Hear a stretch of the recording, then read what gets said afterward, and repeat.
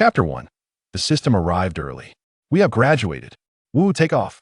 The jubilant cheers echoed through the sky at the Jinling University of Technology Stadium.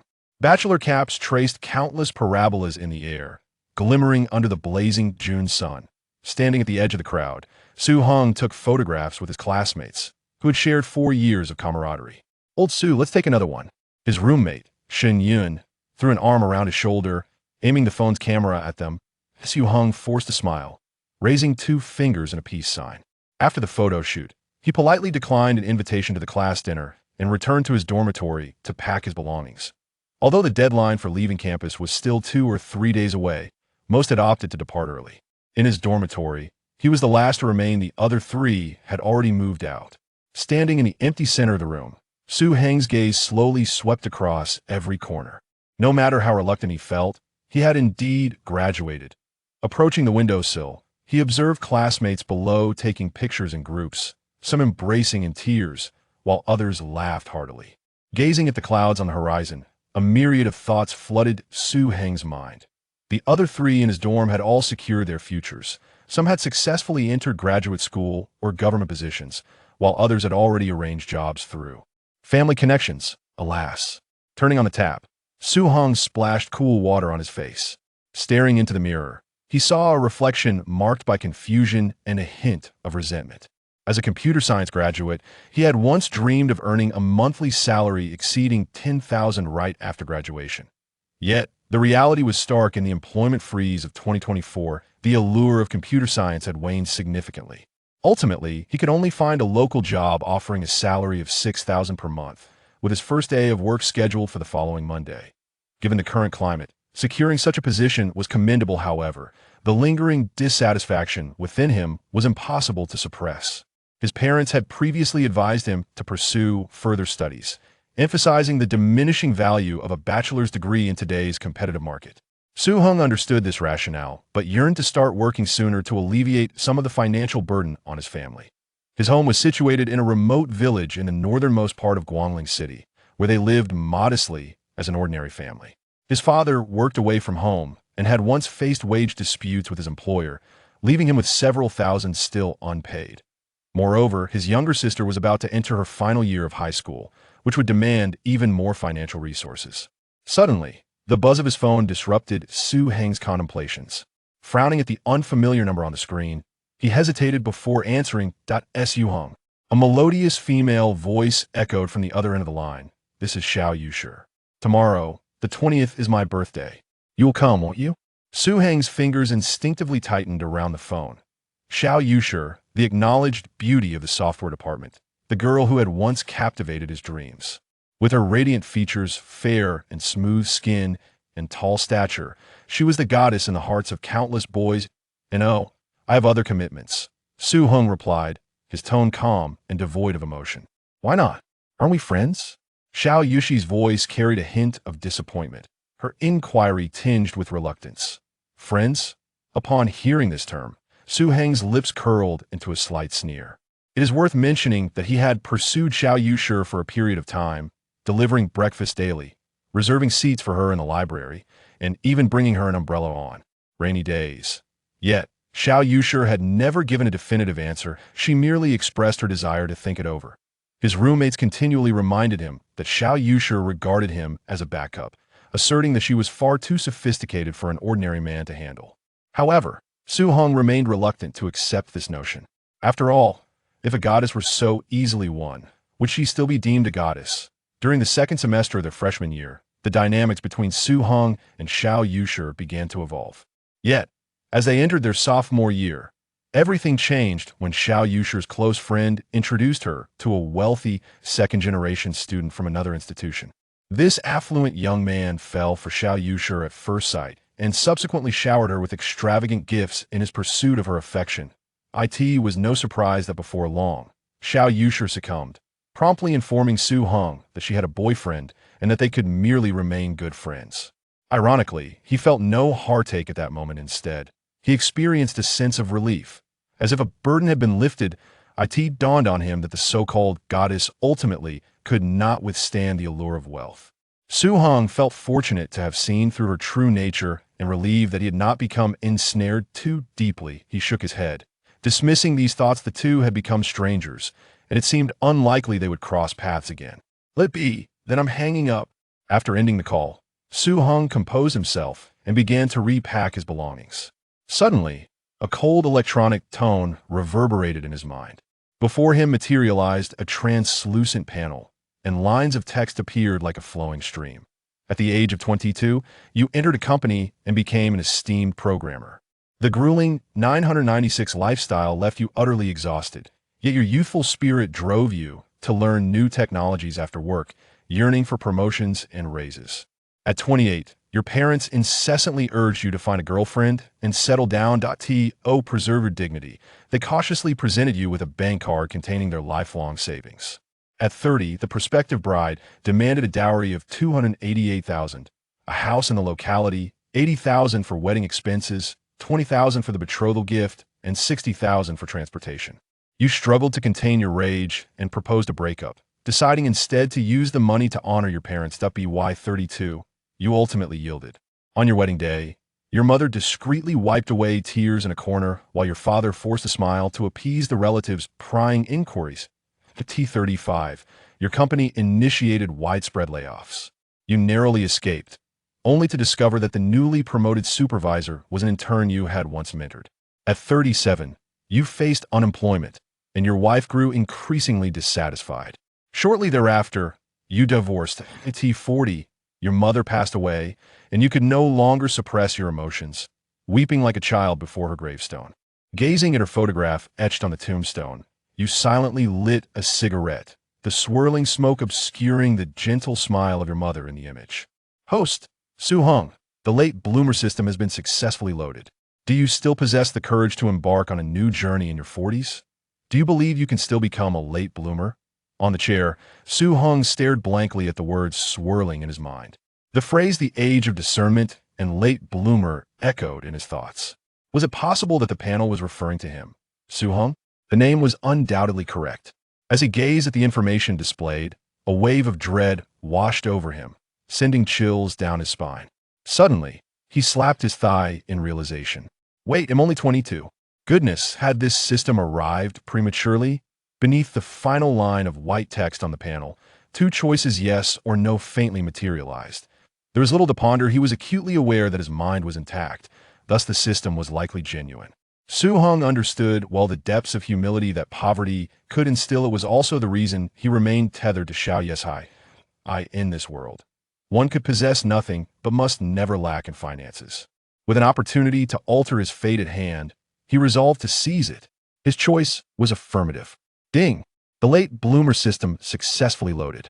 Host, Heng, age, 40, height, 182 centimeters, weight, 180 gene physique, 58, endurance, 55, strength, 68, agility, 50, mental strength, 76, financial status, balance, 120,620.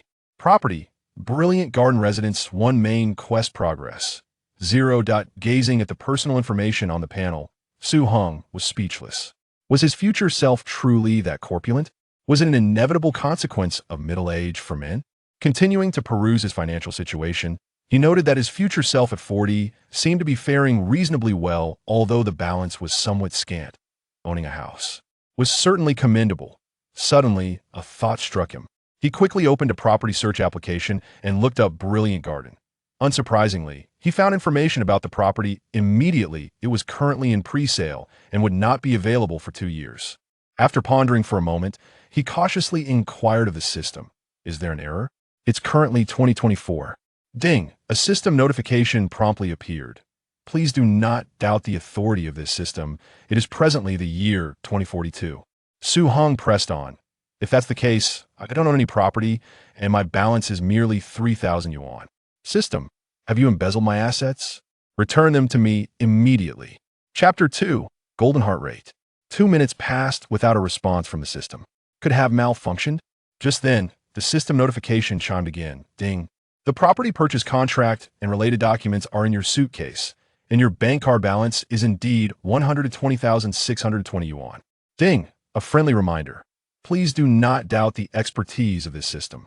If further doubts arise, The system will replace the host. Wait, dear system, I apologize. The thought of being replaced startled Heng.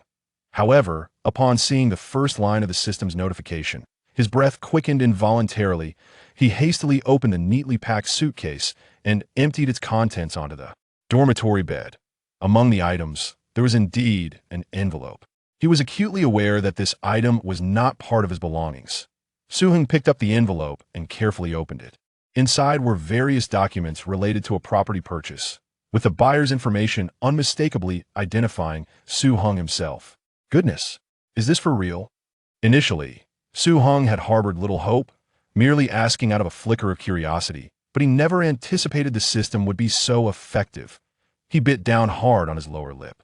The pain was more intense than ever before. What had once seemed like a mere illusion was now substantiated by the tangible object in his hands, a property valued in the millions. Saw powerful affirmation of the system's existence. His blood surged, and the sound of his racing heartbeat resonated in his ears like a drum. After a moment, Heng gradually regained his composure. If the property was indeed real, did that imply that the balance in his bank account was also genuine? He picked up his phone and opened the app for China Merchants Bank, staring at the balance displayed. Oh my. Tens, hundreds, thousands. 120,620. Yes. Heng leaped up, pacing wildly in the dormitory, repeatedly punching the air, unable to calm down for quite some time. Though he had already been astonished by the system's capabilities, it was still the first time in his life that he had seen such a substantial sum of money, and it was undeniably. His OWN and O level of exhilaration could be deemed excessive. Ultimately, he dashed to the wash area, turned on the faucet, and let the water cascade over his head. Refreshing. After a brief towel dry, Heng gradually settled down, slowly regaining his ability to think, and began to ponder. Just 10 minutes ago, he had been a university graduate somewhat adrift about his future. Now, at the age of 22, he was able to purchase a home outright without parental assistance, possessing over 100,000 in cash. What a sensation. Someone once said, life is a book filled with dramatic chapters, where the unknown coexists with surprises. Heng was certain. From this moment onward, his life would only ascend, devoid of any decline. Seated in a chair, he found himself somewhat bewildered by this sudden wealth, uncertain of what to do next. At that moment, a notification chimed once more. Ding! Congratulations, player! You have triggered a novice reward and gained the privilege of blessing of the God of wealth. Please click the button to randomly draw a blessing from the God of wealth within a countdown of 2 minutes. Before Heng could fully process this, a series of notification chimes echoed in his mind. Almost instantly, a shimmering holographic screen materialized before him, presenting 3 distinct options: golden heart rate, gathering wealth, and joyful laughter. Everything transpired so abruptly. Gazing at the 3 blessings from the God of wealth, Heng's mouth watered with desire for them all. However, time was of the essence, and he had no opportunity to contemplate the meanings of these choices. He quickly clicked the button. After a dazzling display of special effects, the system's notification sounded. Ding! Congratulations, host! You have received the blessing of the God of wealth, golden heart rate bronze. The blessing of the God of wealth is now in effect. The first profit will be credited at midnight tomorrow. For details, please check the system interface. Seeing the notification, Heng eagerly began to explore the system interface. The blessing of the God of wealth, golden heart rate bronze, allows you to earn a cash reward of 1 cent for each heartbeat. Listen, that is the sound of your heartbeat, the rhythm of accumulating wealth. Note, this blessing is upgradable. Heng was momentarily taken aback. Is this truly the blessing of the God of wealth? He found it utterly delightful. The concept of golden heart rate was indeed so straightforward. The other 2 blessings must pertain to acquiring wealth through breathing and smiling. Upon further reflection, he realized that the golden heart rate blessing was, in fact, the most advantageous. It was a testament to the fortune he had amassed over 22 years. Heartbeats symbolized strength. Suddenly inspired, Heng sprang to his feet and began to jump vigorously, feeling his heart race.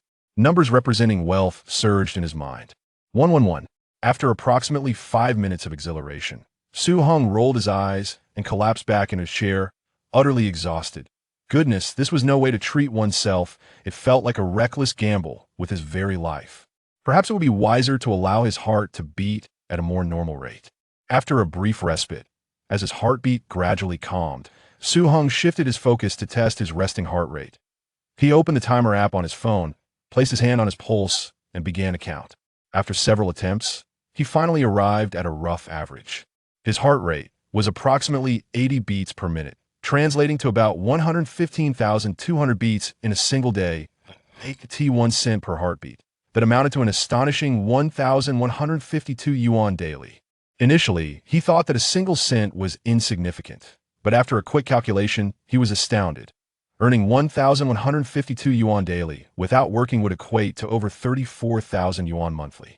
Coupled with his salary of 6,000 yuan, his total monthly income would reach 40,000 yuan. In a bustling metropolis like Shanghai, such a salary was indeed rare, especially for a recent graduate. With such an outrageous novice reward, one could only wonder what remarkable achievements the system expected him to accomplish. Truly, it felt like a dream come true in less than half an hour. His life had undergone an extraordinary transformation, and this was merely the beginning. He believed that with more tasks from the system, even more astonishing rewards awaited him. The possibilities were too exhilarating to contemplate. At noon, Heng arrived at the campus cafeteria and ordered a sumptuous lunch for 35 yuan, which included steak, chicken legs, braised pork, brown rice, and a vegetable salad. Primarily consisting of lettuce, broccoli, and cucumber, dressed with low-fat salad dressing. He rubbed his stomach, muttering to himself about indulgence. He savored each bite. For some inexplicable reason, the food in the cafeteria today tasted particularly delicious. After finishing his meal, he returned to his dormitory, returned his keys to the dormitory supervisor, and retrieved his deposit of 100 yuan. After collecting his belongings, he bid farewell to the place he had called home for 4 years. The Happiness Community was where Heng's current rental abode was located. The apartment was a well-furnished one-bedroom unit, modest in size yet optimally designed with ample natural light. The living room seamlessly connected to an open kitchen, while the bedroom boasted an en-suite bathroom, complete with all necessary furnishings and appliances, a sofa, television, refrigerator, and washing machine. Even the air purifier is included. The most outrageous part is that the monthly rent is merely 1,500. The reason for such an astonishingly low price is that the landlord is his affluent roommate, Shen Yun. Unlike Heng, a country youth, Shen Yun epitomizes the quintessential second-generation rich. His mother holds a significant position within the system, and his father is a senior executive at a publicly listed company, with their family owning no fewer than 7 or 8 properties. During his university years, Shen Yun drove a Porsche de classe, adorned in luxury brand attire, with a single watch worth more than an ordinary person's annual salary. Upon graduation, he was swiftly arranged by his family for an internship at a large financial firm, with a promising future ahead. In the past, Heng might have felt envious, even somewhat inferior. But today, I no longer need to envy others. With a light chuckle, Heng casually tossed his luggage by the entrance and collapsed heavily onto the sofa, stretching luxuriously. After scrolling through his phone for a while, he stood up to take a shower but paused mid-step. Surveying his surroundings, he noticed that due to the prolonged absence of occupants, dust had settled on the windows, furniture, and appliances, while the floor was grimy. It's high time for a thorough cleaning. Heng took a deep breath and began to take action. Though he usually found housework exhausting, today he felt an inexhaustible energy. 2 hours later, he exclaimed, "Perfect!" as he admired the refreshed room, giving himself a satisfied clap and exhaling deeply. Glancing at the time, he realized it was nearly 7 o'clock. He ordered some takeout and headed for a shower. In the evening, Heng shared his graduation photo in the family WeChat group and transferred 50,000 to his parents, an amount neither too large nor too small. He feared that sending more might provoke unnecessary thoughts. No sooner had the money been transferred than a video call request appeared. "Heng, where did you get the money?" His father's voice was laced with concern. "Aren't you still not officially employed?" "Dad, I've done some part-time work. I saved a little," Heng replied with a smile. "Don't worry, it's legitimate income." "You child." His mother's tone softened. "Keep the money for yourself. There are many expenses right after graduation. We can't possibly accept this from you." "Mom, there's no need to return it." Before he could finish, the screen went dark and the transfer was returned. Heng glanced at his phone, shaking his head in resignation, yet feeling inexplicably reassured. His parents were unchanged, always worried about him facing hardships. He lay back on his bed, pondering how he could ease their minds about accepting the money. As he contemplated, his eyelids grew heavier. Chapter 3. A Beauty Like a Painting, June 19th, 2024, Wednesday. Light rain to heavy rain, 23 to 25 C. At 9 a.m., a gentle rain began to fall outside the window, its strands resembling fine silk, softly cascading onto the glass, producing a rhythmic patter. In the bedroom, Heng suddenly opened his eyes, staring blankly at the ceiling for several seconds before swiftly turning to grasp his phone beside the pillow. His fingertips trembled slightly as he opened the China Merchants Bank app. Upon seeing the account balance of 196, a smile involuntarily crept onto his lips. Although he considered himself psychologically resilient, his heart raced. After all, the events of the previous day felt surreal, and he feared awakening to discover it was merely a fleeting dream. Thankfully, the system was indeed real. In that moment, Heng felt a profound sense of relief. It seems the balance has increased. Heng opened his text messages and immediately spotted a notification from the bank sent at midnight. China Merchants Bank. Your account ending in 2824 received a deposit of 578.00 yuan on June 19th at 0000. The effects of the golden heart rate were astonishing. Upon reading the bank's notification, Heng gently clenched his fist. Having experienced much in life, he quickly composed himself. He gazed at the balance for a moment before prudently checking the transaction details to identify the remitter, Eternus Trust. Upon entering this name into the Google search engine, a plethora of information unfolded before him. It was a professional trust institution registered in the Cayman Islands, primarily serving high-net-worth clients in asset management. Although his financial knowledge was limited, Heng grasped the fundamental operation of a trust fund. A professional entity diversifies investments through stocks, bonds, real estate, and other avenues to achieve steady appreciation. Many affluent individuals, both domestically and internationally, employed this method for wealth management. Once again, marveling at the system's capabilities, he recognized that this offshore trust structure was both discreet and compliant, alleviating any concerns regarding the source of funds. The thought of being able to use this money openly in the future finally put his mind at ease. He rose to draw back the curtains, and the morning light poured in. Gazing at the bustling city outside, Heng felt a newfound anticipation for the future. What shall he do in the coming days? With 4 days remaining until he commenced his new job on the 24th, Heng could indulge in a period of unrestrained freedom. After acquiring the system, he had contemplated whether he should still take up employment. After a night of reflection, he ultimately decided to proceed. Previously, work had been a means of survival. Now, it was purely for the experience of life. Should he find it unsatisfactory, he could resign at any time. With the system as a safety net, he could afford to live a more carefree existence. Ding!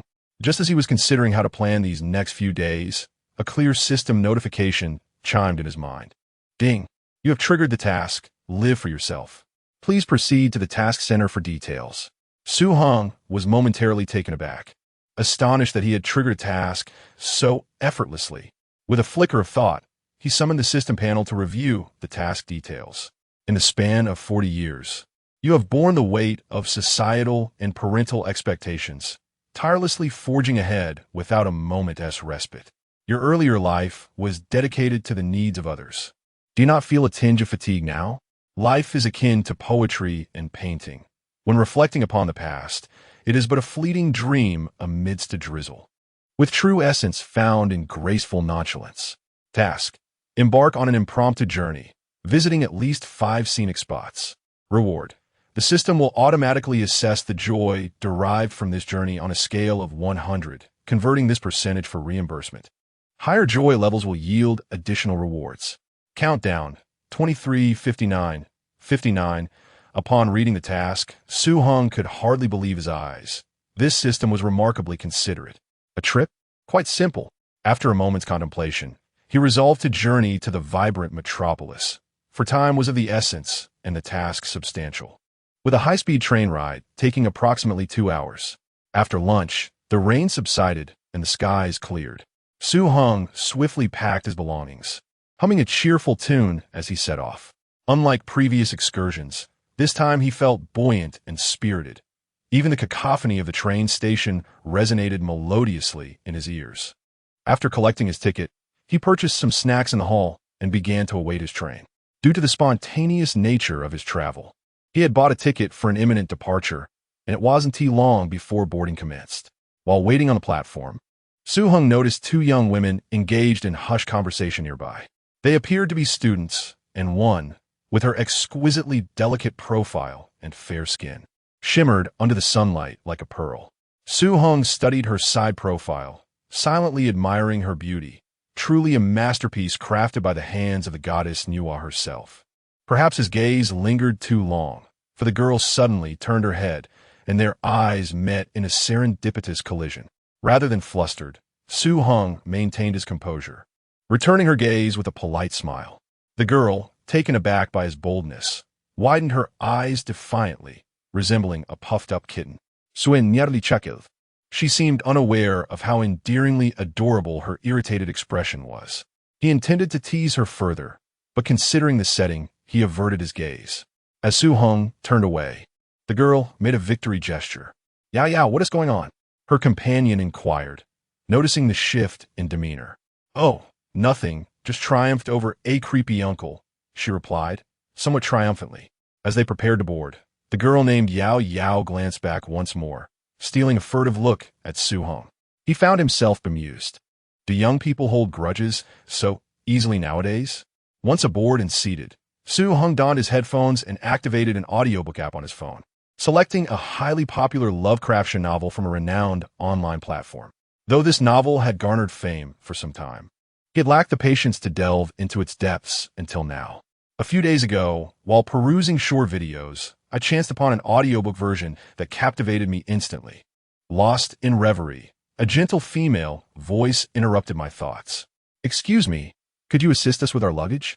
Before I could lift my gaze, a young man seated across the aisle sprang to his feet, eager to help. Here you go, my lovely ladies. Allow me. Ah, thank you, came the chorus of gratitude. With someone so eager to lend a hand, I felt quite at ease, raising my eyes to observe the seekers of assistance. I was taken aback to find that they were the two girls I had noticed earlier. What a delightful coincidence that their seats were in the same row as mine. The likelihood of purchasing tickets within the same carriage was high, yet it was rather rare for our seats to be adjacent, suggesting a deep sense of connection. The stunning girl was busily organizing her backpack behind her companion, momentarily unaware of my scrutiny. Observing her up close, I was further struck by her astonishing beauty. Her long, lustrous black hair was loosely styled into a bun due to the sweltering heat, revealing a smooth forehead and an elegant neck. Her features were exquisitely defined, her eyes like painted canvases. Her porcelain skin was fair as snow, with a delicate blush gracing her cheeks from the warmth, and beads of perspiration glimmered at her temples and behind her ears. Standing at approximately 1.70 meters, her slender frame was anything but frail, boasting gracefully defined shoulders and neck. The proportions of her figure were nothing short of perfect. Her long legs were straight and well-defined, and even clad in a casual t-shirt and jeans, she exuded an enchanting vitality and lightness.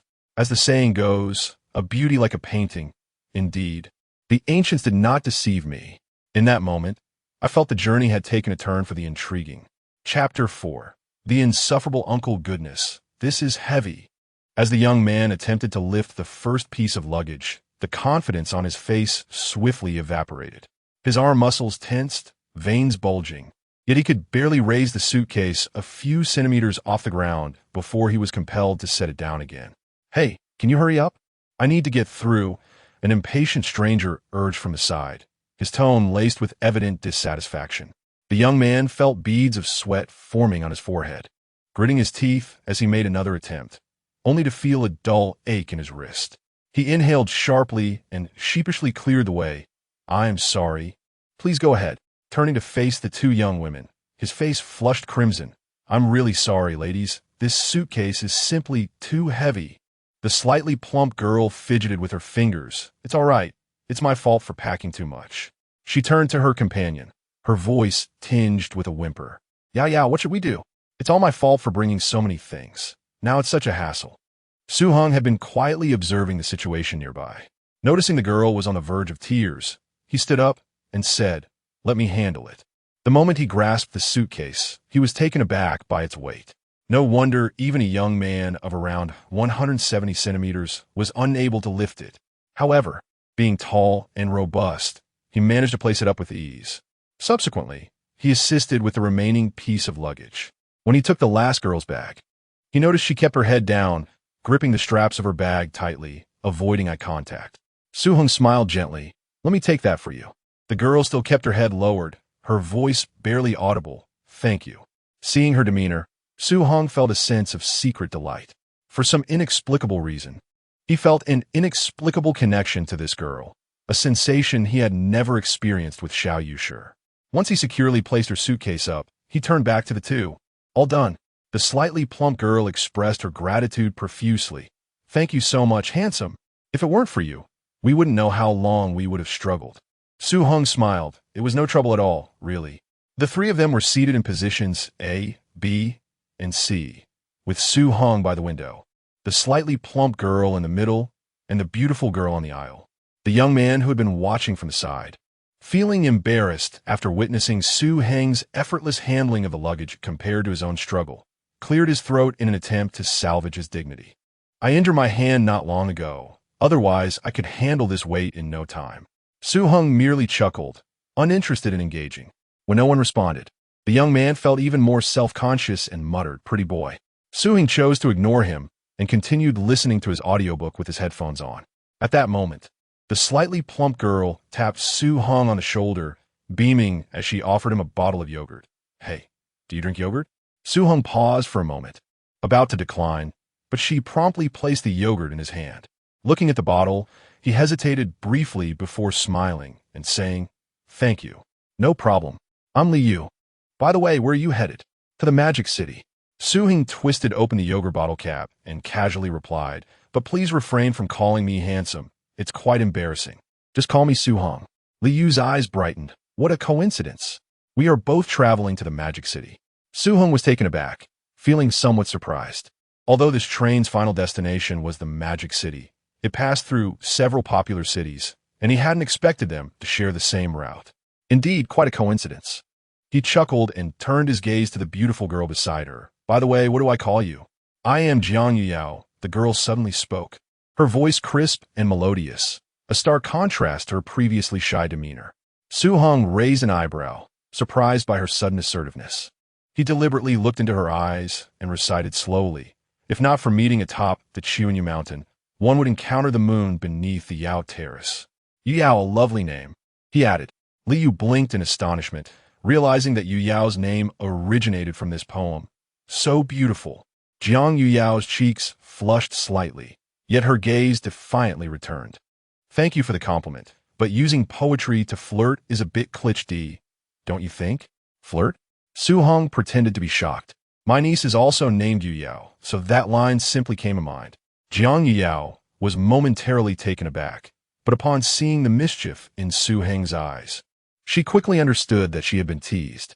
She huffed in retaliation, "Who is your niece?" "You old, disrespectful uncle." "Uncle?" Heng was momentarily stunned by this unexpected address.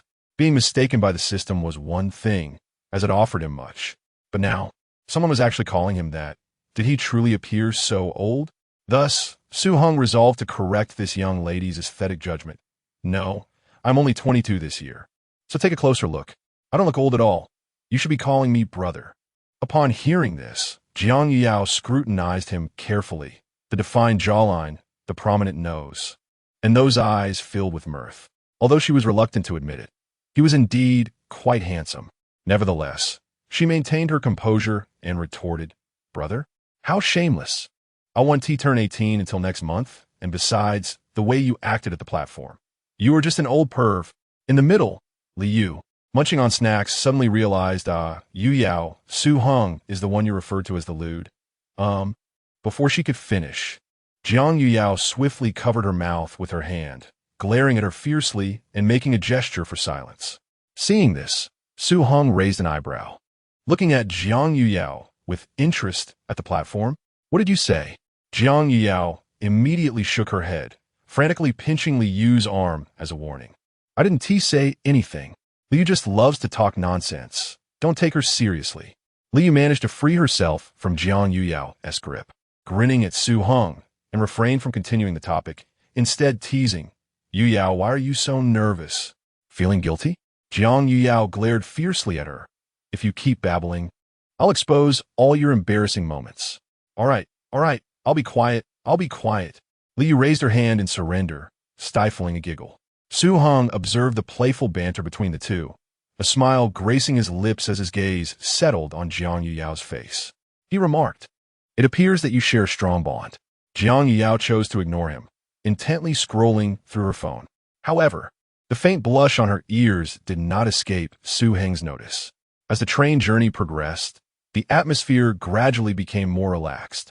Li Yu, with her vibrant personality, took the initiative to strike up a conversation. "Su Heng, what brings you to the Magic City all alone?"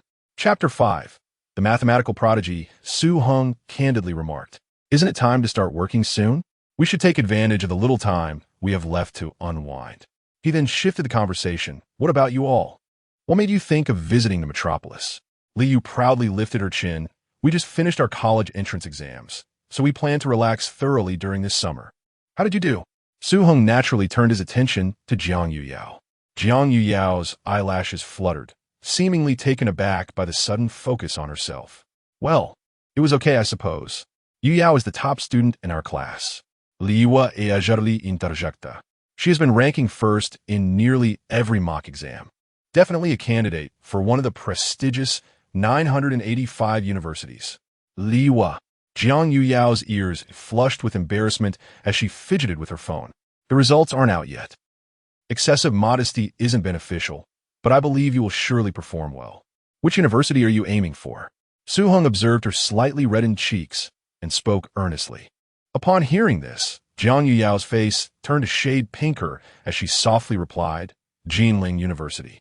Jinling University is a premier 985 institution, a member of the C9 League, renowned for its exceptional academic programs and numerous distinguished disciplines. In Jiang Province, aside from Tsinghua and Peking University, Jinling University is arguably the most coveted choice for parents wishing for their children's education. Her willingness to voice such an ambition indicated Jiang Yuyao as confidence in her academic abilities. Jinling University. A young man standing nearby interjected, "That's impressive. The admission scores are quite high. I missed out by a hair's breadth and ended up at a university. Not only are you beautiful, but your academic prowess is remarkable as well." Though flattered, Jiang Yuyao grew increasingly impatient. However, out of consideration for the young man's previous kindness, she chose to remain silent. Not receiving a response, the young man spoke again. "Junior, my name is Tang Hao. If you get in, we will be neighbors. How about we exchange WeChat? I could show you around the campus later." Tang Hao appeared to be in his early 20s, likely a university student. He had slightly tanned skin but was well-dressed. Aesthetically, he wasn't too shabby. Su Heng felt intrigued, having discerned from their earlier interactions that Jiang Yuyao was no naive girl. He opted to observe quietly, curious to see how she would navigate this situation. "No need," Jiang Yuyao replied curtly, her face serious. "I'm from Jinling, and I should know this university better than you. Also, my mother advised me not to converse with strangers." The young man was taken aback by such a cold response from such a beautiful girl. He opened his mouth, yet no words escaped. He simply turned away to scroll through his phone. Suppressing a laugh, Su Heng thought, "What a poor guy. This girl is truly fierce.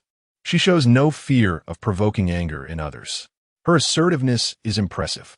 In truth, from the exchange of glances between Jiang Yuyao and himself at the platform, it was evident that she had likely just emerged from the confines of school, for generally, girls do not dare to maintain such a steady gaze upon strangers.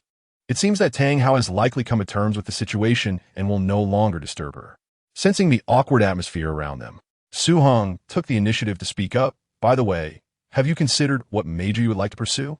Would you like this uncle to offer some advice?" Li Yu set down her yogurt and quickly interjected, I decided long ago. I plan to apply for the Chinese language major. It's a great choice. So it looks like I won't have the chance to advise you after all. My family helped me choose early on. Su Heng turned to Jiang Yueying. And what about you? What major do you intend to pursue? Jiang Yueying hesitated for a moment before replying. I plan to apply for a mathematics major. Mathematics? Su Heng was somewhat taken aback and couldn't help but steal a few more glances at the young girl. In his view, those who actively choose to study mathematics are invariably individuals of exceptional intellect. His own field of computer science merely required a grasp of advanced mathematics, linear algebra, probability, and discrete mathematics, while a mathematics major encompassed a much broader spectrum: mathematical analysis, advanced algebra, analytic geometry, probability theory, ordinary differential equations, partial differential equations, complex functions, real analysis, functional analysis, mathematical statistics, operations research, computational science, mathematical modeling, and more. The mere thought of these subjects sent shivers down his spine, as he knew he lacked the requisite intelligence to tackle them. Nonetheless, pursuing mathematics does not necessarily mean one must become a mathematician. Most individuals study it as a tool, and graduates from prestigious universities with a mathematics degree are highly sought after, with major tech companies clamoring for their talents. Given all this, the girl's intelligence was undeniably impressive. Su Heng stroked his chin, pondering. It seems the opportunity to enhance the Su family's genes rests upon me. Noticing that Su Heng had yet to respond, Jiang Yueying assumed he doubted her and felt a twinge of discomfort, so she reiterated, I am not lying. I genuinely intend to choose mathematics. Liu quickly chimed in. Yueying is a genius in our class. She has even won a provincial second prize in a mathematics competition. She's not deceiving you. Snapping back to reality, Su Heng explained, I apologize. I was merely surprised. I rarely encounter girls who opt for mathematics. It must be my stereotype. It seems I am fortunate today to meet a young mathematical prodigy. Thank you for the compliment, Uncle, Jiang Yueying said, her lips curving into a smile as she graciously accepted the praise. She deserved it, especially given Su Heng's tendency to underestimate others with his rigid perspective. Su Heng smiled wryly, unsure of where he had offended her, realizing that the title of uncle was one he could not shake off. Just then, Li suddenly asked, We're about to arrive at the station. Su Heng, where do you plan to go for fun? Su Heng replied candidly, Honestly, I have no idea. This trip was a spur-of-the-moment decision. I haven't even booked a hotel yet, so I don't know where I'll be staying tonight. Oh no, what should we do? Liu expressed concern. Despite their brief acquaintance, she genuinely considered Su Heng a friend. Su Heng waved his hand dismissively. It's fine. I'm a grown man.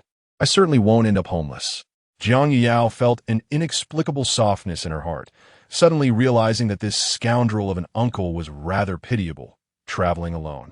Thus, as if possessed, she suggested, After we arrive, we will first go to the hotel to drop off our luggage, then head straight to the Bund. How about you join us? Immediately after speaking, she regretted it, inwardly chastising herself. Jiang Yao, what on earth are you thinking? Just a chance encounter, and you dare to travel with a stranger, without fearing the presence of potential villains. She nervously glanced at Su Heng, determined that if the scoundrel uncle showed even the slightest courtesy, she would immediately retract her invitation. To her astonishment, Su Heng took her words at face value, displaying no hesitation as he replied, Sure, I might as well act as your bodyguard. Let us exchange WeChat, and we can create a group chat. At that moment, Jiang Yao felt like crying without tears. She had merely intended to be polite, yet he took her seriously. How could someone so shameless, at his age, follow two young girls around? Nevertheless, despite her youth, she possessed a character that valued promises above all else. Given the circumstances, no matter how awkward it became, she would resolutely accept it. Thus, she promptly added Su Heng on WeChat, saving his contact with the note scoundrel uncle. Chapter 6. The little rich girl Tang Hao watched in disbelief as Su Heng and the two individuals beside him chattered incessantly, effortlessly charming the lovely young lady into sharing her WeChat information. His heart felt as though it were shattering. Gritting his teeth, he glared at Su Heng, utterly perplexed as to how this dandy could possibly eclipse him in any regard. The more he pondered, the more his irritation grew. The train had arrived at Modu West Station. Please exercise caution while disembarking, the announcement echoed. Dear passengers, we are now at Modu Station, where the crowds are particularly dense, making it virtually impossible to access the elevators. With the throngs of people, he suggested, hand me your bags. Let's take the stairs.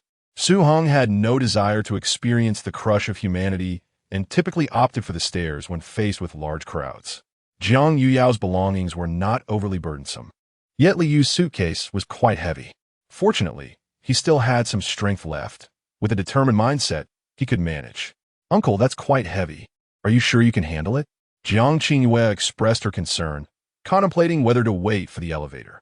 Under scrutiny, Heng shot her a sidelong glance. Dismissing her doubt, he promptly removed his backpack and slung it over her chest, asserting, carry this. His bag was light, containing merely some snacks and chargers. Though treated with such impoliteness, Jiang Yuyao felt a delightful thrill, discovering a new facet of the uncle, his domineering nature. She found it rather appealing, and thus, she linked arms with Li Yu and descended the stairs. Heng, holding the suitcases in both hands, followed leisurely behind. Initially, it felt effortless, but midway down, his arms began to tremble. He inwardly vowed, I shall never pretend to be stronger than I am again. Upon finally reaching the bottom, the two women hurriedly took the luggage from his hands. Noticing his sweaty brow, Jiang Yuyao quickly retrieved tissues and a bottle of water from her bag. Yet her words were laced with playful arrogance. That was tiring. Wasn't it, uncle? Don't overexert yourself next time. Heng brushed it off, fully aware of her tough exterior concealing a softer heart. It was manageable, quite easy, actually. And please refrain from calling me uncle in public. Let us keep it respectful and use brother instead. Jiang Yuyao glanced around, stifling a giggle, and stubbornly replied, Fine, from now on. That shall be your title. Uncle it is then. Heng resigned himself to the moniker, having come to understand the lively spirit hidden beneath her frosty facade. By the way, how do you plan on getting to the hotel? Jiang Yuyao surveyed the bustling crowd before contemplating. Let us take a taxi. The subway appears overwhelmingly crowded. Heng was indifferent and agreed. Then let us proceed. Modu train station was indeed colossal. After a considerable trek of over 10 minutes, they finally emerged from the station. I'll hail a taxi. Which hotel have you reserved? Jiang Yuyao quickly waved her hand. No need, I'll handle it. You've assisted us numerous times already. It's my turn. Heng did not press the matter further, but continued. Which hotel have you booked? I'll check for any available rooms. At this, Jiang Yuyao appeared somewhat flustered, her voice dropping to a whisper. It's the Peninsula Hotel by the Bund. Heng was oblivious to any irregularities at the hotel and promptly opened a travel app to search for accommodations. To his astonishment, the displayed prices were staggering. The cheapest room was over 3,000, while the most extravagant suite commanded an astonishing 145,000. Such exorbitant charges felt akin to highway robbery. No, even more brazen than that, although he possessed over 100,000 in his account, having endured more than 2 decades as a struggling individual. He found it difficult to shift his mindset. However, it was a surprise to discover that these two were quite affluent. After perusing the options for a while, Heng opted for a luxurious riverside suite that included breakfast at the cost of 8,700. He booked it without hesitation, reassured by the fact that the system would reimburse him. Noticing Heng's fixation on his phone, Jiang Yuyao expressed her concern in a hushed tone, suggesting, Isn't it a bit expensive? Would you like me to lend you some money? Heng was utterly taken aback. How could her guardians allow her to venture out alone, and even propose lending money to someone she had known for less than a day? Such a lack of caution. No need, little affluent lady. I can manage this, he replied, playfully flicking her forehead. And remember, unless it's someone you're particularly close to, refrain from lending money to strangers, understood? He felt an overwhelming sense of responsibility. It was fortunate they had met him, or they might have fallen victim to unscrupulous individuals. Yet, he sensed that since he encountered the system, his perspective had aged considerably. Ouch, I was only being kind. Why hit me? Jiang Yuyao exclaimed, rubbing her forehead in dissatisfaction. Noticing her audacity to retort, Heng feigned a menacing demeanor. raising his fist in jest to intimidate her. Don't. I get it. She squeaked, startled. Seeing her friend's reaction, Liu stifled her laughter, unable to contain her amusement. By the way, little affluent lady, with all your wealth, why not travel in business class? Su Heng, intrigued, directly posed a question. It's a secret, Jiang Yuyao replied, feigning mystery. Recognizing her reluctance to divulge further, Su Heng chose not to press the matter, understanding the need for boundaries given their brief acquaintance. After a while, Liu announced, Yao Yao, Su Heng. The car has arrived. With that, Su Heng opened the front passenger door and settled into his seat. It seemed that all drivers possessed a similar garrulous nature. Though Su Heng was not particularly talkative and often found himself at a loss for words, Liu in the back seat engaged in lively conversation with the driver. They discussed a wide array of topics, from historical figures to global dynamics, from the humanities to the natural sciences, and from technological innovations to cultural heritage. Su Heng listened in awe. Was this the remarkable depth of knowledge possessed by a high school graduate? Quite astonishing. Upon arriving at the hotel, a uniformed bellhop swiftly approached, expertly taking the luggage from their hands. He slightly bowed while inquiring about their needs, graciously ushering them into the hotel lobby.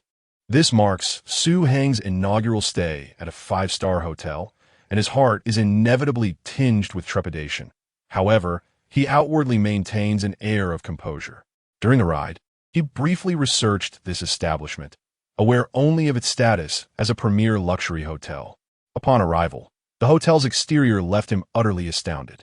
Nestled in the heart of the Bund, it overlooks the Huangpu River and Lujiazui, making it a preferred choice for affluent individuals. Fortunately, he is adorned with a certain status. For otherwise, he might have wondered if he would ever experience a night here in his lifetime. Stealing a glance at Jiang Yuyao and Liu, he observed their relaxed demeanor, suggesting they were well acquainted with the surroundings, exuding an air of familiarity. This only heightened Su Heng's curiosity regarding the background of the petite heiress. Jiang Yuyao.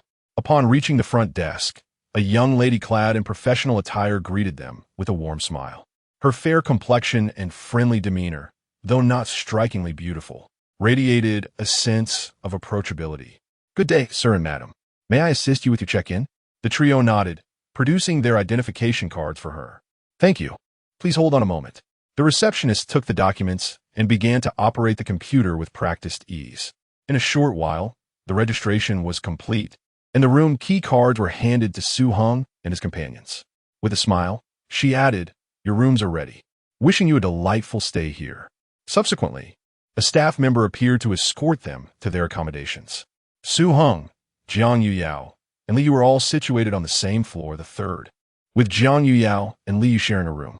As they entered the elevator, the attendant provided a brief overview of the hotel's amenities and services. To his dismay, he learned that the swimming pool was not open 24 hours, a disappointing revelation. Soon, they arrived on the third floor, where the staff member led them first to Su Heng's room.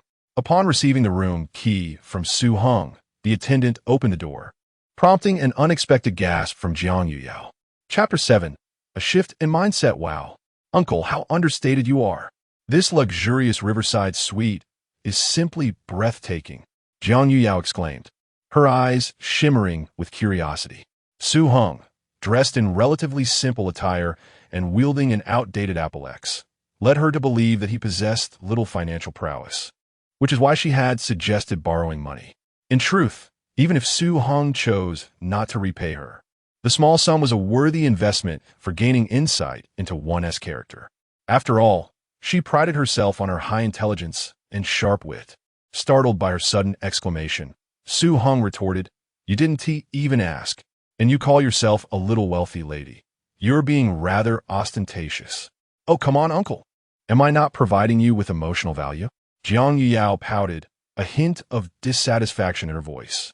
Was it not said in psychology that men enjoy the feeling of being exalted in public? Despite her slightly flamboyant demeanor, she was genuinely astonished. She had initially anticipated an ordinary administrative room. All right, let us not dawdle. We shouldn't keep others waiting. It was no surprise that Su Heng held a stereotypical view of her. Her personality certainly did not align with that of a mathematics scholar. Sir, it's perfectly fine. The staff member beside them maintained her smile. Although she was curious about their peculiar forms of address, she kept her inquiries to herself and patiently awaited instructions. Jiang Yuyao soon realized her behavior might have been a tad inappropriate. She gently waved her hand at Su Heng, saying, "Well then, uncle, we shall take our leave. Let us meet in half an hour." No sooner had she spoken than Jiang Yuyao tugged at Li Yu, swiftly departing. Once the door closed, Su Heng finally found the opportunity to thoroughly examine the room, which cost over 8,000 per night. The 150-square-meter suite was adorned in an exquisite Art Deco style, harmoniously blending with modern technology. In the center of the living room sat a bespoke BB Italia sofa, while a coffee table bore fresh white roses and a welcome bottle of champagne. Su Heng's gaze was drawn to the expansive floor-to-ceiling windows, and he found himself irresistibly pulled towards them. Outside, the century-old architectural marvels of the Bund stood boldly against the summer sun, while the towering skyscrapers of Lujiazui across the river reflected blinding rays of light. White yachts glided across the azure waters, trailing long wakes behind them. The Huangpu River sparkled in the midday sun, resembling a surface strewn with diamonds. Such a riverside view was utterly enchanting. So this was the perspective of the upper echelons of society. In that moment, Su Heng acutely felt the invisible barrier erected by wealth. Some spent their entire lives gazing up at such vistas, while others casually overlooked the masses from this vantage point. Perhaps this was why he did not harbor an intense aversion toward Xiao Yushi. After all, who wouldn't he aspire to dismantle the walls of class distinction? Standing before the grand floor-to-ceiling window, Su Heng's gaze traversed the vast expanse of the Huangpu River, the towering skyscrapers at the city's heart, and the distant skyline. A surge of uncontainable ambition and fervor welled up within him, as if the boundless world before him beckoned, awaiting his conquest. Suddenly, a dazzling curtain of light unfolded before his eyes, and gilded characters appeared like flowing water. An old steed in the stable aspires to gallop 1,000 miles. Even in the twilight of life, a hero's heart remains undaunted. At the age of 40, you have long since had your edges smoothed by the passage of time, and the fervor in your heart extinguished by the burdens of life. The passionate fervor and brilliance of your youth have been gradually eroded by the weight of existence, and you have unwittingly conformed to the ordinary visage of the multitude, with your once vibrant dreams slipping away like sand through your fingers. Yet at this moment, when you gaze upon the vast river landscape and the towering skyscrapers in the distance, a long-dormant yearning within you begins to awaken. You suddenly realize, while time may alter your appearance, it can never extinguish the flame deep within your soul. Your state of mind has undergone significant growth, a true evolution. As you behold the text on the luminous screen, a slight tightness constricts your chest. Had the system not arrived, this might have been your destined future, slowly forgetting the fervent self you once were amidst the monotony of daily life. Fortunately, the future has already transformed, and endless possibilities lie ahead. Taking a deep breath, you compose yourself and begin to examine the task rewards. To your astonishment, the main quest, which had previously shown no signs of movement, has suddenly experienced a breakthrough. You click on the Silver Upgrade card to view its details. Silver Upgrade Card 1. Upon use, you may choose one bronze level skill to upgrade to silver level. Indeed, as a reward for the main quest, the direct gift of a skill upgrade card is quite impressive. You silently commend the system. At this moment, you possess a bronze skill, Golden Heart Rate. This skill can now be directly upgraded to silver level, providing crucial assistance during your formative phase. Selecting the Silver Upgrade card, you proceed to use it. Designate Golden Heart Rate, Bronze, Confirm. A radiant flash of color envelopes you. Ding! The blessing of the God of Wealth, Golden Heart Rate, has been upgraded to Silver. Golden Heart Rate, Silver. Your heart is strong and vigorous. With each beat, you receive a cash reward of 2 cents. It is not merely your heart that beats. It is also the wealth flowing into your wallet every second. Note, this skill can be upgraded. Incredible! Your cash reward has doubled, and it appears your heart's functionality has been enhanced. You pull out your phone to make a quick calculation.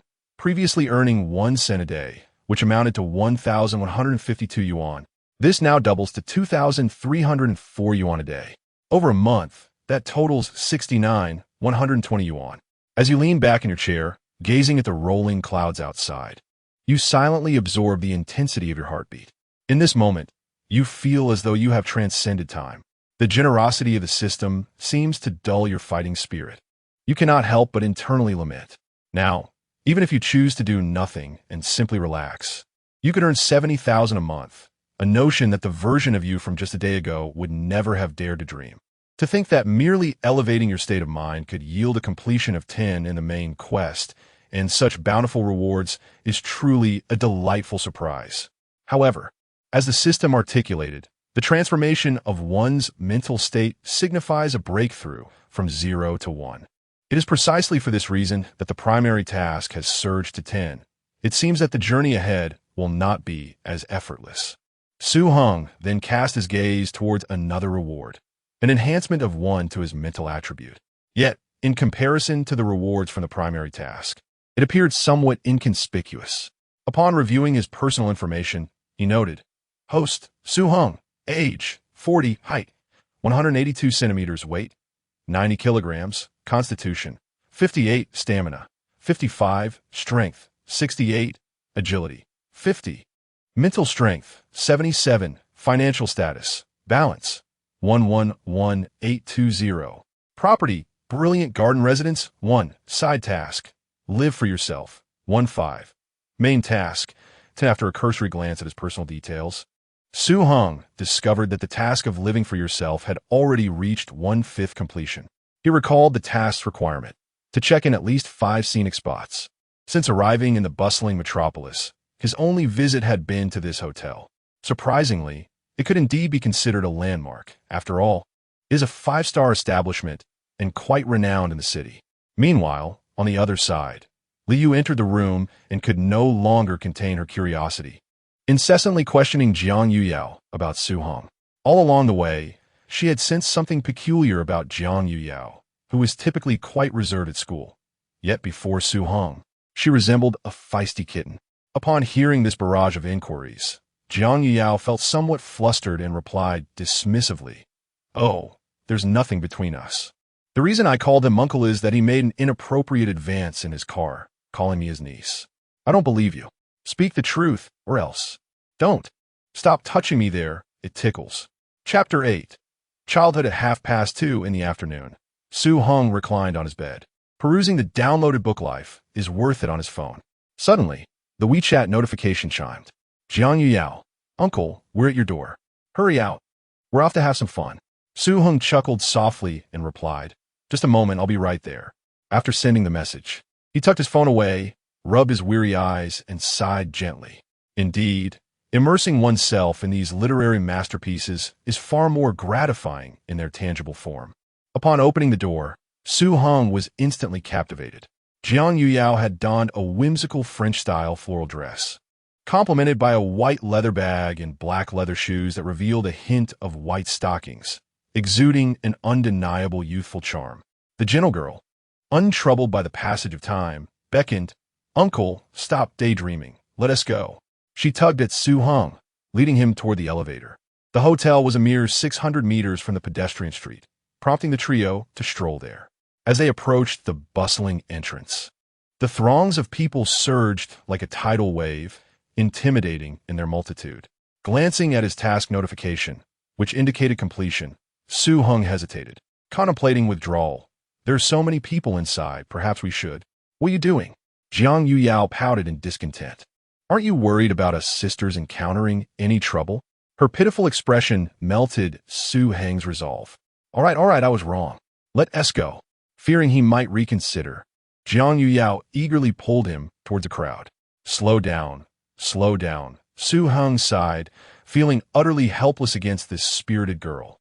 Jiang Yuyao turned back, glaring at him with mock ferocity. I'm just afraid you'll get lost, uncle. With a resigned smile, Heng acquiesced to her enthusiasm. As they meandered through the vibrant pedestrian street, Jiang Yuyao fluttered about like a jubilant lark, enthusiastically recommending various authentic delicacies of the magical city. Uncle, the soup dumplings at that shop are divine. I had them last time. They were simply exquisite. And the crab roe noodles are also amazing. Observing the sparkle in her eyes, Heng couldn't help but smile in return. As if under her infectious spell, he gradually relaxed, savoring this rare moment of leisure. Turning the corner, Jiang Yao abruptly halted in front of a French pastry shop. The macaron tower in the display case shimmered under the spotlight like a rainbow, and she pressed her face against the glass, as if ensnared by an enchantment. Eating sweets, isn't good. It can lead to cavities. Heng feigned a stern expression. Jiang Yao immediately pouted, her disappointment evident. Uncle, why are you just like my parents, so old-fashioned? Though a hint of dismay tinged her voice. She did not persist, mindful of the collective enjoyment. At that moment, Liu interjected, Heng, it's fine to indulge once in a while. Exactly. Jiang Yao's spirits soared as she gazed at Heng, her eyes glistening with hope. Just this once, faced with her suddenly radiant expression. Heng could no longer maintain his composure and chuckled. All right, but remember, not too much. Hooray! Jiang Yao exuberantly burst into the shop, her hair brushing against Heng's nose, leaving behind a trace of gardenia fragrance. The ambience within the establishment was warm and elegant, adorned with hand-drawn illustrations on the walls and an array of exquisite desserts gracing the tables. Jiang Yao appeared particularly thrilled, her eyes darting across the menu until she settled on her favorite strawberry cream cake and a rich chocolate mousse. Heng, sipping on mineral water, observed quietly from the side. As Jiang Yao excitedly indulged in her treats, she incessantly urged him to try other delectable offerings. Uncle, you should try this too. Even though you say sweets aren't good for you, it is truly delicious.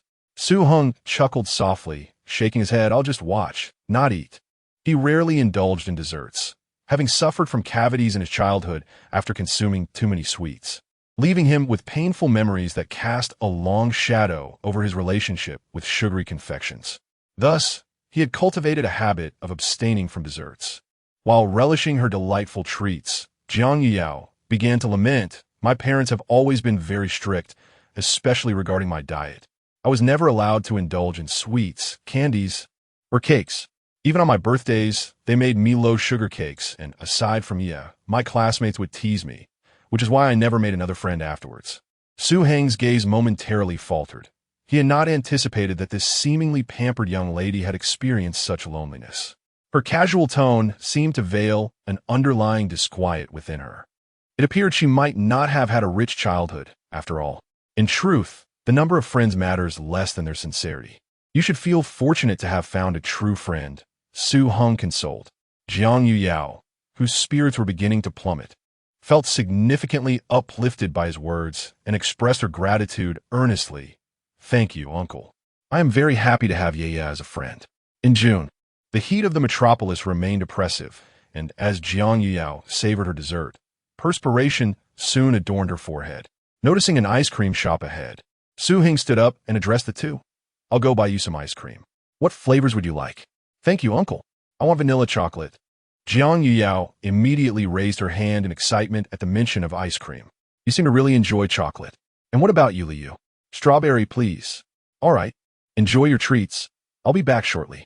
As Heng's figure receded, Liu wore a knowing smile and said, Yao Yao, I suppose I'm benefiting from your good fortune. What do you mean? Jiang Yao replied, slightly puzzled. Your uncle noticed his little princess was feeling warm and went out to buy ice cream for you. I'm merely reaping the rewards of your luck. Liwa, what nonsense are you talking about? Jiang Yao's face flushed at the mention of your uncle, and she playfully swatted at Liu.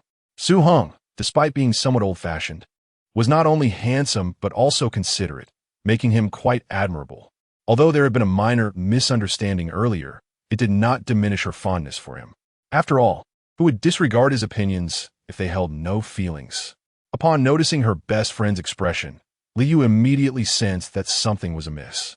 She shook her head in disbelief and remarked, I never imagined that our school's bell would step out for just a moment. And before she could finish her sentence, Liu spotted Heng returning with a package, prompting her to swiftly close her mouth. Is it really that warm? Hurry and eat this to cool down. As Heng entered, he noticed Jiang Yueying's flushed cheeks and assumed it was due to the heat. He promptly retrieved the ice cream from the packaging and, with a gentle gesture, handed it to her. Meanwhile, Liu, observing the exchange, shot Jiang Yueying a suggestive glance. Jiang Yueying shot Li Yu a discreet glare before softly expressing her gratitude. Thank you. Chapter 9. Health and Medicinal Baths. As she traversed the city's streets, admiring the scenery along the way, Jiang Yuyao's smile grew ever wider. She occasionally pointed at uniquely shaped buildings, inquiring of Li Yu about their architectural styles. Although she had visited the bustling metropolis numerous times, this marked her inaugural venture out on her own, away from her parents. In the past, while accompanied by them, she felt the need to constantly monitor her behavior, which proved exhausting. To be able to let go and relish the joys of travel felt truly delightful. Noticing Su Heng's occasional glances, Jiang Yuyao instinctively tucked a strand of hair behind her ear and whispered, "Uncle, do you find me a bit too noisy? I usually am not like this." Su Heng smiled gently. "Not at all. Your vibrancy is quite refreshing." Relieved yet slightly anxious, Jiang Yuyao couldn't help but inquire, "Uncle, with such sweet words, you must have had many girlfriends." "None," Su Heng replied candidly, meeting her gaze. "I liked someone in college, but she didn't reciprocate. Although somewhat embarrassing, he felt no shame in sharing, having long since come to terms with it. Human emotions are intricate, particularly in matters of love. Often, one is blinded by their own involvement. Fortunately, a third party intervened, allowing Su Heng to extricate himself early on. He even felt a sense of gratitude towards that wealthy heir. "I'm sorry, uncle. It must be that woman who lacks discernment." Jiang Yuyao consoled him. "It's all right. What about you? Have you ever dated?" Su Heng inquired, seizing the moment. "Of course not," Jiang Yuyao retorted, raising her brow in indignation. "I have no interest in those immature boys." Li Yu chimed in. Yao Yao frequently receives love letters from boys, but she has ruthlessly rejected them all. "Really?" Su Heng chuckled at Li Yu's revelation, as it was hardly surprising that someone of Jiang Yuyao's beauty would attract many admirers. He felt a twinge of relief that she hadn't accepted any of them. Jiang Yuyao pouted, clearly unimpressed. "Let's not dwell on that. We need to move faster. Time is of the essence. We're moving quickly enough. We have time," Su Heng replied, pausing to take a sip of water. After walking for nearly 40 minutes with intermittent stops, he found it perplexing that the two women still possessed such abundant energy. Women, especially young ones, could be quite formidable. Jiang Yuyao shot him a glare, exasperated. "Uncle, you really need to exercise more, seriously. Is that so?" Su Heng felt a pang of insecurity, acknowledging that he hadn't engaged in physical activity for quite some time. During his 4 years at university, his penchant for indulgent eating without exercise had indeed led to some weight gain. The thought of his future self at 40, grappling with obesity, sent a chill down his spine. As these thoughts crossed his mind, a sudden chime echoed in his mind. "Ding! You have triggered the long-term quest discipline. Please proceed to Quest Center for details." Su Heng was momentarily taken aback, surprised at how effortlessly he had activated a quest. Checking the quest information revealed, at 40, your body is already overdrawn. The body serves as the foundation of revolution. Without a healthy physique, all discussions are rendered moot. The reformation of a robust body is a prerequisite for success. Self-discipline stands as the cornerstone of achievement, paving the path to excellence. Task: embrace a nutritious diet. Minimize takeout consumption. Commit to exercising for over 30 minutes daily for a month. Reward: 1 herbal bath for health. Note 1. The system will evaluate the host's efforts and exercise outcomes on a scale of 100. A higher score unlocks greater opportunities for additional rewards. Note 2. Long-term task rewards refresh after a consecutive 30-day period. The system retains the right of interpretation. Su Heng was taken aback, surprised to discover the existence of long-term tasks. However, what exactly is the herbal bath? Herbal bath. Soaking for 30 minutes significantly enhances cardiovascular health, increases lung capacity, provides ample oxygen to the body, bolsters immunity, promotes metabolism, and improves physical constitution by 1, endurance by 1, and strength by 1. An item that augments the 5-dimensional attributes. A fervent light sparkled in Su Heng's eyes, brimming with eagerness.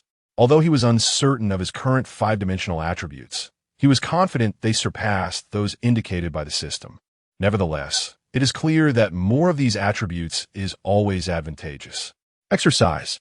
Exercise is imperative. The clock had already passed 3:30, and the sun's intensity had diminished. Bathed in sunlight, Jiang Yin leaped in place and stretched her slender waist, which appeared particularly fair and alluring. The three of them strolled along the pristine asphalt road, making their way toward the Yuyuan garden. Beneath the blue sky and white clouds, the ancient and elegant garden loomed ahead. Pavilions and towers harmoniously complemented each other, while fragrant flowers and greenery filled the garden. Upon scanning the entry code, the group had no predetermined route. They wandered freely, guided solely by their whims. The exquisite architecture showcased intricate craftsmanship. They took delight in the detailed carvings and paintings, marveling at the grandeur and beauty steeped in a serene, ancient charm. A picturesque scene of a Jiangnan garden gradually unfolded before them. "Hurry up, uncle. We don't have much time. The garden closes at 4:30. Uncle, please take a picture of us." "Thank you for your hard work, uncle." Jiang Yuyuan suddenly turned, reaching for Su Heng's phone. "Let me take a photo of you." They meandered through the winding paths of the garden, passing by pavilions adorned with intricate beams and columns. Su Heng held his phone aloft, tirelessly capturing images of the two sisters while documenting the unique classical landscape of Jiangnan. Beautiful faces, radiant smiles, and the exuberance of youthful vitality harmonized with the iron lion, pavilions, rockeries, boats, water corridors, stones, and shimmering lake views. His phone gallery rapidly transformed into a vibrant collection. "Thank you for your hard work, uncle. I'll take a photo of you too." Uncle smile. "That expression looks worse than a frown." Su Heng froze momentarily, unable to suppress an eye roll. "Can't I have a moment of respite?" Jiang Yuyuan playfully insisted. "Give us another smile. That smile looks a bit forced and unnatural." Su Heng sighed helplessly, despite feeling somewhat fatigued. He couldn't bring himself to refuse her upon seeing her excited demeanor.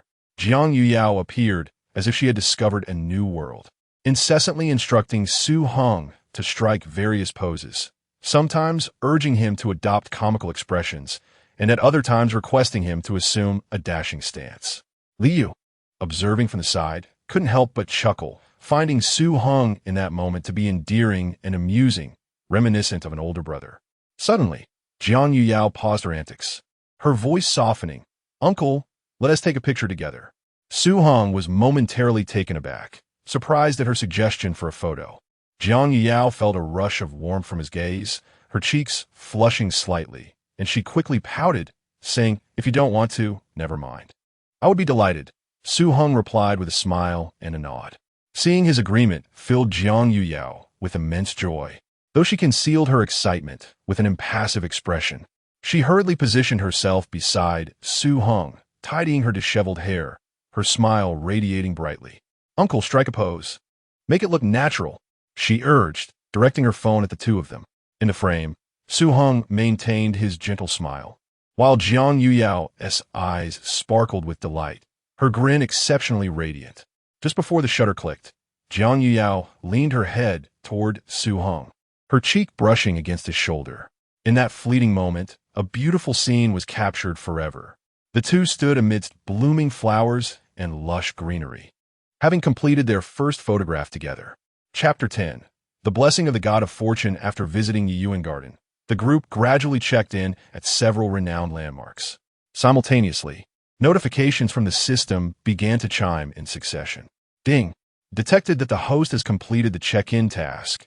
Assessing the host's happiness level. System scoring in progress. System scoring complete. Current happiness level, 89. Congratulations, the host has earned 89 reimbursement. Funds have been transferred to your account. Please check. Detected that the host's completion of this journey is nearly perfect. An additional reward has been granted. A one-time item. The Blessing of the God of Fortune. For details, please check the system warehouse. Su Heng was astonished to receive a commendable score of 89 from the system, especially considering how exhausted he felt. He recalled a theory on happiness that categorized it into 3 types, the most basic being sensory pleasure, the satisfaction of hunger and material needs.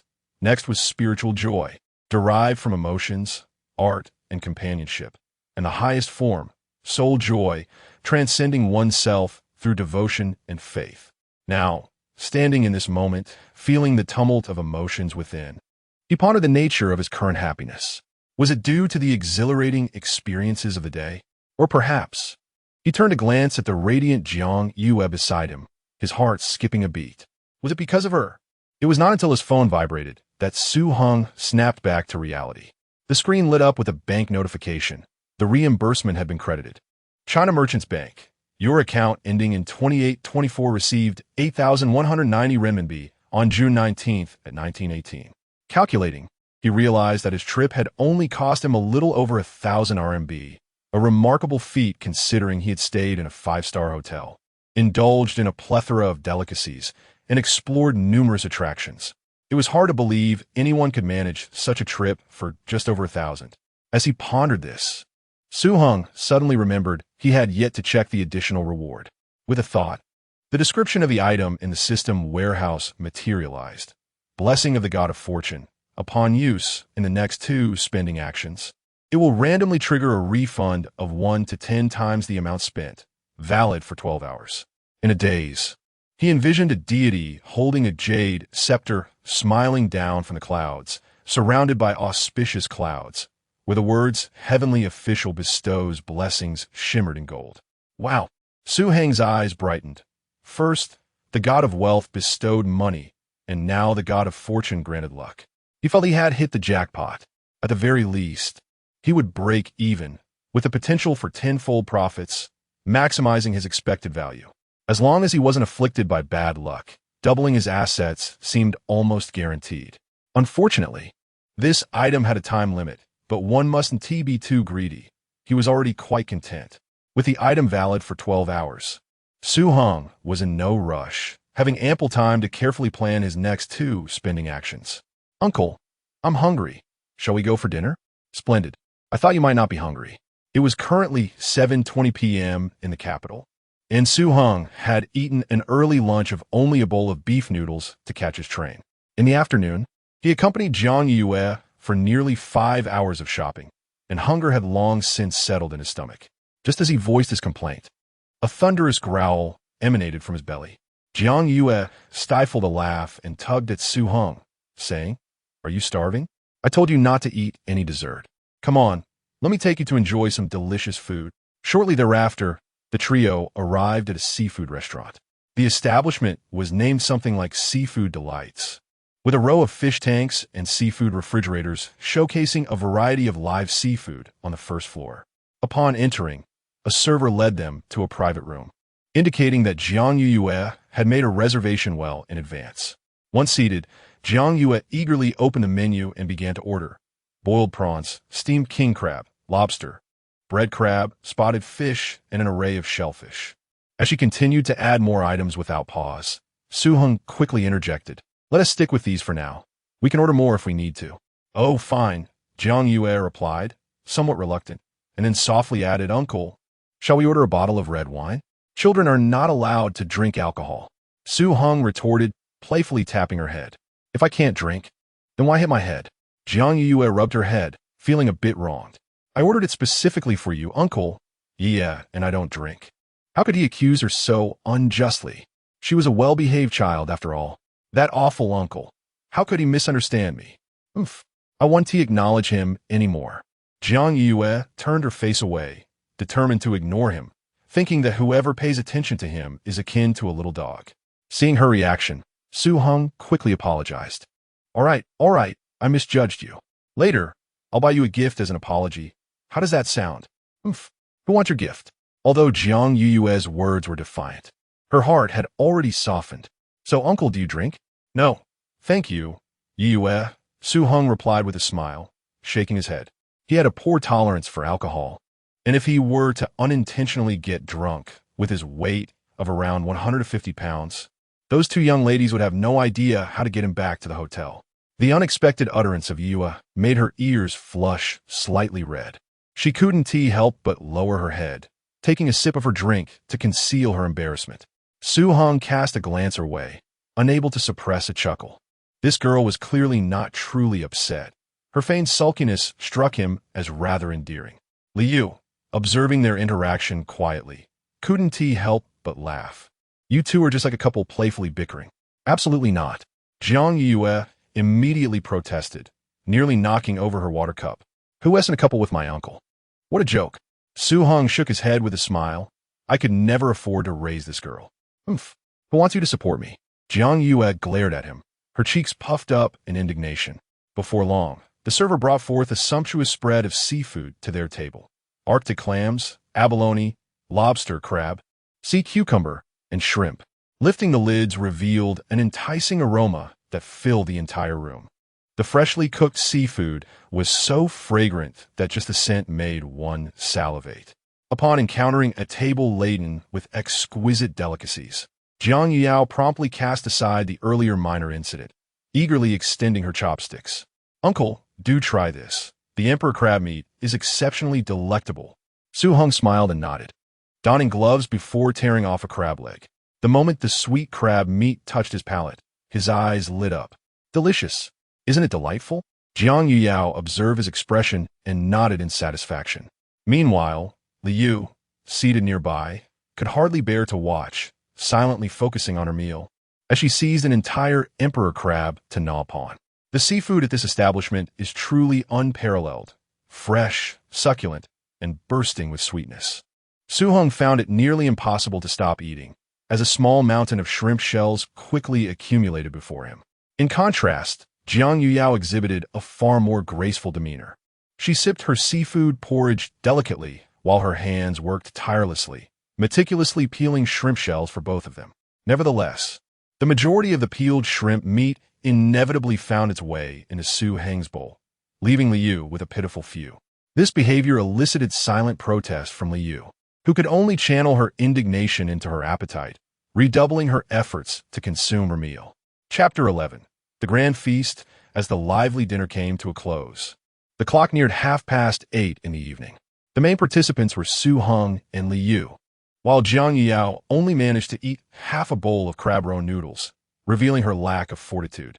Fortunately, Su Heng had previously restrained her. Had she ordered more, he would have been unable to indulge further. On the other hand, Liu demonstrated remarkable stamina. Originally, Su Heng had intended to treat everyone, but the little wealthy lady had already settled the bill. Although he did not see the exact receipt, he estimated it to be around 2,000 per person. This feast equated to an entire month's salary. Indeed, Shanghai is a paradise for the affluent and a hell for the impoverished. Uncle, let us head back. I'm exhausted, Jiang Yuyao said, rubbing her fatigued calves, her voice tinged with a hint of petulance. Su Heng glanced at the time on his phone. I need to buy a few things. I'll be returning to Jinling tomorrow. Why don't you two head back first? Uncle, you're leaving tomorrow? Jiang Yuyao asked incredulously, seizing upon the main point. Liu, equally astonished, inquired, Aren't you staying a few more days? Indeed, I have matters to attend to back home, Su Heng replied, feeling somewhat helpless. Here, he could not embark on his self-discipline tasks. The allure of beauty can be as predatory as wolves and tigers, designed to undermine one's will. It was best not to even contemplate it. He needed to maintain his self-discipline. Upon receiving Su Heng's clear response, a flicker of disappointment crossed Jiang Yuyao's eyes, but she quickly brightened up, asking, What do you need to purchase, Uncle? I can assist you. All right, let us go. His old iPhone X had served him for several years, and its battery had long since become inadequate. Thus, Su Heng decided to acquire a new phone. Conveniently, there was an Apple flagship store nearby, so he led the two of them directly there. His choice of Apple was not due to any particular reason, but merely a matter of habit. He was reluctant to switch systems. Hey, Uncle, are you getting a new phone? Why not wait a few more months? Jiang Yuyao blinked, puzzled. It was worth noting that today was June 19th, 2024, and barring any unforeseen events, a new model from Apple would be released in 3 months. Although Jiang Yuyao was not financially constrained, she understood the principle of opting for the new over the old. Just buy it if you want it. No need to overthink it, she concluded. Indeed, Jiang Yuyao nodded. What matters is happiness. The entire purchasing process was remarkably swift, for Su Heng had already set his sights on a target. In less than 10 minutes, he acquired an iPhone 15 Pro Max in raw titanium with a storage capacity of 1 terabyte, and also purchased an Apple Care plan and a phone case. not for any particular reason, but simply to increase the total expenditure. Indeed, he had become somewhat indulgent. "Would you like to explore other accessories, sir?" the enthusiastic store clerk inquired. At that moment, Su-hung recalled that since the iPhone 12, Apple no longer included charging adapters with their devices. His antiquated 18W charger was evidently outdated, so he was compelled to purchase a 30W fast charger. Glancing at the display case housing the AirPods Pro, he thought that since he needed to meet a spending threshold, he might as well acquire a pair. Contemplating the limited opportunities at his disposal, Su-hung carefully considered what he still lacked. It then occurred to him the necessity of a smartwatch for monitoring his heart rate during future running exercises, prompting him to resolve to purchase one. He selected the sleek black Apple Watch Ultra 2 accompanied by titanium Milanese loop band. Initially, he intended to acquire only these items, mindful that excessive greed might provoke the wrath of the god of wealth. However, with the impending transition to a programmer role, he ultimately decided to procure a MacBook Pro, as it was widely regarded that coding on a Mac is superior. Without hesitation, he opted for the store's highest configuration, 32 gigabytes of memory and 2 terabytes of storage. Upon tallying the expenses, the total amounted to the bare device plus Apple Care for 15,598 yuan, the third-generation AirPods for 1,299, the official charging adapter for 149, a phone case for 399, the watch and band for 8,298, and the MacBook Pro for 26,499, culminating in an expenditure of 52,242 yuan. After scanning to complete the payment, a notification chimed in Su-hung's mind. Ding! Detected consumption behavior. The God of Wealth's blessing effect has been activated, yielding a twofold cashback. China Merchants Bank. Your account ending in 2824 received 104,484.00 yuan on June 19th at 2038. With 2 opportunities in total, the first only triggering the double effect, Su-hung felt a twinge of disappointment, yet remained content. Excluding the principal, his net gain amounted to 52,242 yuan. Glancing at his bank balance of 172,252 yuan, his mood could be summed up in a single word: exhilarating. It was the first time he realized how delightful spending money could be. Next, he needed to activate his new devices, switch SIM cards, and transfer chat histories and photos. During this process, Jiang Yuyao watched him with the curiosity of a child. Feeling somewhat uneasy under her gaze, Su-hung couldn't help but inquire, "What's the matter? Why are you staring at me?" Jiang Yuyao blinked and, with genuine curiosity, asked, "Uncle, did you only realize your family was wealthy after graduating from university? What nonsense! Have you read too many novels? I come from an ordinary family." Su-hung chuckled, somewhat impressed by Jiang Yuyao's imaginative leap. However, he recognized that his sudden wealth indeed warranted a plausible explanation, so he concocted a story. "During university, I read numerous books on investment and made some small investments with my living expenses. Fortune smiled upon me, and I earned a bit." "Wow, Uncle, you're truly impressive." Jiang Yuyao's eyes sparkled with admiration, her admiration evident. She was genuinely pleased, having uncovered yet another admirable trait of her elder companion: his talent. Faced with the praise and adoring gaze of a beautiful girl, Su-hung's inner feelings could only be described in 3 words: utterly exhilarating. Fortunately, he possessed sufficient composure to maintain an air of calm, his expression unwavering. Just then, a staff member approached, interrupting their conversation. "Hello, Mr. Su. Your phone data has been successfully migrated." Snapping back to reality, Su-hung promptly replied, "Thank you. By the way, do you offer mailing services here? I need to return to Jinling tomorrow, and my computer is too cumbersome to carry," Su-hung inquired. The staff member, smiling, replied, "Certainly, Mr. Su. We can assist you in shipping your computer back to Jinling." Initially, it was merely a casual question, but Su-hung was pleasantly surprised to discover that mailing was indeed an option.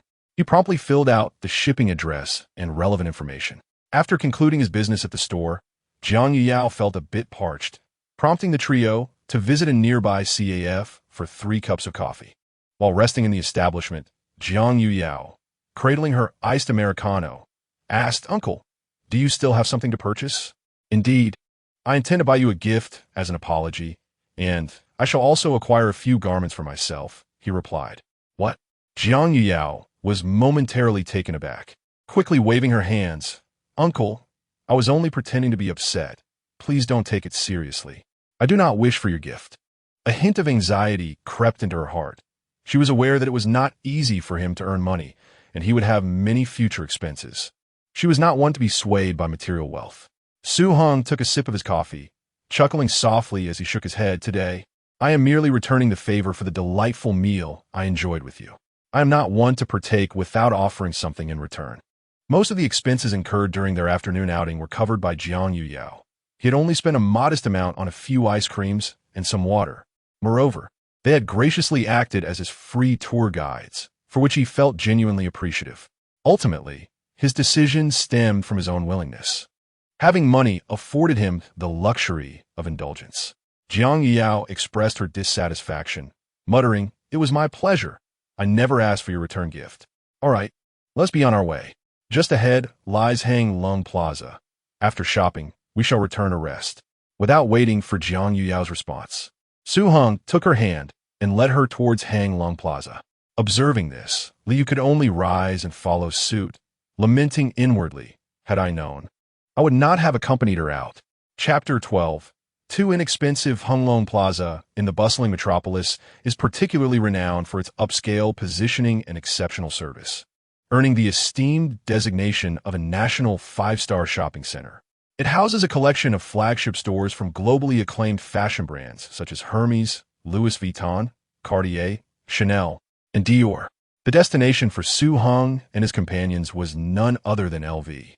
Although he was not well-versed in luxury goods, he had certainly heard of the illustrious LV, which happened to align perfectly with his standards of high price. As night enveloped the city, Su Heng and his friends spotted the distinctive design of the LV flagship store from a considerable distance. To put it simply, he found it difficult to appreciate. This particular LV store at Heng Lung is expansive, spanning 4 floors and covering an area of 350 square meters, making it the largest LV boutique in the Asia-Pacific region. With ample space, it offers a comprehensive range of products, including handbags, wallets, footwear, apparel, watches, jewelry, and eyewear. Upon entering, a professionally attired sales associate promptly approached them, greeting them with a polite smile. "Good evening. Welcome to the LV store at Heng Lung Plaza. If there's anything you'd like to see, I would be delighted to provide a brief introduction." The associate's gaze lingered momentarily on Jiang Yuyao, whose Hermes Constance 19 bag and innate elegance signified remarkable purchasing power. "We'll browse on our own for now," Jiang Yuyao interjected, waving her hand dismissively before Su Heng could respond. "Little rich girl, do you frequent this place often?" Su Heng chuckled, casting a glance at Jiang Yuyao. Jiang Yuyao stuck out her tongue in response, opting not to answer. Of course, she was familiar with the luxury brands. As every summer vacation, she accompanied her mother to the metropolis to see if there were any new arrivals from these prestigious labels. Although her parents were strict, they always provided her with the finest material comforts. Every time she excelled in her exams, they rewarded her, yet this also placed immense pressure on her. Conversely, Suing, despite being a novice in such environments, felt no trepidation. His demeanor was remarkably composed, bolstered by newfound confidence. "Uncle," Jiang Yuyao suddenly flashed a mischievous smile, tugging at Su Heng's sleeve as she led him toward the men's section. "Allow me to help you with a makeover." Su Heng looked bewildered. Yet seeing the confidence radiating from the little rich girl, he ultimately chose to trust her. After all, with his looks, what style could he not master?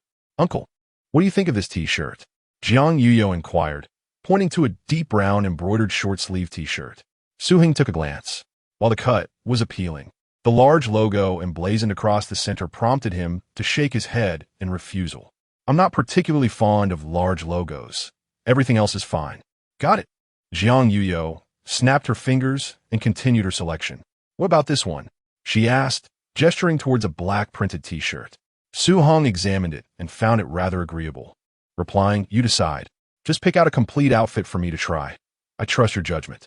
He walked straight to the lounge and lazily sank into the plush sofa.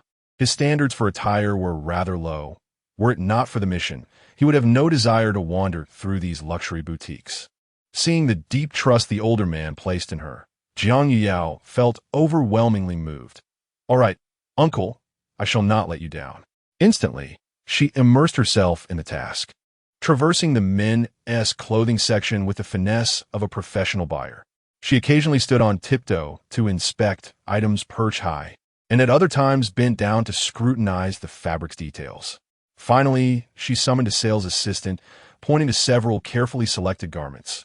"Take this one, and that one as well. Uncle, I've picked these out for you. Do try them on." Creak. The fitting room door swung open, and Su Heng emerged clad in a brand new outfit, instantly capturing Jiang Yuyao's attention. Considering Su Heng's inherent casual athletic style, she had chosen clothing that leaned towards a sporty aesthetic. Moreover, she preferred not to select overly mature styles.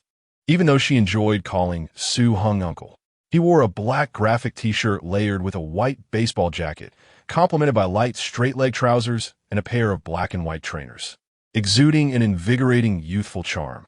"My taste is indeed exquisite." Jiang Yuyao felt a surge of pride. Although Su Heng was already handsome, she believed her efforts contributed significantly. She rated herself an 8 out of 10. Su Heng couldn't help but chuckle. He had not realized the little heiress possessed a narcissistic side. He approached the mirror to assess his appearance. With remarkable features and striking eyes, he looked undeniably handsome. Jiang Yuyao's sense of style was commendable, and since he himself had little understanding of fashion, he decided to go with her selections. He then signaled to the ever-attentive sales assistant, who was patiently waiting nearby. "I'll take all of these, please pack them up. I will also buy a few items for them, and we can settle the bill together later. Oh, and add another pair of trainers in blue and white." The expensive shoes were indeed different. They felt as if he was walking on clouds. Unable to resist, Su Heng decided to acquire another pair, thinking he could alternate them in daily wear. "Of course, sir," the sales assistant beamed, her smile radiant as she swiftly turned to gather the items.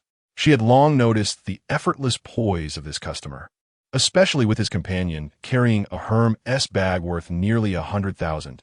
He was undoubtedly a true affluent individual. After completing his own purchases, Su Heng turned to the two women and asked, "Is there anything you like? Would you like me to help you choose?" "Oh, I'll pass," Liu replied, astonished, quickly waving her hand. "LV items aren't cheap. Even the simplest piece costs several thousand. I'm just here to accompany Yu Yao and don't wish to burden you with expenses." Although her family's financial situation was not on par with Jiang Yuyao's, she could afford an LV item. She simply did not want to take advantage of Su Heng. "It's fine, as long as it's not too expensive. Consider it a gift from a friend," Su Heng remarked inwardly, reflecting on how Jiang Yuyao and Liu were truly good friends, both possessing a pure and kind-hearted nature. He wondered if it was a result of their age or their upbringing. "Yao, what do you like?"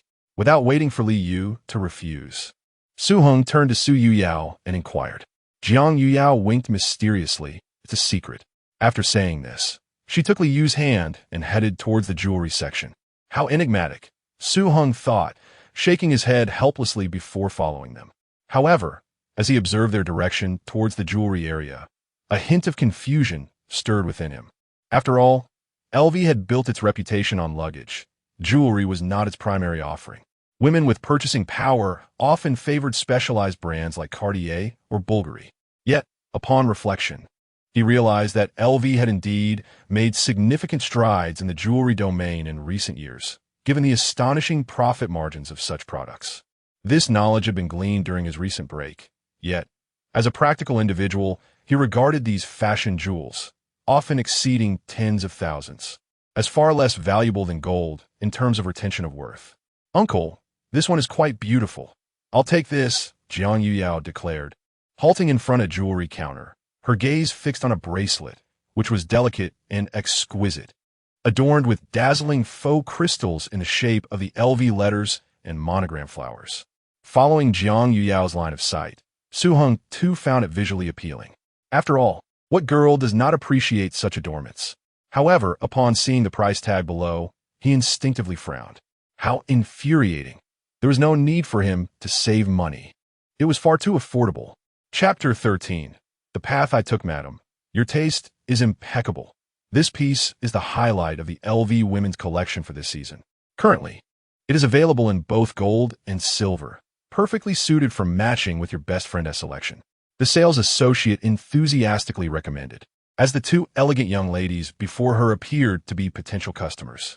Furthermore, the pricing of this bracelet is quite accessible, placing it within the realm of affordable luxury. Would you like to try it on?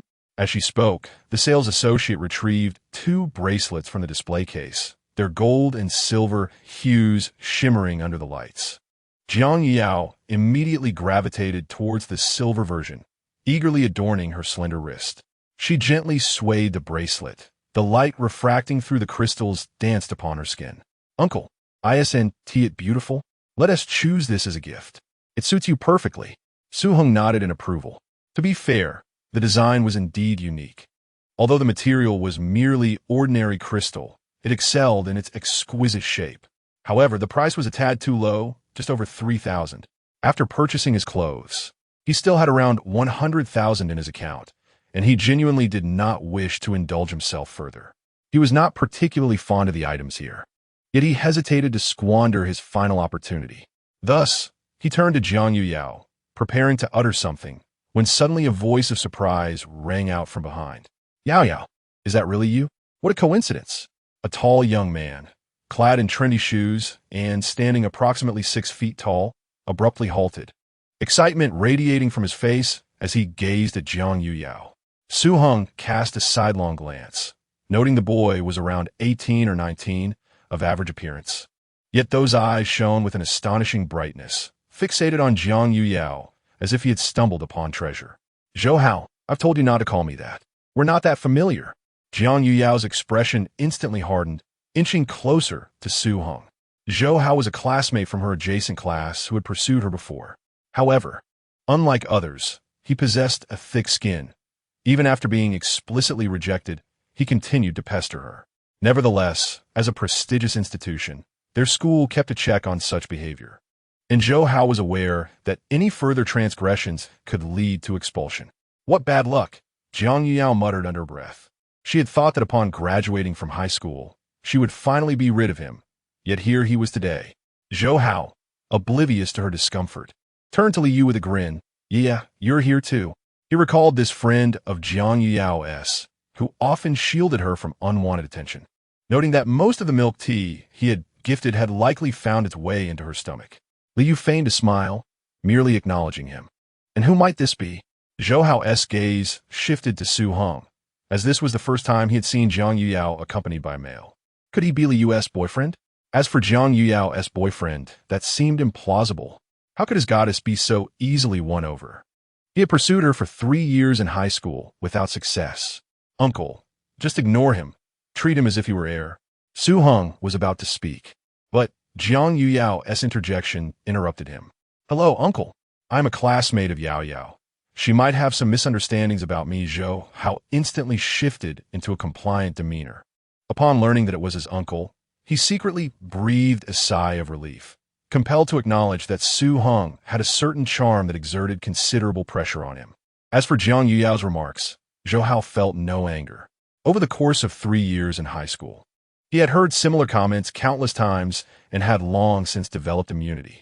He had researched strategies online, discovering that pursuing a goddess of such caliber required a tenacity that bordered on shamelessness. His friends might label him a sycophant, but what if he succeeded?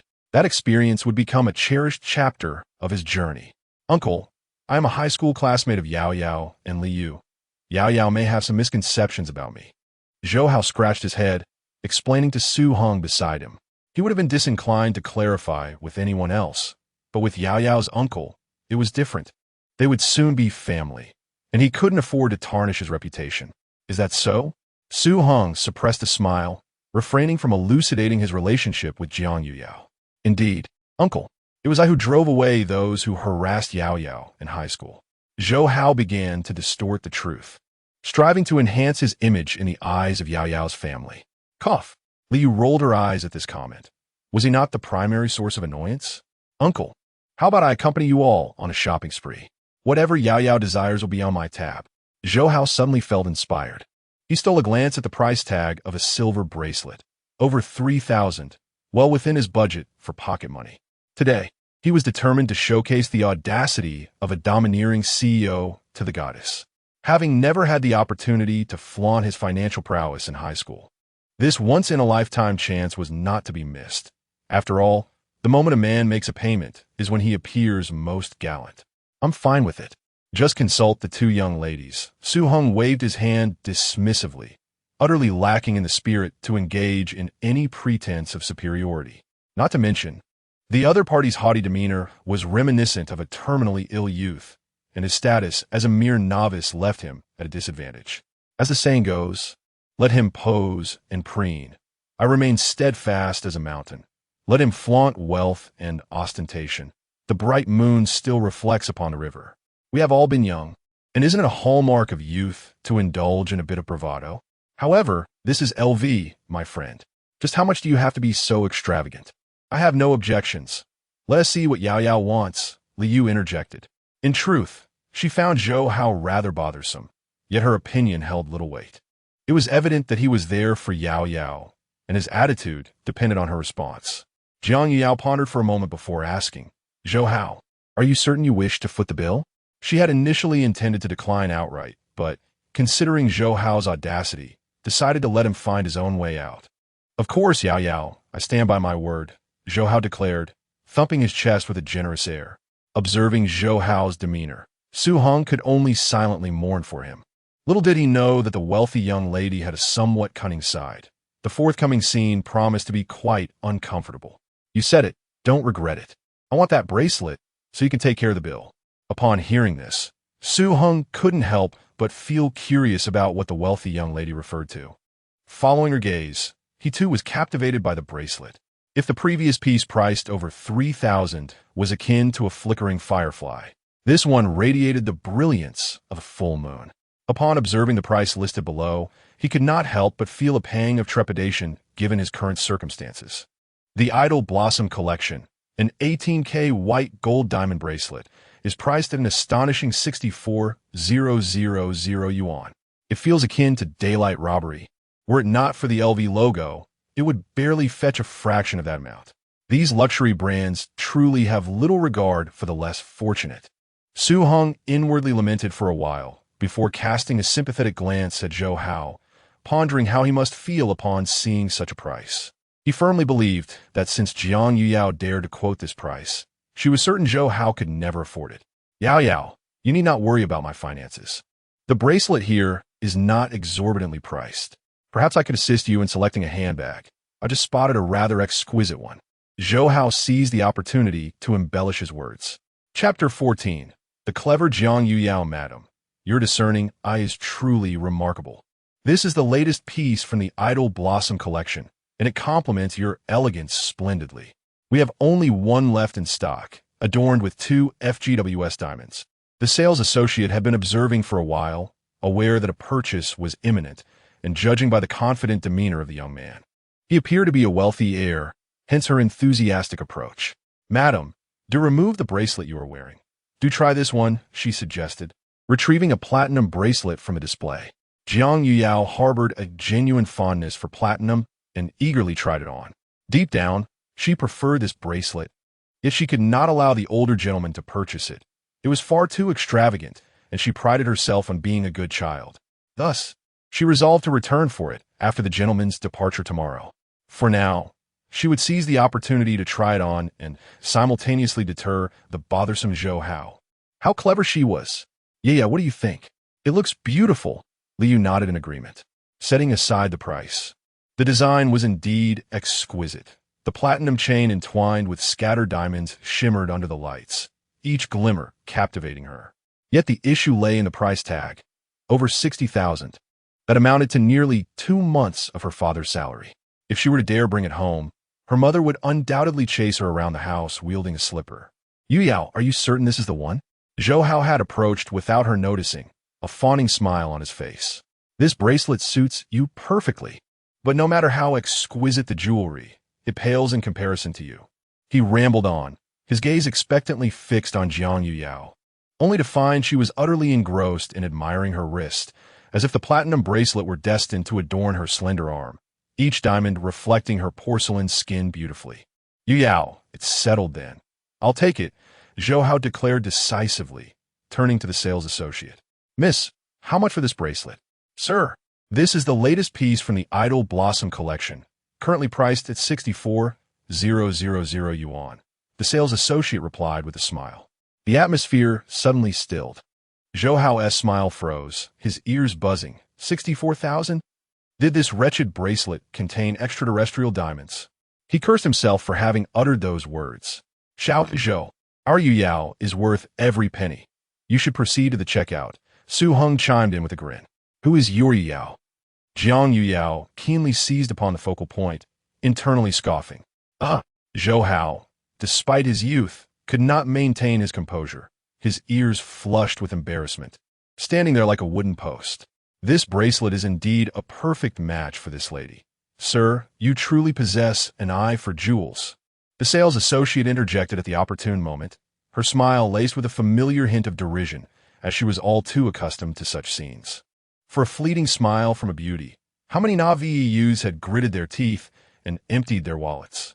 It is a transaction where both parties willingly engage, and she relishes in fanning the flames, simultaneously boosting her own performance metrics. Zhou Hao's Adam's apple bobbed nervously. The saleswoman's piercing gaze swept over him like a searchlight, prompting him to hastily retrieve his phone from his pocket. Hello, Mom. What? Dad's in a car accident. Before he could finish his sentence, Zhou Hao rushed out of the store in a frenzy. The saleswoman couldn't help but smirk, inwardly lamenting the loss. Compared to a goddess, this sycophant was indeed more protective of his wallet. The current generation seems lacking compared to the past. She recalled a lovesick individual from last year who had maxed out 3 credit cards just for a smile from a beauty. Su Heng shook his head with a smile, surprised that a mere remark from the saleswoman had sent the other running. Jiang Yuyao gently removed the bracelet and returned it to its velvet box. Had Zhou Hao not foolishly insisted on using his credit card to gift it, she would have declined, as she did not wish to appear too ungracious toward a classmate. She truly was too kind-hearted. Madam, this bracelet complements your elegance splendidly. The saleswoman, undeterred, continued her persuasive efforts, unwilling to miss out on this lucrative sale. No, thank you. The previous one priced at 3,004 is quite satisfactory, Jiang Yuyao interjected with a smile. A bracelet costing 64,000 is no trifling matter. After all, the uncle's money does not come from thin air. Very well. Though the sale did not materialize, the saleswoman maintained her professional smile, deftly placing the 64,000 bracelet back into its packaging. Just then, a bony hand suddenly pressed against the glass counter, prompting the saleswoman to look up in confusion. The young man, who had been prematurely labeled an uncle, addressed her.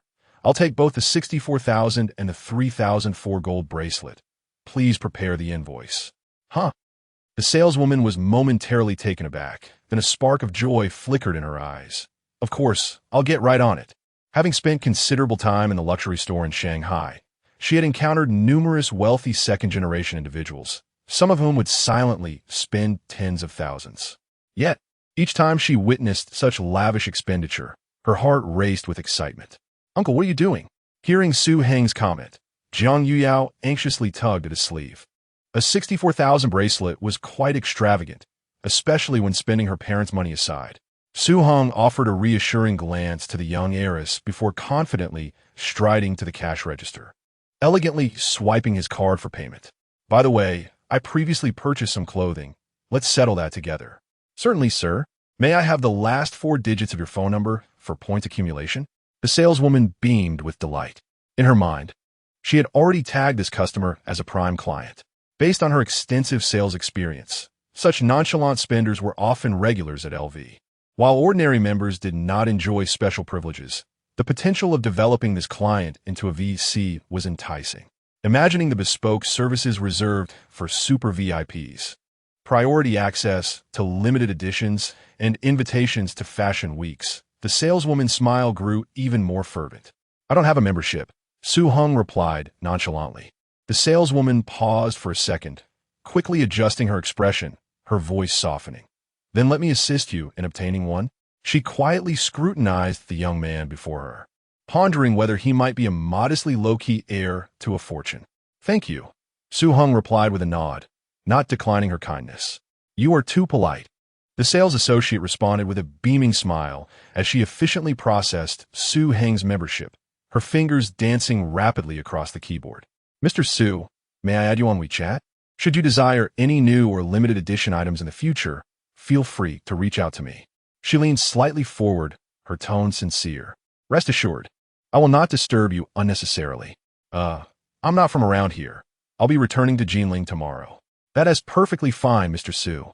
Our store is the largest specialty shop in the Asia-Pacific region and holds certain privileges regarding the display and sale of new products.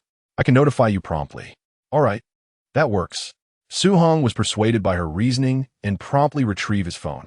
A glimmer of amusement flashed in the sales associate's eyes as she swiftly scanned his code to add him. For employees in luxury retail, who wouldn't want to cultivate relationships with esteemed clients, especially one as charming and generous as him? "Mr. Su, please have a seat in the VIP lounge with the two lovely ladies while I fetch the merchandise," she said with a professional smile. Turning to her colleague and quietly instructing, "Xiao He, please take good care of our esteemed guests." The attendant named Xiao He immediately understood, guiding the trio to the exclusive lounge and warmly offering them refreshments and snacks. Once the staff had stepped away momentarily, Jiang Yuyao lowered her voice and playfully chastised, "Uncle, are you out of your mind?" Her wide almond-shaped eyes were filled with disbelief. Su Heng nonchalantly picked up a macaron, a subtle smile playing at the corners of his lips.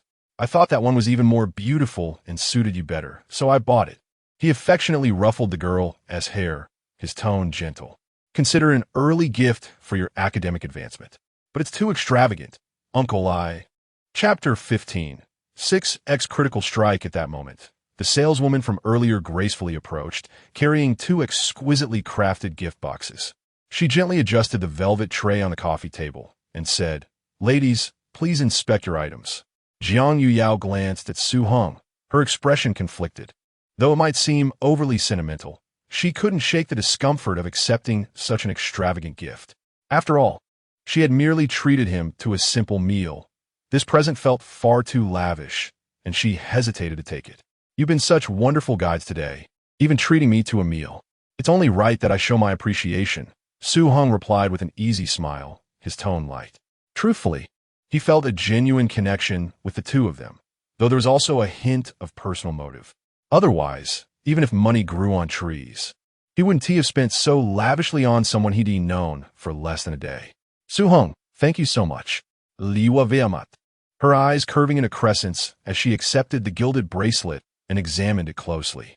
Unlike Jiang Yuyao, she harbored no reservations, partly because her gift wasn't as extravagant, though she felt no envy. Instead, she was sincerely happy for her friend. Besides, since they were all from Jinling and had exchanged contacts, she could always return the favor later. "Thank you, Uncle," Jiang Yuyao murmured softly, her fingers tracing the edge of the brocade box as she silently calculated how to reciprocate in the future. She picked up the platinum bracelet, studying it carefully. She truly adored it. Otherwise, she wouldn't have planned to return the next day to purchase it herself. "Mr. Su, I've arranged a complimentary pair of sunglasses for you, along with some LV perfume samples," the saleswoman said with a polished smile once Jiang Yuyao and Li Yu had confirmed their selections. She handed over two elegant shopping bags, one containing the sunglasses, the other filled with over a dozen 10 milliliters perfume vials. "Thanks, Suengrip, accepting them without much thought to their value, merely nodding out of courtesy. Jiang Yuyao, however, recognized their worth. Her mother frequently indulged in luxury goods, and, through osmosis, she'd learned a thing or two. The sunglasses gifted were an entry-level model, likely priced between 3,000 to 5,000 yuan, classic in design, crafted from high-quality plastic or metal and suited for everyday wear. Such a generous complimentary gift spoke volumes. Not only had Su Heng's spending been substantial enough to warrant it, but the saleswoman clearly saw potential in this young tycoon and aimed to cultivate his patronage. "You're too kind," the saleswoman demurred before turning to the girls. "Feel free to reach out anytime you need assistance, ladies." She retrieved her phone, If it's convenient, we could exchange WeChat contacts. I'll keep you updated on the latest collections. In her eyes, these two young women accompanying Su Heng were also promising clients. After all, anyone who could stroll into an Hermes boutique was hardly an ordinary shopper. Just then, ding, upon the completion of the second transaction, the auspicious effect of the fortune god was triggered, resulting in a six-fold cashback. As Jiang Yuyao and Li Yu exchanged contact information with the sales associate, a crisp notification echoed in Su Heng's mind. Sixfold. How astonishingly generous. Su Heng stifled his inner elation and swiftly glanced at the bill in his hand. Baseball jacket 16. 700, t-shirt 6, 800, pants 15, 300, 2 pairs of sneakers 20, 200, 2 bracelets 67, 400, totaling 126, 400 yuan. Calculating with the six-fold return. Ding. China Merchants Bank. Your account ending in 2824 has received a deposit of 758, 400, 00 RMB on June 19th at 2128, current balance. China Merchants Bank. Dear Mr. Su, you have an exclusive financial plan awaiting your review. Before he could finish his mental calculations, his phone erupted with notifications. A flurry of deposit messages arrived in quick succession. The six-fold cashback equated to a net profit of 5 times. Su Heng repeatedly verified the figures in the messages. The six-digit number beginning with 7 made his heart race. His gaze swept over the balance display. The staggering figure of over 800,000 took his breath away. This fortune god is truly remarkable. In a state of exhilaration, Su Heng was brought back to reality when Jiang Yuyao called out to him. The sales associate warmly escorted the three of them to the store entrance. The night breeze caressed them, and Jiang Yuyao could not help but stifle a yawn. Tears of fatigue glimmering at the corners of her eyes. Uncle, is there anything else you wish to purchase? No, that's all. Let us head back to the hotel. I'll call a cab. Su Heng felt a bit embarrassed. After all, the props had a time constraint. It was indeed quite late, past 10 in the evening, and they had visited numerous attractions that day. The cool night breeze of the metropolis prompted him to take the brand-new baseball jacket from his shopping bag and gently drape it over Jiang Yuyao's shoulders. He casually expressed concern. It's a bit chilly tonight. Be careful not to catch a cold. Jiang Yuyao was momentarily taken aback, her cheeks warming slightly as she softly replied, Thank you, uncle. Li Yu exaggeratedly elongated her tone, then teased, Su Heng, I'm feeling a bit cold too. With a shrug, Su Heng replied helplessly, I only bought one jacket. Should I go back and buy another? He then moved toward the store entrance, feigning an intent to re-enter.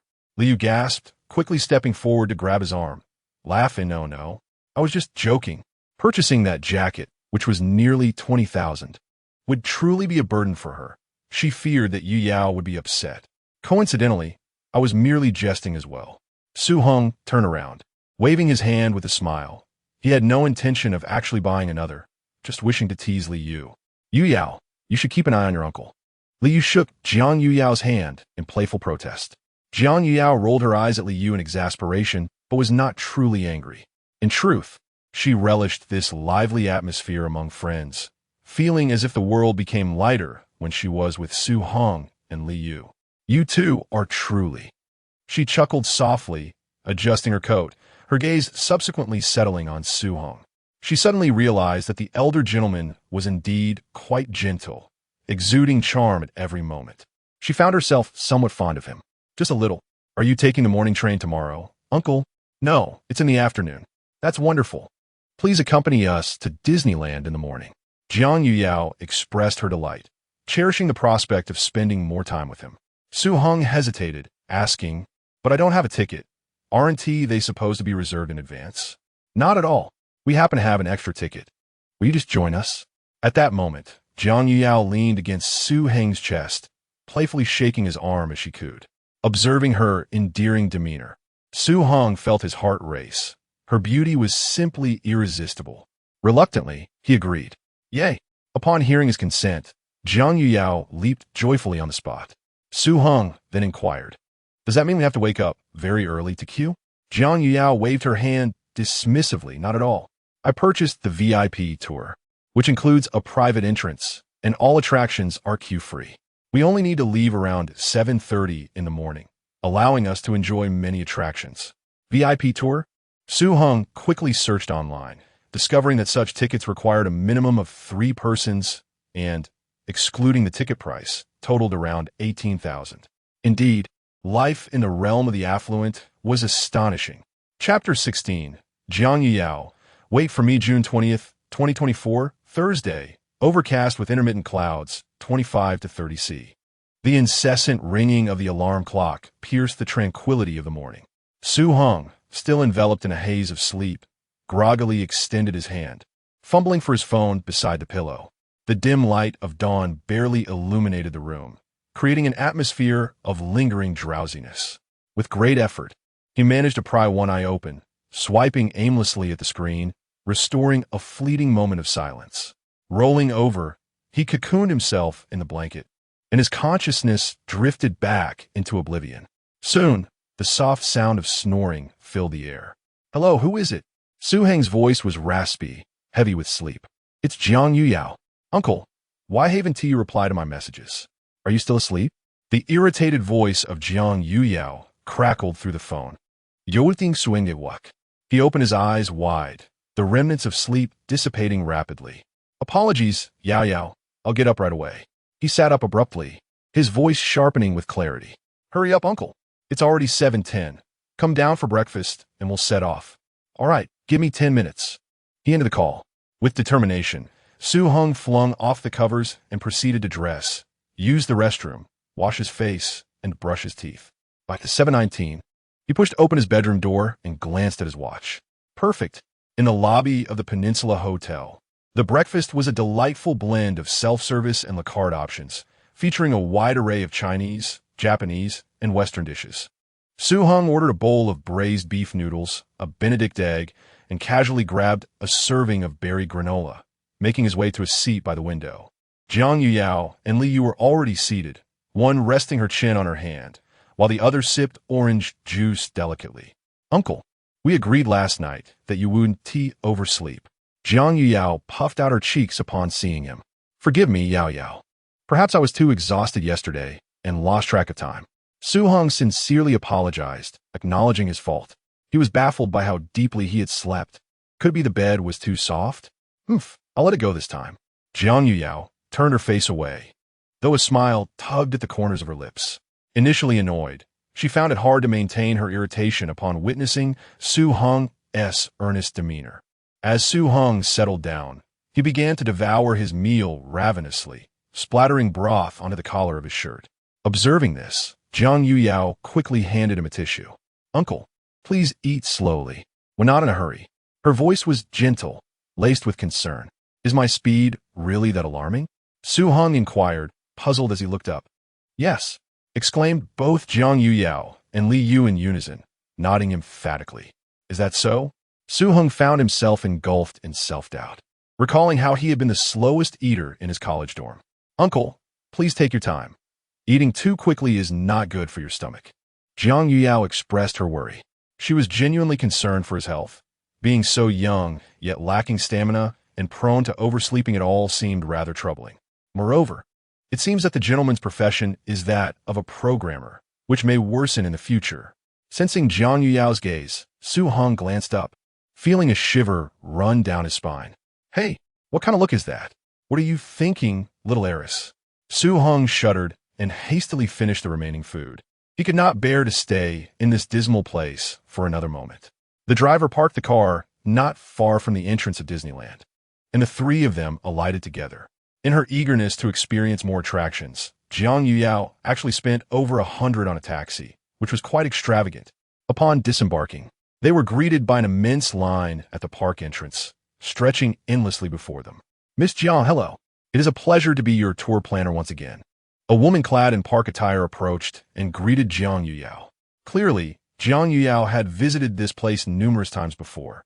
"Sister Tingting, please don't say that. You're being too formal," Jiang Yuyao replied, a hint of embarrassment causing her to stomp her foot awkwardly. "All right, let us enter." With that, she led the group into the park. Before long, they arrived at the entrance of the Hugging Dragon roller coaster. Heng, with his hands in his pockets, stood at the entrance with a curious gaze. This was his first visit to Disneyland, and he wondered what kind of attraction could attract such a long queue. However, as he approached the entrance, he was met with a cacophony of screams emanating from ahead. The sound of free falling from a great height, accompanied by the ensuing cries, sent chills down his spine. "Uncle, shall we sit in the front row?" Jiang Yuyao remarked with a mischievous smile, glancing at Su Heng. She had experienced this ride before, but had never sat in the front row, so she sought to challenge herself and gauge Su Heng's reaction. Su Heng looked at Jiang Yuyao in disbelief. "Little heiress, I haven't provoked you, have I? Is it really necessary to go this far?" This ride resembled a pirate ship, and even during that ride, he only dared to sit in the middle. The sensation of weightlessness genuinely terrified him. Observing Su Heng's hesitation, Jiang Yuyao leaned closer to his ear, her smile playful.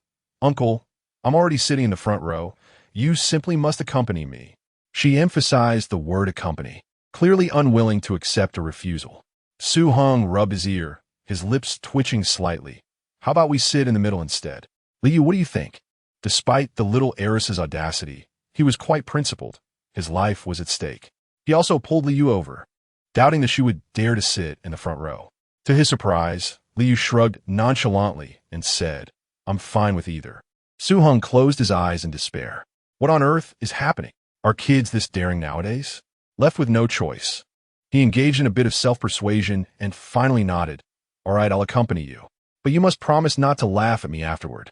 Upon hearing this, Jiang Yuyao beamed even brighter. "Huh? But don't worry, uncle. I'm not that kind of person." A few individuals followed the group into the project area.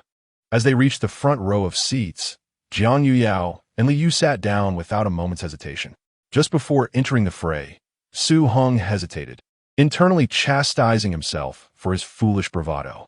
Jiang Yuyao, clearly noticing his expression, reined in her smile. "Uncle, how about we sit in the back?" It seemed she realized she had overstepped, failing to consider his feelings. At that moment, a twinge of worry crept in. Would Uncle dislike her for this? "No need. This is fine," Su Heng replied, catching a glimpse of the little rich woman's concerned gaze. Resolute, he took the seat beside her, fastening his safety belt tightly as his palms began to perspire slightly.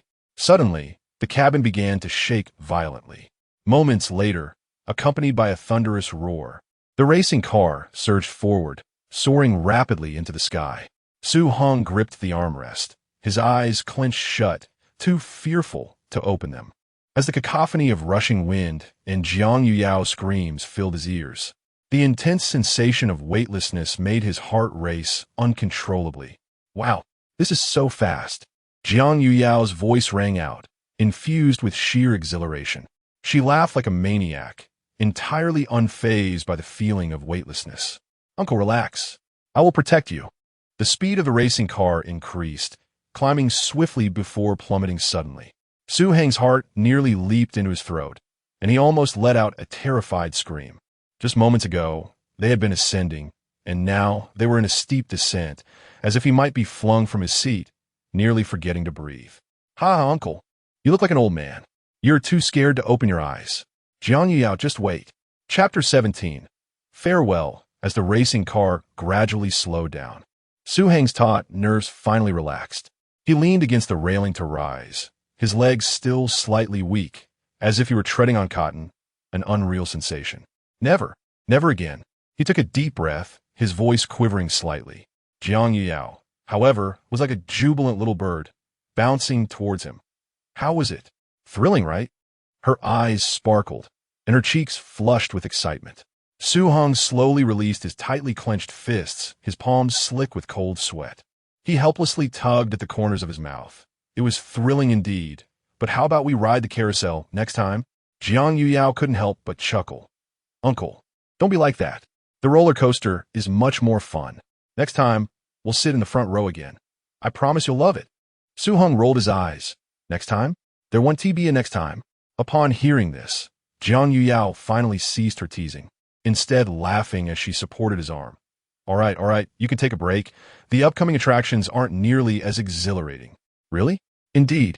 Subsequently, under the guidance of the tour guide, they indulged in several other popular attractions.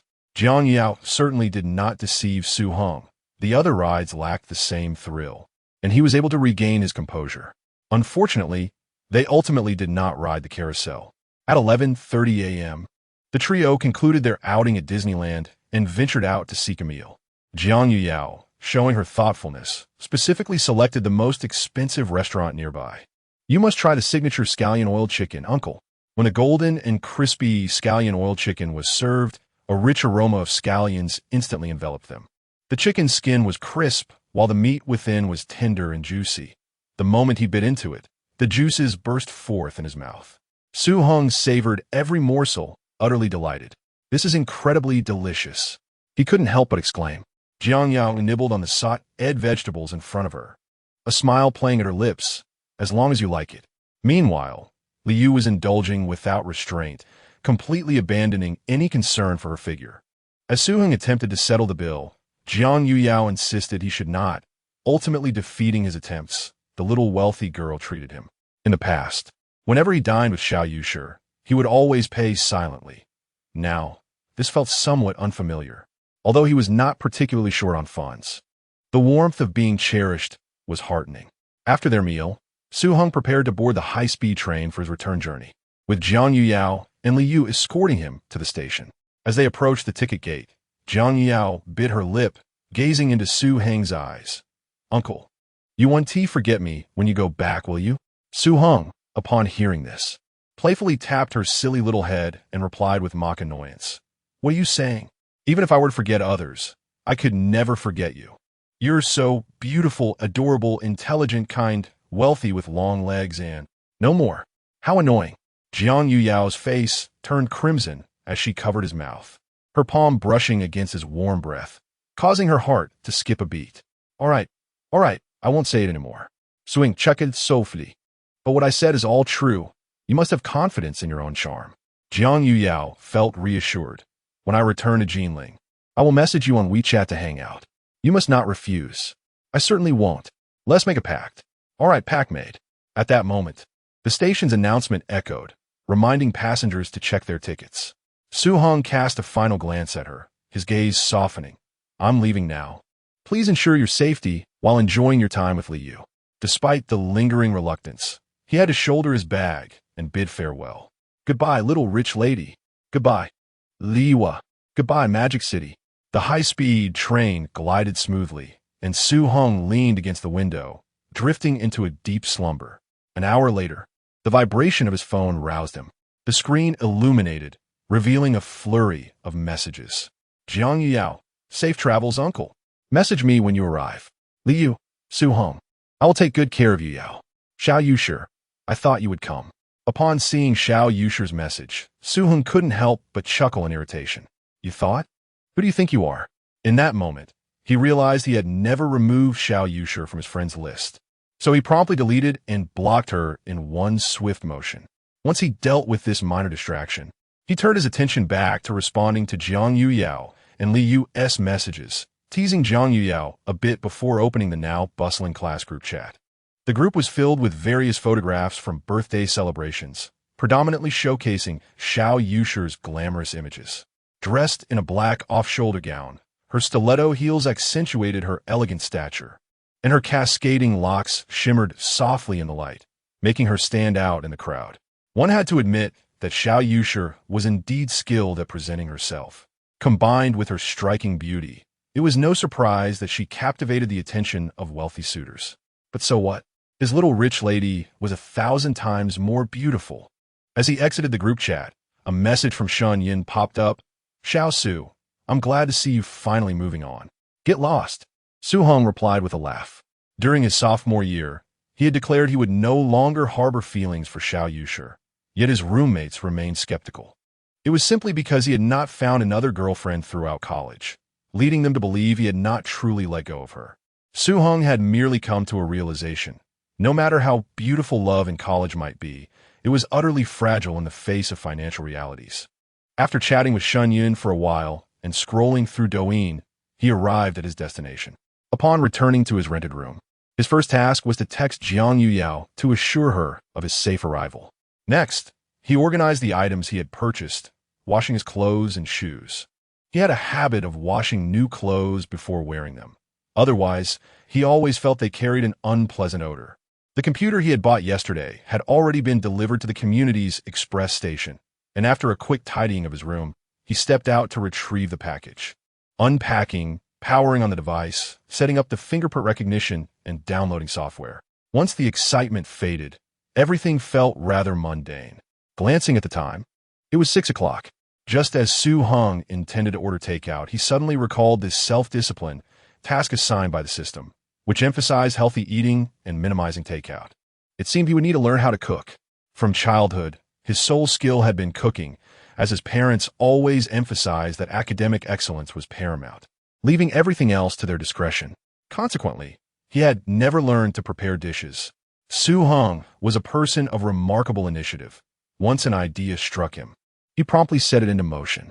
He began by gathering various healthy recipes online and subsequently downloaded several cooking tutorial applications, selecting a few highly acclaimed influencers to follow. His next step was a significant shopping spree at the supermarket. In the bustling department store, Heng pushed a cart while occasionally glancing at the ingredient list on his phone. Rice, wheat, lettuce, broccoli, eggs, beef, fresh shrimp, strawberries, apples, milk. He meticulously chose the freshest items, scarcely concerning himself with the cost. Currently, even without a job, his daily system earnings exceeded 2,000, allowing him to relish a life devoid of worries about tomorrow. Anticipating possible failures in his culinary endeavors, he purposely purchased extra ingredients. Upon returning to his residence, the once empty refrigerator was soon filled to capacity. At 10 o'clock that night, his inaugural self-cooked dinner finally graced the table. Stir-fried vegetables with chili, brown rice, cola, chicken wings, and vegetable soup. A delightful balance of meat, vegetables, and soup. To commemorate this milestone, Heng took a photograph and shared it on his social media before indulging in his meal. The taste was quite satisfactory, a testament to his multiple attempts. Although the chicken wings were slightly charred, he made do since they were all he had left. Overall, he felt quite pleased and rated the meal a commendable 7 out of 10. After dinner, Heng reopened WeChat. Following his post, his high school and university friends began to like and comment. Suddenly learning to cook, it's evident someone's in love. Brother, I'll come over for a meal in a few days. The presentation looks good. With a bit more practice, you could open a restaurant. Reading through his friends' comments, Heng attentively replied to each one. After scrolling through his phone for a while longer, he proceeded to wash the dishes, take a shower, and prepare for bed. As he nestled into his covers, it was nearly midnight. The night was cool as water, and his breathing gradually steadied. Suddenly, a buzz emanated from his phone on the bedside table. China Merchants Bank. Your account ending in 2824 received a deposit of 304.00 yuan on June 21st at 0000. Chapter 18. The first day of self-discipline, June 21st, 2024, Friday, clear, 25 to 28 C. As the dawn gently breaks, the soft light of 6 a.m. seeps through the sheer curtains into the room. The sound of the alarm clock chimes. Heng rises nimbly from his slumber, tidying his bed with precision. A glass of warm water revitalizes him, shaking off the remnants of sleep, followed by his unwavering morning metabolic routine. Standing before the mirror, he casually tousles his tousled black hair. He opens the system interface to assess his personal information. Host, Heng, age, 40, height, 182 centimeters, weight, 90 kilograms, physique, 58, stamina, 55, strength, 68, agility, 50, mental power, 77, financial status, balance, 808, 560, 22 yuan, property, brilliant garden residence 1. Main task, automatically dismissing the superfluous 5-dimensional data provided by the system. Heng's genuine smile emerges solely from the status of his assets. His spirits are buoyant. Today marks the inaugural day of his self-discipline journey, beginning with a run. He dons a quick-dry sports tank top and shorts, stepping outside to perform 3 sets of dynamic stretches, high knees but kicks and lateral shuffles. As his joints warm up and muscles awaken, he embarks on a leisurely jog around the community. The sunlight pierces through the clouds, bathing the tree-lined pathways in a golden hue, while the air retains a hint of coolness and the fragrance of dew. His vision sharpens as if polished, revealing the intricate veins of the sycamore leaves, the climbing roses on the fence, and even the moss sprouting from the cracks in the asphalt, all astonishingly vivid. Heng takes a deep breath, feeling invigorated. The rhythm of his run accelerates, his heartbeat synchronizing with his footsteps, accompanied by the melodious chirping of birds that resonates like a morning serenade, light and joyous. However, as he continues to run, his breathing grows increasingly labored, his arms weaken, and his legs tremble, slowing his pace. After enduring for a while longer, he hears the alert in his earphones indicating an elevated heart rate, advising him to ease up. Only then does Heng halt, leaning against the sycamore tree by the roadside, gasping for air. He glances at his watch to review his workout data. A total distance of 3.01 kilometers, completed in 32 minutes and 28 seconds, averaging a pace of 10:45 per kilometer, with an average heart rate of 158. In terms of pace, the performance is rather dismal. Nevertheless, he adheres strictly to heart rate training principles, maintaining his heart rate within a reasonable range, and given his long hiatus from physical activity. This outcome is quite understandable. After resting for approximately 20 minutes, Heng drags his weary legs to Old Wang's breakfast stall at the entrance of the community. Under the morning sun, steam rises from the bamboo steamers, and the golden beef pancakes sizzle enticingly in the oil. He orders a cup of soybean milk, a beef pancake, and a tea egg. After savoring his breakfast, he returns to his rental unit and takes a shower. Ding dong, the WeChat notification sound rings. Jiang Yuan, uncle, you actually learned to cook. Honestly confess, do you have a girlfriend now? Heng's lips involuntarily curled into a smile as he quickly replied, No, I just don't want to eat takeout anymore. No sooner had he sent the message than the other party responded. Jiang Yuyao, then it's settled. To find a girlfriend, one must first pass my inspection. Warning. Unexpectedly, the young heiress was rather domineering. He could almost envision her on the other side of the screen, puffing out her cheeks and waving her tiny fist, a wave of inexplicable warmth washing over his chest. As you command, Miss, he replied. Jiang Yuyao. After a brief exchange, Heng exited the chat interface. He glanced at the time and decided to meticulously plan his upcoming exercise regimen. Although running for 30 minutes each day could easily fulfill the requirement, the stakes regarding score rewards necessitated his utmost effort.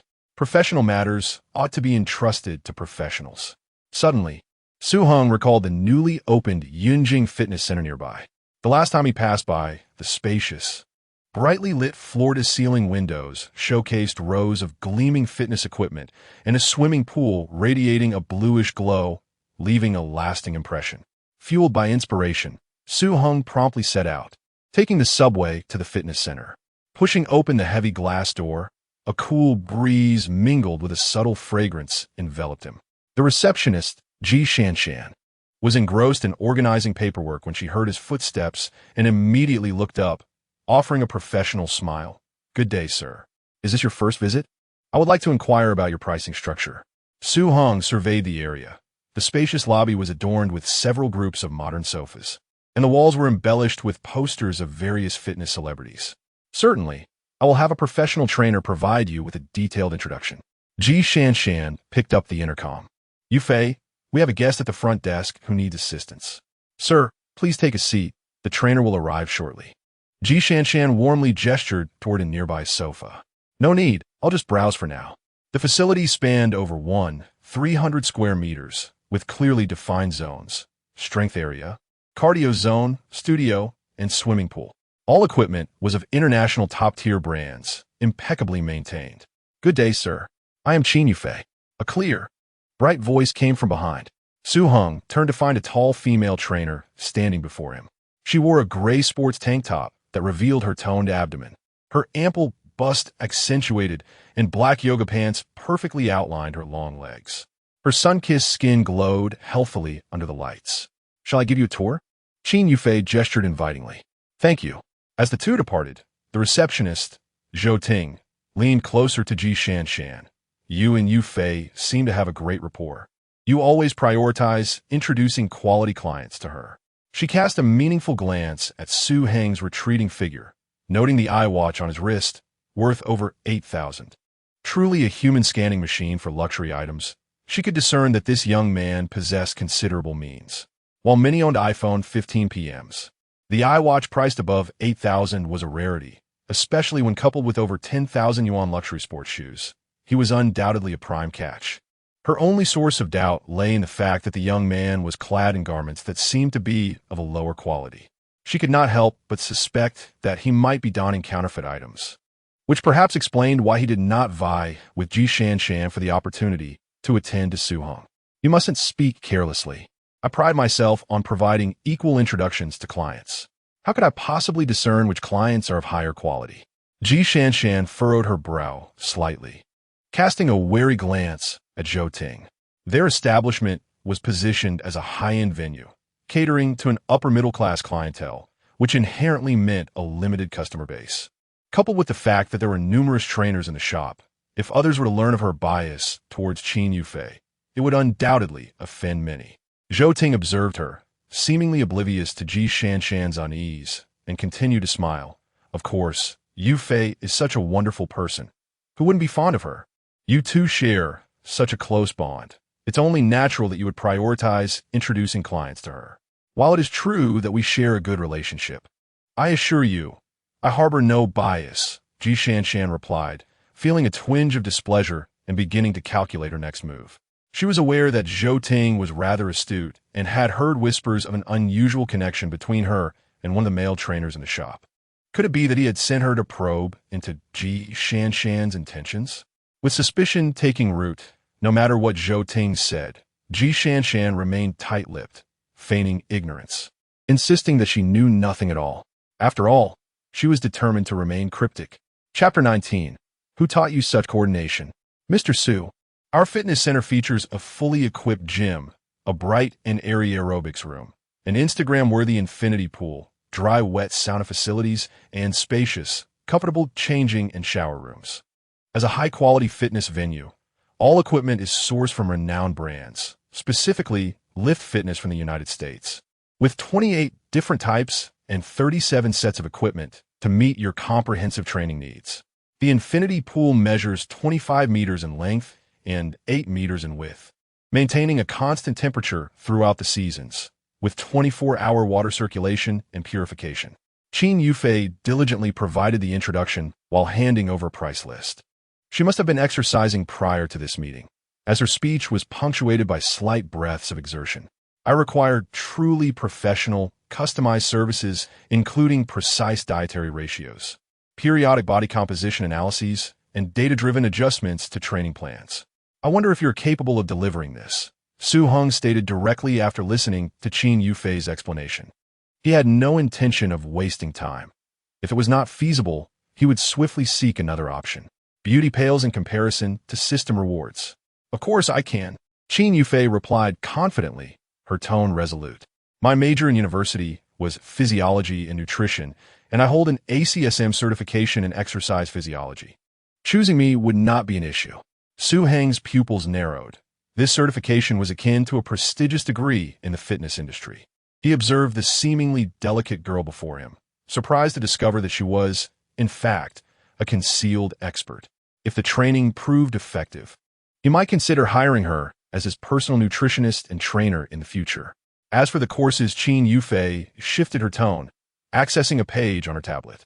I recommend purchasing a package starting from 36 sessions. I can grant you laboratory-level in-body body composition analysis access. She paused momentarily, of course. Single trial sessions are also available, then let us start with 60 sessions. Su Heng replied nonchalantly. This decision was driven not solely by system rewards, but also by his desire for improved health. Thus, he believed the expenditure was justified. Qin Yufei's breathing became noticeably irregular, and she instinctively tightened her grip on the edge of the tablet, her knuckles turning pale. A session fee might be how much? 300 per session. For 60 sessions, you can enjoy a Diamond member discount, along with Qin Yufei's voice unconsciously softened. That's reasonable, not too expensive. Let us proceed with 60 sessions and see how it goes. Su Heng waved his hand dismissively. Very well. Qin Yufei's pupils suddenly contracted. In her year of employment, She had encountered numerous clients who attempted to flirt while purchasing sessions. But she had never met someone so straightforwardly decisive. He hadn't even taken a second glance at her. "I will also gift you 5 additional sessions," she blurted out, her voice quivering with excitement. This commission brought her one step closer to affording her sister-esque surgery. "By the way, Mr. Su, do you hold a membership with us?" She suddenly recalled a crucial question. "No." Su Heng shook his head. "Would you like to purchase a gym membership? The monthly fee is $980. The 6-month plan is $5,800. And the annual membership is $9,180. I suggest the annual plan." Suen nodded. Although the prices at this high-end fitness center were steep, the equipment and environment were of the highest quality, and the brand's reputation was assured, alleviating concerns about potential financial misconduct. "Mr. Su, allow me to assist you with the paperwork." Qin Yufei's eyes sparkled with excitement. With 60 personal training sessions included in the annual plan, the total amount exceeded 20,000. According to the tiered commission system, this order could yield at least 4,000 in profit, potentially rising to 6,000 under ideal circumstances. In the reception area, Shan, "Please process the annual membership." "Certainly," Shan replied briskly. Nearby, Zhou Ting froze, her fingers pausing on the phone screen. Although she was aware of this client's potential financial capability, signing up for an annual membership without even trying a trial session seemed audacious. A 20 commission on the annual membership implied that Qin Yufei had just earned half a month's salary in a matter of minutes. Shan, once the car is ready, please deliver it to the lounge." Qin Yufei whispered to her friend, "I'll treat you to an all-you-can-eat Japanese dinner tonight." She appreciated that Shan consistently referred quality clients to her, a kindness she always remembered. "Mr. Su, this way, please." Qin Yufei guided Su Heng into the adjacent lounge and inquired, "Mr. Su, would you like something to drink?" "Just a bottle of mineral water will suffice." Su Heng replied, swallowing back the cola he had nearly consumed, finding carbonated drinks incongruent in a gym setting. Qin Yufei presented a bottle of mineral water, expertly twisting off the cap before handing it to him. "Let us add each other on WeChat. I will customize a meal plan and training regimen for you." She displayed the QR code, explaining that after the body assessment, she would tailor a program specifically for him. Su Heng nodded slightly, finding her approach quite professional, and hoped for some results after a month. After connecting on WeChat, 2 contracts were placed before him. Su Heng quickly skimmed through the terms. Though not a legal expert, he could discern basic consumer pitfalls. Once satisfied, he promptly signed his name. "Yufei, the membership has been processed." At that moment, Shan entered, presenting the membership card. "Oh, I almost forgot to mention," Qin Yufei exclaimed, lightly tapping her forehead with a look of apology. "The membership also includes an additional 65 personal training sessions." Shan's mouth dropped open in astonishment as her gaze instinctively turned to Su Heng, who radiated an aura of wealth. "Tonight, I must ensure we indulge to excess." She playfully pinched Qin Yufei's waist before darting back to the front desk. Ting, please add 65 personal training sessions to this card. I need to step away for a moment." With a cheerful smile, Shan addressed Zhou Ting, who was preoccupied with her phone. After all, given how Zhou Ting had treated her previously, it was only fair to return the favor. 65. Shan, you must be mistaken. Zhou Ting's pupils dilated, and the makeup on her face could not conceal her pale complexion. Her fingers lingered momentarily over the keyboard, her mind racing to calculate the worth of this transaction, a yearly membership yielding nearly 2,000, 60 personal training sessions totaling 18,000. According to Qin Yufei's commission standards, merely this deal could secure her 3,600. What weighed even heavier on her chest was the fact that Qin Yufei's performance this month was nearing 50,000. With this addition, if she could endure the remaining 9 days, her commission rate would catapult to 25%. This implied that the 18,000 would not only earn her an additional 4,005, but the previous 40,000 in sales could also increase by 5%, adding up to a total exceeding 6,000. Over 6,000. Zhou Ting's breath momentarily caught, a pang of bitterness spreading from her throat to her chest. Her newly acquired boyfriend toiled tirelessly for an entire month, yet his performance was barely half of Qin Yufei's. That vixen, surely she must have struck some clandestine deal, enchanted by his charm and wealth. Naturally, Zhou Ting would never voice such thoughts in front of Ji Shanshan. She could only harbor her grievances in silence. As she accepted the card to recharge, she muttered under her breath, "Who taught you to pair such cheap attire with LV?" Chapter 20. Professional Sir, your card is ready, said Zhou Ting, presenting both the membership card and the payment code. Please scan here. The total comes to 27,180 yuan. Thank you, Su Heng replied as he took the card and nonchalantly pulled out his phone to complete the transaction, maintaining an untroubled demeanor throughout the process. After all, he was a man accustomed to spending upwards of 70 or 80,000 at a time. Such an amount barely registered on his radar. Zhou Ting observed Su Heng as he made the payment, her legs instinctively tightening. He was simply too handsome. Biting her lip in frustration, she exited the lounge, regretting that she had relinquished the opportunity to host him to that little minx, Ji Shanshan. But then again, it was common for men to prefer attractive women as trainers. Too bad her boyfriend was male. Mr. Su, shall we proceed with a comprehensive fitness assessment? Qin Yufei inquired after Zhou Ting had left. Su Heng nodded, sure.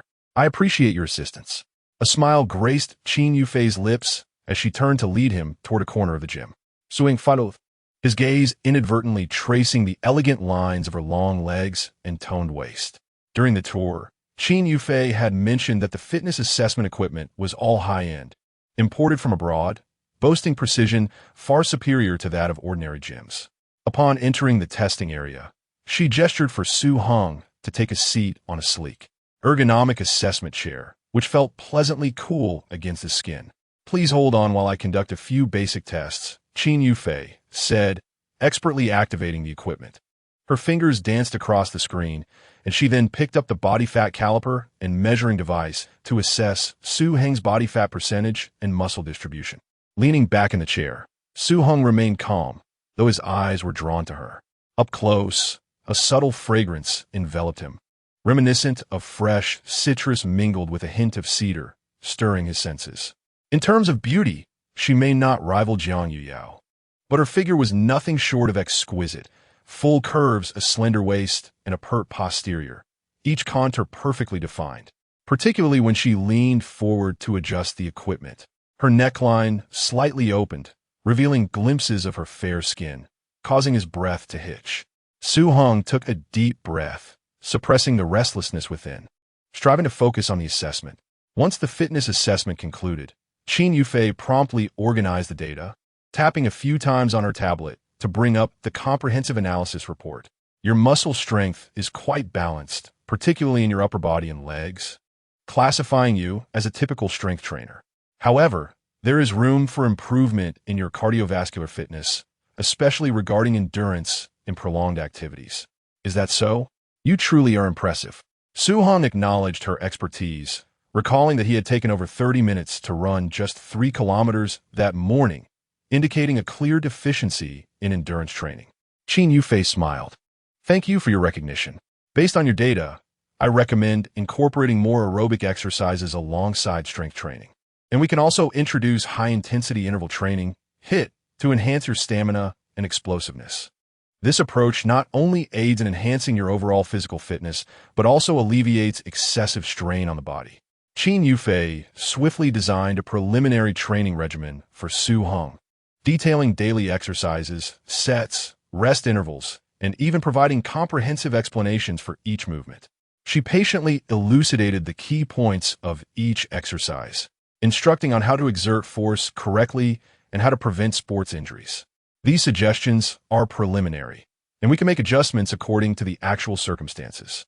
Should you experience any discomfort during training, feel free to inform me, and I will assist in modifying the plan, Qin Yufei added. As Su Heng perused the training plan, his admiration for Qin Yufei's professionalism grew. Indeed, she was a rare talent. Shall we commence training now? Qin Yufei inquired. Yes, we can, but my attire. Su Heng, having changed into casual wear after his morning run, realized it was not suitable for a workout. The annual membership includes a complete set of equipment service. Even a shower gel is Hermes.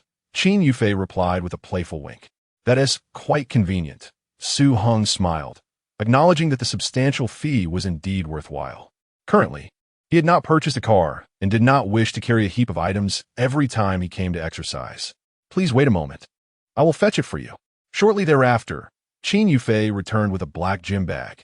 Inside was a neatly folded, quick-dry training outfit, and even the towel exuded a refreshing cedar fragrance. Brother Su, I will take you to the changing room first. After you change, come find me here. All right. Su Heng nodded and followed Qin Yufei to the changing room. The changing room was spacious and luxurious, equipped with temperature-controlled heated stone loungers, maintained at a soothing 41.5°C, allowing one to enjoy a relaxing experience akin to basking in indoor sunlight upon the smooth, natural marble.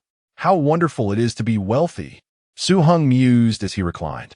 After changing, he made his way towards the cardio area, where in the yoga studio, several women were performing downward dog, their elegant silhouettes captivating. However, Su Heng's gaze was solely fixed on one particular figure, as Qin Yufei stood beside a treadmill, her fitted training attire accentuating her perfect waist-to-hip ratio. Today, our main objective is to enhance your cardiovascular endurance, thereby improving your overall aerobic capacity. We will begin with warm-up activities, which are crucial in effectively preventing sports injuries. She guided Su Heng through some light, dynamic stretches and a gentle jog, allowing his body to gradually adjust to the impending high-intensity training. Once warmed up, she pointed to the treadmill, stating, "Let us commence with an incline walk to slowly establish your breathing rhythm." Su Heng nodded and followed Qin Yufei to a treadmill, preparing to regulate his breathing. Qin Yufei adjusted the speed and incline of the treadmill, gradually increasing Su Heng's running load, transitioning him from an easy jog to a slightly more challenging pace. Increase your heart rate slowly, adjust your breathing, and remember not to rush, Qin Yufei reminded, attentively observing Su Heng's movements. At the outset, Su Heng's breath was somewhat rapid, particularly when the treadmill's incline was slightly elevated, causing his leg muscles to feel a touch heavy. However, as he continued running for a few minutes, he gradually found his rhythm. His heartbeat began to stabilize, and his breathing became more even. Qin Yufei also stepped onto the adjacent elliptical machine, commencing her workout. As she exercised, she observed Su Heng, occasionally offering advice, maintaining a moderate pace, ensuring a degree of endurance, and avoiding excessive fatigue from the very start. For Qin Yufei, this level of exertion was merely a light warm-up, her breathing remaining perfectly calm. Such physical fitness was indeed remarkable. She could undoubtedly manage a natural birth. Perhaps she might even bear a son. Su Heng's gaze was irresistibly drawn to her.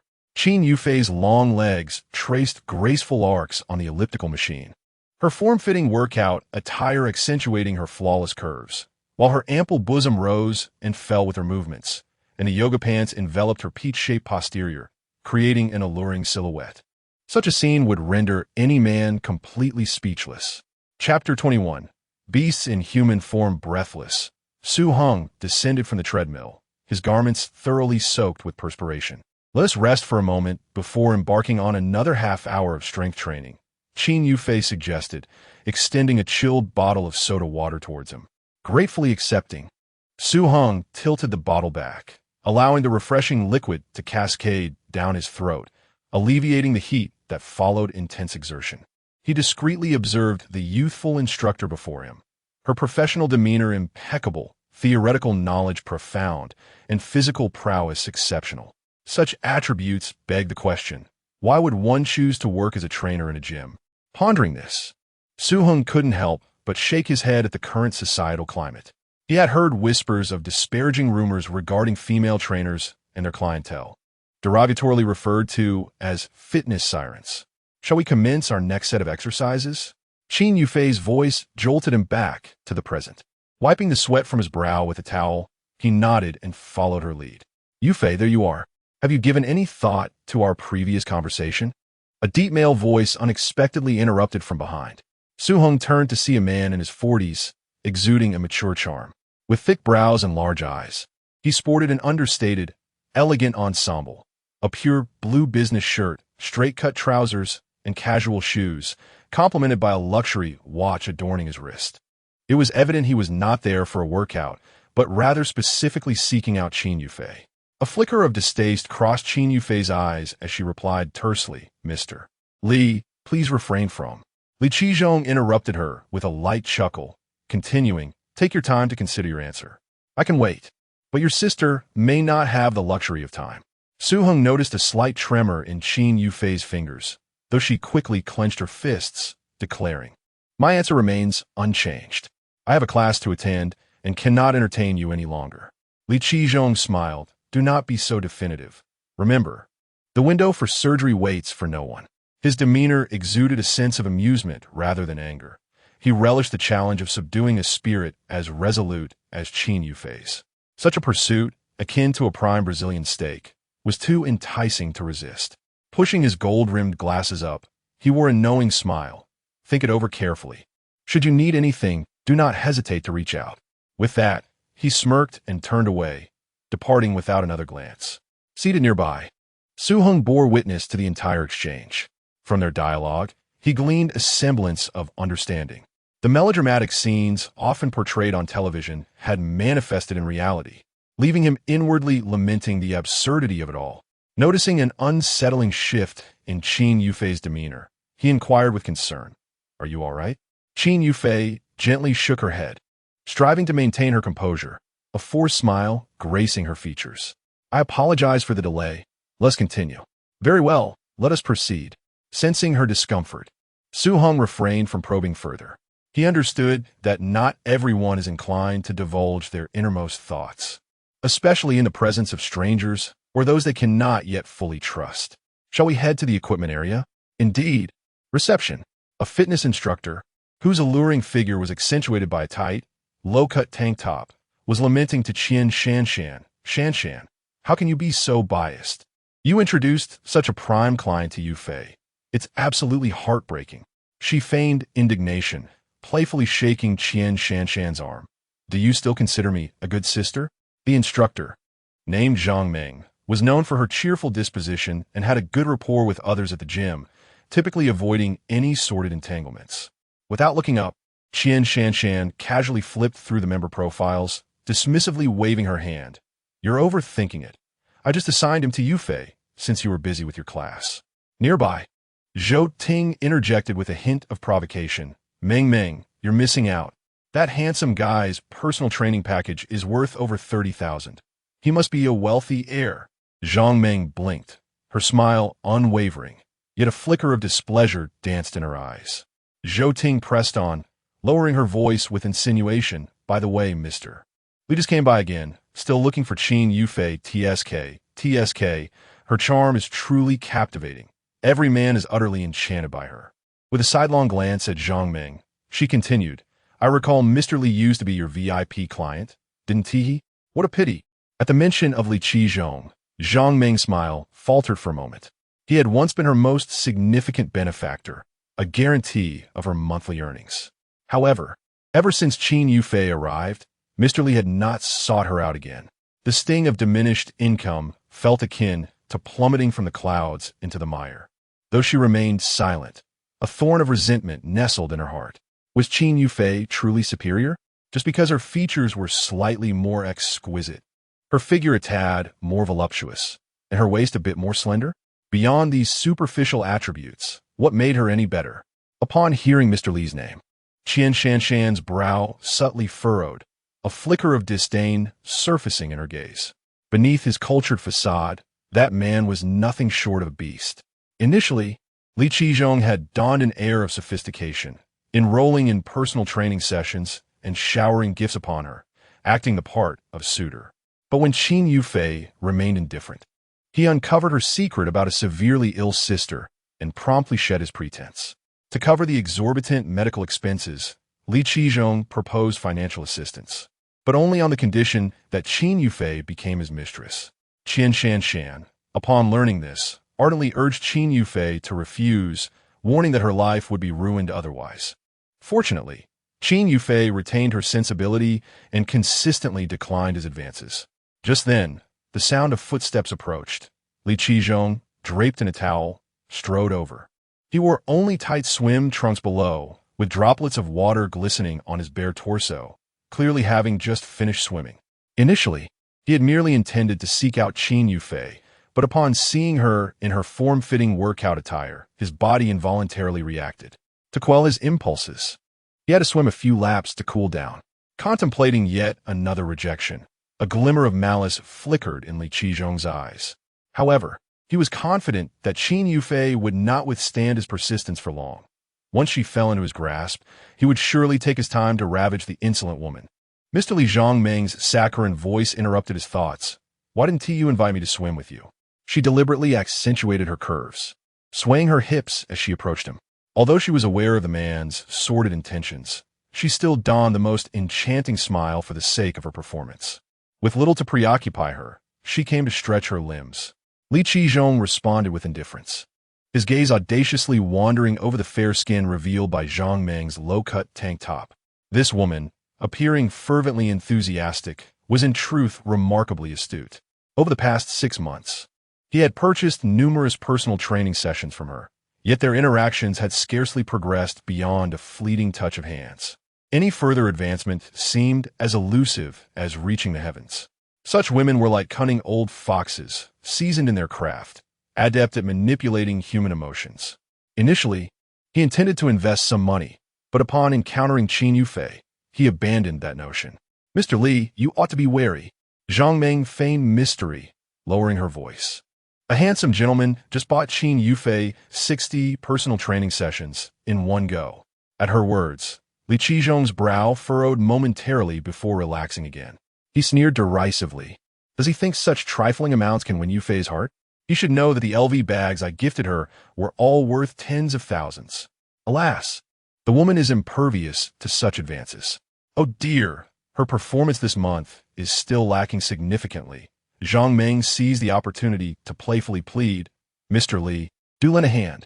Li Qizhong cast her a meaningful glance, desiring better results.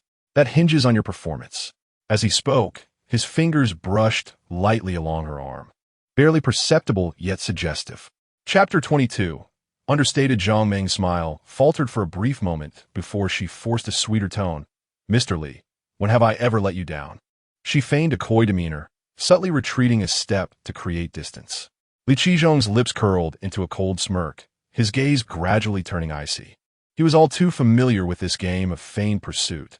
This woman spoke sweetly, yet was more cunning than anyone.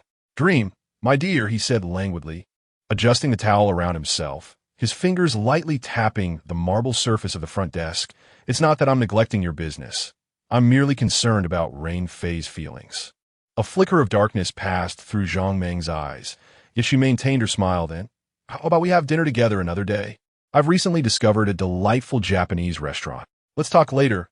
I need to swim a few more laps," Li Qizhong replied nonchalantly, waving his hand dismissively as he turned towards the pool, chuckling inwardly. He had seen enough over the past 6 months to understand that those who showered Zhang Meng with money merely ended up with a fleeting touch of her hand. Such a woman was far too astute. Li Qizhong had no intention of falling for her tricks. "Zhou Ting, did you see that? This old man is quite shrewd, unlike the wealthy young masters who are so generous," Zhang Meng remarked as she observed Li Qizhong making his exit. Zhou Ting leaned in, whispering in agreement. "Exactly. That Su Xiao didn't even blink when he paid. This old man." She elongated her tone suggestively. "He wants to take advantage, yet is stingy with his money. No wonder he can't win over Qin Yufei." Meanwhile, in the equipment area, Qin Yufei was guiding Su Heng through the final set of training. Although the intensity was moderate, after half an hour, Su Heng was drenched in sweat, yet he felt an indescribable exhilaration. However, since Li Qizhong's departure, Qin Yufei, despite her professionalism, wore an aura of subtle gloom. Wiping his brow with a towel, Su Heng casually remarked, "Let's call it a day, Coach Qin." After a pause, he added, "I sense you're not in the best of spirits. If you're facing any troubles, feel free to reach out for assistance." This training was crucial for the system's satisfaction, and if the coach remained distracted, it would be detrimental. Qin Yufei was momentarily taken aback, then hurriedly bowed. "I'm sorry, Su Guai." Su Heng raised a hand to interrupt her. "No need for apologies. I trust your professional judgment. I just thought you might need support. After all, Anyone would feel unsettled in such situations, and I can empathize. Thank you for your trust, Suga. I promise not to let personal emotions interfere with my work next time, Qin Yufei said, her gaze lifting with newfound determination. All right, Su Heng nodded. We'll continue tomorrow at the same time. If there are any changes, I will notify you via WeChat. Sounds good. Just as Su Heng was about to leave, Qin Yufei suddenly called out, Su Ge, could I trouble you for a moment? Upon noticing the other party come to a halt, she gently bit her lip and said, I would like to invite you to lunch. There's a delightful restaurant nearby. Qin Yufei felt a twinge of guilt within her. The substantial amount spent was a testament to the trust placed in her when the course was purchased and no requests had been made. Throughout the personal training sessions, the individual had maintained a decorous demeanor. Yet, she found herself somewhat out of sorts and wished to convey her apologies. Sounds good. It was already past 11. Although she had eaten breakfast, the intense workout had thoroughly burned off the food. Su Heng was contemplating where to have lunch, so he readily accepted Qin Yufei's invitation. Moreover, what could be more pleasurable than dining with such a captivating and radiant lady? We shall meet at the front desk shortly. All right. In the changing room, warm water cascaded down from above as Su Heng stood in the spacious shower, relishing the relaxation of his muscles. The opulence of the surroundings was indeed astonishing, rivaling the amenities of a five-star hotel, reaffirming the worth of the membership fee he had paid. After his shower, he changed into fresh attire and made his way to the front desk on the first floor, where he found Ji Shanshan engrossed in data entry on the computer, while Zhou Ting organized member files beside her. Upon seeing Su Heng approach, Ji Shanshan immediately donned a professional smile. Mr. Su, have you finished your workout? Would you like assistance in scheduling your next session? Su Heng nodded slightly, his gaze sweeping over the mountain of files piled at the front desk. The responsibilities of a front desk position in such an upscale gym extended far beyond mere appearances. It required not only basic reception skills, but also encompassed member relationship management and service quality control. The proficiency with which they handled the documents reflected their professional acumen. Take care, Mr. Su. Zhou Ting also recognized that this young gentleman was indeed affluent, lamenting her previous inability to perceive his worth. Regret washed over her. A sound of footsteps approached as Qin Yufei, now dressed in casual attire, walked over. The loose white t-shirt did little to conceal her alluring curves, while the black casual pants hugged her form, each step imbued with a rhythmic sway. In contrast to her professional demeanor during training, she now exuded a languorous and seductive charm. Sorry to keep you waiting. Shall we go? Indeed, let us. Su Heng smiled and nodded, and together they exited the fitness center under the intense gaze of Ji Shanshan and Zhou Ting. Goodness, I thought she was so aloof. Zhou Ting exclaimed as soon as they were outside. She has just been swept away after 60 personal training sessions. Don't speak foolishly. Yufei is not that kind of person, Ji Shanshan retorted, a hint of dissatisfaction in her tone. Yet, she too felt a pang of surprise, wondering if Yufei had developed feelings for Su Heng. Humph, Zhou Ting scoffed lightly, though beneath her just lay a tinge of envy for Qin Yufei. After all, even she found it hard to resist someone as affluent and handsome as Su Heng. As they stepped out of the gym, Qin Yufei instinctively scanned the surroundings for the presence of luxury cars, only to find an empty expanse. She blinked in disbelief, turning to Su Heng. Mr. Su, where's your car? Su Heng shrugged, stating, I came by subway. Qin Yufei was momentarily at a loss for words. In her perception, a client who could casually spend 30,000 on personal training sessions ought to possess a decent vehicle. The young man before her, clad in a simple t-shirt, bore little resemblance to the affluent heirs she had envisioned. Well, it seemed she had encountered a low-key, wealthy individual. Yet, such discreet affluence was typically associated with older individuals. This was her first experience with someone so young. Su's residence must be nearby. Perhaps he found driving cumbersome. Indeed, that must be the case. Qin Yufei pondered silently. The restaurant is a 20-minute walk, she tentatively suggested, nervously twisting the hem of her shirt. Why not? Ride with me. Sure. When Qin Yufei appeared, pushing a pink electric scooter, Su Heng was momentarily taken aback by this unexpected mode of transportation, unsure of how to respond. How adorable. Chapter 23, My Boyfriend. None of your business. What is it like to be a passenger on a female's electric scooter for the very first time? Heng could only describe it as akin to sitting on pins and needles. He sat rigidly on the back seat, unsure of where to place his hands. As the gentle breeze blew, Qin Yufei's hair incessantly brushed against his face. Although it didn't hurt, it was certainly irritating. Being seated behind, Heng felt it inappropriate to fidget. Fortunately, the journey wasn't overly long. At the last intersection, with traffic bustling about, Qin Yufei gently applied the brakes, bringing the electric scooter to a steady halt before the crosswalk. Many drivers in the waiting cars unconsciously rolled down their windows, captivated by the sight of the enchanting lady riding the pink scooter. Upon noticing a man seated behind her, their expressions shifted to one of complexity. With a click, a man in the adjacent lane pressed the record button on his phone, seamlessly pairing it with Zhao Lei's Dreaming of Hudson as background music, captioning it, "Brothers, I've come to believe in love again." As the red light turned green, the electric scooter resumed its journey. After turning 2 corners, an exquisitely traditional Chinese courtyard restaurant came into view. Heng dismounted and gazed up at the antique-style dining establishment. Stepping into the courtyard felt like traversing through time back to ancient days.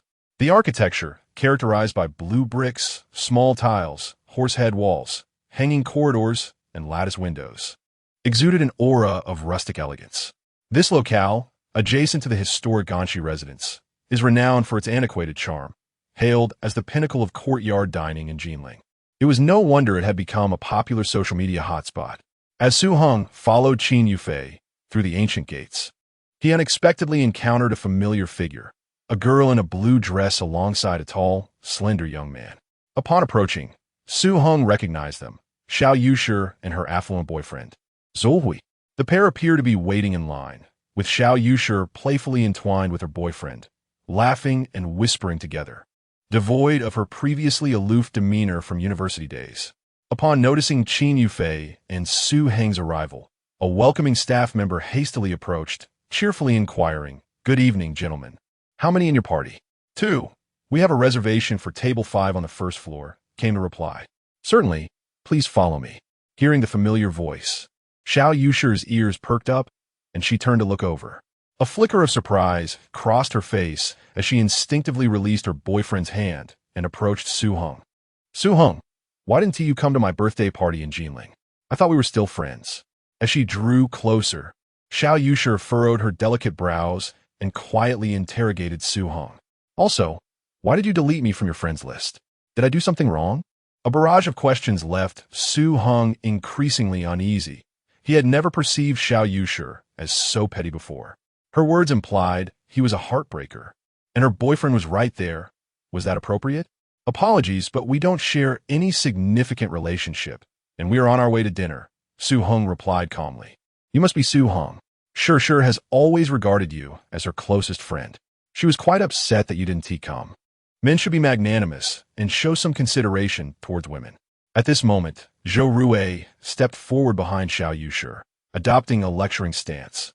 Through their conversation, Qin Yufei, who was observing from the side, began to discern the relationships between the individuals.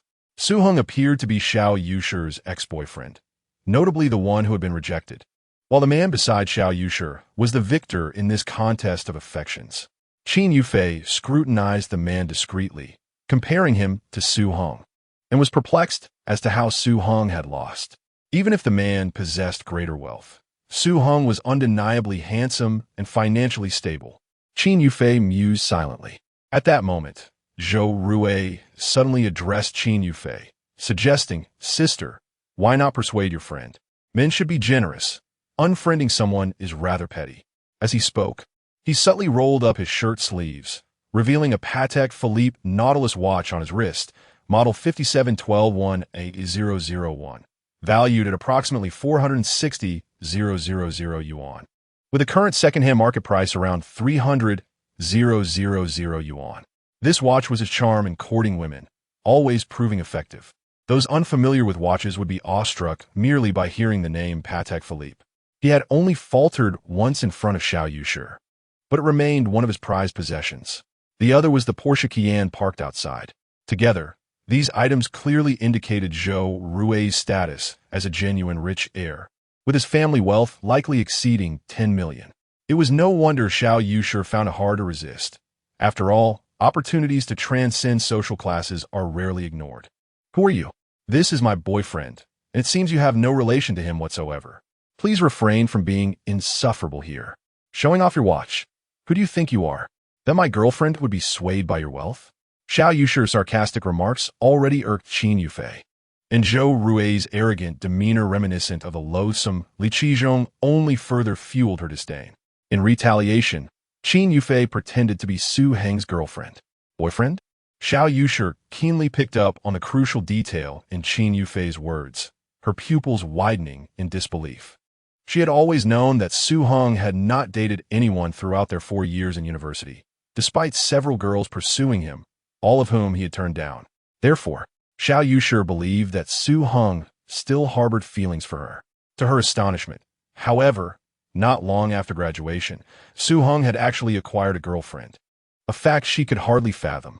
She stared blankly at Su Heng, anticipating an explanation that never came. Meanwhile, Zhou Rui was taken aback by Qin Yufei's retort. He had never been confronted in such a manner. He gazed intently at her, noting that both Qin Yufei and Xiao Yushi were equally captivating, one exuding sultry sensuality, the other radiating an elegant coolness. Yet, Zhou Rui held a particular fondness for Xiao Yushi's icy demeanor, viewing Qin Yufei merely as a fleeting distraction. Based on his previous experiences, such women were typically easy to entice, but he never anticipated this encounter would turn out so poorly. At this moment, Zhou Rui's heart was filled with indignation, for it was indeed a source of great embarrassment. Su Heng, is there no turning back for us? At that moment, Xiao Yushi felt a sharp pang, akin to a little girl whose toy had been snatched away. Indeed, Xiao Yushi had always regarded Su Heng as her own cherished possession. She could forego playing with it, but if someone else took it away, she would be infuriated. Indeed, farewell. Suing replied coldly. Xiao Yushi's words elicited no reaction from Zhou Rui, highlighting his role as a sycophant, having been reduced to such a state. Without further ado, Su Heng swiftly accompanied Qin Yufei to the private room. To be candid, Su Heng was not intimidated by this wealthy heir. Although his family wealth was in the millions, he had his own advantages. Nevertheless, it was imperative to maintain composure and allow for growth. More importantly, engaging in a quarrel in such an environment would be far too humiliating. Chapter 24. The landlord's box. The farce concluded hastily, leaving the onlookers in the dining room with expressions of lingering curiosity. To partake in a meal and witness such amusing antics was indeed a delightful experience. As Su Heng pushed open the intricately carved wooden door of the private room, his eyes sparkled with surprise. Unlike the clamor outside, this space revealed a hidden sanctuary. A musician clad in a qipao gently caressed the guzheng in the corner, the melodious notes flowing across the rice paper-covered floor, infusing the air with a subtle fragrance of ink. Were it not for the dining utensils adorning the table, one might easily mistake the setting for a gathering of cultured scholars. Qin Yufei, demonstrating a tacit understanding, refrained from inquiring about the relationships among the earlier group, instead quietly ordering the dishes: jiang and slow-cooked beef, stir-fried river shrimp, pufferfish pepper soup, crispy celery with phoenix tail, and 2 cups of coffee grape drink. Su Heng noted that her selections were all low-fat and high-protein, silently admiring the professionalism of a fitness instructor. The prices here were considerably steep. A rough estimate suggested that Qin Yufei's choices would easily exceed 1,000. Observing the woman before him, Su Heng felt a newfound admiration. She had promised to treat him, yet she spent money without hesitation. Not everyone was as affluent as Jiang Yueying. Qin Yufei likely came from a modest background, especially with a 6th sister to care for. This realization elevated Su Heng's regard for her. Such extravagance is unnecessary. Any casual eatery would suffice. I am not picky, he remarked, breaking the slightly somber atmosphere. That is not something you need to concern yourself with. After all, there are reasons behind it, Qin Yufei replied hastily. Waving her hand, Su Heng shook his head and added, Also, you can simply call me Su Heng. I might even be younger than you. Olait, Su He. The moment the words escaped her lips, Qin Yufei realized her mistake and quickly covered her mouth, casting a glance at Su Heng. In that instant, their eyes met, and they both burst into laughter. Su Heng discovered for the first time that this alluring enchantress possessed such an endearing side. Their lunch was enjoyable, primarily due to their outgoing and cheerful personalities. Qin Yufei generously shared a wealth of knowledge about fitness and nutrition. It was evident that she was indeed a professional, prompting Su Heng to consider hiring her as his personal nutritionist and trainer. Alas, given his current income, affording Qin Yufei's services seemed a distant dream. Nevertheless, he eagerly anticipated what rating the system might bestow under her guidance. The meal lasted nearly an hour. As they exited the restaurant, the sky had transformed. Lead gray clouds rolled ominously across the horizon, casting a somber hue over what had been a bright sky. The clouds thickened and darkened, occasionally punctuated by the low rumble of thunder, as if a storm were brewing. Su Heng glanced up at the foreboding sky, his brows furrowing involuntarily. Surely, he couldn't be that unfortunate. The metro station was still a considerable distance away, and he hoped the rain would hold off a little longer. Just as this thought crossed his mind, a blinding flash of lightning sliced through the sky, followed by a deafening clap of thunder that made the very air tremble. A soft patter announced the arrival of a single raindrop, swiftly followed by a torrential downpour.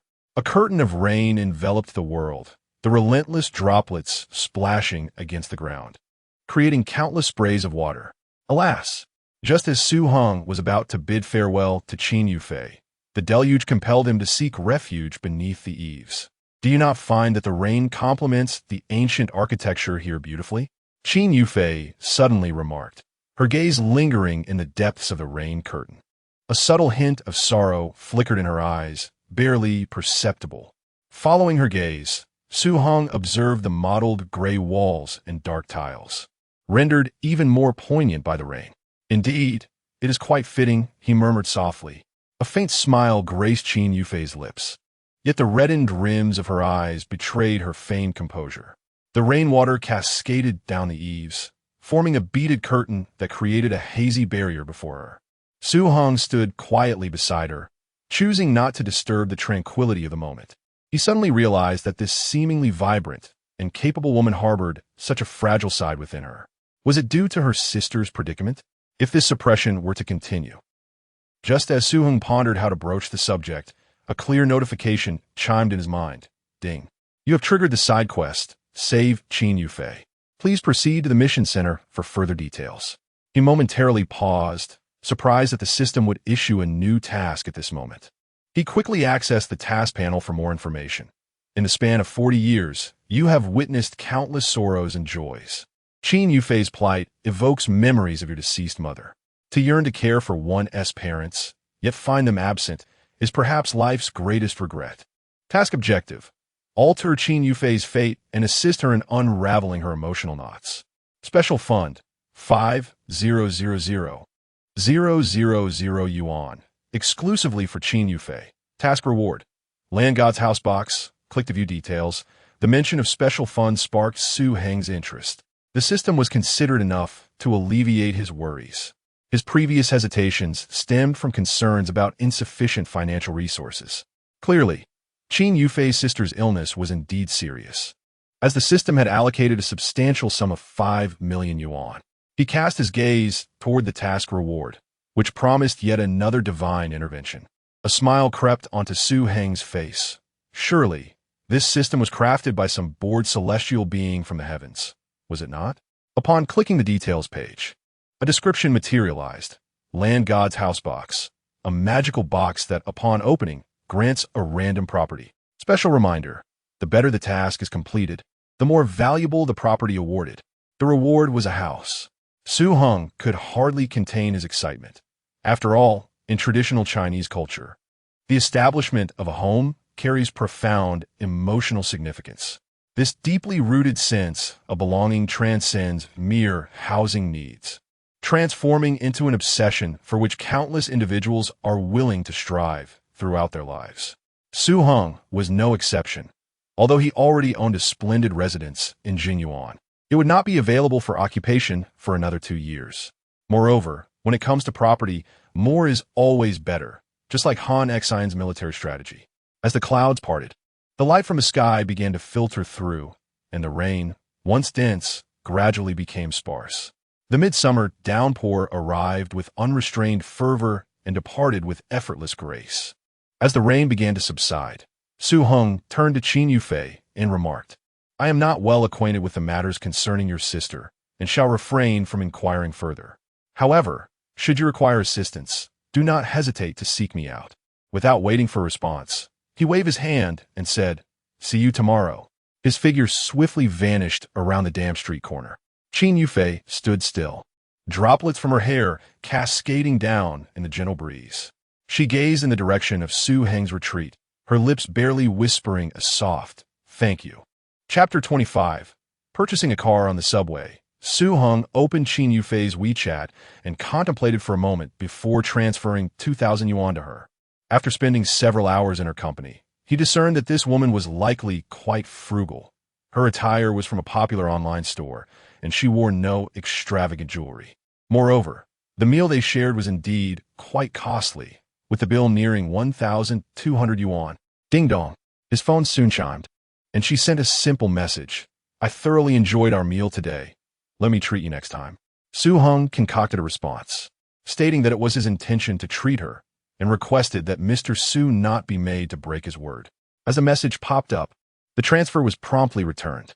With a resigned shake of his head, Heng felt he may have inadvertently overstepped. This woman possessed a certain pride. The formal address of Mr. Su conjured an image of her ire in his mind. After a brief pause, he carefully crafted his reply. "I apologize for my abruptness. However, should I invite you to dinner next time, you must not refuse." "All right. I too was very pleased with our meal today," came her swift response. Upon reading this message from Qin Yufei, Heng felt a wave of relief wash over him. His future nutritionist and coach was not truly upset. As the train approached its destination, Dachang Station, Heng concluded his light-hearted exchange with Qin Yufei, pocketed his phone, and exited the subway station. Instead of returning to his dormitory, he made his way to a nearby Mercedes-Benz dealership. He was determined to purchase a car. Young men seemed to possess an innate weakness for automobiles. As a child, he delighted in watching excavators, bulldozers, and tractors. As he matured, his fascination evolved into a keen interest in various vehicles. Heng was no exception. Previously, he lacked the financial means to indulge in such dreams. But now that he was financially capable, he could finally acquire a real car. Beyond this motivation, the practicality of owning a vehicle promised great convenience. For instance, on rainy days like today, having a car to transport oneself would be immensely beneficial. After a few minutes' walk, Heng arrived at the largest Mercedes-Benz dealership in Jinling. The throng outside was bustling with individuals seeking maintenance for their beloved vehicles, while the showroom was predominantly staffed by uniformed sales personnel. As Heng pushed open the glass doors of the dealership, a young female sales representative promptly approached him. "Hello, welcome to Mercedes-Benz. I am Lin Jing, your sales consultant. How may I address you, sir?" Lin Jing, likely in her early 20s, radiated youthful vibrance with her fair complexion. She sported shoulder-length black hair, and her expressive almond-shaped eyes sparkled with life. Her smile caused the corners of her eyes to uplift charmingly. The Mercedes-Benz vehicles displayed in the showroom gleamed under the lights, leaving Heng momentarily spellbound. A fleeting memory of a rainy night in a Maybach had ignited his passion for Mercedes, yet regrettably, his funds were insufficient for such a luxury. "My surname is Su," he finally replied, regaining his composure. Lin Jing maintained her professional smile. "Mr. Su, may I inquire if you are particularly interested in a specific model today, or would you prefer a comprehensive introduction to our entire range of products? My budget is approximately 500,000. Are there any suitable vehicles?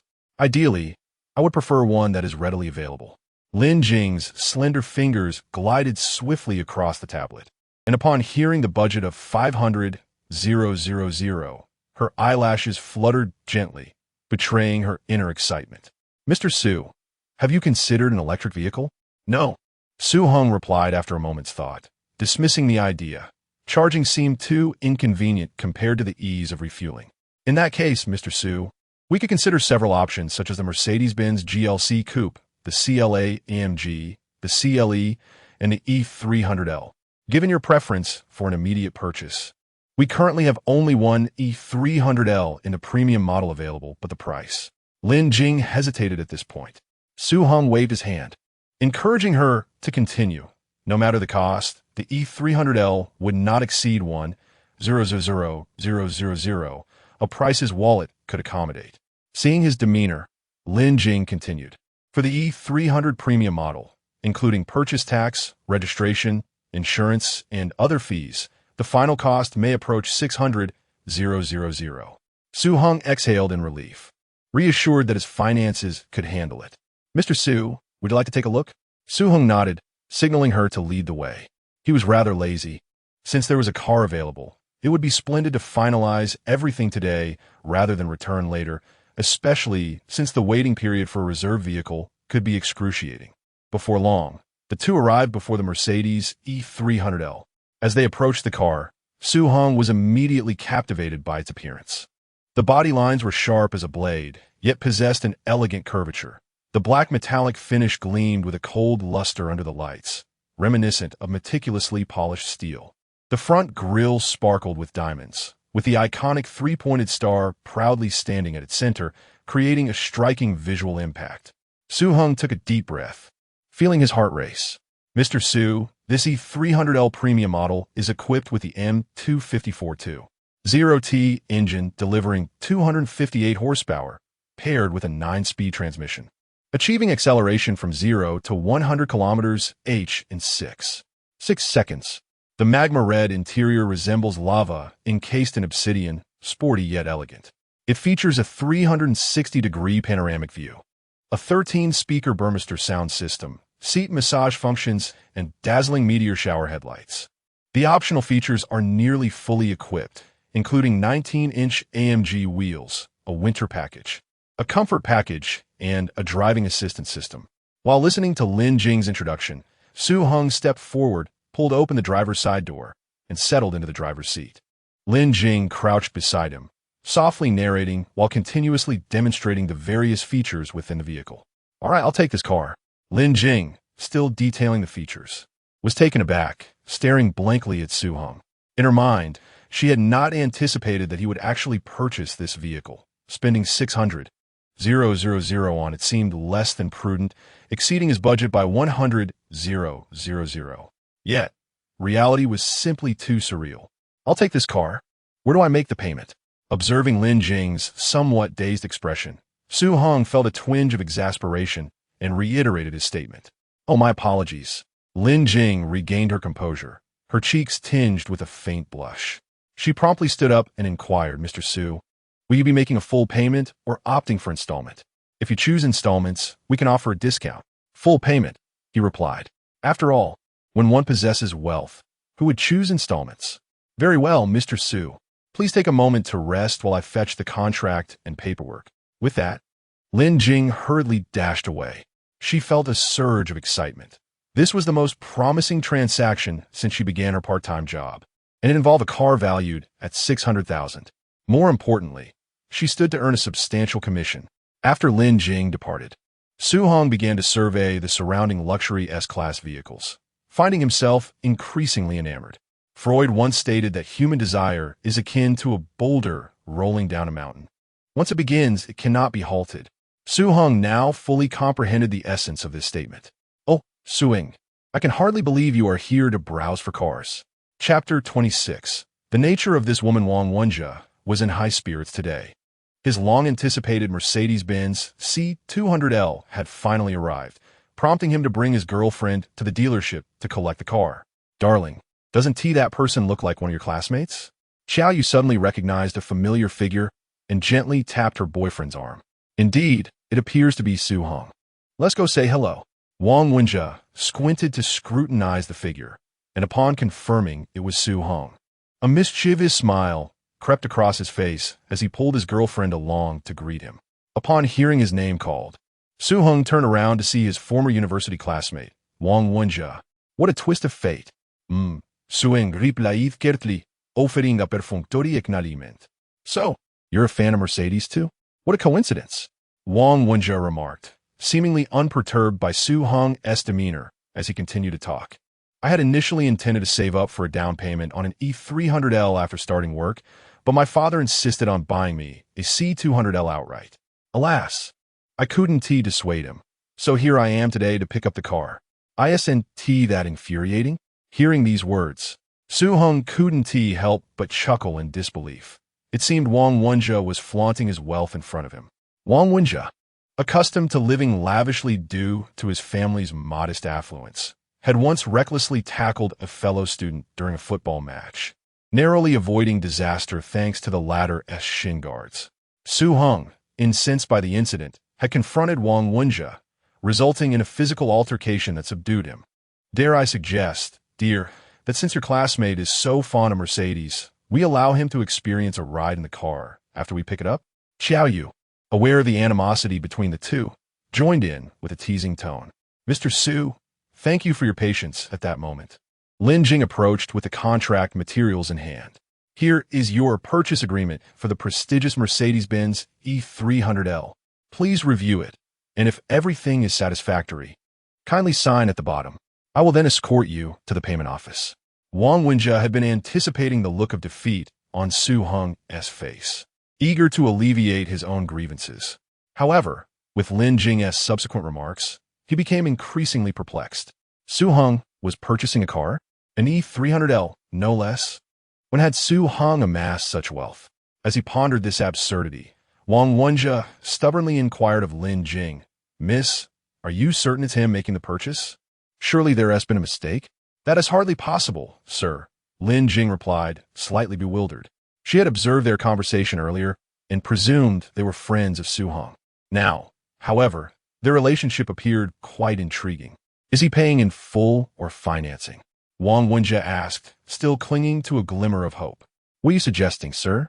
Given Mr. Su's stature, it is undoubtedly a full payment, Lin Jing stated confidently. In fact, Mr. Su originally intended to purchase a Maybach, but regrettably, there were no available units, so he settled for the E300L instead. At that moment, as Su Heng was about to sign, he glanced up at Lin Jing, who playfully winked at him. Su Heng secretly lamented the wickedness of this woman. However, he found it quite appealing. Some might argue that subtle arrogance can be the most lethal. Yet today, Su Heng believed that a beautiful woman flaunting one's status was even more fatal. Wang Wenjie was on the verge of despair. His family merely engaged in small business ventures, and his father could never afford a luxury car worth over $1 million. Yet, he could not fathom it. Why had she not disclosed her status as a wealthy heir earlier? Why pretend to be impoverished throughout 4 years of university? No wonder he had lost her to another. May he remain single for eternity. Wang Wenjie's heart boiled with indignation as he silently cursed, though his face contorted into a smile more grotesque than tears. Su Heng, we shall not disturb you further. You carry on. As he spoke, he attempted to drag his bewildered girlfriend away, utterly embarrassed by the earlier scene. Yet, Xiao Yu remained frozen in place, her gaze fixated on the gleaming Mercedes, nearly stumbling when pulled away abruptly. What's the rush? Su Heng drawled leisurely, his fingers gently tapping on the car's roof. Didn't you wish to test the E300L? Why not experience it in my car for a moment? He was not one to shy away from retorts when mocked. No, I would want to dirty your vehicle. We should head to collect ours first. With that, Wang Wenjie hurriedly whisked away his dazed girlfriend. Observing Wang Wenjie's hasty retreat, Su Heng chuckled softly and shook his head. Turning around, he noticed Lin Jing stifling her laughter behind a hand. Thank you for earlier, Su Heng said earnestly. Lin Jing blinked innocently. You startled me. I thought you might blame me for intruding. She then patted her chest in a gesture of relief, her name tag swaying gently with the motion. The contract has been signed. Let us proceed to the payment office. Su Heng smiled, handing over the signed document. All right. With that, Lin Jing led Su Heng to the payment office. Upon reviewing the charges, which included various insurances, taxes, and registration fees, the total came to 599,800 yuan after discounts. Finding everything in order, Su Heng promptly transferred the amount via his mobile phone. In the blink of an eye, his bank balance dwindled to a mere 880 yuan. As Lin Jing gazed at Su Heng's clean, handsome profile, especially during the moment of payment, her heart began to race unexpectedly. Young, dashing, refined, and full of vigor, she felt she had encountered her ideal man. "Mr. Su, I will assist you with the paperwork and registration, which may take some time. Allow me to take you to the lounge, where complimentary food and beverages await. Would that be agreeable?" Lin Jing inquired. Su Heng nodded in agreement, following Lin Jing to the lounge. 90 minutes later, "Mr. Su, thank you for your patience." Lin Jing entered, and it dawned on Su Heng how swiftly time had passed. During his wait, he had played 4 rounds of a popular game, each match demanding his utmost effort, and he was on the verge of contemplating another round. "You enjoy playing that game as well? How impressive. I have yet to reach the rank of a master," Lin Jing remarked, her expression one of admiration as she gazed at Su Heng.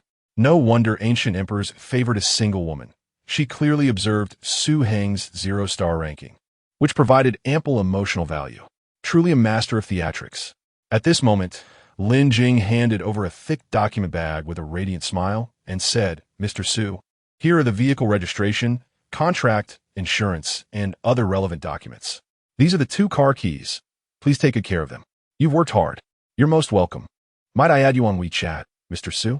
Any inquiries regarding the car can be directed to me in the future."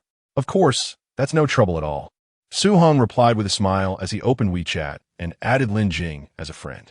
In the vehicle pickup area, Lin Jing approached the rear of the car, opened the trunk, and gestured, "We have prepared some gifts for you.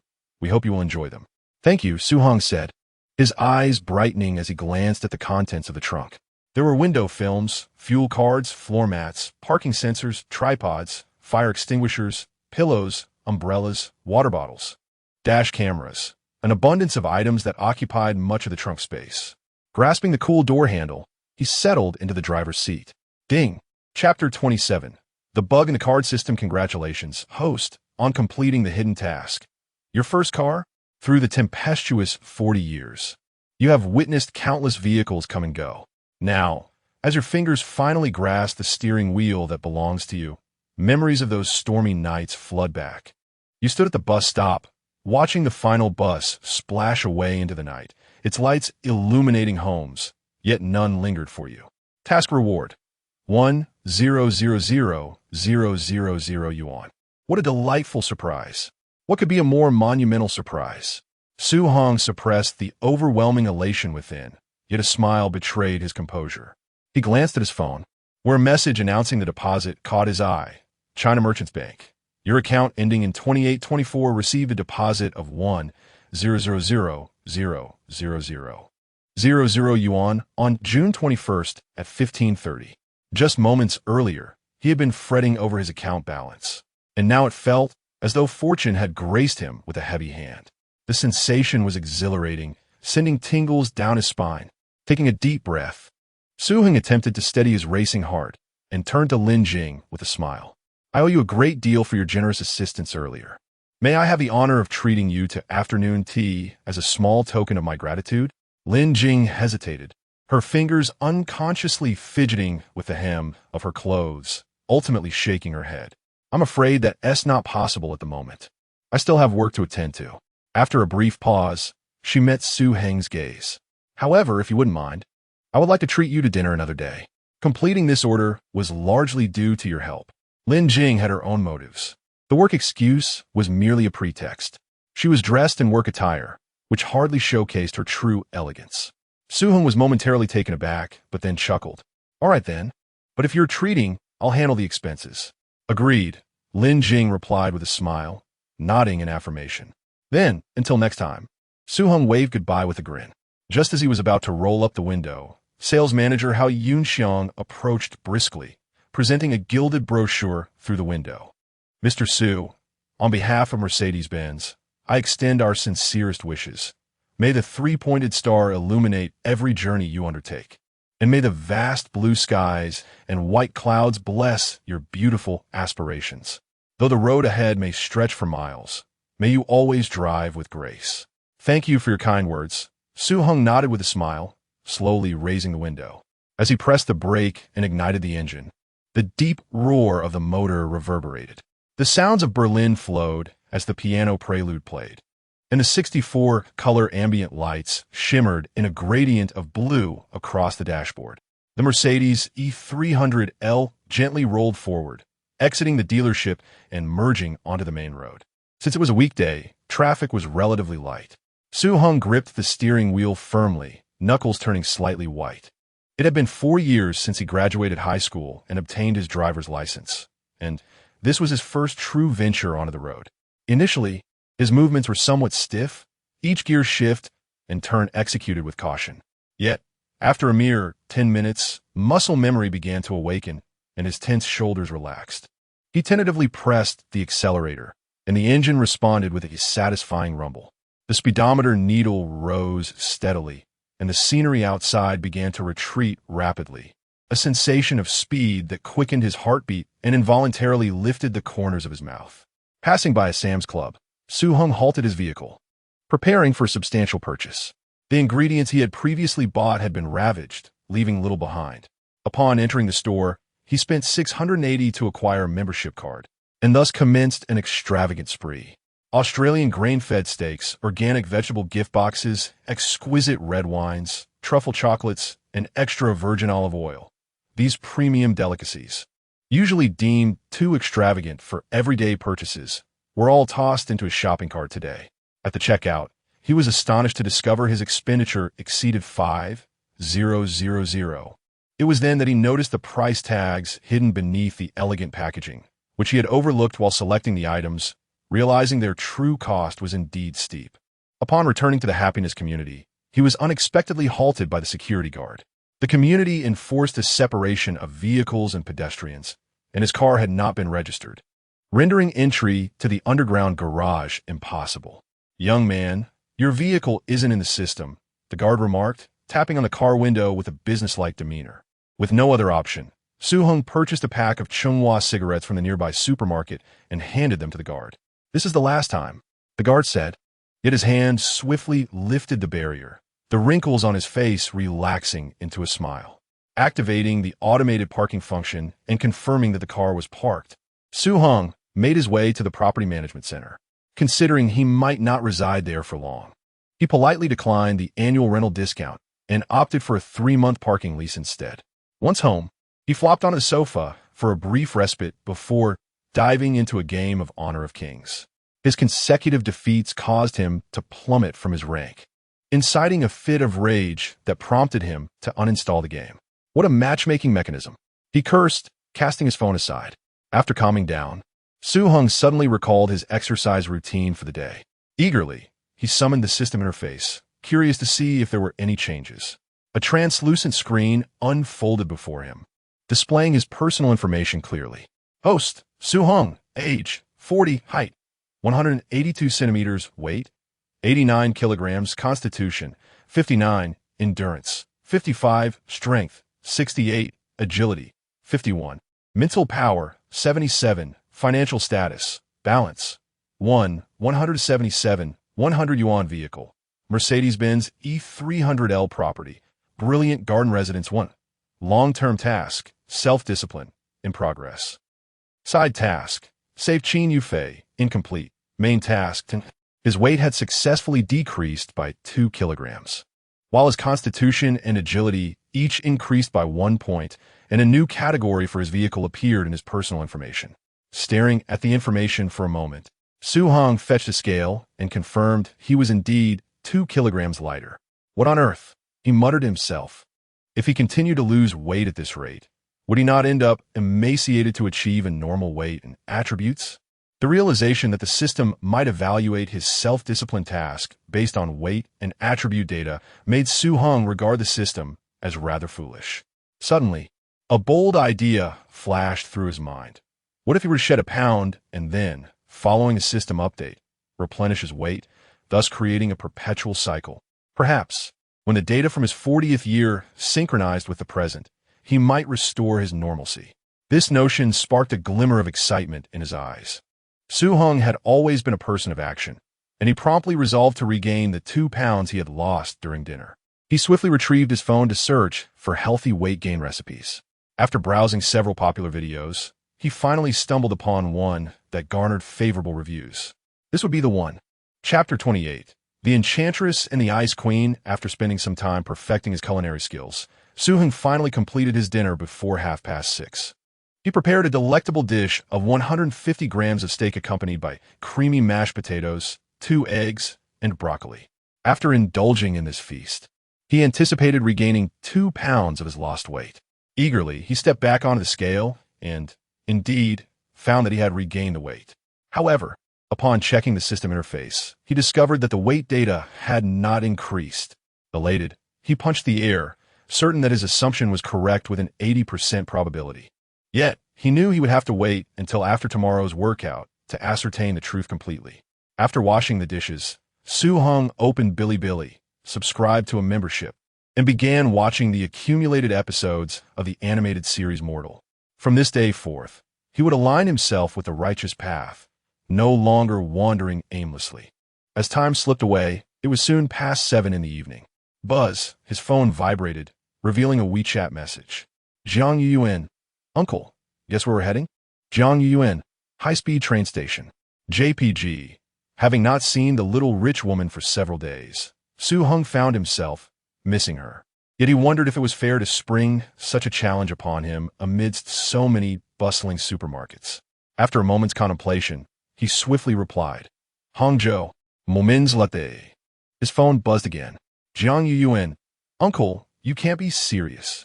Jiang Yuan, quickly tell me, how did you know? Jiang Yuan, shocked. JPG. A cascade of messages followed, and Heng could vividly imagine the astonished expression on the little rich woman's face. He longed to pinch her lovely cheeks. Taking a deep breath, he replied, Since you are departing so late, it suggests that your destination isn't far, leading me to deduce it must be the neighboring province of Zhejiang. As I pondered over the popular tourist cities in Zhejiang, I made a random guess and, to my surprise, was correct. Jiang Yuan, Uncle, you're simply incredible. Jiang Yuan, admiration. JPG. After exchanging a few more pleasantries with Jiang Yuan, Heng shared details about his newly purchased vehicle. To his astonishment, Jiang Yuan's enthusiasm surpassed his own. She immediately arranged for him to be her chauffeur for a scenic drive upon their return to Jinling. Naturally, Heng agreed with a smile. Just as their conversation concluded, his phone vibrated once more. A message from Lin Jing appeared. Mr. Su, the vehicle's electronic manual has been sent to you. Little rabbit holding a heart. JPG. As he clicked on the video, Heng felt his breath catch. The screen revealed Lin Jing clad in a form-fitting black dance outfit, gracefully performing in a practice room. Her long legs traced exquisite arcs in the air, each spin resonating with a captivating rhythm. Most strikingly, in the final 5 seconds of the video, she suddenly smiled sweetly at the camera, her red lips parting to utter something, though the sound had been deliberately muted. What is this electronic manual? Heng's throat tightened, and his fingers, seemingly possessed, tapped replay twice more. Suddenly, a notification appeared indicating the video had been retracted, followed swiftly by a new message from Lin Jing. Oh no, I sent that by mistake. This is a recording of a dance class. Flustered withdrawal, followed by an embarrassed emoji. Shortly after, a serious PDF document appeared. Heng couldn't help but chuckle. This girl must have secretly enrolled in a performance class. His fingers hovered over the chat box, pausing momentarily before he deleted the beautifully crafted dance moves he had typed out, sending that would surely play right into her hands. Ultimately, he replied, looking forward to that meal. Just before exiting the chat, Heng caught a glimpse of the other party status bar, repeatedly displaying typing, and he chuckled softly as he locked his screen. As he reached the bathroom door, his phone buzzed incessantly. Xinyun, come play football. We're just waiting for you. What is the point of playing football at this hour? Heng promptly declined. Not going. Xinyun, there are pretty girls, it starts at 9. Heng, wait for me. I'll be there soon. The presence of girls was of little consequence. What truly mattered was his passion for football. Xinyun, Wutai Mountain Sports Center football field. Map. Glancing at the address, it wasn't too far. Driving would take less than half an hour. He stuffed his jersey and cleats into his backpack, grabbed the keys to his Mercedes, and jogged downstairs. In the underground parking lot, The sleek black Mercedes E300L stood out strikingly. Grasping the smooth door handle, the car's lights flickered as it unlocked. Once seated inside, the engine roared to life. The evening brought a bit of traffic, and he arrived at the venue at 20:35. After changing clothes, he hurried to find Shenyun. Swing. Over here. As he stepped onto the field, a dazzling silver figure caught his eye. Shenyun, sporting a trendy platinum gradient hairstyle, stood amidst the crowd, waving his arms energetically as if he were a beacon. Goodness, did you spill a hair salon's color palette on your head? Heng jogged over, poking at the blue-purple highlights at the tips of his hair, unable to resist teasing. Shenyun flicked his bangs. It's the latest cosmic dye. Do you even understand aesthetics? Lowering his voice, he leaned in closer. Honestly, the girl who has coming later will definitely steal the show, but her aura is as chilling as a Siberian cold front. Just as Heng was about to inquire further, he noticed Shenyun suddenly straighten his posture and tactically step back. This unusual behavior made Heng's heart skip a beat, and he instinctively followed his gaze. Under the moonlight, a tall figure glided gracefully toward them, illuminated by the silver glow. Her skin was as fair as snow, radiating a lustrous sheen in the moonlight, resembling exquisitely carved mutton fat jade. Her glossy black hair was tied into a sleek high ponytail, interwoven with silver ribbons that swayed gently with every step. Her delicate features seemed to be sculpted by divine hands, sharp eyebrows framing piercing phoenix eyes, slightly upturned at the corners, with irises reflecting a rare silver-gray hue in the moonlight. Her graceful figure, accentuated by the football jersey, exuded an enchanting allure with each step. Even the boys, who usually boasted and bragged, fell silent in her presence. Theories were easily articulated, but when it came to practice, they faltered. Sorry to keep you waiting. Her voice was as cold as jade, laced with a hint of languid huskiness. Shenyun's Adam's apple bobbed, and his voice trembled involuntarily. And no, you're just in time, sis. He instinctively took half a step back, his fingers nervously fidgeting with the hem of his jersey. Shenyun's demeanor, reminiscent of a mouse encountering a cat, piqued Heng's curiosity. He regarded the formidable woman before him with keen interest. Standing at approximately 178 centimeters, her silver-gray eyes exuded an icy aura, radiating a chill that truly warranted the comparison to a Siberian cold front. Among the women Heng had encountered, none could rival her except for Jiang Yuyao. It was quite a contrast that such an ice queen would have a penchant for soccer. Meng Lingyu, she suddenly spoke, her long fingers casually twirling the wristband around her arm. When we kicked the ball, she paused, her gaze sweeping across everyone present. Don't hold back. The crowd responded in unison. Shenyun proposed, let us form teams of black and white. There were no objections. Everyone's skill levels were fairly even, and random pairings seemed just. After several rounds, they successfully divided into two teams. Shenyun and Meng Lingyu formed one team, while Heng was placed in the other. As they approached the center of the field, Shenyun suddenly leaned in, wrapping her arms around Heng's neck, and whispered, my sister isn't very good, so perform well and win her over with your skills. With that, she darted away. Heng was momentarily taken aback. Was Shenyun playing matchmaker for him? Though he now possessed enhanced abilities, he remained self-aware, merely an ordinary person with a few advantages. Could someone like Meng Lingyu truly be conquered? Ding! You have triggered the task Conquer Meng Lingyu. Please proceed to the task center for details. Heng was stunned, not anticipating the emergence of a new task. Examining the task information, he found, for the first time in many years, you feel a sense of inferiority in the presence of a girl. She is like a drawn sword, sharp and dazzling, while you have long been dulled by the passage of time. Her presence acts as a mirror, reflecting all your compromises. It is time to reclaim your true self. Task content. Successfully intercept Meng Lingyu's possession of the ball more than 10 times. Task reward. A low-level scroll of the Winchuxing. Chapter 29. Foster Father. I request the code. Meng Lingyu strode forward, boldly advancing towards Heng's half of the field on the right side, initiating a sprint. Along the way, her teammates hesitated, too timid to unleash their full potential. Heng cursed under his breath and immediately rushed back to defend. just as Meng Lingyu was about to strike the ball. Su Heng deftly nudged it with the outer instep of his right foot, gliding past her with remarkable ease. The entire maneuver was executed with such simplicity, devoid of any superfluous movements. "Focus on the others. I'll handle this one," Su Heng called out without lifting his gaze, swiftly scanning his teammates' positions before delivering a precise diagonal long pass to a teammate making a run on the right flank. Su Ge is incredible, truly the epitome of a straight shooting man. The crowd erupted in cheers from the sidelines. These college friends were well aware of the situation between him and Xiao Yushi, and they were reveling in the drama. Su Heng paid no heed to their teasing, his attention firmly fixed on the returning Meng Lingyu, who exhibited a fleeting expression of surprise before her demeanor reverted to its usual icy composure. After an hour of relentless play, everyone collapsed onto the grass, panting heavily. The score stood at a dismal 1-3 in favor of the opposing team. Yet, there was no trace of joy on Meng Lingyu's face.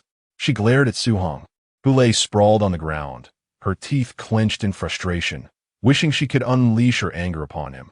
Throughout the match, whenever the ball came to her feet, this guy clung to her like a stubborn adhesive, effortlessly executing clean tackles.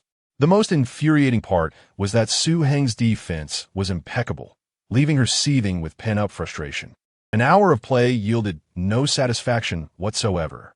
"What was your name?" Su Heng opened his eyes to find himself staring at a pair of long, slender, fair legs. As his gaze traveled upward, it met Meng Lingyu's frosty eyes. "Su Heng, I shall remember you," she articulated deliberately. Su Heng felt a sense of bewilderment. After all, they were adversaries. Wasn't it only natural for him to defend against her? Did she not tire of maintaining such a cold demeanor? He mused that perhaps he preferred his cheerful little rich girl instead. With that thought, he comfortably closed his eyes again. "You." Meng Lingyu's fists tightened in anger, and in a fit of rage, she turned and departed. "Su Ge, if you lose, you owe us a supper," a boy suddenly hollered. "Not at all, I'll treat." Before Su Heng could respond, Shen Yun immediately interjected. Su Heng waved his hand dismissively. "What logic is there in having the winner treat? I can certainly afford this. However," he added with a grin, "but if you choose an overly expensive place, I might just bolt." Shen Yun, ever the loyal friend, was quick to respond. But Su Heng felt it would be unfair to always let Shen Yun pay, especially since he was not short on funds. "Certainly, we cannot let Su Ge bear the cost. There is a barbecue restaurant nearby, averaging around 50 to 60 per person," a boy suggested. "With 20 of us, we should be able to negotiate a discount." He glanced at Su Heng and added suggestively, "If it exceeds the budget, we can go Dutch." "All right, let us go for barbecue," Su Heng agreed, then turned to Meng Lingyu. "Meng Lingyu, will you join us? I have something to attend to." As always, there was an air of indifference. Su Heng shrugged nonchalantly. Upon hearing that Meng Lingyu would not be attending, a chorus of lamentations erupted from the crowd, who helplessly watched the opportunity to dine with a beauty slip away. It was excruciating, truly excruciating. Once Meng Lingyu had departed, Shen Yun leaned in, a mischievous glint in his eye. "You know, I believe my sister has taken an interest in you. How did you come to that conclusion?" Su Heng replied, half amused, half bewildered. "You simply don't understand," Shen Yun asserted confidently. "You're the first male to whom my sister has inquired about his name." Su Heng shook his head in resignation. By that logic, had all the previous suitors been overly eager to present themselves? He chose not to dwell on it. After all, it seemed unlikely that he would have any further encounters with this icy beauty. The group chattered excitedly as they made their way to the barbecue restaurant. And it wasn't long before the enticing aroma of grilled meat wafted through the night air. Outside the barbecue establishment, while waiting for their order, Su Heng suddenly recalled the vigorous hour of exercise he had just completed. Surely his weight would have shifted somewhat. Promptly, he summoned the system panel and, to his delight, discovered that he had indeed shed another pound. His intuition had proven correct. "Shen Yun, you've kept this well hidden, with such a stunning sister." Not a whisper of it reached us, teased the boy suddenly. As the conversation turned to Meng Lingyu, the group perked up, playfully urging Shen Yun to divulge more. "She is my cousin, just returned from studying in the capital. She has a penchant for soccer and insisted on coming along, Shen Yun explained with a hint of exasperation. He then turned serious, warning the group. I advise you not to entertain any notions regarding my sister. She is cold-hearted and unyielding. Should you get hurt, do not blame me for not forewarning you. The memory of childhood fears instilled by his cousin sent a shiver down Shen Yun's spine. Is it really that serious? Afraid we might become your sister's suitors? The group erupted in laughter. If you don't believe me, feel free to pursue her. Shen Yun shrugged, utterly unfazed. Observing Shen Yun's demeanor, the others exchanged awkward smiles. They were merely jesting. A beauty of her caliber, clearly from an illustrious background, was far beyond their reach. After a brief wait, the server arrived, presenting an array of fragrant skewers and chilled beverages. Dig in, everyone, and don't hold back, Su Heng encouraged warmly. Here's to our 4 years of friendship at university. Someone proposed. Cheers! The group echoed in unison. Su Heng, have a drink if you get drunk. Shen Yun can take you home, one boy remarked with a sly grin as he passed a beer to Su Heng. Su Heng smiled and waved his hand dismissively. No thanks, I drove here. A sudden hush fell over the table. Several pairs of chopsticks suspended midair. All heads turned to Su Heng, incredulity etched on their faces. They were all aware that Su Heng's family was not particularly affluent. How was it that he had managed to buy a car right after graduation? Swing, where on earth did you get? Shen Yun asked, his brow furrowed with concern. Under the scrutiny of numerous curious gazes, Su Heng realized he had to provide an explanation and resignedly replied, I made a little money in the stock market. It's nothing noteworthy. In principe, Su Heng. You're quite the hidden gem. Shen Yun breathed a sigh of relief. He was aware that Su Heng often dabbled in funds and had earned some pocket money, but he never anticipated that his foray into the stock market would yield enough to purchase a car. The rest of the group relaxed, and the atmosphere grew lively once more. Su Heng, after you finish, show us what car you bought. Su Heng nodded with a hint of resignation and ordered several portions of grilled fish for everyone. The late-night feast lasted until nearly 10:30 before they dispersed. Following Su Heng to the parking lot, the crowd gasped in astonishment upon seeing the brand-new Mercedes-Benz E300L Luxury Edition. No way, a Mercedes E300L? The top-tier luxury edition? Amidst the chorus of exclamations, they circled the vehicle several times.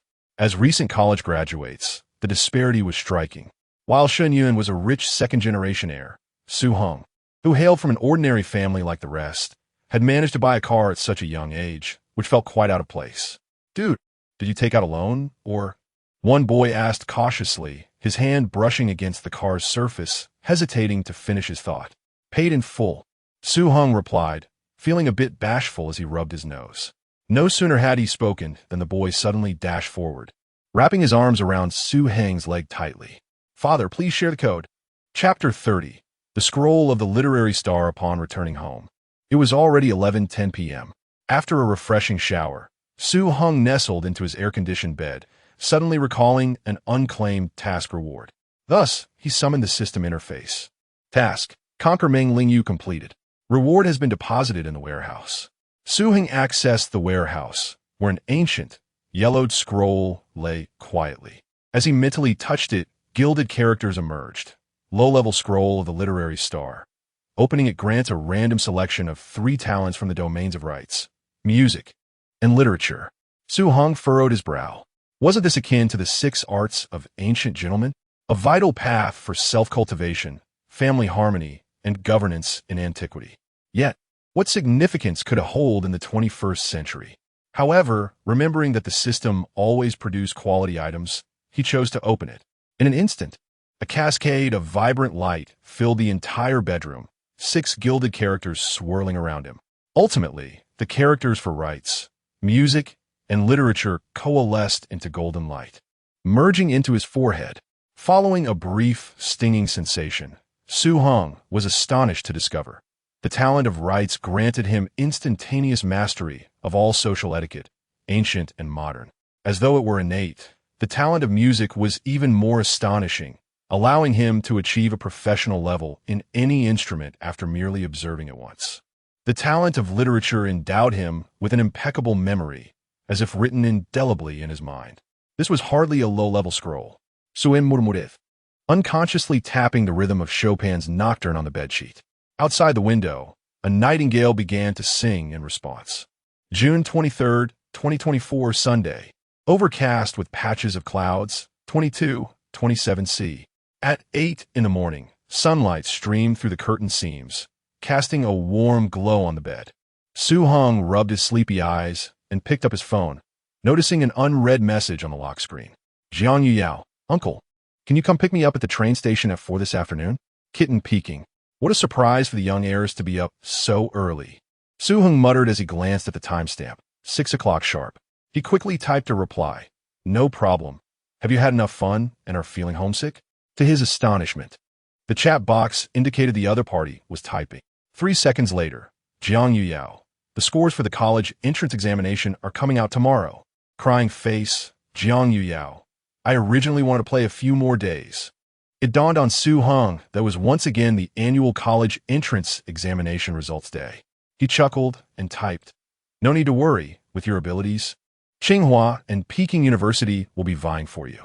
Jiang Yao. Uncle, you really don't understand. Bomb emoji, Jiang Yao. The day before the results are the hardest to endure. So even top students experience anxiety. This thought reminded him of himself 4 years prior. Where are your parents? Why don't they come to pick you up? Heng casually inquired. Jiang Yao, kitten hiding. Jiang Yao, I sneaked out while they were on a business trip. Heng shook his head with a smile. It seemed the girl was quite afraid of her parents. After exchanging a few more words, he set his phone down and headed towards the bathroom. After completing his morning routine and changing into a fresh outfit, Heng commenced the preparation of his breakfast for the day. The refrigerator bore a handwritten recipe by Qin Yufei, and he diligently followed the instructions to assemble a meal consisting of unsweetened yogurt, a slice of whole grain bread, a lettuce salad, and a small handful of blueberries. Embracing a healthy lifestyle, as he chewed on the coarse whole grain bread, his gaze inadvertently drifted towards the window. He seemed to catch a whiff of the enticing aroma of meat buns and fried dough sticks wafting from the breakfast stall downstairs. Alas, the past could never return. He sighed softly, continuing to consume his nutritious breakfast. After finishing his meal, Heng took a brief respite of half an hour before gathering his belongings, grabbing his car keys, an umbrella, and heading downstairs. Yinjing Fitness Center.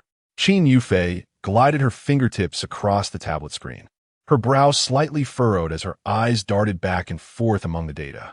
She looked up at Heng, her tone laced with confusion. Strange. Why has your weight data shown no change these past few days? Pausing momentarily, she added with a hint of skepticism. Are you certain you've adhered to the meal plan I provided? As Heng lifted a dumbbell, her words caused him to hesitate, and he sheepishly set down the equipment, scratching the back of his head. He certainly could not confess that he had been manipulating the system's bugs, secretly compensating with high-calorie foods each time his weight decreased. Heng chuckled awkwardly, his gaze evasive. It's mainly my lack of self-discipline. I often find myself indulging in a few extra bites at night. Qin Yufei scrutinized him with suspicion, seemingly searching for any signs of deceit etched upon his face. Feeling guilty under her gaze, Heng quickly shifted the topic. How about you help me adjust my meal plan again? With a sigh, Qin Yufei lowered her head, swiftly tapping on her tablet. All right, I'll optimize it for you once more, but this time, you must exercise self-control. Absolutely, I promise. Suing baudernistli. His face brimming with sincerity. His efforts over the past few days had indeed yielded remarkable results. He had skillfully manipulated the weight displayed on the system panel to a precise 170 pounds, still 20 pounds shy of his actual weight. Even more gratifying was the noticeable enhancement in the other 4 attributes, aside from mental strength, as he observed Qin Yufei diligently revising the plan. Heng silently apologized. I'm sorry, Coach Qin, but I must temporarily disregard your thoughtful intentions. He secretly contemplated that once he accomplished the system tasks, he would express his gratitude to this dedicated and beautiful coach. Qin Yufei tucked away her tablet, her gaze inadvertently landing on Heng's forehead, dampened by sweat. Strands of overlong bangs clung to his brow, gently swaying with his breaths. Your hair, she suddenly remarked, gesturing near her temples. It's nearly covering your eyes. One tea that be a hindrance? Su-hung instinctively brushed aside the stray locks, only then realizing they had become somewhat bothersome. The excitement brought on by the arrival of the system had caused him to neglect this detail over the past few days. He chuckled. Indeed. It's time for a trim. The last haircut was a month ago. Do you know of any good barbershops nearby? By the way, I don't mind if it's a bit pricey. Subsequently, Su-hung added a poignant remark. There exists a profound adage. No one can emerge from a barbershop with a smile. In the past, each visit to the barber felt akin to a grand gamble, yet he had never emerged victorious. Perhaps due to the allure of lower prices. This time, Su-hung resolved to take a chance on something more expensive. After a moment of contemplation, Qin Yufei suggested, "There's a salon called Roar Guns at the nearby IFC Mall. I have never been there, but I have heard commendable things about their skills." Su-hung retrieved his phone and browsed a review site, his eyes lighting up at the impressive rating of 4.7. However, upon noticing the price tag of $11.65 per visit, a sense of trepidation washed over him. As the son of a laborer, his perspective on money was not easily transformed. The salon required an appointment, and Su-hung promptly dialed the establishment's number, successfully securing a slot for 2 o'clock that afternoon. Chapter 31. The Love Mentor. Liu Su-hung, that'll be all for today. Thank you for your efforts, Qin Yufei concluded after completing her final stretch, brushing the stray hairs from her forehead behind her ear. Her athletic attire clung to her form, drenched in perspiration, elegantly outlining her toned physique. It was no trouble at all, Su-hung replied, waving his hand dismissively, his breath still somewhat labored. As he surveyed the surroundings, he noticed that the gym remained quite populated on this weekend, though few appeared genuinely dedicated to their workouts. In just a short span, he had observed several individuals setting up their phones for stage photos. Ultimately, fitness was a monotonous cycle, and those who truly cherished it were a rarity. Most were driven by personal motives. Many women sought to combat body image anxieties, while men often pursued the allure of fitness influencers' popularity. In contrast, Su-hung's intentions were purer. He was solely focused on completing his system tasks. For the sake of an unknown scoring reward, he was determined to give his all. As Qin Yufei gathered her belongings and headed towards the locker room, Su-hung inquired, "Would you like to join me for a meal later?" Qin Yufei paused, a look of regret crossing her face. "I'm sorry, but I need to go to the hospital," she bit her lip, recalling her prior agreement to meet Su-hung. Yet the thought of her sister's situation compelled her to decline. "It's all right. How about next Saturday at 7? Su-hung waved his hand nonchalantly. He understood her circumstances and proposed a new time. "Yes, that works." Qin Yufei nodded, her previously tense shoulders relaxing slightly. "Then it's settled. I'll come pick you up," Su-hung affirmed as he watched her depart, refraining from offering assistance. Although the system had assigned him a task to save Qin Yufei, he believed that being overly eager would diminish his value. He was confident that when she found herself in dire need, he would be the first person she thought of. Li Qizhong's opportunistic tactics were far too despicable. Su-hung shook his head, clearing his mind of such thoughts before gathering his belongings and heading to the locker room. "Sugo, what a coincidence. Are you heading out for a meal?" Just as Su-hung stepped out of the locker room, freshly showered and changed, he bumped into Zhang Meng. She was leaning against the corridor wall, her fitted workout attire accentuating her curves captivatingly. "Yes," Su-hung replied with a slight nod, consciously averting his gaze from her alluring figure. He held a strong impression of this female coach. He had noticed her nearby while training in the equipment area yesterday. Her deliberate, slow squats and the occasional lift of her shirt to wipe her brow were indeed hard to ignore. However, he was not well acquainted with her and merely intended to leave. Yet, Zhang Meng suddenly stepped closer, her subtle fragrance wafting towards him. "I heard there's a new Japanese restaurant nearby." As she spoke, she bent slightly, her neckline revealing a generous expanse of porcelain skin. "Perhaps another time," Su-hung replied, retreating a half step with an unruffled demeanor. Such tactics would not shake his resolve. He was fully aware of Zhang Meng's intentions. The individual's flirtation with me was merely a result of his purchase of a personal training course with Qin Yufei, which Zhang Meng had attempted to encroach upon. Could it be that he was simply enamored by my appearance? While not entirely improbable, one must exercise caution given his striking good looks. After politely declining Zhang Meng, Su Heng strode confidently towards the elevator, leaving Zhang Meng standing in place, her lips pursed slightly. Upon exiting the fitness center, Su Heng drove directly to the IFC mall, contemplating a haircut in the afternoon, thus opting to resolve his lunch dilemma there. After approximately 15 minutes, he found a parking space in the underground garage and ascended to the main level via the elevator. The basement level served as the primary hub of the shopping center, teeming with patrons, especially on a Sunday, where long queues formed outside various shops. Wandering aimlessly, Su Heng soon encountered the supermarket City Super, renowned for its extravagant pricing on produce. A cluster of fragrant grapes was priced at 398 yuan per pound, blueberries at 238 yuan, and yellow plums at 390 yuan. Despite being mentally prepared, Su Heng found the prices exorbitant. This had nothing to do with his financial means. Such elevated prices surely implied some advanced technology behind them. Unable to resist, he purchased a pound of blueberries, curious to discover their purported uniqueness. After browsing a few more shops, hunger ultimately triumphed over curiosity. He casually entered a restaurant specializing in Jiangsu and Zhejiang cuisine, ordering a serving of oven-roasted yellow croaker with rice cakes, a delectable crab casserole, black pepper roasted chicken, and crispy tofu with black truffle. As he gazed at the array of culinary delights before him, a wave of solitude washed over him. Dining alone felt profoundly isolating. It seemed a pity to relish such exquisite food without a companion to share it with. He took a photograph with his phone and shared it with Jiang Yuyo, captioning it, "So much delicious food, but alas, I am alone." Just as he picked up his chopsticks, his phone vibrated. "Jiang Yuyo, no worries, when I return. You won't be alone anymore. Patting head, JPG." Upon reading her response, Su Heng felt a warmth in his heart and replied, "All right, I shall treat you every day from now on." Meanwhile, in a suite at the Four Seasons Hotel in Hangzhou, Jiang Yuyo lay on the plush bed clad in a silk nightgown, her fair legs playfully kicking in the air. She gazed dreamily at her phone screen, a faint blush coloring her cheeks. Moon, what do you think this means from the uncle?" she whispered.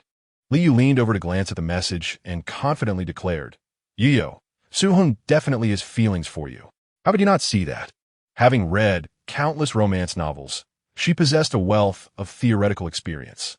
The phrase about treating her daily was a clear indication of his desire for a lifetime together.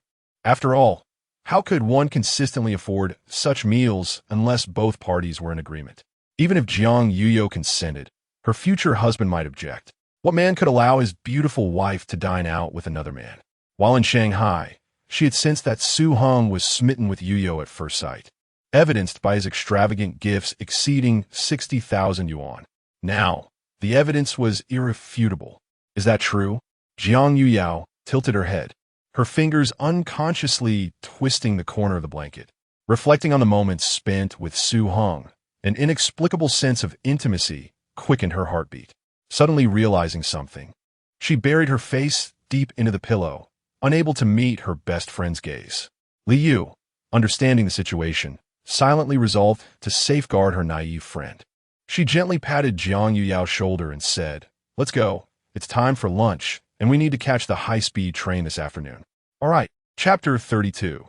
The hairstyle worth 1071 at 1:50 p.m. Su Heng ascended to the third floor via the elevator.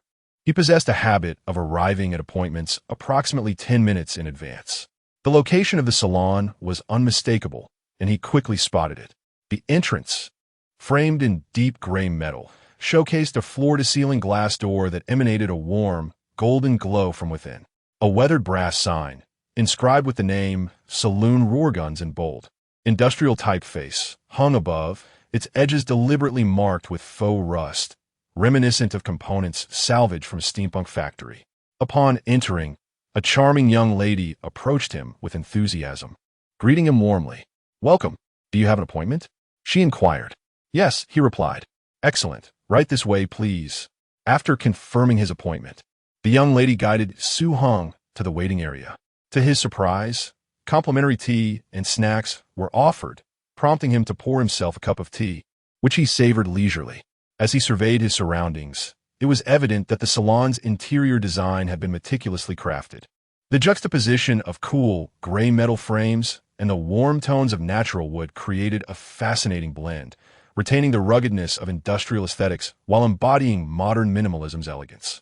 However, Su Heng noticed a scarcity of customers, with only a few women engaged in hair treatments. "Sir, are you here for a haircut or skincare?" she asked. "A haircut, along with a style," he responded.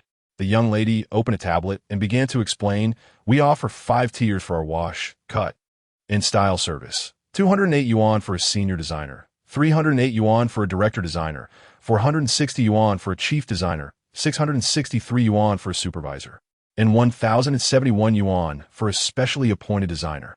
Which would you prefer? I can arrange it immediately." The variety was indeed extensive. Suing used inwardly, bemused that a simple haircut could be categorized into such numerous tiers. Clearly, the average cost could not be justified by a mere haircut. The higher prices likely stemmed from dyeing and styling services. He observed several women entering, evidently willing to spend on their appearances.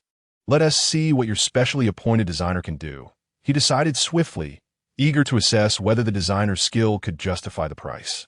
"Very well, sir. I will take you for a wash," she said. Entering the shampoo area, Su Heng reclined in a comfortable, cushioned chair. The young lady tenderly placed a towel around his neck and adjusted the water temperature. As the warm water cascaded over his hair, he caught a hint of the delicate fragrance wafting from her wrist. Her soapy fingertips expertly kneaded his scalp, occasionally gliding along his hairline to apply gentle pressure behind his ears, while simultaneously loosening the tension in his shoulders and neck. Undeniably, the service was a true indulgence. After rinsing, the young lady escorted Su Heng to the haircutting area. Once seated, a stylish gentleman in his 40s, sporting black-rimmed glasses, approached. He placed a hand on the back of Su Heng's chair and introduced himself. "Hello, I am Jason, the specially appointed designer here.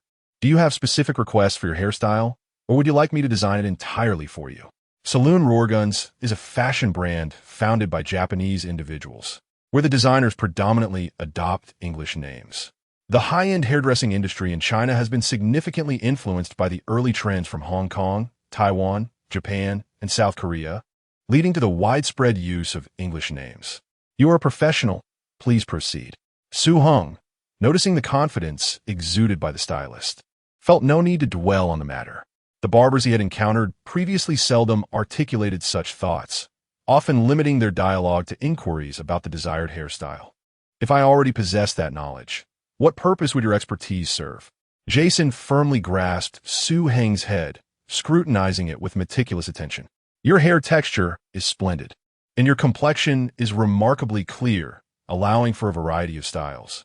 He continued, "I shall create an American-style front spike for you, which requires neither perming nor dyeing.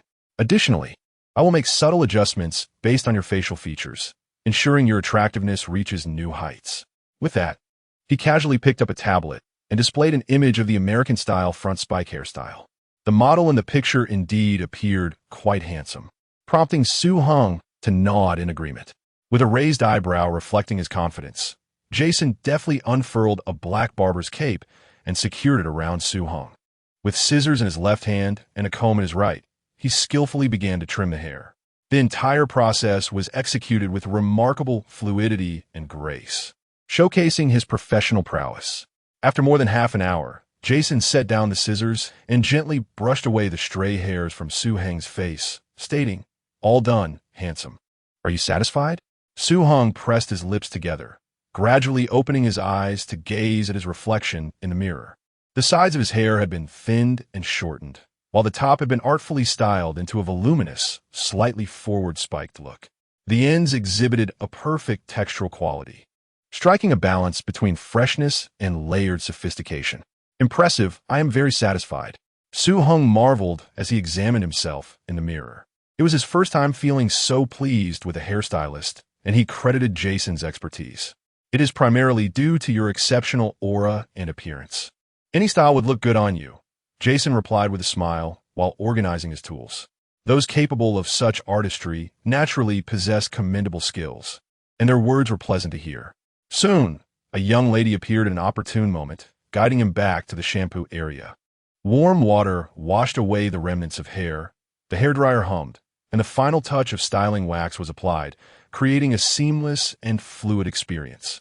As Su-hung scanned the QR code for payment, he noticed the time on his phone. It was already 3 in the afternoon, with an hour remaining before meeting Jiang Yuyun.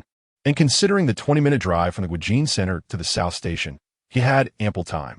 As he descended to the first floor via the elevator, Su-heng's gaze was captivated by a corner flower shop featuring a wild and exotic display.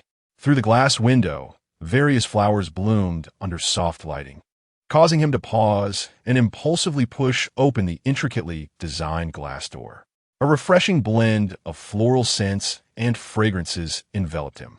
In the center of the shop, a circular floral display showcased seasonal blooms artfully arranged in diverse styles, ranging from fresh and natural to breathtakingly vibrant. After expressing his intentions, and with the staff as professional recommendations, Su-hung ultimately selected a delicate bouquet of mint tulips. The pristine white tulips, complemented by pale green eustomas and adorned with a few sprigs of lively fountain grass, exude a refreshing elegance imbued with a touch of vitality. He firmly believes that Jiang Yuyao will appreciate this perfectly suited gift.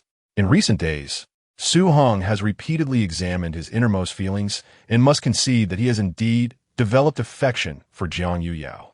Initially captivated by her striking appearance, he has come to admire her intrinsic kindness and intelligence, as well as her gentle and considerate demeanor, which has ensnared him ever deeper.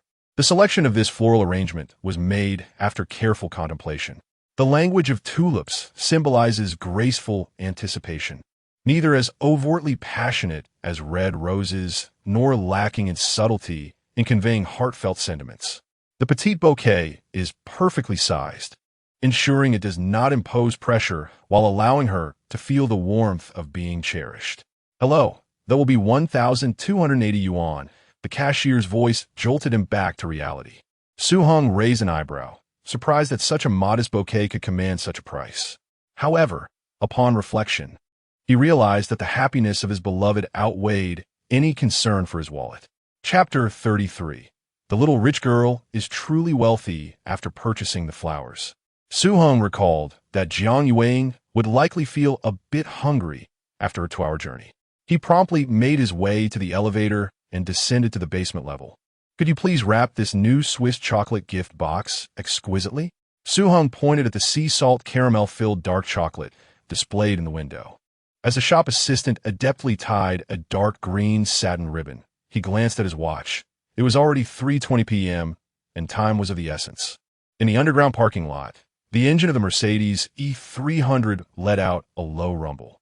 Su-hung carefully placed the bouquet and chocolate on the passenger seat, noting that the navigation indicated a 25-minute drive to the South Station.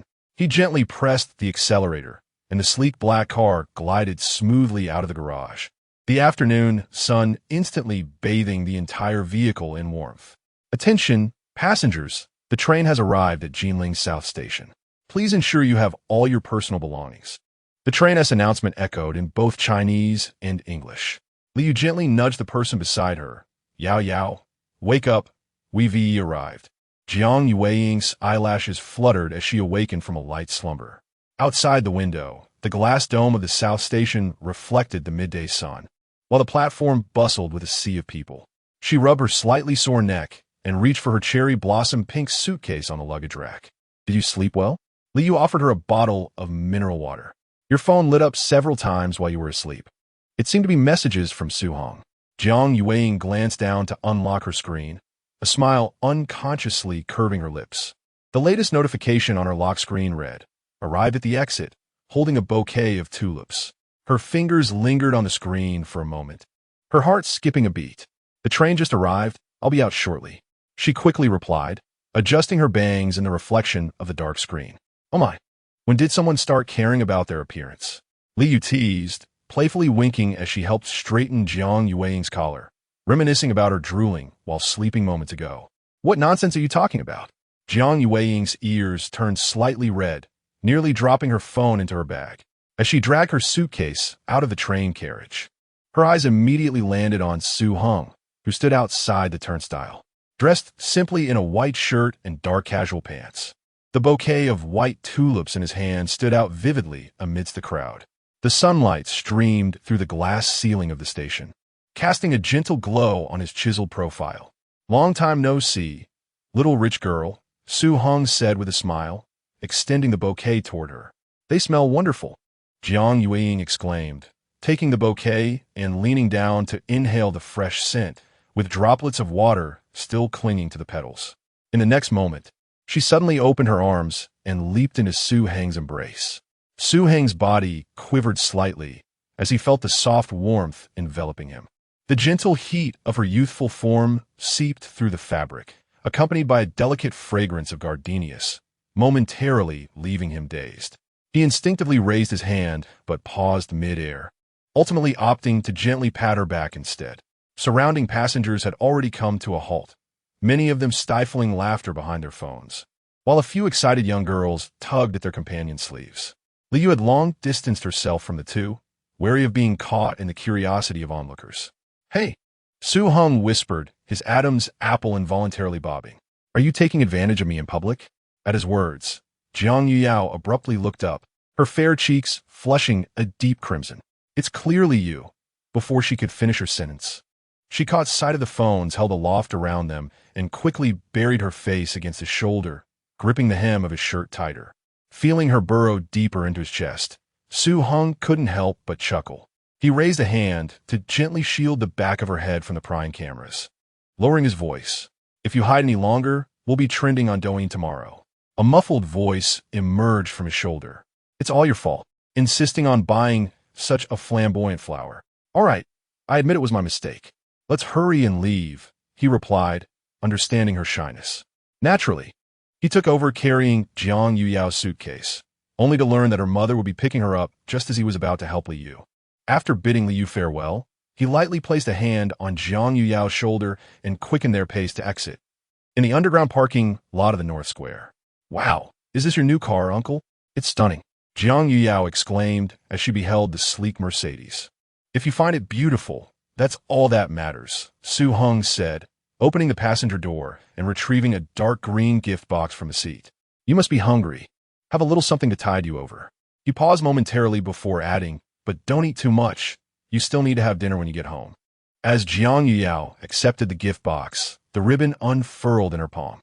Inside, 12 neatly arranged sea salt caramel chocolates from Swiss El Durac awaited her, just the one she had shared on her social media a month prior. She picked one and popped it into her mouth, the rich cocoa flavor melting instantly on her tongue, perfectly balanced by the subtle saltiness. "Delicious." Heng watched her eyes naturally squint with delight, his lips curving into a smile. "Let's eat more in the car." "Okay," Jiang Yuyao replied, beaming sweetly. Once settled in the passenger seat, she curiously surveyed the interior. The deep brown leather seats felt luxurious to the touch, while the wood grain accents on the central console glimmered with a warm sheen, exuding understated elegance and meticulous craftsmanship. Though not the epitome of extravagance, its value was unmistakable. As Heng settled into the driver's seat, Jiang Yuyao couldn't resist stealing glances at his profile. Suddenly, her eyes lit up, and she exclaimed, "Uncle, did you change your hairstyle?" "Yes, my hair grew long, so I got it trimmed," Heng casually replied, then pulled up the navigation interface. "Where do you live? I'll set the directions." Upon hearing her address, Heng couldn't help but gasp. The Zhongshan Golf Villa area. This was the most prestigious residential enclave in Jinling, home to the first golf course in China. The exclusive detached villas surrounding the course were each worth a small fortune. In this prime real estate at the foot of the Zijin Mountain, acquiring a villa required considerable financial ambition. He had known Jiang Yuyao's family was affluent, but never had he imagined they were this wealthy. Steeling himself, he suppressed the subtle emotions stirring within him. Jiang Yuyao's casual demeanor when providing her address made him acutely aware of the chasm that separated him from true affluence. It seemed that marrying a petite heiress would not be an easy endeavor. "It will take an hour. You must be weary, Uncle," she remarked, casting a glance at the navigation system with a hint of embarrassment. "No worries. We're about to set off," Heng replied, pressing his lips together before suddenly leaning toward the passenger seat. The abrupt closeness caused Jiang Yuyao to catch her breath. The man's presence enveloped her, and her heart raced. Her ears burning. Uncle, you little glutton, too preoccupied with your meal to fasten your seatbelt? Su Heng chuckled softly, reaching for a seatbelt. Perhaps due to an awkward angle, he struggled a few times before successfully clicking it into place. His long fingers inadvertently brushed against her taut thigh, the skin beneath her skirt offering an exquisite sensation, soft yet resilient. Jiang Yuyao's cheeks flushed crimson. She bit her lip in silence, subtly clutching the hem of her skirt. Chapter 34. Heartbeat. The wind howled outside the car, yet within, an atmosphere of tranquility enveloped them. Su Heng's gaze inadvertently brushed over her drowsy profile, and he unconsciously softened his voice. Are you tired? Mm. Jiang Yuyao rubbed her eyes, stretching languidly, her dress accentuating her graceful curves. After spending the previous day exploring much of the city with Liu, she returned to the hotel late at night and had risen early today, leaving her sleep somewhat lacking. While she managed to doze off briefly on the high-speed train, the cacophony of the environment rendered her rest inadequate. Why not recline your seat and take a nap? He suggested. Absolutely not. She shook her head, deftly unwrapping a piece of chocolate. It would be too dull for you to drive alone. As the silky sweetness melted on her tongue, her entire demeanor brightened, akin to a music box wound anew. A slight smile grazed Su Heng's lips. Each interaction with this girl never failed to astonish him. Despite being a privileged heiress, she possessed a tender delicateness that surpassed anyone he knew. When will your results be released tomorrow? 8 o'clock in the evening. Jiang Yuyao's voice noticeably dimmed. Though she felt assured after checking her answers post-examination, the anxiety of waiting remained inescapable. It was akin to knowing the verdict, yet having to endure the protracted agony before the announcement. Su Heng understood the sentiment all too well. Thus he sought to alleviate her unease. You know, our brains have a terrible habit. They tend to envision uncertain outcomes in the worst possible light. Yet, in reality, 90% of what we worry about never comes to pass. He paused, adding, moreover, even if you did poorly, my family's in need of a housekeeper with full room and board. Su Heng. Jiang Yuyao exploded in indignation, raising her small fist as if to strike, ultimately landing a frustrated thump on her own thigh. Had it not been for his driving, she would have made him experience her wrath. However, his teasing lightened her previously tense mood considerably. With a playful huff, she unwrapped another piece of chocolate and chewed defiantly, the sound crisp and audible. Su Heng glanced sideways, exasperated. You should eat less. At this rate, your dentist will thrive. He pointed to the back seat. If you're truly hungry, there are blueberries back there. Upon glancing down, Jiang Yuyao realized that she had devoured more than half the box of chocolates. Embarrassed, she stuck out her tongue and, during a red light pause, turned to reach for the blueberries in the rear.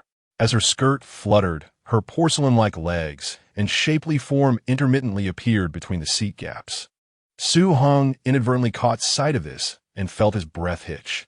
He hastily averted his gaze, focusing ahead, though he sensed a warmth creeping to his ears. Despite having encountered many girls in yoga pants at the gym, he found himself utterly defenseless against Jiang Yuyao, internally chastising his lack of composure. He subconsciously tapped his fingers on the steering wheel. Uncle, do you want to? Jiang Yuyao turned back, noticing his unusually rigid posture. Why is your face so red? It's just the heat, Su Heng replied, loosening his collar, feigning calmness as he pressed the accelerator. Sit tight. The light is about to change. Is it? The air conditioning feels quite cool. Jiang Yuyao harbored no suspicions, tenderly adjusting the air conditioning by a degree. She obediently fastened her seatbelt and placed the blueberry container on the armrest between them. Uncle, would you like to have some? They're quite sweet. Su Heng focused on the road ahead, the corners of his mouth curling up slightly. I'm driving. How about you feed me? Jiang Yuyao paused for a moment. Then her eyes sparkled with joy. All right. She pinched a plump blueberry and brought it to his lips.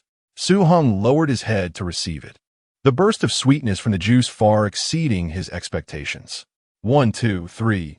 Jiang Yuyao seemed to find delight in this, feeding him with unrelenting enthusiasm. her fingertips occasionally brushing against his lips, their coolness contrasting with the warmth of the moment. That's enough. Heng quickly shook his head in refusal. If he continued, he might forego dinner altogether. Jiang Yuyao obediently ceased her actions. This intimate sharing of food sent her heart racing inexplicably. Outside, the twilight painted the horizon in shades of orange-red, the city's silhouette gradually blurring. Inside, the lingering sweetness of blueberries on their lips subtly dissolved the boundaries of their flirtation. As they chatted, Jiang Yuyao's voice gradually softened. She turned slightly, resting her cheek against the seat, her gaze quietly landing on Heng's profile. His features were strikingly clear in the interplay of light and shadow, his jawline strong, yet softened by a familiar tenderness in his brow. This summer, Heng had unexpectedly entered her world. The coldness and detachment at home seemed to have only been alleviated by a hint of warmth from Liu. Now, he was like a blazing sun, effortlessly dispelling the chill deep within her heart. Having never experienced the stirring of emotions, she suddenly realized this racing heartbeat, the flush on her cheeks. Perhaps, just perhaps, it was affection. The car gradually entered the Zhongshan Golf Villa district, coming to a stop in front of an elegant European-style mansion. "We're home, little rich lady." Jiang Yuyao blinked, as if awakening from a dream. "Huh? So soon?" She hurriedly tidied her attire and unfastened her seatbelt to exit the car. Unlike her previous returns from Liu's home, which always felt prolonged, today seemed to have flown by. As Heng retrieved the suitcase from the trunk, preparing to bid farewell, a rich voice suddenly resonated from behind. "Miss, you have finally returned. Madam is waiting for you inside." Turning around, she saw a distinguished gentleman with a touch of gray at his temples standing gracefully in the corridor. Clad in a tailored gray wool suit, his icy silk shirt was impeccably neat. Time had etched fine lines at the corners of his eyes, yet could not diminish his inherent elegance. "Huh? Mother returned early?" Jiang Yuyao's heart raced, realizing her escapade had been uncovered. "Imsuri, Uncle Li." The man referred to as Uncle Li waved his hand and turned to Heng with a slight nod. "Thank you for bringing the young lady back. It's getting late. Why not stay for a meal?" Heng, possessing the innate grace of a literary star, discerned that this Uncle Li's demeanor and articulation were impeccable, likely indicating his role as the Jiang family's steward. Yet, at this moment, the subtle ambience enveloping the air prompted him to tactfully decline. "I must take my leave, for I have other matters to attend to." Before departing, he did not forget to remind Jiang Yueying, "Please inform me at the earliest opportunity when the results are released tomorrow." As the engine's roar faded into the distance, Li Jun gazed at the vanishing taillights down the tree-lined path, a smile gracing the corners of his eyes. "Miss, your friend is rather commendable." In the elevated living room, the crystal chandelier illuminated the marble floor, rendering it akin to a mirror. Jiang Yueying hesitated as she approached her mother, her fingertips twisting the hem of her garment. "I am sorry, mother." The sound of documents being placed upon the coffee table shattered the tranquility. As the elegant woman seated in the armchair lifted her gaze, "Did you enjoy yourself?" Chapter 35. The Novice Joins the Workforce. Main Quest unveiled June 24th, 2024, Monday. Overcast with thunderstorms, 22 to 29 C. In the early morning, a layer of pale white light seeped through the gap in the curtains. Heng rubbed his drowsy eyes and fumbled for his phone on the bedside table. It was only 7:30, still early. He turned over, burying his face into the pillow, allowing his consciousness to blur once again. 10 minutes later, the vibration of the alarm jolted him awake, and he sat up abruptly. In the bathroom, the buzzing of the electric toothbrush mingled with the sound of running water. Heng mechanically went through his morning routine, washing up, shaving, and arranging his hair. In the kitchen, he skillfully prepared whole wheat toast and steak. After breakfast and cleaning the dishes, it was nearly 8:20. Heng conducted a final check of the onboarding documents in his backpack, seized his car keys, and dashed out the door. Today marked his official entry into the workforce. From this moment on, he was a laborer. The morning rush hour traffic was as dreadful as ever. The navigation indicated a 20-minute journey, yet it stretched into 40 minutes due to congestion. Fortunately, Heng arrived at the company just in time. in the financial city office building of Jiunxi Technology. As a fresh graduate recruited through campus recruitment, this was Su Heng's first visit to his future workplace. Pushing open the glass door, he was greeted by a bright and transparent open reception area, the light-colored tiles reflecting the morning sun. Lush greenery adorned the walls, and a subtle aroma of coffee wafted through the air, where several young individuals in t-shirts lounged on the sofa, engaged in discussion. Everything before him perfectly matched his imagination of an internet company. Ding! The familiar office scene momentarily transported you back to that morning 18 years ago. Now, time has inscribed 40 rings upon you, and you understand better than anyone that this is merely a transient harbor. Yet, the flame of entrepreneurship within you, weathered by 18 years of trials, still burns as fervently as ever. Main quest initiated. Establish a multinational corporate group rivaling Titan Industries. Initial capital, 100,000,000, exclusively for company development. Note 1. Annual assessment mechanism activated. Rewards based on profitability, industry influence, and other metrics. Note 2. The first year serves as a strategic preparation period, with formal evaluations commencing in the following year. Note 3. If the company's performance is commendable, there's a chance to trigger rewards ahead of schedule. Su Heng stared at the exaggerated task description on the virtual screen, his temples throbbing. Even the 100 million in startup capital provided by the system could not diminish the absurdity he felt within, though earmarked for specific use. He could easily conceive hundreds of ways to employ it for his own benefit. Establishing a company was not the challenge. Creating a behemoth akin to Titan Industries? That was nothing short of a fantasy. In the universe of Call of Duty, Titan Industries is a colossal trust spanning military, aerospace, and biotechnology sectors. With technological prowess rivaling the globe, the scale of such an enterprise is not something one can simply conjure. Su Heng chuckled wryly, massaging his temples. The system's definition of late bloomers seemed excessively stringent.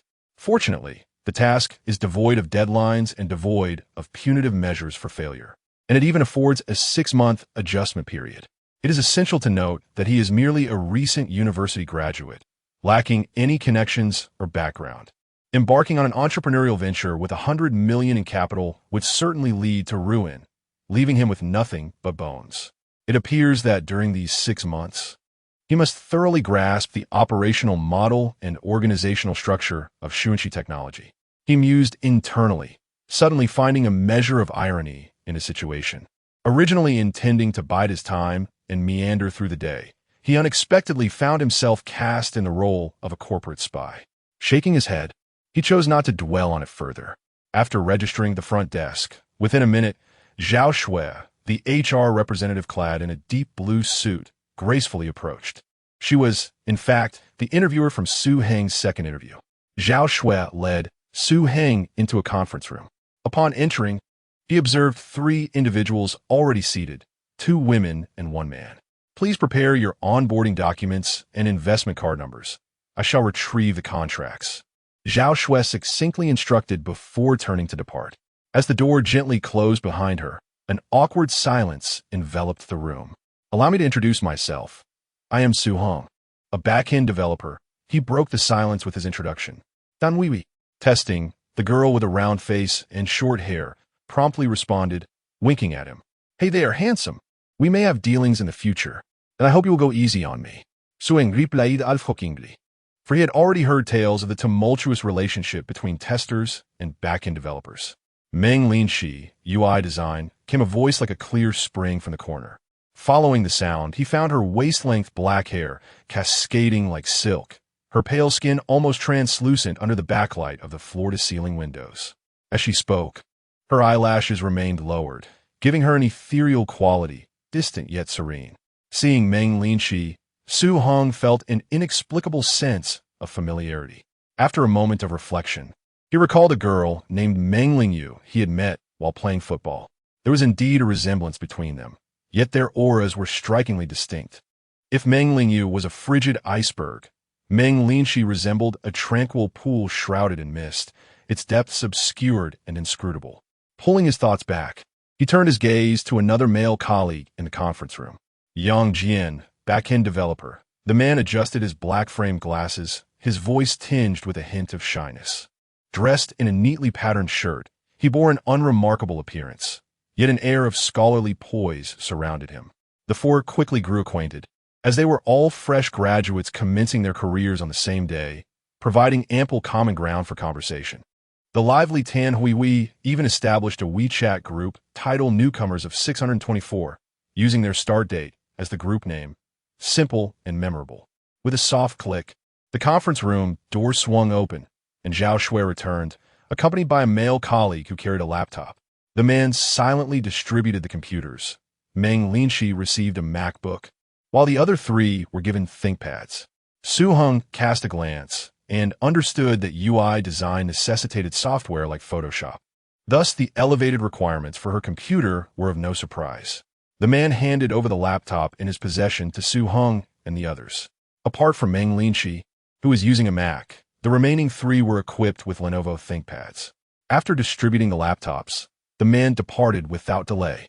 Once the contract was signed, Zhao Shui, holding the onboarding materials, had just exited when a young girl with a ponytail pushed the door open. "Hello, everyone.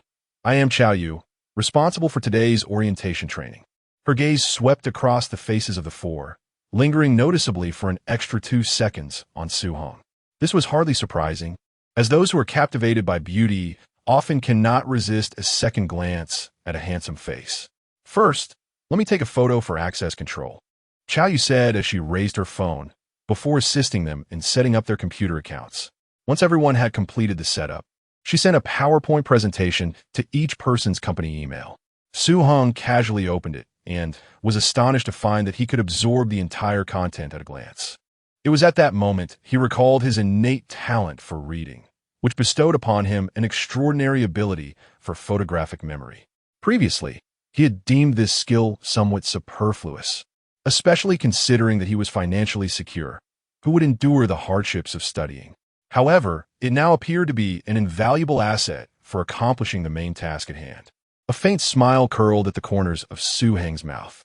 Targeting a colossal company? Perhaps it isn't as daunting as it seems. Chapter 36. The persona of the wealthy second generation is exposed. If you encounter any difficulties, feel free to approach me at the Human Resources Department.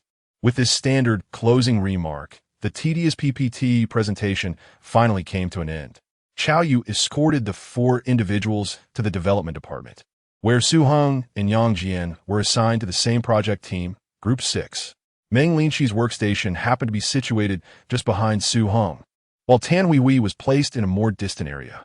The memory of Tan Huihui's reluctant expression as she departed nearly brought a chuckle from Su Heng.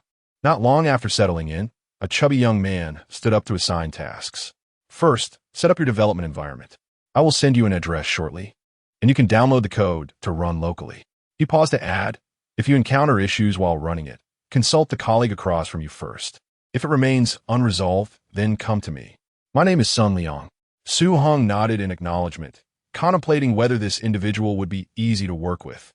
Once the code was successfully pulled to the local environment, Su Heng eagerly clicked to run it. However, he was met with a glaring red error message. Glancing at Yang Jian's screen, which displayed the same error, Su Heng felt a wave of relief wash over him, confirming that the problem did not lie with him. After fruitless attempts on Google, the two were left with no choice but to seek help from their colleague across the way. Absurdly, even with assistance, it took them an exhausting half-hour before they finally managed to run it successfully. As newcomers, their primary task was merely to familiarize themselves with the code. To Su Heng's astonishment, he grasped and understood the entire code logic in less than half an hour. Had he possessed such learning abilities during his job search, he might have easily ventured into the realms of algorithms or artificial intelligence, securing a lucrative monthly salary. This thought even sparked a fleeting desire to immediately switch jobs to a major corporation.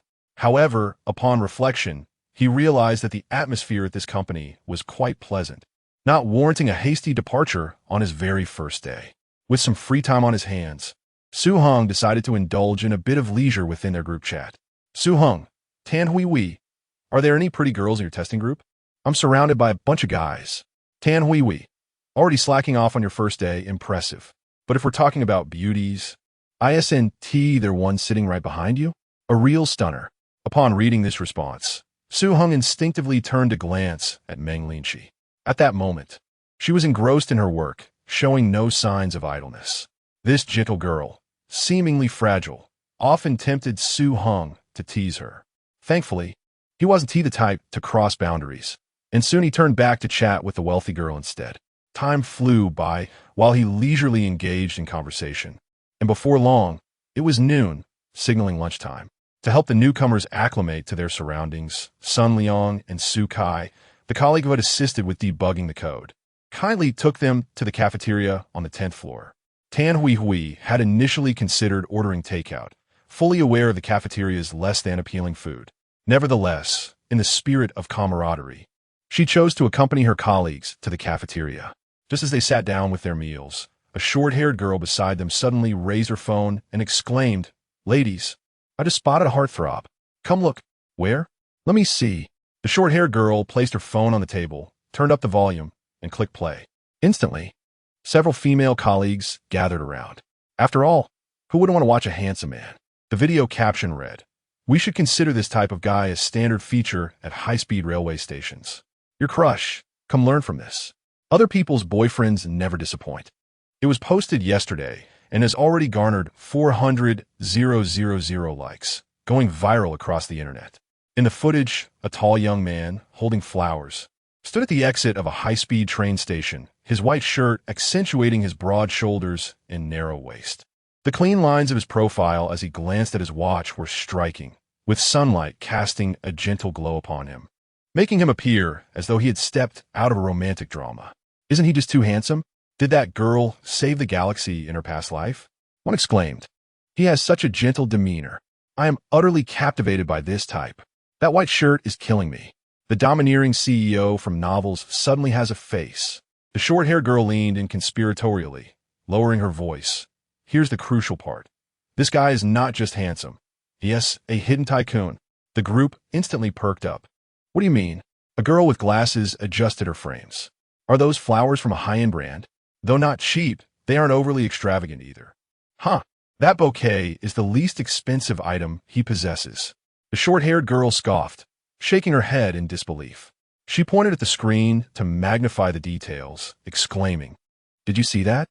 His shirt and trousers are by Brunello Cucinelli, the pinnacle of Italian luxury, renowned as the king of cashmere." She then scrolled down to showcase a close-up of his shoes. Those are LV's 2024 Spring-Summer Limited Edition. Just this outfit alone is worth around 60,000. Pausing for emphasis, she continued, when you add it all up, it's nearly 60,000. After a brief silence, gasps erupted around the table. Ladies, I genuinely adore this. Indeed, a handsome guy in a white shirt is a surefire winner. Am I the only one curious as to why the girl in the video is blurred out? A male colleague at the adjacent table could not resist interjecting. You all are just enamored with his wealth, aren't you? How klitsch. Shut your mouth. You're just envious of his good looks and fortune, came the retort. Exactly, this is pure jealousy. The commotion grew louder, drawing curious glances from nearby diners. Tan Hui had been quietly eating, not particularly familiar with this group and uninterested in joining their excitement. However, as their exaggerated discussions escalated, she could no longer resist glancing at the phone screen. In that instant, her chopsticks froze mid-air. The man they were fervently discussing bore an uncanny resemblance to Swing. Tan Hui, unable to believe her eyes, rubbed them in disbelief and grabbed the phone from the table for a closer look. The video was enhanced with filters, yet it undeniably showcased Heng. She stared blankly at the screen, momentarily lost in thought. What's wrong? Are you captivated? Teased the short-haired girl. Tan Hui snapped back to reality, hurriedly returning the phone, forcing a composed smile. I've never seen anyone this handsome. Here's your phone. She then lowered her head to continue eating, though her movements were noticeably more mechanical. Her colleagues chuckled kindly, soon resuming their spirited discussion. A flicker of complex emotions passed through Tan Hui's eyes as she opted for silence, fearing that revealing anything might bring unnecessary trouble to Heng. Moreover, If Su Hong were to discover that she was the one who leaked the information, it could jeopardize their friendship entirely. Fortunately, the workstations of her colleagues were somewhat distanced from Su Heng's. However, they were all part of the same company, and one could never predict when their paths might cross. Contemplating this, she privately resolved that it would be prudent to discreetly alert Su Hong. At precisely 2 o'clock in the afternoon, Su Hong stirred from his slumber at his workstation, lazily stretching his body. The company's 2-hour lunch break felt like a coveted benefit for any diligent worker. The only drawback was that his salary was rather meager. He splashed cold water on his face and returned to his desk, invigorated. Just as he illuminated his computer screen, a WeChat notification popped up. Next to Tan Hui's profile picture was a startling unread message. You have been exposed. Chapter 37. Are we quite familiar? Su Hong stared at the ambiguous phrase, utterly bewildered. His initial reaction was to assume that he had been caught slacking off by his superiors. But such an overreaction seemed unwarranted. After all, who doesn't indulge in a bit of leisure at work these days? He responded with a befuddled expression. At that moment, Tan Hui sent another message. Su Hong, the video has garnered over 400,000 likes. You should check it out on Douyin. Curious, Su Hong copied the link, donned his headphones, and opened Douyin. Seeing himself on the platform made him squirm with embarrassment. Goodness, he had casually mentioned that he would trend online, yet here he was, actually trending. But why was only the wealthy young lady pixelated? Once he learned that Tan Hui had kept his identity under wraps, his anxiety finally dissipated. Averse to troublesome situations, he offered to treat everyone to afternoon tea as a token of gratitude. What would you like to drink? It's on me, he inquired, turning to his colleagues. No. It's not right for a newcomer to treat on their first day. Their team leader, Sun Liang, vehemently shook his head. Others joined in, refusing as well. Su Hong raised an eyebrow, thinking that the atmosphere in this group was rather pleasant. He decided not to be overly polite and took the initiative to order each person a cup of coconut latte. And you? He asked, glancing at Meng Linqi. No, it's fine, the girl replied, her voice barely audible. What? Then a little white pear latte for you. Su Hong feigned ignorance and promptly placed the order. Oh, our group's flower is trying to charm someone with a cup of coffee on her first day. Chen Huameng interjected, her tone dripping with sarcasm. Previously, she had been the most sought after in the group, with male colleagues showering her with attention, snacks, and coffee, practically orbiting around her. However, with Meng Linqi's arrival, the tides had turned. Those who once doted on her now flocked to the newcomer, even offering her food. The most infuriating part was that Meng Linqi had barely been at the company for half a day. Moreover, to her dismay, even Su Hong, the handsome newcomer, had bypassed her and was now lavishing attention on Meng Linqi. Chen Huameng scoffed inwardly, convinced that all men were the same, fickle and untrustworthy. So, what are you trying to say? Su Hong replied, crossing his arms with a smirk. Surely, you ought to treat us, your seniors, to a drink? Chen Huameng forced a smile, adding, perhaps we could even speak well of you. Su Hong, don't Meng Linqi's expression turned anxious as she attempted to dissuade him. Su Hong raised a hand, signaling her to disregard it, and turned back to Chen Huameng. Sister, are we familiar? Could you tone down that expression? You. Chen Huameng's face turned ashen, having never been so publicly confronted before. Newcomers were typically timid, fearful of failing their probation. This was the first time she encountered such an audacious rookie. What do you mean? Su Hong continued typing without looking up. If you have the time to waste on this, you might as well focus on your work, lest you find yourself unable to afford even a cup of milk tea. The office area surrounding Su Hong fell into an eerie silence. In the WeChat group of the development team, messages erupted like fireworks. The screen flooded with 666 comments. Hey, newcomer, how should you address your seniors? Huang Wentao slammed the table, rising abruptly. As the leader of the group to which Chen Huameng belonged, he had long harbored feelings for her. Although the newly arrived Meng Linqi was more beautiful, he was acutely aware that such a goddess was beyond his reach. Thus he resolved to continue pursuing Chen Huameng, seeking an opportunity to showcase himself. Old Huang, Sun Liang interjected leisurely. The newcomer has just graduated and is still naive. Why are you, a seasoned employee, picking on her?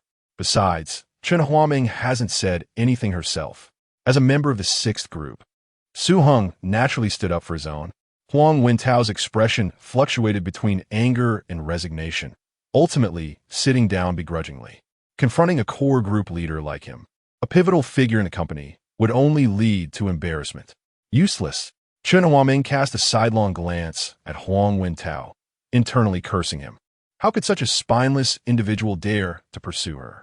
At best, he was merely a backup option. She shot a fierce glare at Su Heng and Meng Linshi, suppressing her fury to continue her work. Half an hour later, the delivery phone rang. "Come over, the food has arrived." Su Heng texted Tan Huihui and rose to collect the takeout. Upon returning to his workstation with over a dozen cups of milk tea, he astonished his colleagues. He distributed the milk tea one by one. "Su Heng, don't waste money so recklessly just because you started working. How much should I transfer you?" Sun Liang remarked, observing that each of the 6 team members now had a cup of milk tea. This amounted to over 200 yuan, a considerable sum for a newcomer. He was unaware of Su Heng's exact salary, but it surely wasn't substantial. "No need," Su Heng replied with a smile, waving his hand. "If you transfer me, others will want as well. I can afford this little expense. I'm not treating every day." His actions were not solely driven by social niceties. The atmosphere within the group was genuinely pleasant, with everyone willing to assist one another, and the hierarchy felt more egalitarian, with everyone addressing each other by name without pretension. "Su Heng, I love you," Tan Huihui exclaimed with a grin, cradling her milk tea.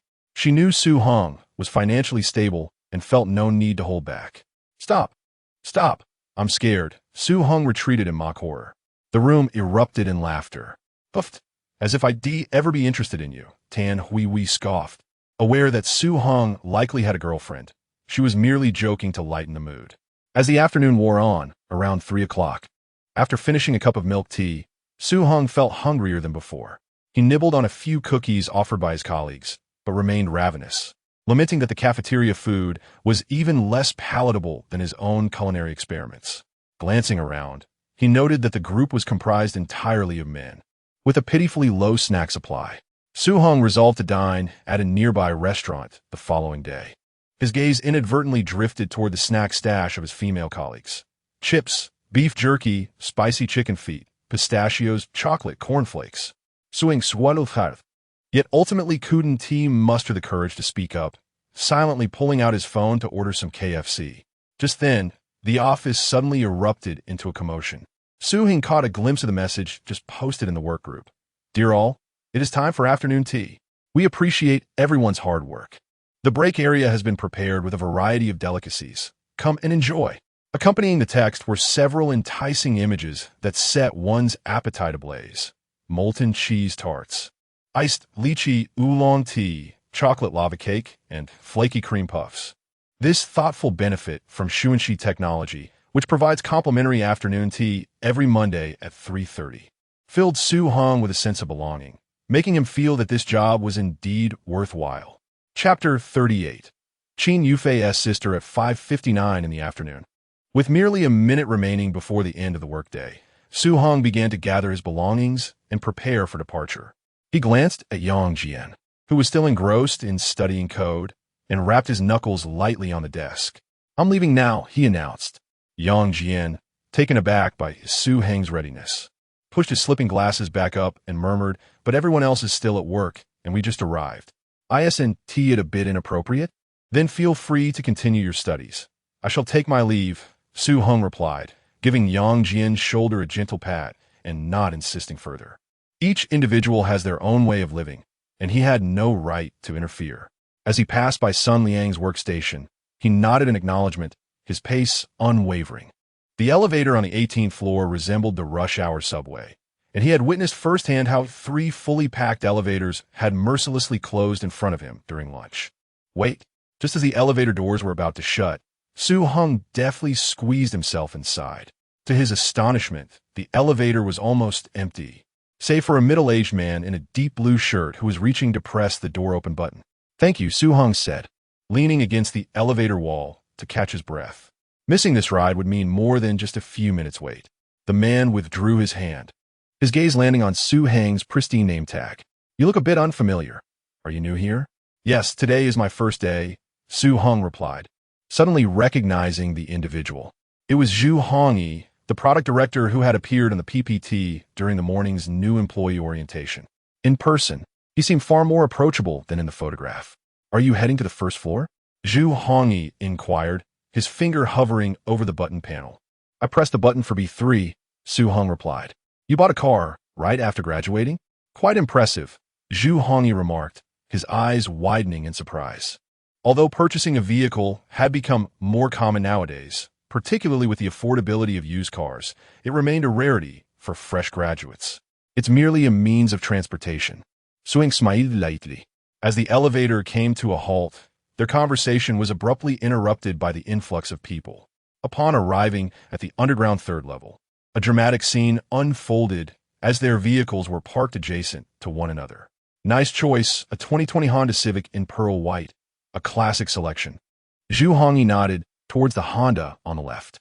His own BMW 330i, valued at over 300,000 yuan, was sandwiched between the Civic and a Mercedes-Benz E300L. Su Heng's expression shifted subtly. Noticing the young man gazing wistfully at the Mercedes, Zhu Hongyi smiled knowingly. If you work diligently, you'll undoubtedly acquire such a vehicle in due time. Before he could finish, the sound of unlocking echoed. Su Heng pressed the key fob, and the lights of the Mercedes flickered in response. This is my car. I shall take my leave first. The engine roared to life, and the sleek silhouette of the car glided gracefully away. Zhu Hongyi stood frozen in place, holding his car keys, as the gleaming handle of his BMW caught the light. At nearly 40 years of age, he had unexpectedly received a lesson from a fresh-faced junior. As dusk descended, Su Heng departed from the company and headed towards the Yunjing Fitness Center. Given his work commitments, he could only manage to come in the evenings during the weekdays. Just as he pushed open the door, he encountered Zhang Meng, who was leaving after her shift. Brother Su, why are you so late today? She greeted him with a smile. Work has kept me busy, Su Heng replied casually, his footsteps unwavering as he strode inside. Hey, Brother Su. Zhang Meng watched his hurried departure, biting her lip in frustration and tapping her high heels on the ground. Was Qin Yufei truly that captivating? One by one, they seemed entranced by her charm. Taking a deep breath, Zhang Meng clenched her fist, convinced that there was no wall that couldn't be breached. Even if she lacked Qin Yufei's beauty, she certainly had her own ways of seduction. Just as she was about to leave, her eye caught sight of a gleaming new Mercedes-Benz E300L parked by the roadside, its polished exterior reflecting the cold light. Her eyes sparkled.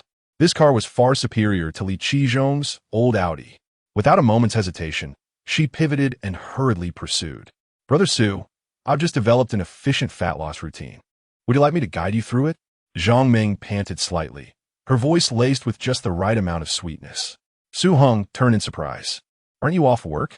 I've recently noticed some extra weight around my waist and want to work on it. She feigned distress, furrowing her brows as she playfully lifted her shirt to reveal a slender, taut waist, her fingertips grazing her skin.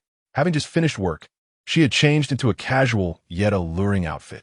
The fitted short sleeves accentuated her curves, while the ruffled mini-skirt swayed gracefully with her steps, emphasizing her long, straight legs. This gesture unveiled her allure. Su Heng's gaze lingered on her momentarily, and he couldn't help but marvel at the perks of wealth wherever he went. Beautiful women seemed eager to tempt him. In college, his good looks had attracted female admirers, but by junior and senior years, those girls had come to realize that no amount of charm could rival the tangible digits in a bank account. You have a wonderful figure. There's no need for dieting, he replied, fully aware of her intentions yet unperturbed. After all, she was putting on quite the performance, and he was more than happy to indulge in the spectacle while offering a little encouragement. Thank you, Brother Su, she said, lowering her head and pressing her lips together, feigning shyness, though inwardly she felt triumphant. It appeared her charm was indeed effective. Her plan to undermine the competition was firmly in place. A gym buddy, currently engaged in a chest workout, caught sight of Zhang Meng's coy demeanor and looked as though he'd seen a ghost. When had this astute woman started behaving so endearingly towards a man? Was it merely his handsome looks? He gritted his teeth, adding more weight to his barbell. secretly vowing to develop a chest so formidable it could crush a mosquito, hoping to captivate the women around him. Su Heng, Qin Yufei approached, greeting him. She cast a suspicious glance at Zhang Meng by his side, her intuition warning her that this woman was after her territory. Fan Ming flasta mischievous ismail, brotersu. Wait for me to change. As she departed, she shot a provocative glance at Qin Yufei, her high heels clicking sharply against the floor. Qin Yufei tightened her grip on the training plan in her hand, ultimately choosing silence as she adjusted the equipment. A sudden, urgent ringtone pierced the air. My phone. Qin Yufei hastily retrieved her device from her bag, and within mere seconds, her complexion changed drastically. Su Heng observed her knuckles turn pale as she gripped the phone, pressing the hang-up button twice before succeeding. Su Heng, could you possibly drive me to the hospital? Qin Yufei's voice trembled, oblivious to the training schedule that fluttered to the ground. Understanding the gravity of the situation, Su Heng promptly drove her to the hospital. At the People's Hospital, in the emergency surgery room, the harsh fluorescent lights cast a stark glare down the corridor, rendering everyone's faces a ghastly shade. Qin Yufei stumbled toward the operating room, her steps faltering upon catching sight of her mother's hunched silhouette. Mom, Yashuan. She suddenly couldn't breathe. Lu Xiuqin, her hair streaked with gray from stress, was drenched in cold sweat. Noticing the man behind her daughter, she forced a smile. And you are? She regarded him, appearing to be in her 40s yet with hair fully gray, likely due to the burden she bore. Hello, Auntie, I am Su Heng, a friend of Yufei, he replied with a slight bow. Lu Xiuqin nodded mechanically, her bloodshot eyes fixed on the red light of the operating room. At that moment, all her attention was devoted to her daughter, who was fighting for her life beyond the door, leaving her no energy for pleasantries. The jarring sound of the door hinge suddenly broke the tension. The lead surgeon removed his mask and scanned the corridor. Family of Qin Yashuan? As the mother and daughter stumbled before the doctor, Su Heng discreetly retreated into the shadows. Upon hearing that the surgery had been a success, he involuntarily exhaled in relief. I shall take my leave, he said, not wishing to intrude on their family moment. After politely declining Qin Yufei's offer to see him off, he made his way to the payment window.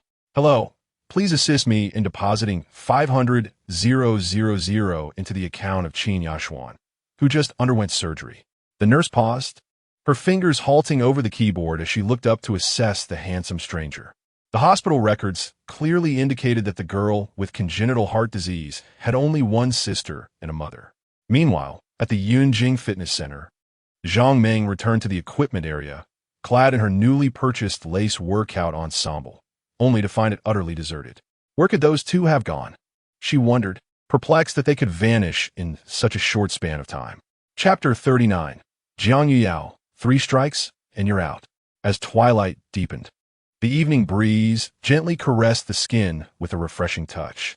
The streetlights flanked either side, casting a warm halo that illuminated the night.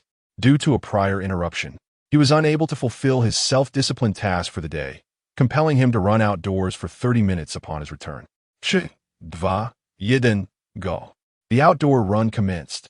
With the sound of the app's prompt, Su Heng set forth. His breathing was even and steady, perfectly synchronized with the rhythm of his footsteps. His legs felt lighter than ever, each stride imbued with vigor, a notable enhancement in his physical condition. As he entered the latter half of his run, despite the onset of muscle fatigue, his breathing remained stable, no longer the gasping struggle it had once been. You have run 5 kilometers. The announcement echoed, prompting Su Heng to gradually slow down before coming to a complete stop. He glanced at his watch. 5 kilometers. Average pace 5 feet 56 inches. Average heart rate 160. Total time 33 minutes. For the first time, his pace had dipped below 6 minutes. The efforts of the past few days had indeed borne fruit. The system interface unfurled before him, revealing personal information. Host, Su Heng, age, 40, height, 182 centimeters, weight, 165 pounds, physique, 68, endurance, 66, strength, 70, agility, 64, mental strength, 79, financial status, balance, 184, 012 yuan, 4, 5 million earmarked for Qin Yufei. $100 million for entrepreneurial ventures. Vehicle, Mercedes-Benz E300L real estate. Brilliant Gene Garden Residence X1. Long-term task, self-discipline, in progress. Side task, save Chin Yufei, in progress. Main task, initiated. Establish a multinational enterprise comparable to Titan Industries, in progress. Main task progress, did in recent days as he continuously exploited system bugs. He had successfully reduced his weight to 165 pounds, now only about 10 pounds heavier than his actual weight. His 5 attributes had all reached the threshold of a healthy individual. Viewing his substantial balance and promising data, a satisfied smile graced Su Heng's lips. Life is indeed worth living.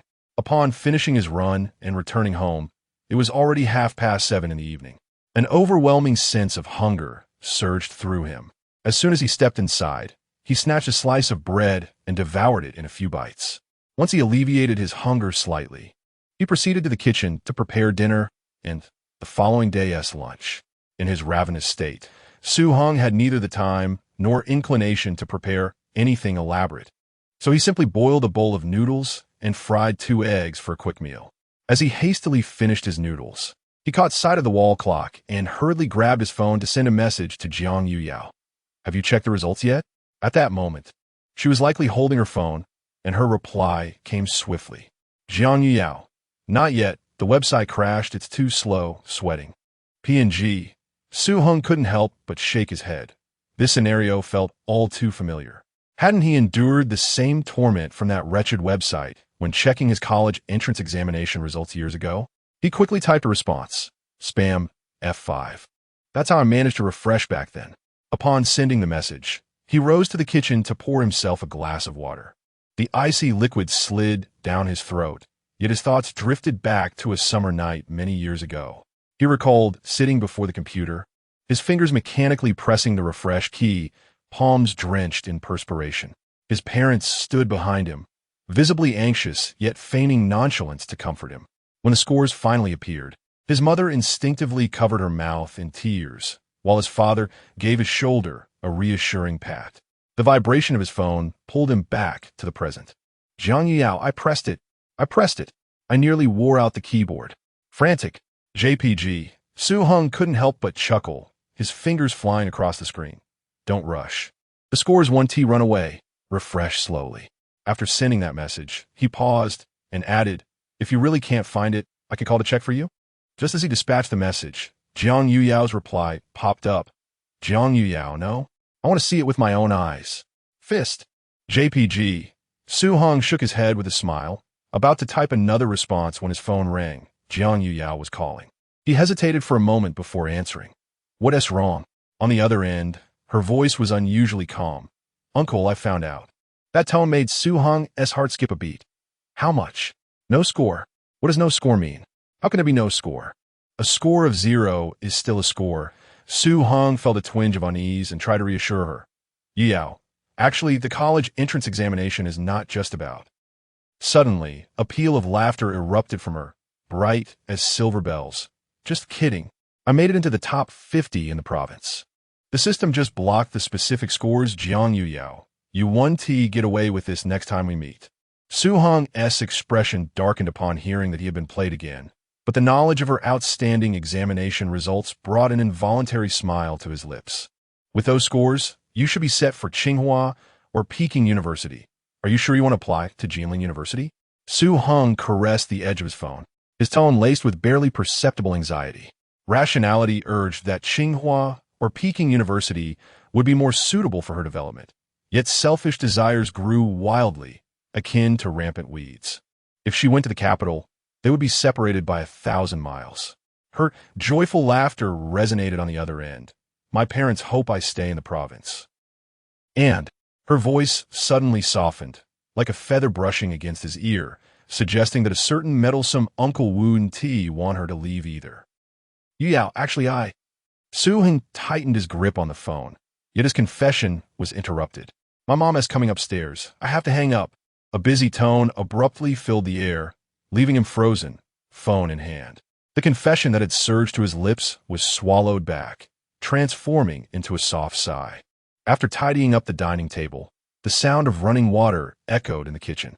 Once finished, Heng reclined on the sofa, casually opening his social media to catch up on his friends' recent activities. To his surprise, the first post he encountered served as a speed bump.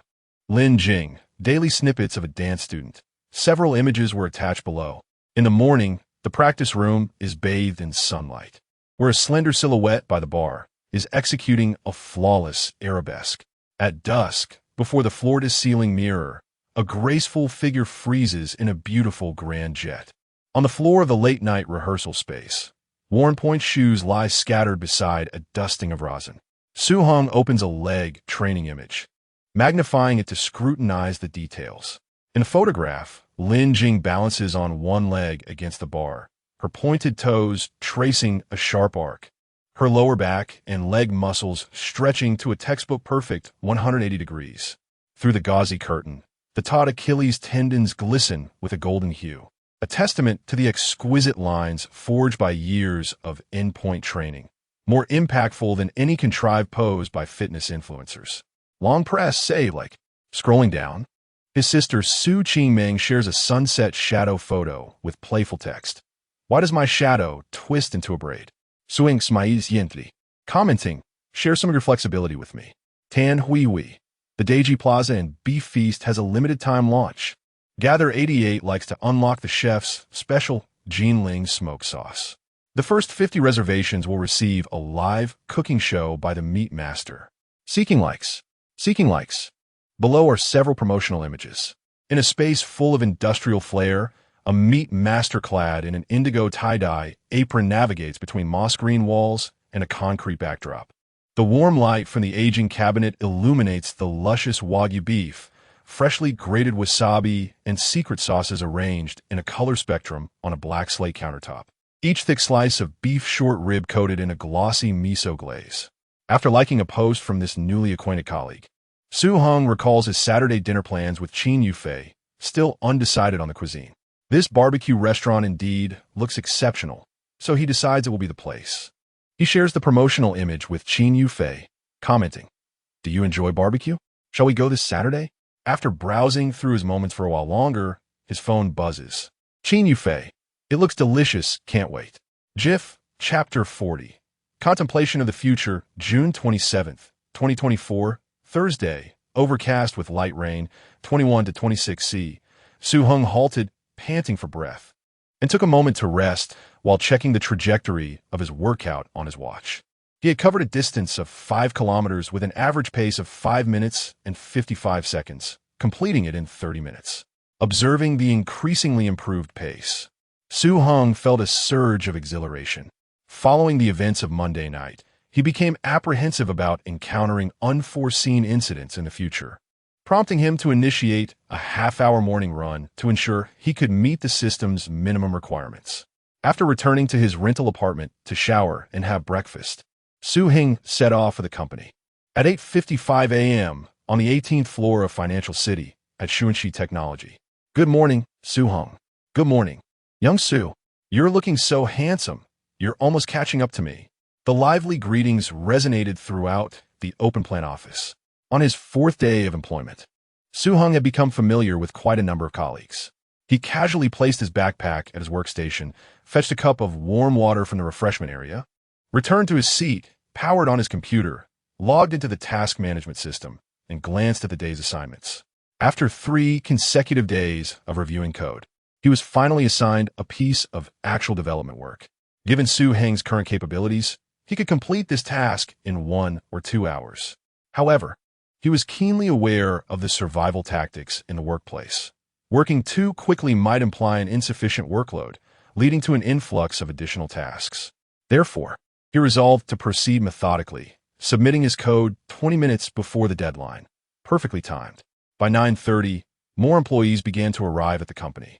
Xuanxi Technology did not require clocking in, and the work hours were quite flexible, as long as one fulfilled a 7-hour workday. It was significantly more comfortable than the rigid atmosphere of other companies. After completing his assigned development tasks, Heng instinctively opened WeChat, hovering the cursor over Jiang Yuyo's chat window, contemplating inquiring about her return. However, he quickly reconsidered, realizing that such an inquiry might reveal too much concern. The girl was already quite arrogant, and if she were to discover his thoughts, she might become even more conceited. Perhaps it was the threat of reprimanding her that prompted Jiang Yuyo to visit her grandmother's home in Hanqing the day after her grades were released. With a resigned sigh, Su-hung closed the chat window and opened a blank document instead.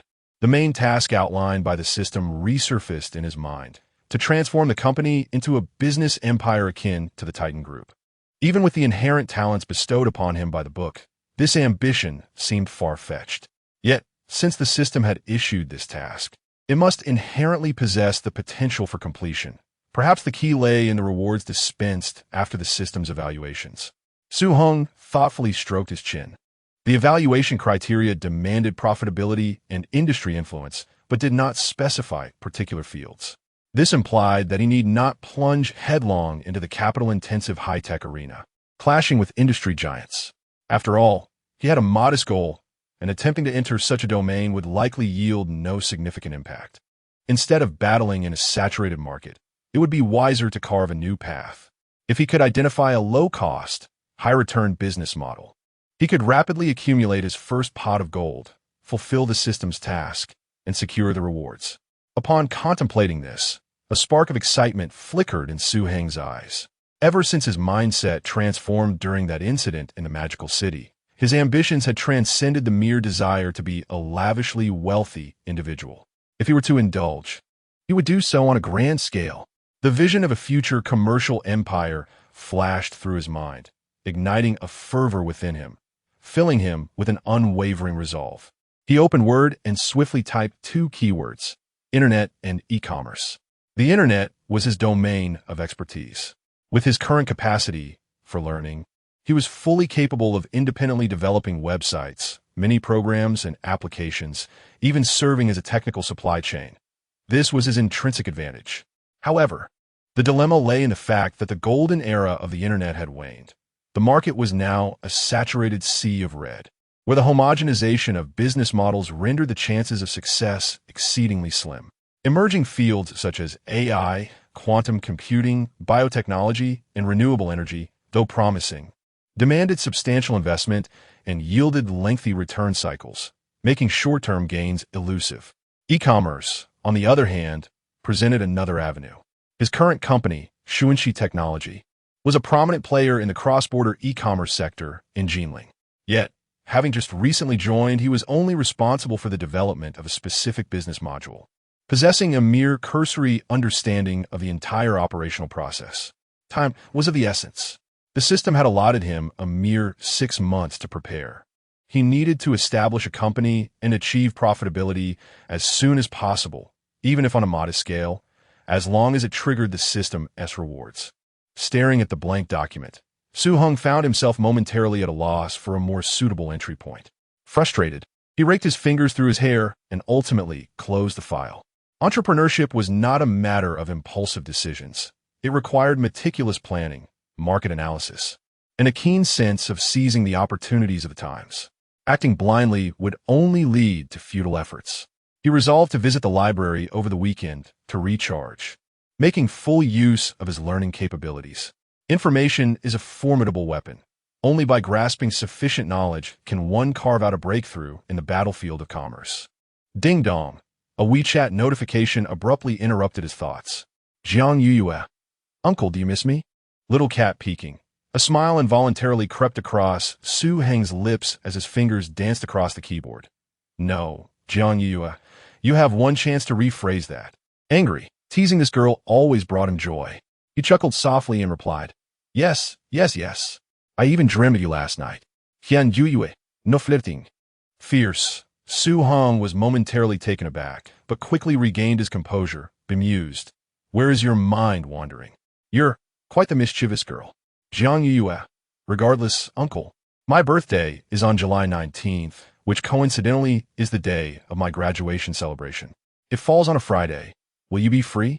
Upon reading this message, Su-hung silently marked July 19th on his phone's calendar and replied, I will definitely attend your birthday. After sending the message, he casually downloaded a copy of Python for Beginner to Expert Online. Having an array of skills is never a burden. He would learn it first, knowing it would prove useful in due time. Thus, Su Heng unabashedly embarked on his leisurely study mode until a loud growl emanated from his stomach, abruptly snapping him back to reality. Upon glancing up, he was astonished to find that it was already 12 o'clock. He turned to Yang Jian, who was still engrossed in coding, and gently tapped him on the shoulder. "Shall we head out for lunch?" "No, I brought my own meal." "You actually brought your own lunch? Have you found a girlfriend?" Su Heng exclaimed in disbelief, his eyes widening. It is well known that the likelihood of a single man bringing his own meal is akin to winning the lottery, unless he has entered a relationship. Yang Jian's ears flushed with a hint of crimson as he shyly nodded. Su Heng promptly gave him a thumbs up, astonished that this seemingly simple-minded and honest fellow had managed to find love so early. It's a reminder that one should not judge by appearances. With a tinge of envy, Su Heng cast a glance at him, yearning for a girlfriend who could prepare him heartwarming lunches. Jealousy can distort one's visage. To retaliate against this traitorous singleton, Su Heng resolved to treat himself to a splendid meal this noon. He opened a dining review app and searched for culinary delights. Ultimately, he settled on a high-end restaurant with an average cost of over 400, not too close, but with a card at his disposal, he felt indulgent. Chapter 41. Entrepreneurial direction. Upon arriving at the restaurant, Su Heng parked his car and ascended to the second floor. The entrance featured a hollow screen inspired by the moon gate designs of Jiangnan, adorned with purple copper cloud patterns. The floor was laid with exquisite Suzhou imperial kiln golden bricks, and the light filtering through the screen cast delicate shadows of plum branches, subtly echoing the theme of the plum garden. "Is it just one?" A young lady donned in a Suzhou embroidered qipao approached him. "Yes." Upon receiving his affirmative reply, a gentle smile graced her lips as she led Su Heng to a window-side elegant seat. Accepting the gilded menu, Su Heng perused its offerings, selecting several signature dishes recommended by fellow diners: squirrel mandarin fish, traditional hand-salted duck, crab meat lion's head, famous soft-shell crab, dompa pork. The rhythm of the service in the restaurant was nothing short of artistry, each dish arriving in perfect succession. The freshly steamed crab meat lion's head was tender and flavorful, with a delightful balance of fat and lean meat that melted in the mouth. The soft-shell crab was smooth and delectable, refreshingly light, with the aroma of pepper harmoniously mingling with the tender eel slices. The restaurant's signature salted duck was firm and succulent, imbued with a savory brine. Just as Su Heng was about to savor a second spoonful of the lion's head, a waft of Chanel No. 5 graced the air. Raising his gaze, he noticed two young women had taken a seat at the adjacent table. One of them wore vintage black-rimmed glasses that obscured much of her face, her short black hair casually tied into a small bun. The loose linen shirt she wore had its sleeves rolled up, revealing a slender, fair wrist, clean and unadorned. Despite her features being largely concealed, the exquisite contour of her jaw, porcelain-like complexion, and the faint appearance of dimples when she spoke conveyed a restrained yet undeniable elegance. Her appearance was reminiscent of Takahasuki Izumi from Tokyo Ghoul, save for the difference in hair color. Her companion, in stark contrast, was clad in a breezy camisole dress, her makeup intricately applied as if she had just stepped out of a beauty livestream. The alluring fragrance emanating from her was indeed the source of the earlier scent. Xiao Quan, the other party, insists on a mere 10,000 for the full copyright. "I truly try my best," the elegantly made-up woman whispered, her fingers, painted with nude nail polish, nervously caressing her coffee cup. The bespectacled girl frowned at this, disappointment flickering behind her lenses. "That price is far too low, especially for full rights such as the market for original scripts by newcomers." Her companion leaned in slightly. "If it weren't for my connections, they'd offer no more than 8,000. You're writing a niche historical mystery. The investment risk is too great. If only you'd listened to me and written some TikTok short dramas instead." Xiao Quan bit her straw, her voice muffled. "But this is the culmination of my years of effort. Therefore, I would prefer to wait for other buyers." "Xiao Quan." Her companion suddenly raised her voice before hurriedly lowering it again. "This opportunity is one I've worked hard to secure. Let me think it over." As Su Heng relished his meal, he absorbed the unfolding dialogue. When he heard the figure of 10,000 for the full copyright, he couldn't help but reflect on the greed of capitalists. Yet, Upon hearing the mention of TikTok short dramas, a spark of inspiration ignited within him. While scrolling through Douyin on an ordinary day, the short drama clips, often crudely produced, yet garnering millions of likes, undeniably highlight the potential of this market. With low investment, brief production cycles, and swift returns, it appears to be a tailor-made entrepreneurial venture. This thought struck him like a beam of sunlight, instantly dispelling his morning confusion. After settling the bill and stepping out of the restaurant, the sweltering heat of June enveloped him. Squinting against the sun, he noticed his Mercedes E300L glistening like a piece of jade under the blazing rays. With a gentle press of the remote key, the car lights flickered and the doors unlocked. Sliding into the driver's seat, the coolness of the leather upholstery allowed him to exhale comfortably. Lowering the window, the summer breeze, infused with the scent of the sycamore trees, wafted in. Xiaoxua, I'll think it over. I have something to attend to. Goodbye. The familiar voice made Su Heng turn his head. The girl, strikingly similar to Takatsuki Izumi, hastened away, while her so-called best friend eagerly reached for her phone. Mr. Zhang, could you grant me a little more time? I assure you I can convince her for $1 million deal, full copyright. Her tone turned ingratiating as she continued. Thank you so much for the lead on that short drama, Mr. Zhang. After hanging up, Xiaoxua left with an elated expression, having overheard the entire exchange. Su Heng lightly tapped his fingers on the steering wheel. What a misfortune. Betrayal by a close friend is the most heart-wrenching. He couldn't help but feel concern for the unfamiliar girl. With this thought, he chuckled at himself, realizing that beauty often evokes sympathy, as one cannot help but worry for a damsel in distress. It was time to return to the office. The engine purred softly as the vehicle smoothly merged into the flow of traffic. Upon his return to the office, the clock read 1:30. The workspace was enveloped in tranquility, with colleagues indulging in their midday respite. Su Heng tiptoed back to his desk, yet sleep eluded him. The term short drama swirled incessantly in his mind, refusing to fade. He swiftly powered on his computer, fingers dancing across the keyboard as he began to gather industry data. The numbers on the screen were exhilarating. In 2023, the domestic short drama market surpassed 50 billion yuan, with individual hit dramas on Douyin achieving over 1 billion views. Such striking figures undoubtedly heralded a burgeoning market brimming with opportunities. Even more enticing was the industry's low entry barrier. A low-cost short drama could be produced with an investment of merely 30,000 to 100,000 yuan, completed in 3 days under the assembly line model in Hengdian. However, Su Heng had no desire to produce such mundane short dramas. He harbored grander ambitions. Currently, the short drama market faced issues of content homogenization, predominantly featuring low-budget themes of war gods and illegitimate sons. With a capital of 100 million yuan at his disposal, he could create more refined short dramas, easily trialing with 1 million yuan, utilizing film-grade equipment alongside a professional writing team, potentially carving out a niche. Subsequently, he penned a differentiation strategy in the document, focusing on vertical fields to establish a matrix of short dramas in specialized themes such as healthcare and pets. This type of content would not only facilitate seamless ad placements, but also establish a professional content barrier. At the conclusion of the document, he outlined a grander vision, aspiring to transform into a short drama version of Netflix, revolutionizing the existing pay-per-view model through a subscription service. This concept resonated perfectly with his professional background, and a spark of excitement glimmered in Su Heng's eyes. As he saved the document, Su Heng stretched his body, a satisfied smile gracing his lips.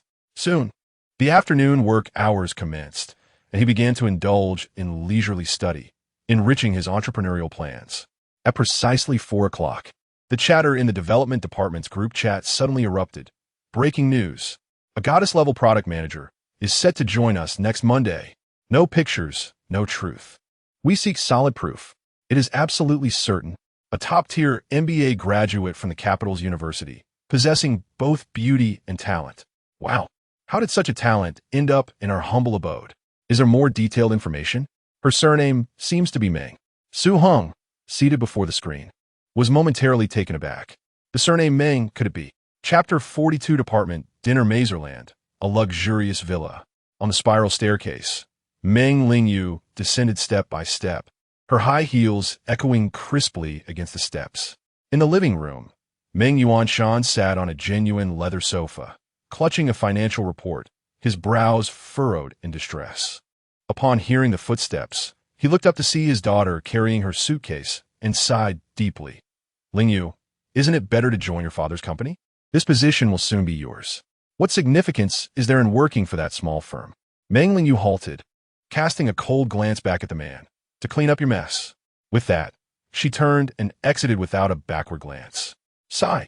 As he watched his daughter's retreating figure, Meng Yuanshan painfully closed his eyes.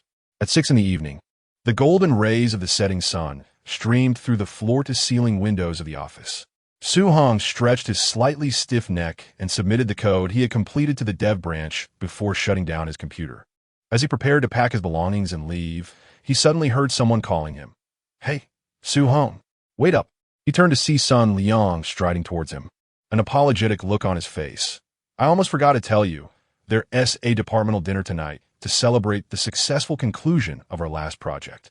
Su Heng paused in surprise. A dinner? Yes, it's a tradition. We always have a feast after completing a major project. Sun Liang patted his shoulder. You're new here, so you might not be aware. That's my fault. I should have informed you sooner. In the office, colleagues were gradually rising to prepare for departure. Su Kai leaned in with a mischievous grin. A few beauties from the marketing department will be there. I'll introduce you. He lowered his voice conspiratorially, adding that one behind you will be attending too. Su Heng was momentarily taken aback. He anticipated that the reserved Meng Linshi would participate in such a gathering. Perhaps her colleagues had coaxed her into it, and she felt too bashful to decline. Noticing the eager gazes of his colleagues around him, he pondered briefly before nodding in agreement. All right, let us go together. Sun Liang beamed. That's the spirit. Workplace networking is crucial. Getting to know more people will benefit your future career. Su Heng smiled lightly, but did not respond. Instead, he took out his phone and sent a WeChat message to Qin Yufei, canceling his private tutoring session for the evening. At that moment, Chun Huamin approached, tugging on Meng Linxi's sleeve, and cheerfully said to Sun Liang, Brother Sun, I heard you just got a Tesla. How about letting us two lovely ladies hitch a ride?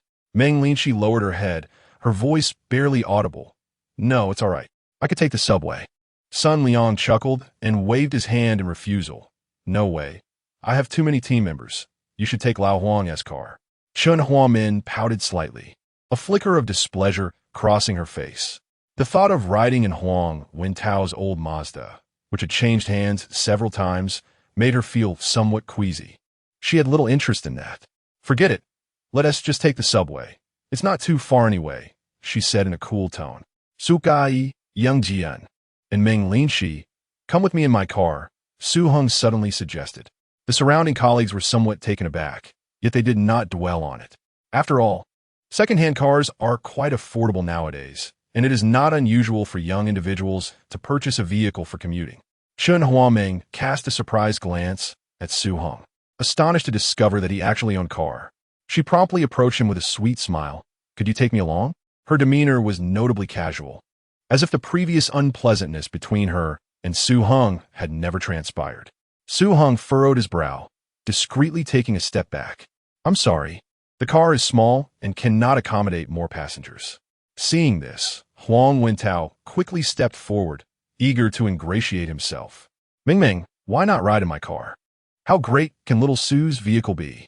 Chun Huaming shot him an annoyed glare, scoffed disdainfully, and turned on her heel, striding directly towards the elevator. Huang Wentao hastily followed after her. Once the unrelated individuals finally departed, Sun Liang clapped his hands together. All right, it's settled then. I'll send you the address via WeChat. Everyone, let us hurry and set off. In the basement of the financial district, Su Kai exclaimed in astonishment. What? Su Heng, you call this a small sedan?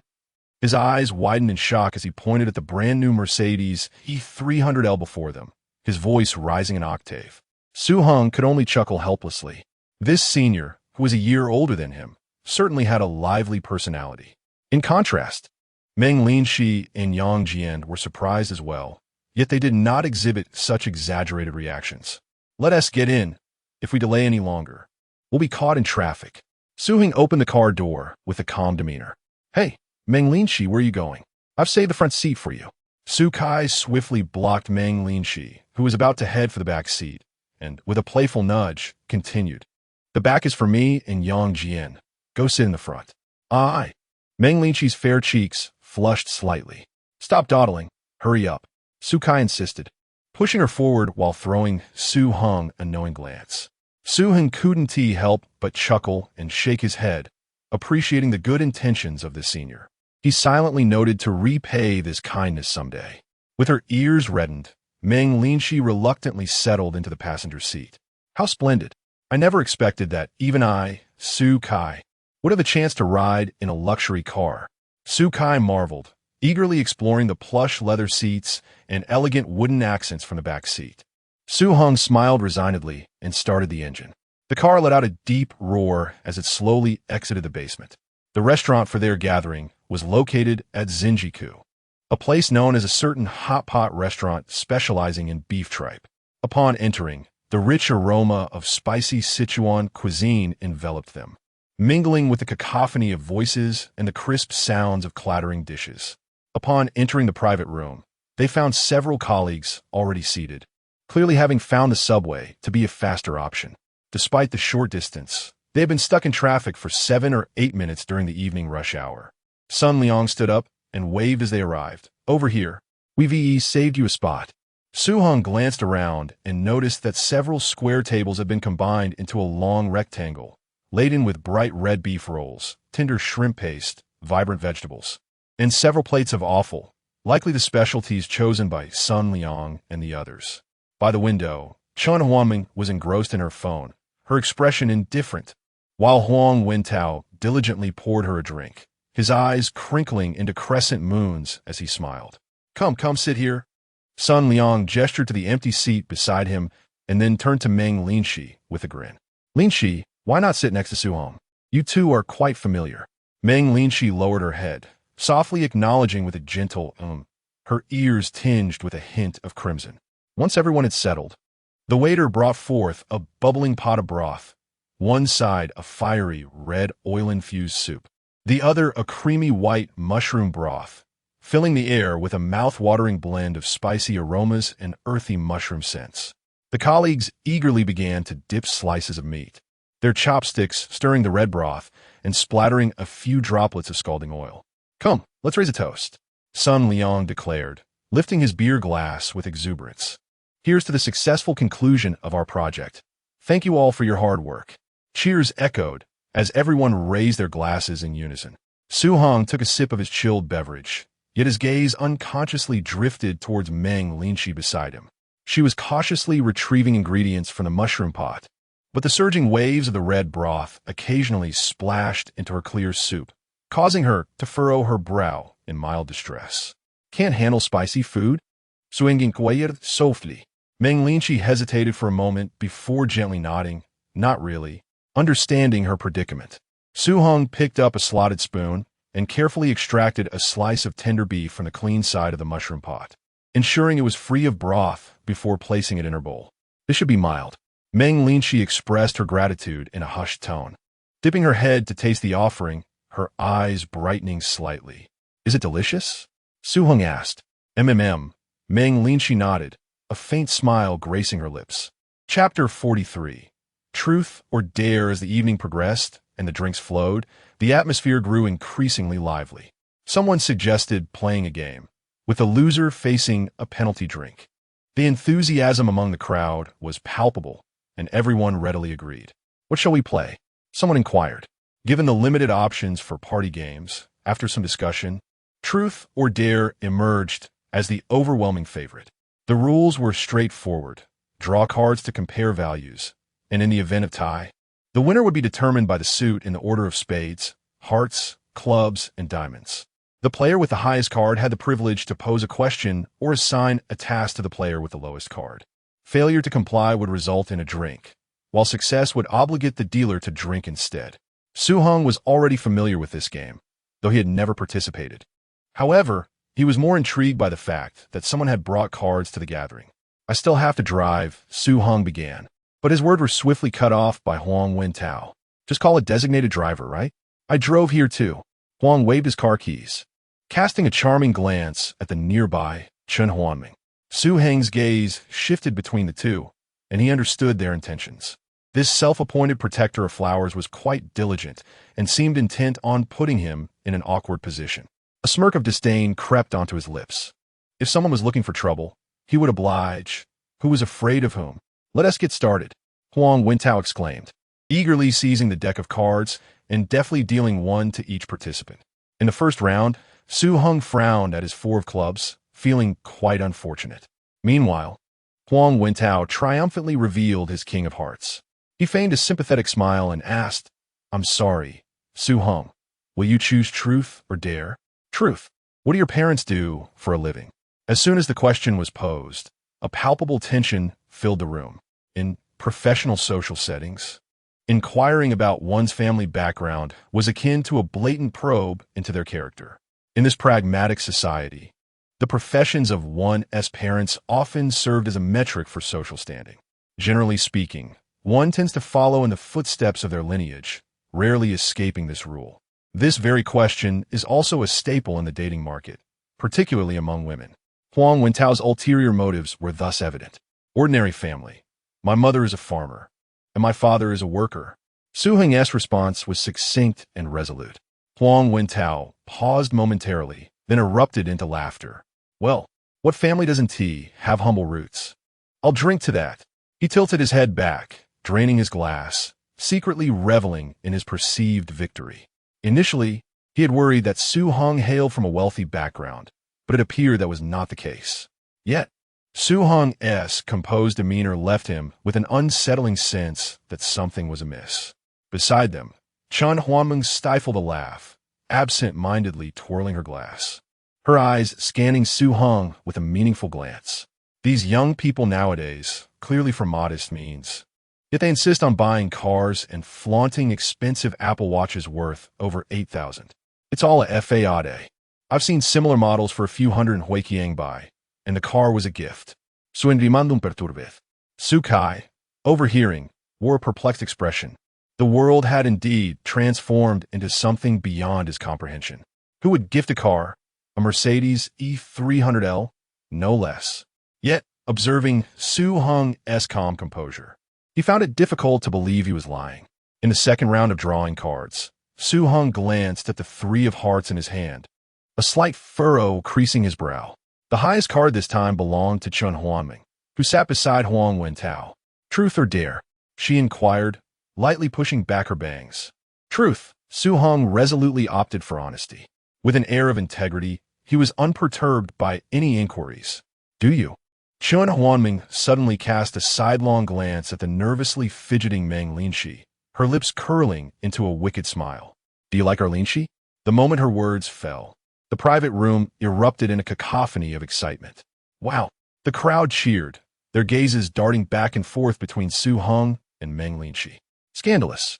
Matters of the heart are always the most tantalizing gossip, especially when the subject is the company's acknowledged beauty. Meng Linshi lowered her head, her ears flushed crimson, wishing she could shrink into her seat. Su Heng's brow furrowed deeper.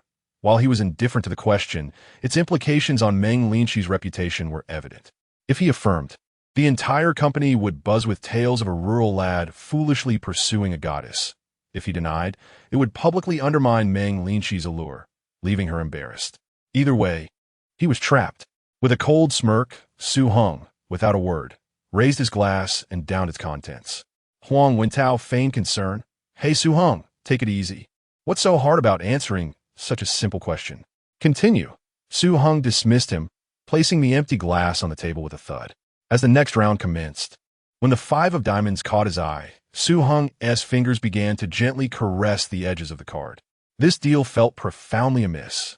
Once or twice could be attributed to bad luck, but receiving the lowest card 3 times in succession was beyond comprehension. He lifted his gaze to Huang Wentao, who was collecting the cards, a glint of sharpness flashing in his eyes. In this round, he held the lowest card, while Meng Linshi possessed the highest. The young lady, clutching the ace of spades, appeared flustered and timidly asked, Su Heng, What is your favorite book? Laughter erupted from the room. The question so simple it bordered on adorable, entirely lacking the thrill expected of truth or dare. Sukai raised his eyebrows playfully. Oh, come on, don't go easy on us. Su Heng's lips curled into a slight smile as he raised his glass, once more under the astonished gazes of the crowd.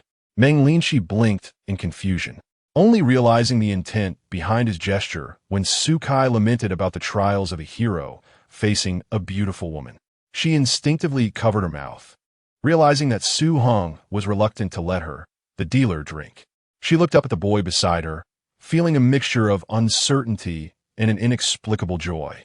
Chun Huaming scoffed, crossing her arms. Su Heng, if you can't play, then don't. At that moment, she felt utterly nauseated, wondering why he was flaunting his affections. Could good looks be a substitute for sustenance? While Chun Huaming silently berated him, she failed to notice Huang Wentao's expression suddenly stiffening beside her. Let me take over the dealing. You've worked hard, Su Heng declared, snatching the cards before anyone could respond. His long fingers swiftly flipped through the cards, the suits and values of the 54 cards imprinting themselves in his mind like a mental scan. Though he lacked sleight of hand, his photographic memory was a formidable advantage in this moment. A brand new deck of cards danced gracefully between his fingers, tracing dazzling arcs in the air. As Su Heng dealt himself the highest card, the King of Spades, and slid the lowest, the Three of Diamonds, towards Chun Huanming, he wore an innocent smile that belied any malice. Rest assured, my inquiries are quite amicable, he remarked.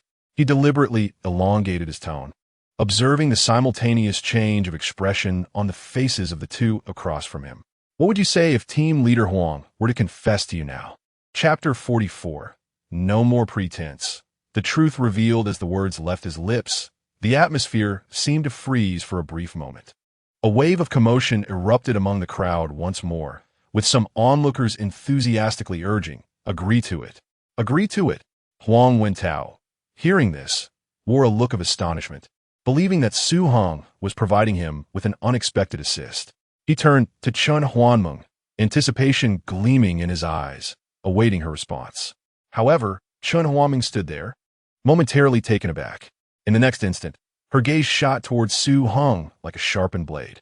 She had initially perceived this fledgling youth as merely possessing a hint of cleverness, but now he had brazenly thrust her into the limelight, compelling her to make a declaration. Yet his demeanor, so unflinchingly cheerful and composed, left her at a loss for words. Chun Huanming inhaled deeply, striving to maintain her facade of a smile, though her tone betrayed a simmering irritation. Team Leader Huang has indeed been very supportive of me, but we are merely colleagues and not particularly close outside of work. I suppose I will have to graciously decline. After speaking, she forced a smile and took a sip from her drink, as if to mask her emotions. TSK, TSK, TSK, what a resilient and self-reliant white lotus, Sukai murmured softly, only to be nudged by a companion, narrowly avoiding an outburst of laughter. Meanwhile, Huang Wentao's face shifted through shades of green and white, hastily raising his glass to take a drink, attempting to maintain composure. Oh dear, it seems I Haven Tea put in enough effort. Cheers. It was unexpected that he, who usually treated Chun Huanming with such kindness, often completing her unfinished tasks, now found himself in such an awkward predicament. He couldn't even bring himself to drink without providing an answer. Don't be disheartened. Perhaps this is a test. Has Team Leader Huang really given up so easily? Su Heng, unfazed, leisurely shuffled the cards, which danced between his fingers like butterflies. Huang Wentao managed a strained smile. Classmate Su certainly has a knack for humor. He fixated on the marked cards, perplexed by how this newcomer could play with such expertise. The raucous laughter around the card table gradually subsided. Chun Huanming remained silent, her nails digging into her palm, while Huang Wentao's expression fluctuated between hope and despair. Su Heng merely tapped the cards against the table. Shall we continue? Huang Wentao's gaze wavered, beads of sweat forming on his forehead. Just at that uncomfortable juncture, Sun Liang suddenly interjected, A colleague from the next room mentioned they would come over to toast. Shall we call it a night?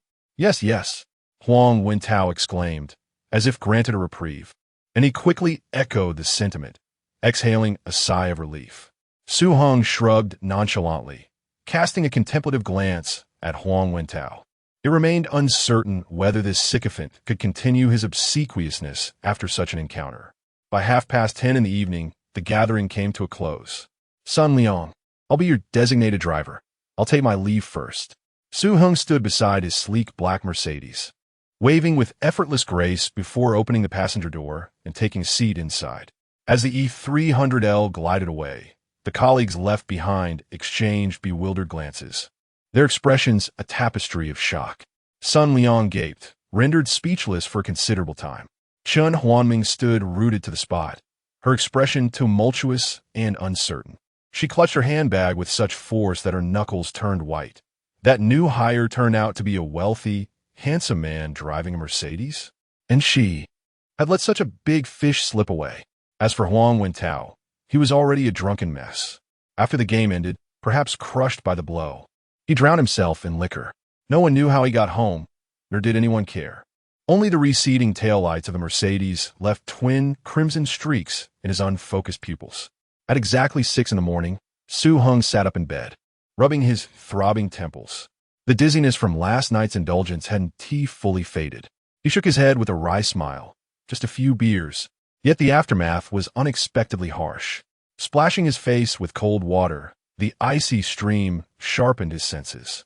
After a quick freshening up, he donned his workout attire and set off for his daily morning jog beneath the dawn-esque glow. Post-exercise, Su Heng returned to his rented apartment for a wholesome breakfast before driving to the office. The moment he stepped into the workspace, he sensed an unusual shift in his colleagues' gazes. Hardly surprising, when an unassuming peer suddenly reveals himself as a hidden tycoon, attention naturally follows. Yet Su Heng remained unfazed. To him, wealth was merely a facet of life, unworthy of altering one's demeanor. What warmed him was how his close-knit circle of tech-savvy co-workers treated him no differently, their camaraderie unbroken by the revelation. In contrast, Huang Wentao, seated not far away, wore a stormy expression. Upon hearing that Su Heng drove a Mercedes E300L, regret gnawed at his gut. Had he not antagonized Su Heng, perhaps he could cultivated a beneficial connection. The thought of squandered opportunities tightened his fists in frustration. Settling at his desk with a water cup, Su Heng immersed himself in work. After completing his development tasks, he habitually switched to self-study materials, skimming through them during downtime. Ding! A WeChat notification flashed in the lower right corner of his screen. Tan Hui. Heard you put an old-timer in his place yesterday? Impressive. Too bad I missed it. Table pound. Su Heng glimpsed the message, lips quirking as he typed back. Word travels fast. Hardly a lesson, just a minor clash. Tan Hui, don't downplay it. The department chat's buzzing. They say you radiated a 2-meter aura. Worship, Tan Hui. But you're not actually in a Meng Linchi, are you? Sly peek. His fingers froze mid-keystroke. Tan Hui was the only one at the company who knew about Jiang Yuyao. Should I silence her for good? Amused by his own dark humor, he resumed typing. No, just despise workplace bullying. You know Meng Linchi. If I hadn't stepped in, she'd have been crushed. Tan Hui. Fair point. I'll take your word for it. Pondering. Just as Su Heng exhaled in relief, a thought struck him. He added, need advice. What is a suitable gift for an 18th birthday combined with a college celebration? Tan Hui. An Hermes basket? Doge. Su Heng chuckled softly at the screen. Be serious. The other party comes from a well-off family. Dan Hui. A wealthy lady. That indeed requires some thought. Tan Hui. How about sending something heartfelt, like a handmade gift or something with sentimental value? Su Heng pondered over this reply. Handmade? He could manage cooking, but crafting, that would likely elicit laughter. As for sentimental value, that was worth considering. He instinctively rubbed his chin and sent a follow-up message. Do you have any more specific suggestions? Tan Hui. Perhaps. You could ask online? There are plenty of experts there. A good idea. Just as Su Heng was about to close the window, he caught a glimpse of Huang Wentao pacing nearby, occasionally glancing his way. With a stoic expression, Su Heng averted his gaze, minimizing the chat window. He had no interest in indulging someone so opportunistic. He typed a few keystrokes, bringing up the code interface to resume his work. Chapter 45.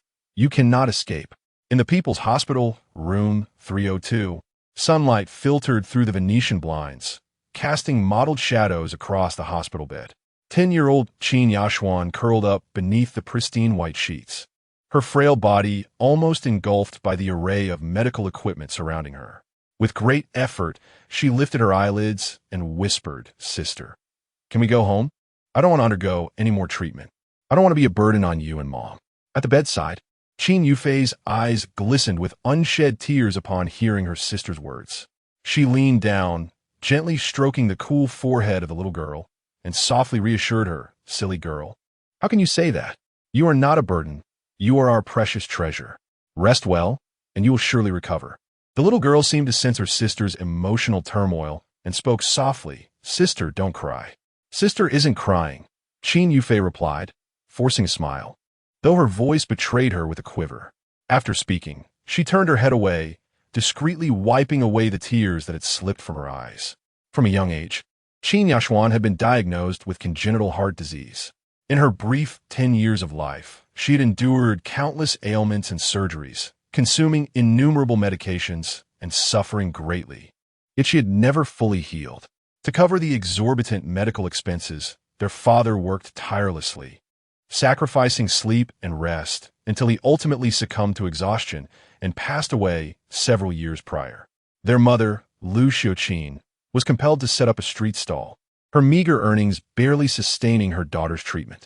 Fortunately, Qin Yufei had found work, allowing her to alleviate some of the family's burdens.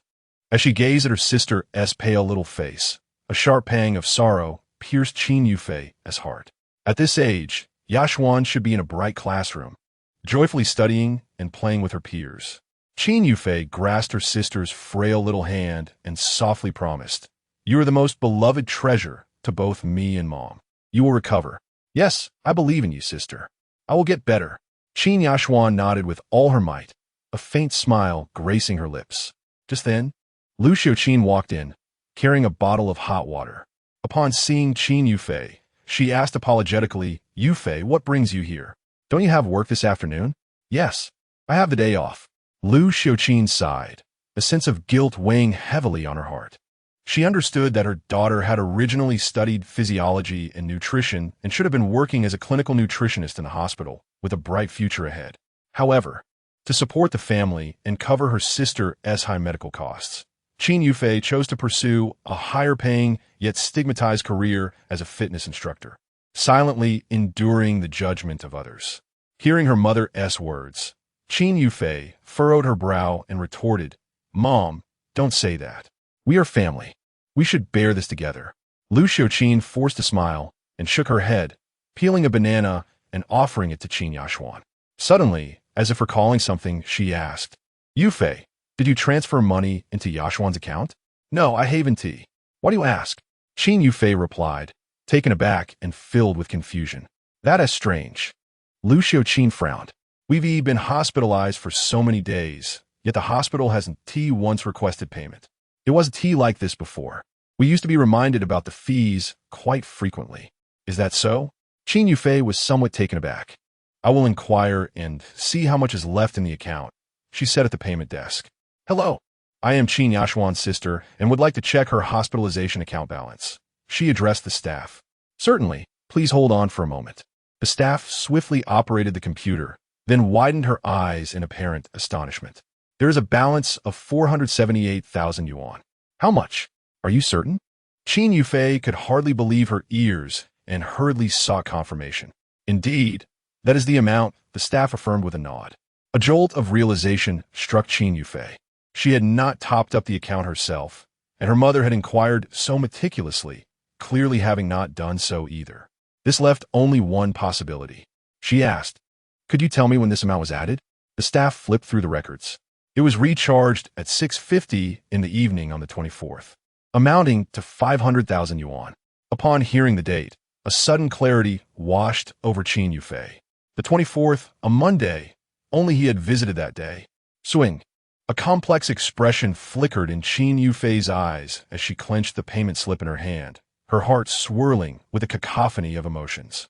Returning to the ward, she saw Qin Yashuan nibbling on a banana. Taking a deep breath, she concealed her tumultuous feelings and donned a gentle smile. Yufei, how much is left in the account? Lu Xiaoqin could not help but inquire. There's quite a bit, enough for Xian to receive proper treatment for a while, Qin Yufei replied with a smile. Refraining from disclosing the specific amount or the identity of the benefactor, silently cherishing this act of kindness. This substantial assistance arrived at an opportune moment, bringing warmth to her heart. As dusk gradually descended, the hospital corridor grew quieter. Standing by the window, Qin Yufei hesitated for a long moment before finally sending a message to Su Heng. Thank you. These two simple words conveyed a multitude of unspoken sentiments. After a considerable wait, her phone screen remained dark and unresponsive. Just as she was about to put her phone away, the screen lit up. Su Heng, no need for thanks. I told you, as long as you need me, I will always be here. Reading the message made Qin Yufei's heart quiver slightly, and her eyes began to mist. At that moment, she heard Qin Yashuan's soft voice from behind. Sister, are you smiling? Turning around, Qin Yufei's eyes still glistened with unshed tears, but her smile was genuine. Yes, sister is very happy, because someone was quietly supporting her. At 6 p.m, Su Heng glanced at the message on his phone and smiled faintly before tidying up his belongings and leaving work. Driving his sleek black Mercedes-Benz E300L, he arrived at the IFC Mall. Familiar with the place from his previous visit, he made his way directly to the LV counter on the first floor. The store was bathed in soft lighting, and a subtle scent of leather wafted through the air. Inside the glass display cases, classic monogram bags, exquisite accessories, and ready-to-wear collections were arranged with artistic flair. The sales associate greeted him with a warm smile as Su Heng's gaze swiftly settled upon a medium-sized on-the-go handbag. This piece is highly practical, durable yet lightweight. Perfect for daily commutes, gym sessions, or even short trips, the attendant explained. Su Heng traced his fingers over the monogram canvas, its texture refined and smooth. The zipper adorned with a lock, the rounded handles. Every detail exuded understated elegance. He could already envision Qin Yufei carrying it, poised, effortlessly graceful. I'll take it. Without hesitation, he swiped his card for the 24,700 yuan purchase. Next, he crossed to the Gucci boutique, where the staff assisted him in selecting a pair of Raiton sneakers for 9,500 yuan. Crafted from ivory white calf leather with striking, contrasting, interlocking GG motifs, these sneakers breathe fresh vitality into the brand's signature, the attendant elaborated. Subtle yet bold, his younger sister would adore them. He had promised her a gift if she performed well in her final exams. Initially, he considered a high-end phone, but with her impending college entrance exams, he thought better of it. Carrying the LV and Gucci gift bags, Su Heng strode with composed confidence, though lingering gazes trailed after him. Passing girls stole glances, their eyes alight with envy. Who could be so fortunate to receive such gifts from him? As his Mercedes E300L emerged from the underground garage, the golden hues of sunset spilled across the windshield, deepening the intensity of his gaze. With one hand resting on the steering wheel, the other tapped lightly against the gift box on the passenger seat, a slow, knowing smile curving his lips. Tomorrow evening's rendezvous would be his opportunity to fulfill the mission. Coach Qin, you escaped me. Chapter 46. A new mission begins on June 29th, 2024, Saturday. Under a clear sky with temperatures ranging from 16 to 26 degrees Celsius at 8:20 a.m., Su Heng finished a light breakfast and set off towards the provincial library with his laptop bag in tow. After several days of contemplative reflection, he realized that although the entrepreneurial direction was beginning to take shape, mere flashes of inspiration would not suffice. The road ahead was long and arduous. He needed to harness his literary talents to their fullest potential, solidifying his foundation and amassing substantial hard skills. Knowledge, indeed, is the finest reserve. 25 minutes later, he deftly parked his car in a space. His visit was motivated not solely by the pleasant environment, but also by the library's remarkable academic resources. The provincial library boasted access to over 50 renowned databases, both domestic and international, including CNKI and ProQuest, alongside specialized thematic databases. Here, He could effortlessly obtain cutting-edge academic research findings and theoretical developments from around the globe. As Su Heng approached the main entrance of the library, he was met with an unexpectedly long queue at the steps.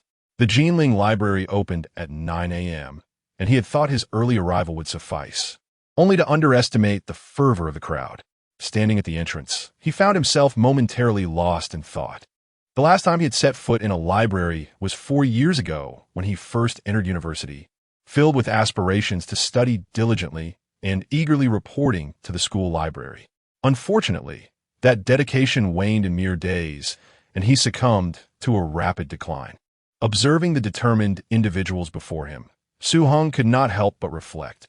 Despite the common sentiment of laying flat, there remained a multitude of individuals relentlessly striving for excellence. In the past, he would have found it hard to compete, but now he had leveled up.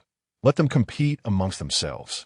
After approximately 10 minutes of waiting, the library doors slowly opened, and the queue flowed in an orderly fashion. To Su Heng's surprise, the entire entry process was far more efficient than he had anticipated. Upon stepping inside, he was immediately captivated by the modernized borrowing system. The traditional library card had been replaced by an ID recognition system, allowing readers to access the library's services simply by scanning their identification, entirely free of charge.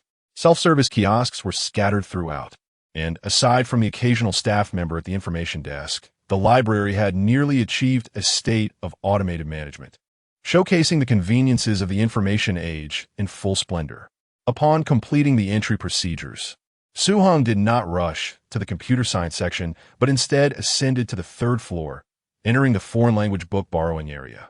He quickly scanned the shelves, selecting an Oxford Advanced Learner's Dictionary and a Cambridge Advanced Grammar, before finding a comfortable spot to settle down. Once, Su Heng had questioned why a person from the East should study a foreign language, especially one deemed essential. During his middle and high school years, he had struggled immensely with this subject, his total scores hindered by English. Now, however, he finally comprehended the rationale, although it was difficult to admit. The majority of authoritative academic papers were written in English. Moreover, if he aspired to expand his company globally, mastering English was indispensable. Certainly, if one day his company could truly rival a colossal entity like the Titan Group, he would undoubtedly ensure that the entire world learned Chinese. Lost in his thoughts, a gentle voice interrupted his reverie. "Excuse me, is anyone sitting here?"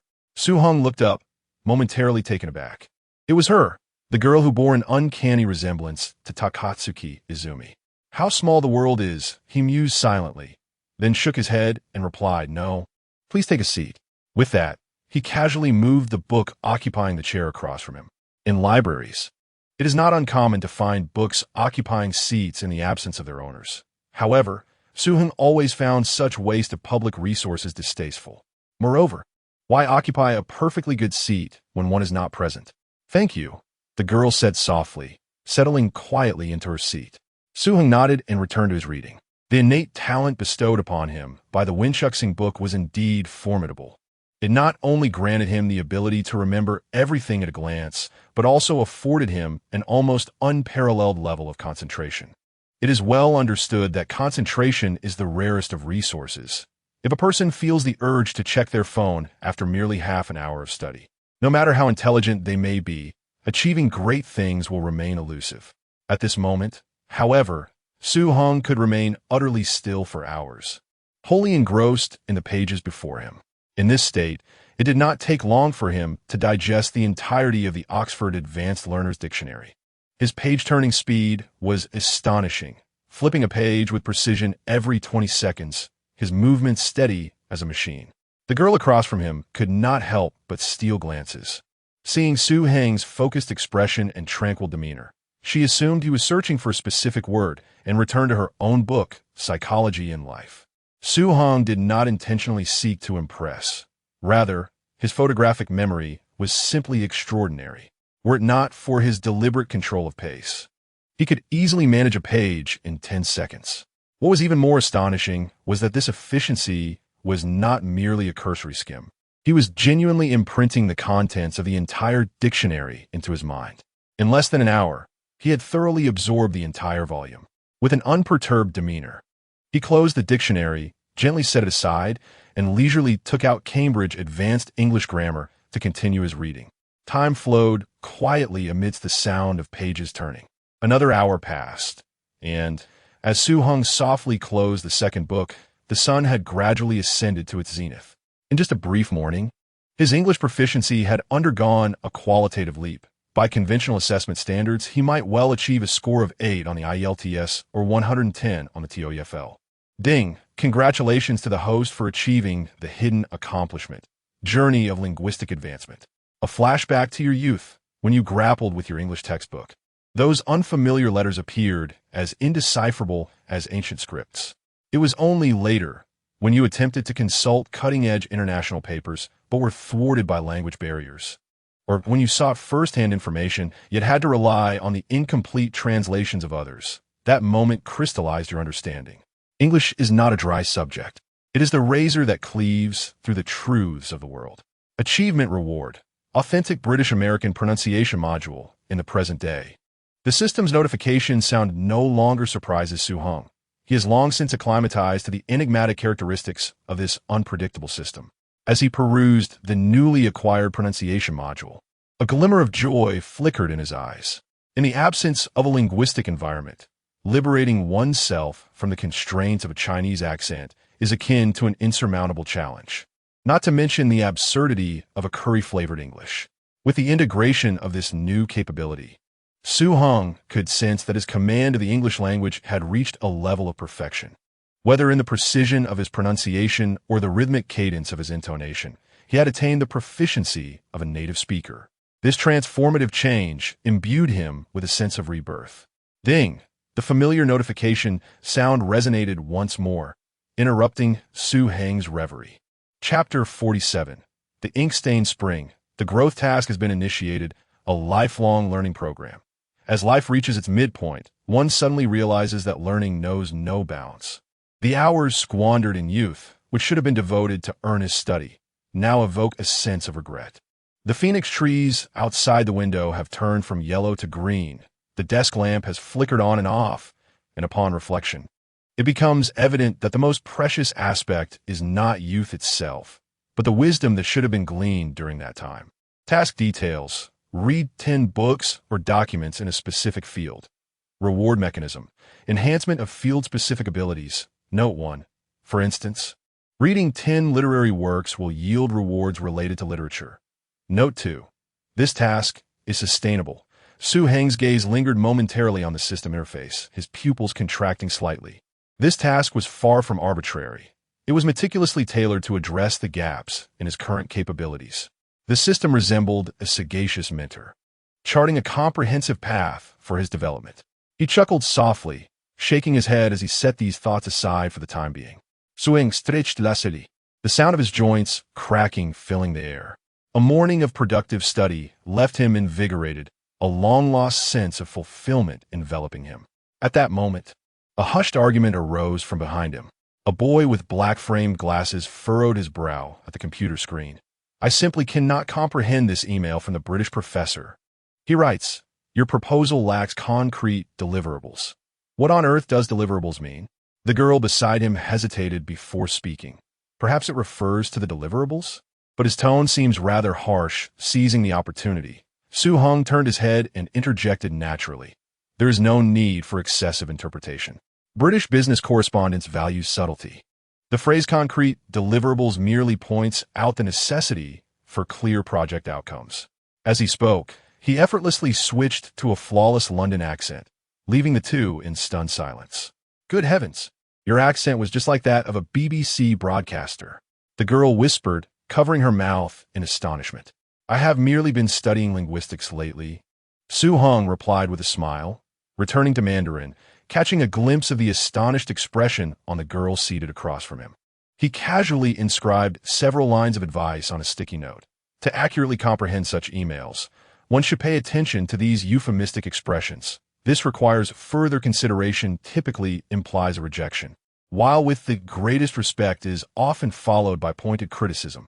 Sitting across from Su Heng, the girl absent-mindedly traced the edge of the page with her fingers, her gaze firmly fixed on his face. It was only after the bespectacled boy, brimming with gratitude, departed with his laptop that she softly remarked, "Your accent is quite remarkable." The speed at which you read startled me, I thought. She had assumed Heng was merely looking up a word, but to her surprise, he had finished an entire dictionary, followed by a grammar book, all at the same astonishing pace. His unhurried demeanor stirred an unsettling feeling within her. How could one possibly read so swiftly? She briefly suspected that Heng was merely posturing in the library, wasting time, which was particularly irksome. It was only upon witnessing his effortless resolution of complex English problems that she realized the limitations of her own perspective. She considered her English to be quite proficient, yet it paled in comparison to Heng's abilities. Heng raised an eyebrow and replied with a smile, "Thank you, but it's not that exaggerated. I'm just a bit faster." The girl glanced down at her own copy of Psychology and Life, having only turned 20 pages, then stole a glance at the stack of books on Heng's desk that had already been tackled, unable to suppress a quiet murmur. That's not merely a bit. That's on a godlike level. Sunlight streamed through the library's glass windows, casting a delicate shadow over him. At that moment, she suddenly grasped the meaning of the term aura. "My name is Mo Ranquan." The girl suddenly spoke, her voice reminiscent of a mountain spring, with M signifying ink, Ran implying dye, and Quan representing spring water. Heng, he continued, tracing his fingertips lightly across the table, Heng denoting eternity. Their hands briefly touched. The girl's skin bore the coolness of early spring morning dew. Yet the separation left a lingering warmth. Heng glanced at his phone, realizing it was nearly noon, and began to tidy up his belongings. Noticing Mo Ranquan also organizing her books, he casually remarked, "Actually, we've met before. You may have simply not noticed me then." "Oh, really?" Mo Ranquan adjusted her glasses, a hint of surprise flickering in her eyes. She inwardly mused, "This couldn't possibly be a Klitsch pickup line, could it? It's not very convenient to talk here." Heng lowered his voice, gesturing towards the students around them who were engrossed in their reading. Mo Ranquan nodded in understanding and followed him quietly out of the library. The midday sun poured down, causing her to instinctively squint. It was already mealtime, and Heng paused on the library steps, turning to look at her. "How about we eat while we chat? There are some matters I wish to discuss with you." His tone was calm and composed, yet it made Mo Ranquan subconsciously tighten her grip on her backpack strap. This was her first time being invited to dinner alone by a boy, and the tips of her ears slightly flushed behind her glasses. Hesitatingly, she fidgeted with her fingers, Sensing her hesitation, Heng pointed to a prominent green sign not far away. "It's just over there at Starbucks. I assure you, it's a serious matter, so don't worry." "All right, okay," Mo Ranquan replied softly, letting out a quiet sigh of relief. At least it was a public place. It should be fine. The two strolled leisurely for about 10 minutes until they reached Starbucks, where Heng promptly ordered 2 cold brews and a few sandwiches before choosing a seat by the window. Sunlight streamed through the large glass panes, gently illuminating the coffee-colored table. Mo Ranquan sat with her knees together, her delicate fingers unconsciously rubbing the hem of her clothing, her head slightly bowed, resembling a vigilant yet quiet little creature. The thick frames obscured most of her face, revealing only a small section of her snow-white, delicate cheek, which radiated an almost ethereal purity in the sunlight. Heng's gaze lingered for a moment. It was hard to imagine, beneath such simple attire, a face so enchanting and fresh. The unadorned beauty was akin to a secret sealed away behind heavy glasses, silent and restrained, yet irresistibly inviting. Heng withdrew his gaze and gently said, "Don't be nervous. I genuinely just want to discuss something important with you." Mo Ranquan suddenly looked up, her hair lifting and falling with emotion. "Please go ahead." Heng took a sip of his coffee and casually began. "I saw you the last time I was at a restaurant. You seemed to be discussing script sales with a girl." Mo Ranquan paused, recalling the moment, and then suddenly realized, I remember. There was indeed a boy at the neighboring table. "So it was you." She felt a wave of self-mockery wash over her. Mo Ranquan, they truly have seen you. This isn't just a casual pickup line. Regaining her composure, she looked up at Heng, earnestly asking, "So, is there something you wanted to discuss with me?" Chapter 48. Invitation, may I be so bold as to inquire about your major in university? Heng asked, carefully weighing his words. There is nothing wrong with discussing it. But, Ran Quan slightly tilted her head, a hint of confusion in her eyes. Is this question related to what we are about to discuss? Indeed, it is relevant. Heng nodded in response. In truth, I inadvertently overheard your conversation at the restaurant the other day. Are you still seeking buyers for your historical drama script? At this, Ran Quan's eyes suddenly sparkled with interest. As a student majoring in drama and film literature at Jinling Art Institute, she harbored dreams of becoming a top-notch screenwriter. Yet in this industry, screenwriters often find themselves in a position of vulnerability within the production chain, their creativity subject to arbitrary alterations, and their rights to authorship precarious. Newcomers frequently encounter price slashing and even delayed payments for their work. Nevertheless, she had never given up. The historical drama script she held was a culmination of 2 years of diligent effort, blending elements of suspense and political intrigue. Despite her mentors praising its intricate narrative and rigorous structure, reality dealt her a harsh blow.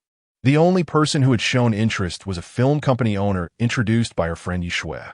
Yet the paltry offer of 10,000 yuan for outright purchase was nothing short of an affront to her hard work. She was acutely aware of her youth, the scarcity of resources in the industry, and her insufficient leverage. No matter how exceptional her script might be, it was merely a commodity in the face of capital. Each encounter with potential buyers felt like a gamble on her future. Failure would leave her with nothing.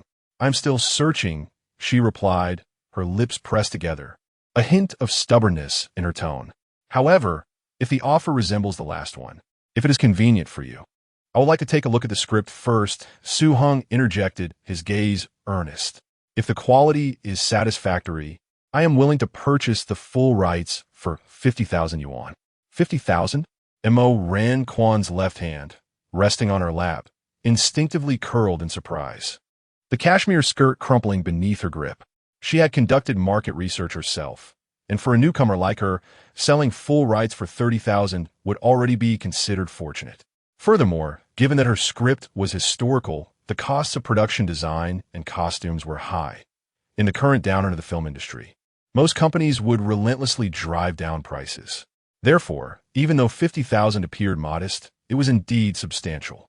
Of course, Heng noticed the glimmer in her eyes and smiled slightly. Yet this is not my true purpose for seeking you out. He lifted his coffee cup, took a delicate sip, and then set it down, fixing his gaze upon her. Miss Mo, I have formulated a business plan, and I am here to invite you to become my partner. Partner? Me? Ran Quan was taken aback, momentarily doubting her own hearing.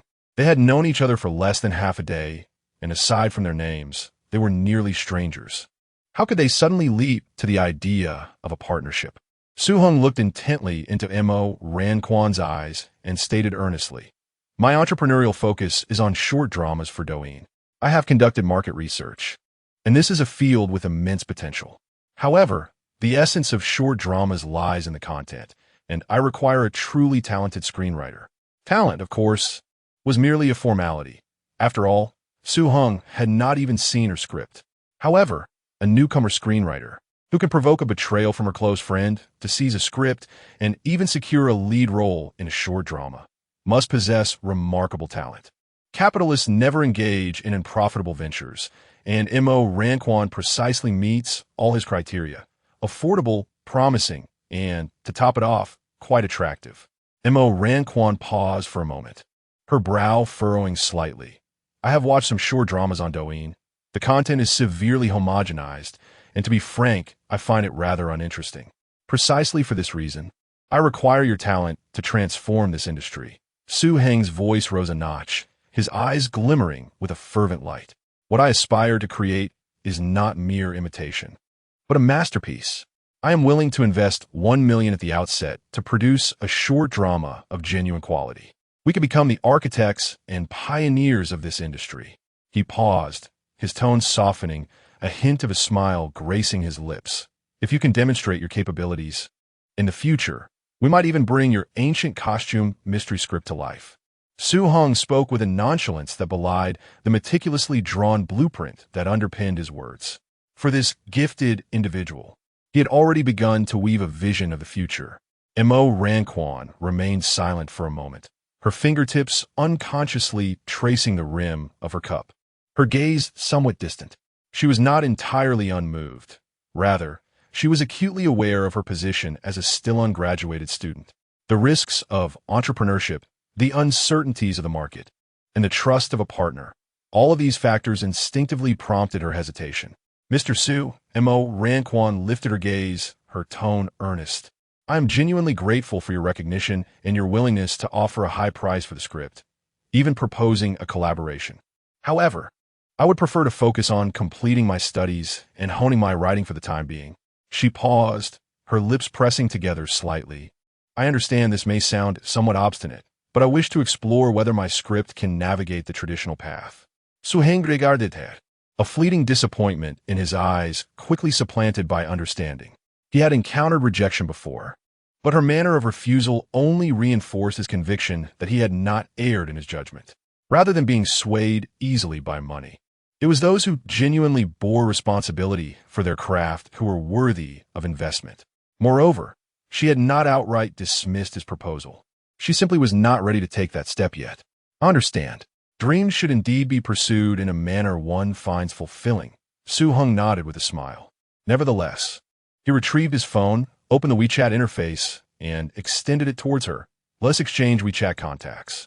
Should you ever change your mind or have new works in the future, feel free to reach out. Mo Ranquan hesitated briefly, but ultimately scanned the code, a gentle smile gracing her lips.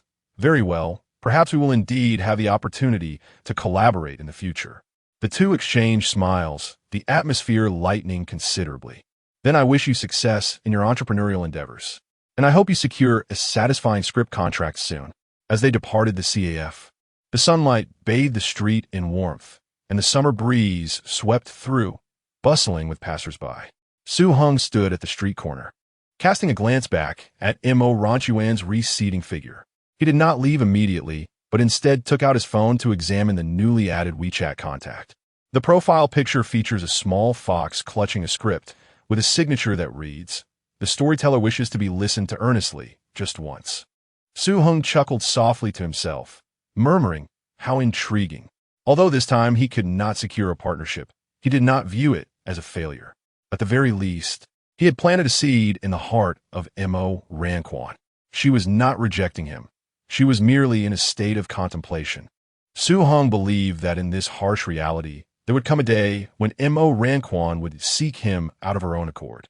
Chapter 49. The Gift Jinling Art Institute, Girls' Dormitory. Upon returning to her dormitory, Mo Ranquan found Yi Shui sitting cross-legged on her bed, skillfully applying filters to her latest selfie using a photo editing software. She was animatedly conversing with someone on her phone, but as soon as she spotted Mo Ranquan entering, she promptly ended the call and waved with a bright smile. "Xiao Quan, why are you back so late from the library? Did something happen?" Mo Ranquan paused her steps, set down her backpack, and casually replied, "I ran into someone at the library. He said, he wants to invite me to start a business together." "Start a business?" Yi Shui exclaimed, sitting up straight, causing her phone to thud onto the quilt. Her eyes sparkled with excitement. "Is that true? What project? How did you meet?" "Xiao Quan, you mustn't trust strangers so easily."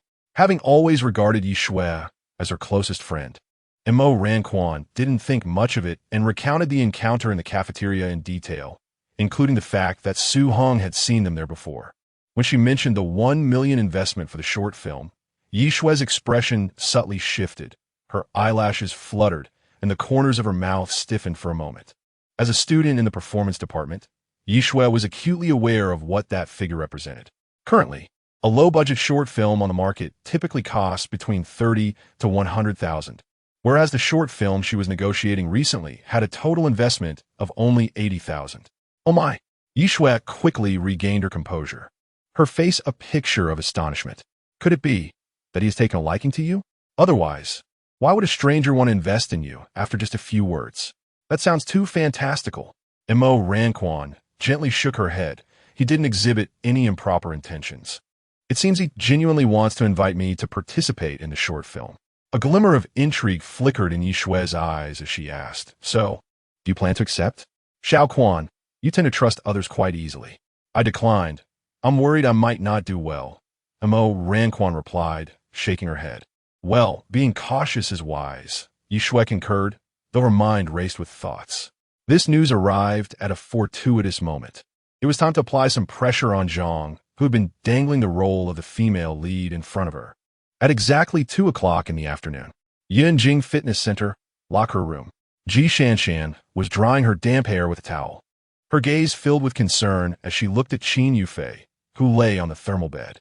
"Yufei, why are you so distracted today? Is it because of that Li Qizhong causing you trouble again? Or is it about your sister's condition?" Qin Yufei gently shook her head, eyes closed, remaining silent as she simply savored the warmth from the thermal bed. Seeing that the worst-case scenario had not materialized, Ji Shanshan secretly sighed in relief. With a playful glint in her eye, she suddenly teased, "Could it be that you're thinking about your dinner date with Su Heng this evening?" "That's nonsense. It's not a date. We're just having a simple meal." Qin Yufei abruptly opened her eyes, her cheeks instantly flushed with a rosy hue. Noticing this, Ji Shanshan laughed more meaningfully. "Oh my, your face is all red. Yet you insist it's nothing? Come on, confess, have you developed feelings?" Su Heng possessed both striking looks and substantial wealth. And, crucially, he was remarkably young and accomplished, far surpassing the likes of Li Qizhong. No, we are merely ordinary friends," Qin Yufei murmured, her voice growing ever fainter.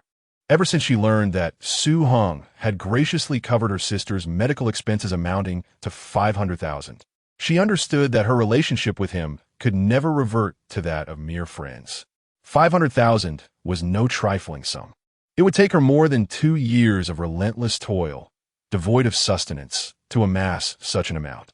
Yet, Su Heng had transferred the funds to her sister's medical account without a moment's hesitation, imposing no conditions and keeping the matter entirely discreet. Why was Su Heng so benevolent towards her? Could it be that he truly harbored feelings for her? As his thought crossed her mind, his words echoed in her head. "If you encounter any difficulties, you may seek me out. I shall always be here for you." Especially the phrase, "I shall always be here," which ignited a warmth within her heart, indescribably comforting. It was akin to wandering through a frigid winter, only to suddenly discover a cozy cottage ahead, a fireplace crackling with warmth. The sensation of being cared for and supported was beyond verbal expression. Moreover, tonight she was to dine with Su Heng, yet she felt utterly unprepared to face him. As her thoughts swirled, she abruptly sat up in her warm bed, startling her companion, Ji Shanshan. "Shanshan, if someone rendered you an exceptionally great service, how would you express your gratitude?" Yishanskan blinket, dia singly replying. "If he's handsome and wealthy, I would offer myself in gratitude. If he were unremarkable and penniless, I could only hope to repay him in the next life.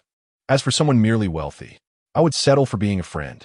This playful banter elicited a laugh from Qin Yufei, who shook her head in mock reproach. "Could you not be serious? I am earnest. I wish to present a gift to Su Heng, yet I remain uncertain about what to give." "So, you've been agonizing over this all morning?" "Yes, I cannot afford anything extravagant, and I want to create something heartfelt, yet time eludes me." She sighed softly, her brow furrowed in contemplation. Upon hearing this, Ji Shanshan ceased her jesting and thoughtfully pondered. "Why not craft something with your own hands? Although it may not hold much monetary value, it would undoubtedly convey your sincerity. But I truly lack the time to create anything." Qin Yufei glanced at her phone. Only a few hours remained until their 7 o'clock meeting. "Aren't you an artist?" Ji Shanshan suddenly proposed. "Why not give him a portrait? Keep it simple. Just capture a likeness and inscribe your name along with a note of gratitude in the corner. It conveys thoughtfulness and weight. Who wouldn't be touched by such a gesture?" Qin Yufei paused, her eyes gradually brightening. Indeed, she had cherished painting since childhood, though she had never pursued formal training. Her skills in sketching and realism were quite commendable. Creating a portrait of Su Heng, complemented by a simple wooden frame and a succinct note of appreciation, would not require great expense, yet would resonate deeply, especially considering the quietly rendered 500,000 for her sister's medical care. He had shared this with no one, had not mentioned it to her, nor had he alluded to any expectation of recompense.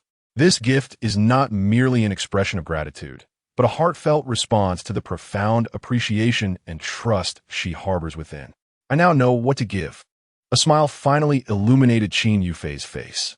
Ji Shanshan, observing her renewed spirit, let out a sigh of relief. All right, Yufei, remember to make it beautiful. Don't let it be unappealing, otherwise they might hesitate to accept it. If they dare to refuse, I shall. Qin Yufei paused momentarily and softly added, then I will create another piece. With that, a blend of shyness and determination graced her lips, and she turned to leave the changing room, ready to embark on crafting this unparalleled token of gratitude. Chapter 50. Friends. Qin Yufei gazed at the painting she had just completed, a satisfied smile gracing her lips as a flicker of accomplishment stirred within her. However, lacking a suitable frame nearby, she decided to make a trip to Jining World. Shanshan, would you like to accompany me to Jining World for a stroll? Absolutely. It has been ages since I purchased any new clothes. With July approaching, it's the perfect opportunity to find something cool to wear, Ji Shanshan exclaimed, springing up from her seat with enthusiasm. And what about you, Yufei? Would you like to pick out a few pieces as well? It seems you haven't added to your wardrobe in quite some time. I'll see how it goes. Qin Yufei replied casually, swiftly changing into her outing attire. She donned a black and white striped short-sleeve t-shirt paired with an A-line denim skirt, complemented by a pair of pristine white sneakers. Her tall and well-proportioned figure imbued even the simplest of outfits with an air of effortless allure and sophistication. The two friends descended the stairs, exited the fitness center, and hailed a taxi. Jining World was not particularly close, and time was of the essence, prompting Qin Yufei to indulge herself this rare occasion. In the car, Ji Shanshan could not resist inquiring about Qin Yufei's feelings towards Suheng.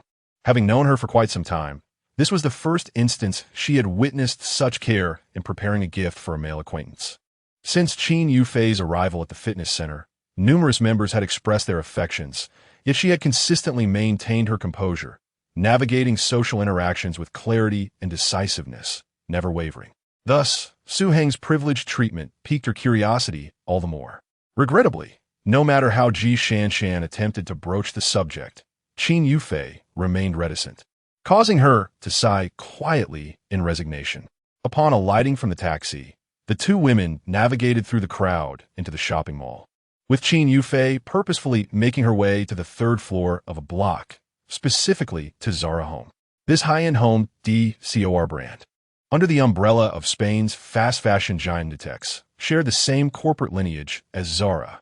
She had frequently visited this store during her university days, drawn by its diverse selection of frames, striking designs, and rapid turnover, making it her perennial favorite. As she entered the store with familiarity, the signature display style enveloped her. The aesthetic was reminiscent of Instagram, featuring lightweight materials, ample photo opportunities, and a palpable sense of fashion and taste. Under the guidance of a staff member, Qin Yufei selected a minimalist wooden frame adorned with metallic accents at each corner, preserving its natural grain while exuding a sense of design. She gently placed her painting inside to test the fit, discovering, to her delight, that it nestled perfectly as if crafted specifically for it. Nodding in satisfaction, Qin Yufei declared, I will take this one. Please wrap it up for me. Yishanshan, observing from the side, couldn't help but praise. This painting paired with that frame is truly magnificent. It elevates the entire aesthetic.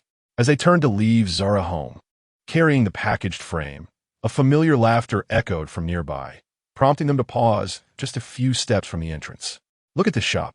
It truly embodies the essence of a quaint lifestyle, just as I described, albeit perhaps a bit too much.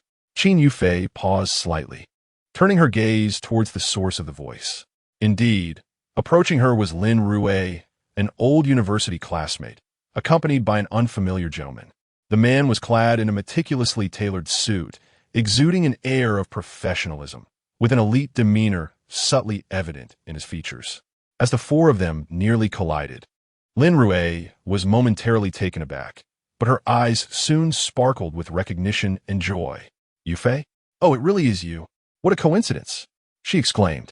As her words fell, her attention shifted to the frame that Qin Yufei held, her smile unwavering as she added, "You haven't changed at all. You still love painting." "It's been a while, Lin Rui," Qin Yufei replied, offering a calm smile, her tone perfectly balanced, neither too warm nor too cold. Lin Hui, linking her arm with the man, smiled gently. "By the way, let me introduce you. This is my boyfriend, Shun Shun. He works in finance, focusing on investments, and has just returned from Hong Kong, busy coordinating several major projects." The man nodded slightly, presenting a professional smile. "Hello, I'm Shun Shun." As he spoke, his gaze inadvertently swept over Qin Yufei, who wore a fitted denim skirt that accentuated her figure beautifully, her soft yet strong lines, radiant features, and smooth collarbone, complemented by her ample bust, rendering her allure overshadowing even the elegantly dressed Lin Rui beside him. Qin Yufei perceptively sensed his scrutiny, her brow furrowing slightly as she returned. "Hello." Lin Rui also noted Shun Shun's almost fixated gaze on Qin Yufei, her smile faltering momentarily, her expression dimming. This scene felt eerily familiar. During university, she had once dated a wealthy boyfriend, intending to boast about it among her dorm mates. To her dismay, that young man had fallen for Qin Yufei at first sight, showering her with gifts and attention behind her back. Ironically, it was Qin Yufei who ultimately advised her to keep a closer eye on her boyfriend. Since then, Lin Rui had never truly regarded Qin Yufei as a friend. Now, witnessing Shun Chun's captivated demeanor, Lin Rui felt a long-buried jealousy surge within her. She hurriedly stepped forward, positioning herself between Shun Chun and Qin Yufei. "By the way, Yufei, didn't you say during university that you wanted to become a clinical nutritionist? I heard from classmates that you're now working at a fitness center as a trainer." "That's quite a leap," she remarked, her tone laced with an implication of disapproval, as she discreetly observed Shun Chun's reaction, subtly suggesting, "This person is merely a body trainer, hardly respectable." Qin Yufei remained composed, responding lightly, "Being a fitness instructor is quite good. It's liberating, fulfilling, and allows me to assist others using my expertise. The income is also decent, comparable to that of an average white-collar worker." She had long grown accustomed to such skepticism and was disinclined to explain herself. When others choose to see you through tinted glasses, no amount of explanation will suffice. Lin Rui was taken aback, not expecting Qin Yufei to be so straightforward. Her smile faltered momentarily, and she forced a light-hearted remark. "Well, yes, I've heard this industry is quite competitive and the environment is not exactly." Before she could finish, she abruptly changed her tone, playfully linking her arm with Shun Chin's, and sweetly exclaimed, "However, for us girls, the most important thing isn't work. Living beautifully is the true essence of life. Finding a capable boyfriend is what truly brings ease and happiness, right, dear?" Shin Shan was amused by her words and chuckled in agreement. Of course. Yet, his gaze could not help but drift towards Qin Yufei, revealing a hint of barely concealed desire. Upon learning that Qin Yufei was a fitness instructor, his interest seemed to intensify. Qin Yufei noticed this clearly, but merely smiled faintly, as if observing a rather tedious performance.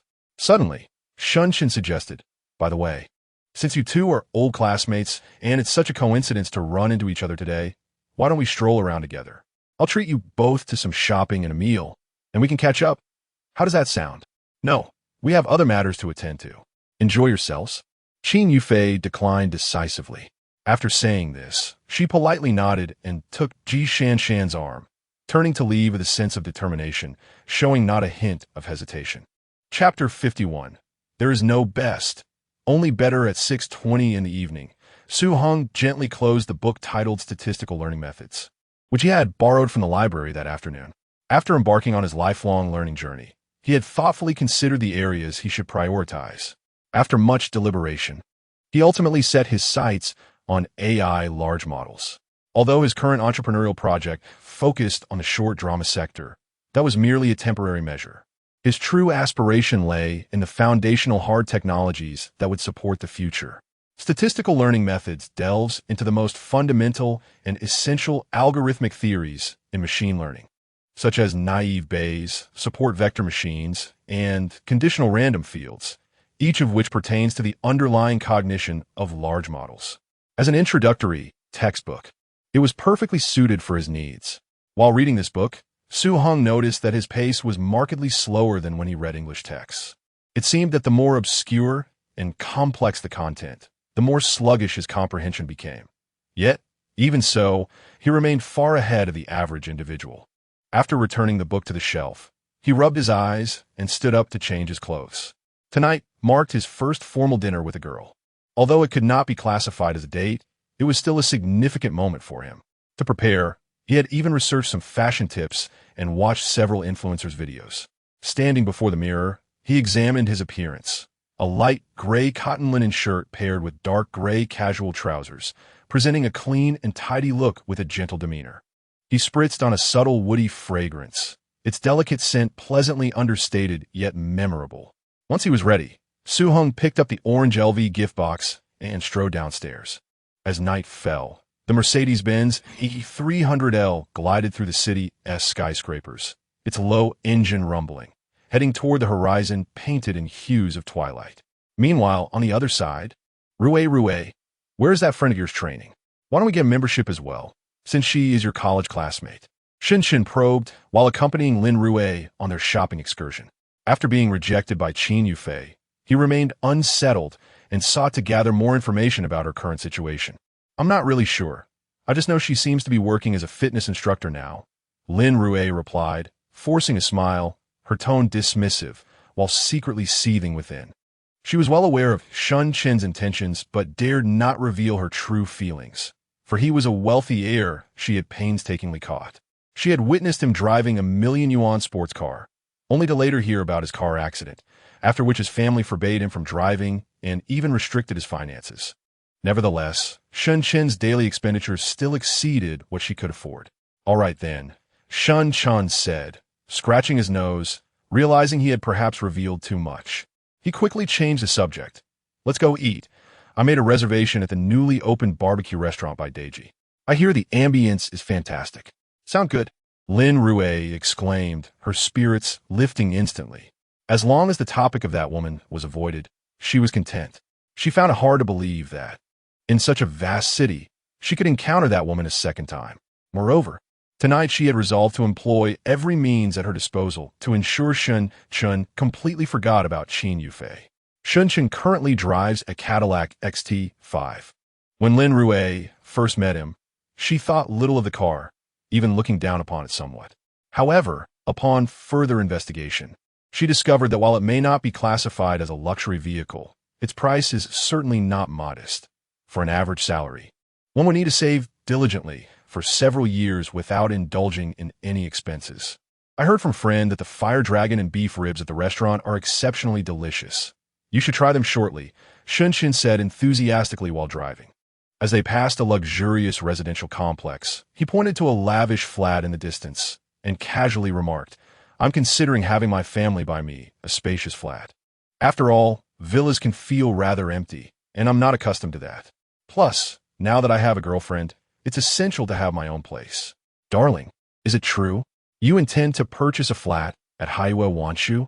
Lin Rue exclaimed, her eyes sparkling with excitement. That was Haiwa Wanshu.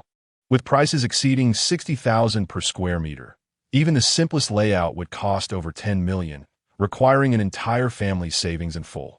Currently, she lived in an old community without an elevator, with outdated facilities, sparse greenery, and virtually non-existent property management, utterly incomparable to such upscale neighborhoods. With her current means, it seemed unlikely she could ever afford even a modest apartment, let alone a spacious flat. Yet now, she glimpsed a flicker of hope.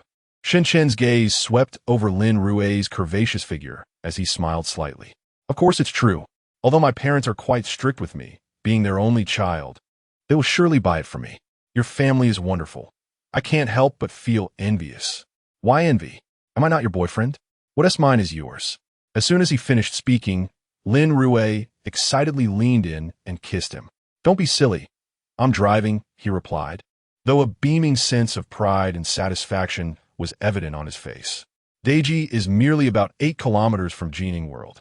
After approximately 20 minutes of driving, they slowly entered Zhongshan Road, where they could see the towering twin towers in the distance. The glass curtain walls combined with sleek metal structures shimmered with brilliance at night, exuding a modern urban elegance. The traffic in the Zinjika business district was heavy, and at this hour it was peak time, causing a long queue at the parking entrance. Shun, feeling impatient, circled several times without finding an available space, ultimately resorting to parking in a nearby paid lot. All set, he exclaimed, patting the steering wheel. It's only a little over 300 meters to the barbecue restaurant. We can walk there in no time. The two exited the car and strolled eastward along the sidewalk, the setting sun casting elongated shadows of their figures. As they approached an office building, Shun pointed to an empty parking spot ahead and said, "If only we had arrived a few minutes earlier. That space was just about to free up. We were a bit unlucky." "That is all right," Lin Rue replied with a smile. "The breeze tonight is quite pleasant. Walking feels enjoyable." Just then, a sleek black Mercedes glided past them, deftly maneuvering into the now vacant parking space. As the car door swung open, a young man emerged, holding a gift box emblazoned with the Louis Vuitton emblem. He donned a light gray linen shirt, its hem fluttering gently in the breeze, his hair dancing in tandem. The angles of his profile were strikingly smooth, with a pronounced nose and clearly defined lips, exuding an air of clarity and detachment under the slanting rays of the setting sun, reminiscent of a fashion editorial from a glossy magazine. Lin Rue found herself momentarily entranced, instinctively slowing her pace. Driving a Mercedes, clutching an LV, and possessing such striking features, he epitomized the ideal romantic partner. She couldn't help but wonder which fortunate girl held his affections. Stealing a glance at Shun beside her, she noted that while he was passably attractive, he paled in comparison to the man before her, lacking both the grace and physique. Moreover, Shun was hardly generous throughout their relationship. The most extravagant gift he had bestowed upon her was merely a Gucci handbag worth a little over 10,000. Lin Rue pressed her lips together, unable to resist another glance at the man's face, finding him increasingly captivating. Indeed, there are no perfect men, only those who are ever more exceptional. Alas, he was already taken, and with a quiet sigh, Lin Rue resumed pace with Shinshan. Chapter 52. How could it be her? Upon entering the Deki Plaza, Su Heng ascended directly to the 7th floor via the elevator. The attendant at the entrance, clad in a pristine uniform and exuding warmth, verified his reservation by checking his phone number before guiding him deep into the restaurant. What greeted him was a strikingly different ambience, sophisticated yet inviting. The establishment embraced a modern wabi-sabi aesthetic, with a harmonious blend of low-saturation wood and concrete gray, creating a restrained yet welcoming atmosphere. The dining area was spacious and comfortable, featuring understated yet refined leather booths paired with dark wooden tables. Each table was equipped with an independent smoking system, ensuring the air remained fresh and free from grease, with every detail exuding a sense of luxury. Su Heng casually snapped a photo to share with Qin Yufei, captioning it, "Yufei, I've arrived." As he set his phone down, an inexplicable sensation washed over him. He felt as though someone was surreptitiously watching him. Scanning the surroundings, he eventually spotted a familiar figure in the corner. That recognizable face stirred dormant memories. It was his high school classmate, Hu Feng. Years ago, Hu Feng had enrolled in a university in another province, and to Su Heng's surprise, he had returned to the provincial capital to pursue his career. After 4 years apart, Hu Feng appeared noticeably thinner, his hairline having subtly receded. Su Heng recalled hearing in their high school QQ group that Hu Feng's hot pot restaurant had closed down due to unavoidable circumstances during those years, a concern he had held yet failed to contact him about. Now, unexpectedly reunited, Su Heng felt an inexplicable sense of relief wash over him. He chuckled softly and approached Hu Feng, patting him on the shoulder. "Long time no see, Fengzi. How have you been?" "Wow, Suing. It's really you," Hu Feng exclaimed, clearly having noticed Su Heng long before. He stood up, his eyes shining with delight. "I thought I was mistaken. You look nothing like the Su Heng who used to sit at the back of the classroom, dozing off every day." During their high school days, Su Heng had indeed been somewhat of a slacker, often napping in class, yet his decent grades had spared him from parental meetings. Su Heng smiled in response. You've changed too? You've lost quite a bit of weight, and your hairline is quite the showstopper. At Su Heng's comment, Hu Feng touched his hair self-deprecatingly, clicking his tongue. Don't mention it. Work has been tough, and my hair has suffered for it. They both laughed. The sound tinged with the relief of reuniting after a long separation, before sitting down across from each other. Honestly, I never expected to run into you here, Hu Feng remarked, glancing around the room. When I saw you enter, I thought I was imagining things. I didn't anticipate visiting the provincial capital either, Su Heng replied. Pausing before tentatively continuing, I heard that your family as hot pot restaurant faced difficulties those years. I tried reaching out to you, but your phone was unreachable, and you didn't respond to messages in the group. Hu Feng's expression momentarily faltered before he quietly replied, Yes, those years were quite challenging. We really couldn't hold on. We lost quite a bit, but thankfully my family had some savings. Later, my father's health declined, so I moved to the provincial capital to find a 9-to-5 job. He chuckled at this point, adding that he refrained from sharing too much with classmates to avoid becoming a laughingstock. You've been through a lot, Su Heng said, giving his shoulder a reassuring pat, choosing not to pry further into the details. The atmosphere grew momentarily quiet. After a moment, Hu Feng took the initiative to change the subject. Let us not dwell on this. How about we share a table and reminisce? Su Heng quickly waved his hand. Not today. I have someone coming to meet me shortly. This was his opportunity for a private date with Qin Yufei. Adding a third person would undoubtedly create an awkward situation. Oh, a girlfriend? Hu Feng raised an eyebrow, a teasing smile on his face. It wouldn't happen to be Xie Yuzhu from back in the day, would it? I remember you too. No, absolutely not. Su Heng interrupted with a wry smile, exasperated. Those rumors were baseless. My relationship with Xie Yuzhu was entirely innocent. In high school, one day on the way to school, Xie Yuzhu's electric bike had a flat tire, and out of kindness, he helped push it to a repair shop. However, the repairs took too long, and fearing tardiness, he offered her a ride. Unfortunately, a classmate spotted them at the school gate, leading to rampant speculation that they were a couple. Su Heng had clarified the situation countless times, yet no one believed him. What was most infuriating was that Xie Yuzhu never uttered a word to dispel the rumor, allowing the misunderstanding to proliferate, leaving him to bear the brunt of it unjustly. I genuinely thought you two had dated, Hu Feng remarked, clicking his tongue. You both were quite the match, after all. Su Heng chuckled bitterly. Please, she was a top student at a prestigious university. I'm well aware of my place. That's rather modest of you. Back then, you were quite the prominent figure yourself. By the way, is the girl you're meeting today attractive? Hu Feng teased with a grin. Su Heng pondered for a moment, responding earnestly. She should be quite lovely. At least, that's my impression. He had no idea what Xie Yuzhu looked like now, only vaguely recalling her natural beauty and grace from their high school days. Ah, Su Heng, as impressive as ever. Hu Feng remarked, giving him a thumbs up. I've also asked the girl out. She is quite nice, but I'm sure she can't compare to yours. The competition in looks is simply insurmountable. Oh, is that so? Best of luck. Go seize the moment. Su Heng smiled in understanding, feeling relieved that the changes at home hadn't affected him too much. The two chatted casually for a bit longer before exchanging WeChat contacts. Suddenly, a notification chimed on Su Heng's phone. He glanced at the screen and stood up. She's almost here. I must head over now. Let us catch up properly another time. Sure.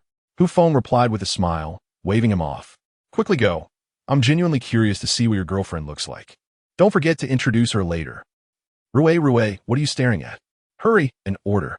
Ah, nothing. Lin Rue came to her senses, smiling slightly. I just think this restaurant has a lovely atmosphere. It's quite impressive. It certainly has style. Shun Chen nodded in agreement. But the real highlight here is the food. Take a look at the menu and choose what you like. Lin Rue took the menu, flipped through a couple of pages, and casually selected a few signature dishes. This should suffice. I'm trying to watch my weight, and ordering too much would be wasteful. All right then. Shen Shun handed the menu to the waiter and began enthusiastically recounting his experiences in Hong Kong. Meanwhile, Lin Rue's attention had long since drifted elsewhere. Her gaze involuntarily drifted towards the man, sitting alone not far away, Heng. What an unexpected encounter. She blinked, feeling a bit dazed, her heart inexplicably racing. Was this merely a coincidence, or perhaps a twist of fate? She was utterly enamored with this man. His tranquil demeanor, upright posture, and every subtle movement exuded a captivating restraint and aloofness that drew her in to the very core of her being. He epitomized her ideal type. If it weren't for the inappropriateness of the current setting, she would have rushed over to ask, "May I get to know you?" Lin Rui couldn't help but feel a flutter in her heart. She discreetly raised her phone and gently captured a profile shot of him. She noticed that Heng had yet to place an order, seemingly awaiting someone. Could it be a girlfriend? Her curiosity surged, and her gaze instinctively wandered towards the entrance of the restaurant. It was peak dinner time, with a steady stream of patrons entering and exiting, yet most arrived in groups. And she saw no girl coming in alone. After a moment, a flash of golden light caught her eye. Lin Rui's pupils dilated, her gaze momentarily lost. How could it be her? Chapter 53, A Special Gift. The moment Qin Yufei stepped into the restaurant, she resembled a brilliant firework, instantly dispelling the surrounding gloom. The interplay of light and shadow shattered, dazzling and captivating, seizing the attention of all in an instant. She wore a satin dress in a champagne gold hue, with her shoulders slightly exposed and the hem gracefully resting at her knees, perfectly outlining her slender and graceful figure. The delicate strappy heels she donned glided with her every step, as if she were treading upon a silent melody. Her long hair was casually styled, with a single curl cascading near her ear, her makeup cool yet exquisite, and the misty rose hue of her lips was striking yet refined, rendering her utterly mesmerizing. She embodied an undeniable presence, sensual and enchanting, imbued with an intoxicating allure. As she surveyed her surroundings, her gaze lingered on Heng, the corners of her lips curving into a subtle smile, reminiscent of light itself, as she glided towards him. Lin Rui bit her lip, her eyes fixated on Qin Yufei, her heart roaring with frustration. Damn it, why is it her again? She had never thought highly of Qin Yufei during their university days, dismissing her as merely a pretty face, perpetually posing in her self-righteousness. When she learned that Qin Yufei had become a fitness instructor post-graduation, Lin Rui felt a pang of satisfaction, believing she had finally triumphed, liberated from Yufei's shadow. Yet this scene before her felt like a resounding slap in the face. She had never witnessed such a radiant Qin Yufei, and for the first time, feelings of inferiority surged within her. What unsettled her further was the realization that Qin Yufei had arrived alone. She dared not ponder deeper. It was one thing for this woman to be more beautiful than her, but if she had found a man even more exceptional than Shun Shan, Lin Rui simply could not bear it. At that moment, Shun Shan was offering a piece of meat to Lin Rui, but upon sensing her unease, he followed her gaze. And in an instant, his pupils constricted. The woman he had encountered earlier in the mall, Lin Rui's university classmate. What a coincidence! A glimmer of greed and excitement flickered in his eyes as he feigned concern. Rui, I senti that your classmate? Why is she here alone? Should I invite her to join us? Before he could rise, he noticed that Qin Yufei had already approached the handsome man with the Mercedes, slightly bending forward, her lips parting as if she were softly speaking to him. Shun Shan froze, his smile faltering, and he awkwardly rubbed his nose, sinking back into his seat in silence. The man was not only youthful and handsome, but exuded an air of unapproachable composure. At that moment, he finally grasped why Qin Yufei had not even spared him a glance earlier. As Lin Rui saw the two standing together, the last flicker of hope in her heart was utterly extinguished. Why did fate always seem to favor Qin Yufei? What right did she have to win at every turn? Rui, your classmate appears to have a boyfriend, Shun Shan remarked dryly. Lin Rui offered no response, merely lowering her head with a bitter smile, as if swallowing a sour fruit pit, unable to digest or expel it. Apologies for the wait. I hope I'm not late, Qin Yufei said sweetly, gracefully taking her seat across from him. In stark contrast to her typically understated attire, she now embodied the perfect blend of sensuality and elegance. The The champagne gold satin dress glimmers softly under the lights, with her shoulders slightly exposed and her collarbone exquisitely sculpted. A wisp of curled hair cascades beside her ear, gently brushing her cheek as she lowers her head, reflecting the misty rose hue of her lips, which exudes an alluring chill, especially in this dimly lit atmosphere. Her presence resembles a classical oil painting suddenly illuminated by a spotlight, evoking a charm woven from elegance and sensuality. Heng gazes at her, momentarily entranced. "No, I am quite punctual. It is I who arrived early." Regaining his composure, he moistens his parched lips and sincerely praises her, saying, "I ought to express my gratitude for the opportunity to see such a stunning you tonight." "Thank you." Qin Yufei lowers her head with a smile, her eyelashes fluttering softly. A faint blush graces her cheeks, a blend of shyness and a touch of delight. This ensemble was a spontaneous purchase made during an afternoon outing with Ji Shanshan. Initially, she had hesitated, fearing it might be too ostentatious and that Su Heng might find it unsuitable. However, witnessing the astonishment in his eyes, she finally set aside her minor insecurities. Bathed in the warm light, Su Heng gazes at her, and his heart flutters slightly. Those enchanting eyes, the sculpted collarbone, the naturally full curves coupled with her slender, supple waist, she is truly a born seductress.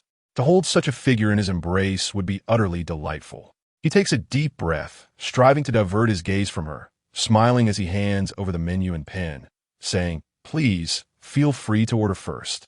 Qin Yufei takes the menu, glancing down, yet secretly drums her fingers in apprehension. The prices at this establishment are indeed steep. After selecting a steak, she returns the menu. "Coach Qin, your physique is already quite commendable. You needn't manage it so rigorously. Why not indulge a little? And please, do not worry about my wallet." Perceiving her subtle concerns, Su Heng lightheartedly jokes. He retrieves the menu, marking selections: Wagyu beef platter, thick-cut beef short ribs, charcoal grilled meat, dragon pearl sushi. Is this too much? Qin Yufei's eyes widen slightly at the numerous items he has marked. This is not merely ordering. It is akin to reciting a menu. Can the two of us even finish this? Huh? Su Heng is taken aback, realizing he may have gone overboard, quickly halting his pen, stating, "Let us start with these, and we shall order no more." Perhaps he had overexerted himself mentally while studying today, leading him to feel particularly ravenous, thus unconsciously ordering so much. However, there is no fear of waste. If we cannot finish, we can always take it to go. After handing the menu to the waiter, he prepares to present his gift, only to see Qin Yufei gently placing a red gift box before him. "I have not had the chance to properly thank you. This is a gift I prepared for you, and I hope you like it." Su Heng is momentarily taken aback, genuinely surprised that there would come a day when he receives a gift. He is well aware of what Qin Yufei is expressing gratitude for, and does not feign modesty. Accepting it with a smile, saying, "It is but a small matter. Please do not take it to heart, nor feel any burden." "May I open it?" "Certainly." Qin Yufei bit her lip, her fingertips instinctively twisting the hem of her dress, her eyes betraying a mix of anxiety and anticipation. Su Heng untied the ribbon from the gift box, and at the moment he unveiled the contents, he was momentarily taken aback. Inside lay a beautifully framed portrait, and within it was none other than his own likeness.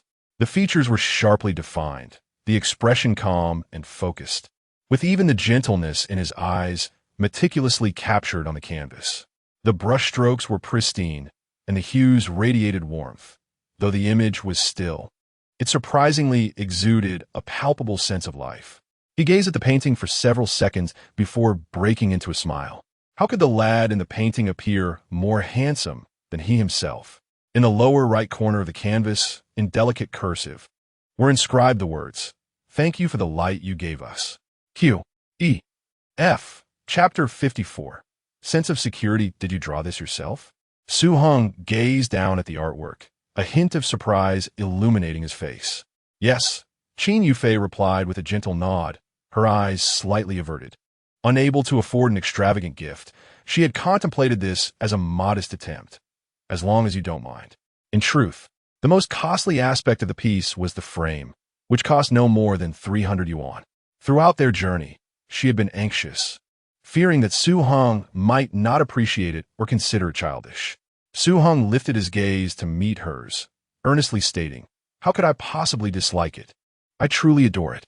Now, with financial security, he found that the most precious gifts were those crafted with sincerity. The heartfelt strokes of this painting evoked far greater emotion than anything easily purchased. He glanced at the artwork once more, chuckling teasingly. "I never imagined you possessed artistic talent. This painting makes me look far more handsome than I actually am." Qin Yufei couldn't help but laugh softly, her eyes meeting his. "Not at all. I believe you're even more attractive in person." Her tone was sincere, her gaze unwavering, openly conveying admiration and a subtle affection. At that instant, their eyes locked, and the atmosphere seemed to pause momentarily. Su Heng felt an unexpected warmth envelop him, as if a gentle spark had ignited within. He turned his head slightly, clearing his throat to mask the sudden heat in his gaze. What did that look from her just now signify? Could it possibly mean she harbors feelings for me? Initially, he had merely intended to assist her sister as part of a system task. Yet it appeared he had inadvertently captured Qin Yufei as affection.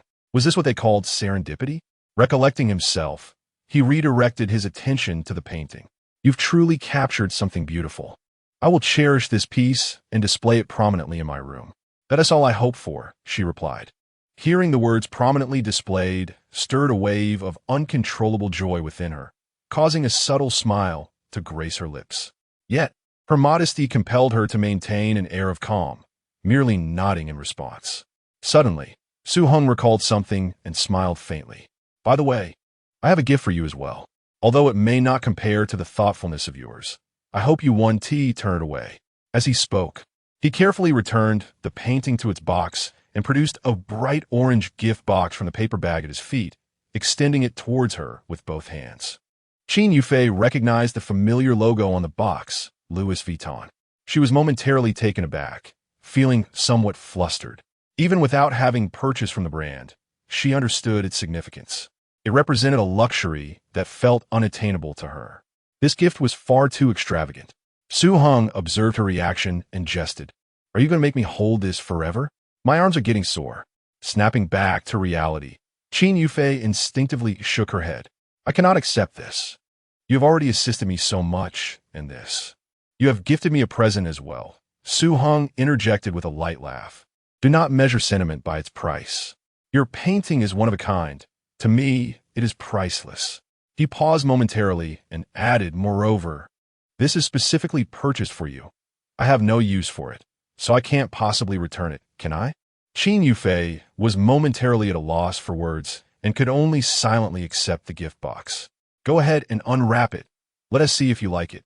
Suengedith, with her fingers feeling a bit tense, Qin Yufei carefully untied the ribbon and lifted the lid. What greeted her gaze was a medium-sized, on-the-go handbag, a classic monogram color block design, exquisite and generous, capable of enchanting any woman at first sight. The monogram canvas was delicately textured, the metallic zipper complemented by a petite padlock, and the rounded handles flowed smoothly, showcasing a sense of luxury in every detail. The LV on the go was a style she had heard about countless times from her colleagues and had perused online photos, always finding it beautiful. Yet she had never dared to dream that one day she would truly possess such a bag. Though she could not recall the exact price, it was undoubtedly expensive. Qin Yufei stared at the bag in a daze, her fingers grazing the leather surface gently, yet she remained silent. Noticing her prolonged silence, Su Heng could not help but ask, "Do you not like this one?"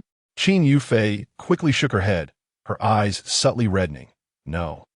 It's not that I don't like it. I love it too much." She looked up at Su Heng and sincerely said, "Thank you, truly." Su Heng felt a warmth in his heart at her gaze and smiled, diverting his eyes. "As long as you like it. Now that you've accepted it, you must carry it often. You are not allowed to hide it away." "All right," Qin Yufei replied softly. Meanwhile, Lin Rue had been secretly observing every move of Qin Yufei. When she saw Qin Yufei presenting that hand-drawn painting, she couldn't help but scoff internally. A hand-drawn piece? How pitiful. Such a thing couldn't be worth more than a few hundred yuan, and surely a guy wouldn't genuinely appreciate it. To her surprise, The handsome gentleman not only accepted it with joy, but appeared genuinely pleased, seemingly valuing the painting. Lin Rue felt a flicker of confusion. Perhaps it was merely a matter of gentlemanly courtesy? However, when Qin Yufei received the LV gift box and revealed the on-the-go handbag, Lin Rue's expression shifted entirely. She realized that the LV was most likely intended for Qin Yufei, but she had not anticipated such an extravagant choice. Having studied luxury goods, she recognized the bag style from a distance. LV on the go, retailing for over 20,000 yuan. She cast a glance at her own Gucci bag, a hint of disdain creeping into her eyes. Her gaze then shifted discreetly to Shun Shun, who was enjoying barbecued meat across the table, her tone sultry as she cooed. "Darling, I want an LV bag too. Look, all my classmates have one. I can't possibly lose face in front of my friends, can I? Besides, if I'm embarrassed, doesn't tea that reflect poorly on you?" Shen Shen's lips twitched as he followed her gaze, just in time to witness the commotion at Qin Yufei's table. A beautiful woman, an expensive gift box, and a low-key handsome man, all seemingly harmoniously intertwined. He silently clicked his tongue. Indeed, attractive women are often swiftly claimed by the affluent. Shen Shun was acutely aware of his situation, awkwardly touching his nose. "Hui hui. You know that my family has been strict lately, and my spending is limited. In a few months, I will definitely buy you one, all right?" Upon hearing "a few months," Lin Rue's eyes flickered with impatience. She had heard this excuse more than once. Doubts began to stir in her mind. Did Shun Chun truly possess wealth? Although she had never met his family, he had indeed spent lavishly in the past, never glancing at prices when dining, and had driven several luxury cars worth millions. Could it all be a facade? Lin Rue forced herself to refrain from overthinking. Yet that sense of disillusionment felt like a thorn embedded in her heart, impossible to remove. She inwardly sighed, realizing that placing all her bets on one person was undeniably a gamble. Rather than tying herself solely to Shun Chun, it would be wiser to cast a wider net. After all, one must nurture multiple prospects. With this thought, Lin Rue's mood lightened considerably as she turned to Shen Chun, offering him a sweet smile. However, beneath that smile, a fissure had silently formed. She quietly resolved, "Shun Chun, do not blame me for being materialistic. If blame is to be assigned, it is because you have not provided me with a sense of security." Chapter 55. Drawing closer, Brother Feng. "I place my order. What are you looking at?" Song Yu noticed that Hu Feng's gaze was fixated on a beautiful girl not far away, her tone laced with a hint of dissatisfaction. Hu Feng was momentarily taken aback, quickly regaining his composure and retracting his gaze with an awkward smile. "Oh, that guy over there is my high school classmate. I'm just a bit curious about who he's with." His feigned nonchalance could not conceal the complex emotions swirling in his eyes. That guy, Su Heng, had always been popular with the ladies since high school.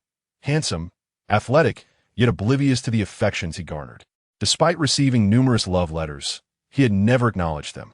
Hu Feng had assumed that after entering society, they would all be on a level playing field, yet after several years apart, he was astonished to see Su Heng thriving so splendidly. The demeanor, the designer bag, and that stunning companion by his side, he appeared every bit the successful individual. When had this fellow acquired such wealth? Wasn't his family just ordinary? In an instant, a tumult of emotions stirred within Hu Feng. Disappointment mingled with a sense of defeat. After all, one's own failures are daunting, yet witnessing a friend's success can be even more disheartening. "Wow, so that handsome guy is your classmate?" Song Yu followed his gaze, exclaiming, "His girlfriend is so beautiful. They look quite perfect together." "Yes," Hu Feng nodded, his expression somewhat stiff. He must be doing quite well. Reflecting on their high school days, he recalled how he had taken his family's modest wealth for granted, coasting through life, believing he could inherit the family business without concern for his studies. Alas, fate had dealt him a different hand. Now, he found himself lacking in both education and finances, struggling to secure a decent job. He chuckled at his own predicament, but quickly regained his composure. Well, ordinary people have their own way of living, he thought, turning to Song Yu and offering her a sincere smile. While she may not possess the striking allure of Su Heng's date, her gentle and considerate nature made Hu Feng feel fortunate to have crossed paths with her during these days together. Sonya nodded lightly. She too caught sight of the LV gift box, a flicker of envy stirring within her, though she swiftly quelled the feeling. She understood her own appearance and circumstances. She was hardly breathtaking, merely fitting the standard mold of an ordinary girl. The online narratives of women destined to marry well were amusing to her. She would chuckle at them, but never take them to heart. Just then, the waiter brought their meal. Hu Feng skillfully placed several slices of beef onto the grill, breaking the silence with a cheerful tone. "Come on, let's eat. I'll handle the grilling. You just enjoy it. Today, you can be the little princess." Sonya couldn't help but laugh. "No, I think grilling is quite fun.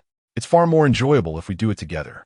With that, she took up the tongs, diligently flipping the meat slices. "Make sure to eat plenty. You're too thin, which isn't good for you.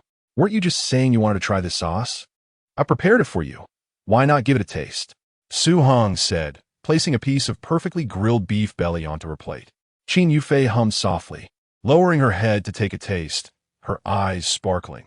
"This sauce is indeed delightful, perfectly savory. Why don't you attempt to make your own?" Su Heng turned slightly, gesturing towards the condiments on the table. 2 spoonfuls of soy sauce, half a spoonful of sesame paste, and a generous amount of minced garlic. Qin Yufei cautiously followed his instructions, her movements particularly meticulous. Observing her earnest demeanor, Su Heng couldn't help but chuckle. "It's just sauce. There is no need to be so tense, is there? I'm afraid I won't get it right," she murmured softly. "Here, let me teach you," Su Heng said, suddenly grasping her hand. Her fingers were long and strong, with distinct joints. Her sun-kissed skin glowed healthily under the light. Despite years of training, her fingertips bore no calluses, and the sensation was unexpectedly soft. The delicate tips of her fingers resembled tender bamboo shoots, smooth and refined like silk satin. Such a tactile experience evoked an irresistible desire to take a bite. Qin Yufei shivered slightly, a faint blush creeping onto her cheeks. Yet, she did not withdraw nor express discomfort. She simply allowed Su Heng to hold her hand, guiding her movements gently. "Well then, why don't you try the flavor you've created?" Su Heng naturally retracted his hand, but as he left, his fingertips subtly brushed against her palm. Qin Yufei's eyelashes fluttered, and as she lowered her gaze to sample her concoction, the moment her tongue touched the sauce, she winced slightly at the unexpected spiciness. "What is wrong?" Su Heng immediately offered her a glass of chilled plum juice, noticing her ears had turned crimson. It turned out she had mistakenly used chili sauce for tomato sauce in her fluster, now feeling embarrassed and reluctant to look up. I'm fine." Qin Yufei accepted the glass and quickly took a sip, the cool plum juice alleviating the burning sensation on her tongue. Su Heng chuckled softly, unusually refraining from teasing her, silently tending to the sizzling meat on the grill. Time slipped away unnoticed until it was 7:30. Due to the abundance of ordered food, Su Heng hardly paused, continually grilling. Qin Yufei remained busy, either flipping the meat or passing condiments, occasionally reaching for a tissue to gently wipe the beads of sweat from Su Heng's brow. The grilled meat piled high on a platter, exuding an enticing aroma. Su Heng inhaled deeply, finally setting down the tongs, completely abandoning any pretense to indulge heartily. Watching him devour the food with such gusto, Qin Yufei couldn't help but cover her mouth and chuckle softly. This was the first time she had seen Su Heng eat so unreservedly, a stark contrast to his usual elegant demeanor, yet it felt genuine and comforting. She discreetly took out her phone, aiming it at Su Heng, who was engrossed in his meal. Click! Upon hearing the shutter, Su Heng looked up, catching sight of Qin Yufei giggling at her phone. He raised an eyebrow, setting down his food, and feigned a stern expression. "Did you just capture an unflattering photo of me?" Qin Yufei, unfazed, quickly locked her phone screen and pretended to focus on her meal. "I didn't take a picture of you. Don't flatter yourself. I merely photographed the food on the table. Is that so? Then let me see it." Su Heng suddenly reached out, pretending to snatch her phone. Qin Yufei instinctively shielded her phone against her chest, laughing as she retreated. "No way." In the midst of their tugging, Su Heng's hand inadvertently found its way to her chest. The once boisterous barbecue restaurant fell into an unexpected hush, leaving only the hurried breaths of the two entwined. Su Heng was momentarily taken aback, the warmth and softness emanating from his palm rendering him momentarily speechless. You, let go. Qin Yufei's voice was barely audible, laced with embarrassment and fluster. Su Heng, jolted back to reality, quickly withdrew his hand, hastily apologizing. I'm sorry, it was unintentional. I know, Qin Yufei replied, lowering her gaze to adjust her collar, her lashes casting delicate shadows under the dim light. She feigned concentration as she fumbled with the slices of meat on the grill, oblivious to the fact that she had turned the same piece over 3 or 4 times. The atmosphere grew subtly intimate and ambiguous. Su Heng took a sip of ice water, striving to regain his composure, and bravely shifted to a lighter topic, which finally alleviated the tension. Fortunately, they both tacitly chose to omit the earlier incident, and laughter soon returned to their table. Outside, the moonlight bathed the surroundings, spilling into the room and casting a gentle glow over the dining table. Qin Yufei discreetly glanced up, only to find Su Heng gazing intently at her, his eyes more fervent than the residual warmth of the grill.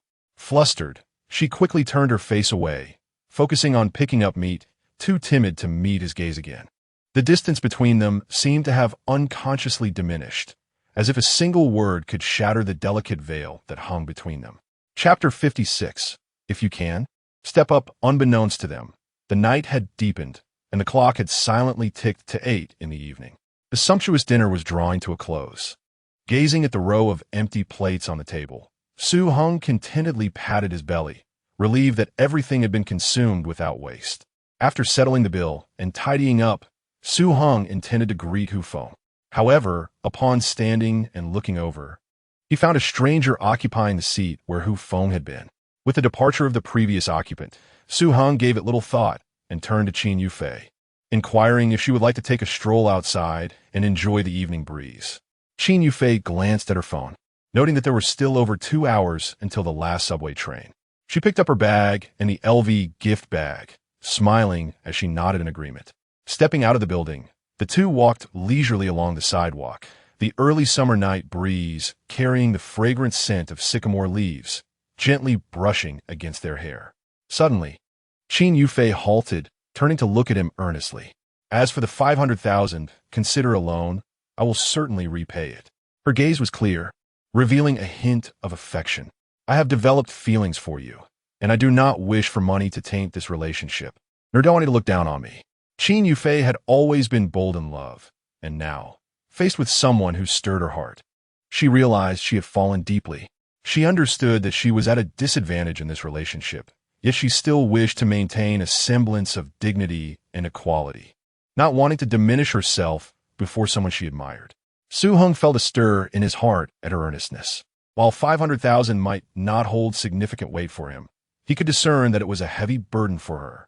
He genuinely liked this self-respecting and self-loving girl. I never said that 500,000 was a gift. Su Heng suddenly chuckled. That will be my gym expenses for the next 3 years. Huh? Qin Yufei was momentarily taken aback, struggling to comprehend his words. With a serious expression, Su Heng continued, your current lesson fee is 300 per session, but I believe you are quite professional, so let's say 500 instead. 500,000 would cover 1,000 lessons, one each day, which conveniently amounts to 2 years and approximately 8 months. He winked, half jokingly and half seriously adding, as for the remainder, surely Coach Shin wouldn't be so stingy as to deny me a few extra sessions to round it off to 3 years, would she? Qin Yufei was momentarily speechless, staring at him in disbelief, only to realize moments later that Su Heng was not jesting. What you mean is, she opened her mouth, at a loss for words. Then it settled. Su Heng smiled gently. We want need to sign a contract. Coach Shin is professional and will certainly take full responsibility for her clients, right? As he spoke, he leaned closer, a mischievous glint in his eyes. Startled by his sudden proximity, Qin Yufei instinctively took a half-step back, blinking in surprise. After a brief pause, she softly murmured, thank you. Don't thank me too soon. Su Heng chuckled, pointing ahead where a lively crowd had gathered. It seems quite bustling over there. Shall we go take a look? Before she could respond, he naturally took her hand, leading her toward the throng of people. Qin Yufei was momentarily taken aback as her small hand was clasped in his. Yet she did not pull away. She glanced down at their intertwined hands, then lifted her gaze toward the bustling crowd ahead. A certain corner of her heart seemingly stirred. Laughter and exclamations echoed from the front, igniting a flicker of curiosity within her. As they drew closer, the melodious strains of a piano drifted through the air. In the center of the square stood a grand piano, surrounded by an eager audience. A host with braided hair addressed the live stream camera, proclaiming, "Gentlemen, tonight I challenge you with Chopin's heroic Polonaise. If anyone can play flawlessly and better than I shall reward them with a cash prize of 10,000. Heng was taken aback. Was the streaming world truly this competitive now, with piano skills being put to the test? Due to financial constraints in his childhood, he had never learned to play instruments such as the piano or guitar. However, he had certainly heard of Chopin and recognized the formidable nature of the piece. At that moment, a young man clad in a linen shirt stepped forward, ready to accept the challenge. He seated himself at the piano, his hands hovering above the keys. In the next instant, a resounding chord erupted, and Qin Yufei instinctively tightened her grip on Su Heng's hand. The young man played exceptionally well, his performance seamless, and upon finishing, he was met with a chorus of applause. "He played quite well. Don't you think he has a chance at the 10,000 prize?" Qin Yufei asked eagerly. "I wouldn't hold out much hope," Su Heng replied, shaking his head. Initially, he too believed the performance to be impressive, but inexplicably, he began to discern that the young man's left-hand accompaniment lagged a full second behind the melody, particularly in the double-note passages of the reprise, where the dynamics were evidently uneven and the accompaniment somewhat chaotic. At that moment, he recalled the musical talent he had drawn earlier. It seemed that this gift was indeed in action. Wenkuxing, truly remarkable. After the challenger concluded his performance, the host smiled confidently. To engage in a live challenge, particularly with a prize of 10,000, one must possess a certain level of skill. Otherwise, it would merely be charitable. The host adjusted his attire and settled onto the piano bench. Taking a deep breath, his fingers lightly touched the keys. As the first note resonated, Su Heng immediately sensed a difference. The host's touch was markedly more stable and powerful, each note appearing meticulously crafted. As the piece progressed to the thematic section, his execution displayed astonishing control. The melody from his right hand sliced through the air like a drawn sword, while the left-hand chords resonated with the steadiness of war drums. Qin Yufei instinctively tightened her grip on Su Heng's arm. Goodness, what a level of skill. The surrounding audience held their breath. Even those unfamiliar with music could easily discern the disparity in skill between the two performers. The host's playing was imbued with dramatic tension, soaring like 1,000 galloping horses in the climactic moments, yet turning tender in the lyrical sections. Particularly during the renowned triplet passage, his fingers danced with a dazzling agility while maintaining impeccable rhythm and tonal control. As the final chord's resonance faded into the night sky, the venue erupted in thunderous applause. The young man, who had previously issued the challenge, stood frozen in place, taking a moment to regain his composure. "I concede, your performance surpasses mine by a considerable margin, particularly in tonal control and emotional expression." The host chuckled as he patted the young man's shoulder. "Brother, your playing is commendable as well. It simply lacks a bit of experience. My name is Lu Hua. Would you like to add me on WeChat? We could exchange insights in the future." After listening to Lu Hua's performance, Su Heng couldn't help but admire his skill. Yet, he also keenly detected a few minor imperfections. Some of the pianissimo passages felt slightly rushed, and the final phrasing was somewhat ambiguous. In a hushed tone, he remarked to Qin Yufei, "His playing isn't entirely flawless. There are a few places where he faltered, but overall, he is indeed impressive." "Really? You are incredible." Qin Yufei gazed at Su Heng with admiration. Although she couldn't discern the nuances, she harbored no doubt about Su Heng's assessment. On the contrary, she assumed that someone like him must have studied piano since childhood, making such insights seem entirely natural. At that moment, a girl in the front row, dressed in a Lolita dress, suddenly turned around and glared at him, exclaiming, "If you think you're so capable, why don't you give it a try? The host plays so well, and yet you nitpick." Chapter 57. I truly do not wish to show off. My dear brother, is it not excessive to flaunt so much? I understand your desire to impress the goddess, but one must be mindful of the occasion. Do you know who Huagu is? He is a bronze medalist in the Chopin Youth Competition. Su Heng's casual remark stirred a tempest, instantly attracting the ire of the crowd. Lu Hua, a renowned piano streamer on a certain platform, possesses exceptional skill and has amassed a legion of devoted fans, particularly after gaining popularity through challenge events. Those present today are all fervent admirers of his talent. Sensing a challenge to their idol's prowess, the fans were not about to let it slide. Just as Lu Hua was about to speak further, the commotion among the audience interrupted him. What was happening? He turned towards the source of the noise.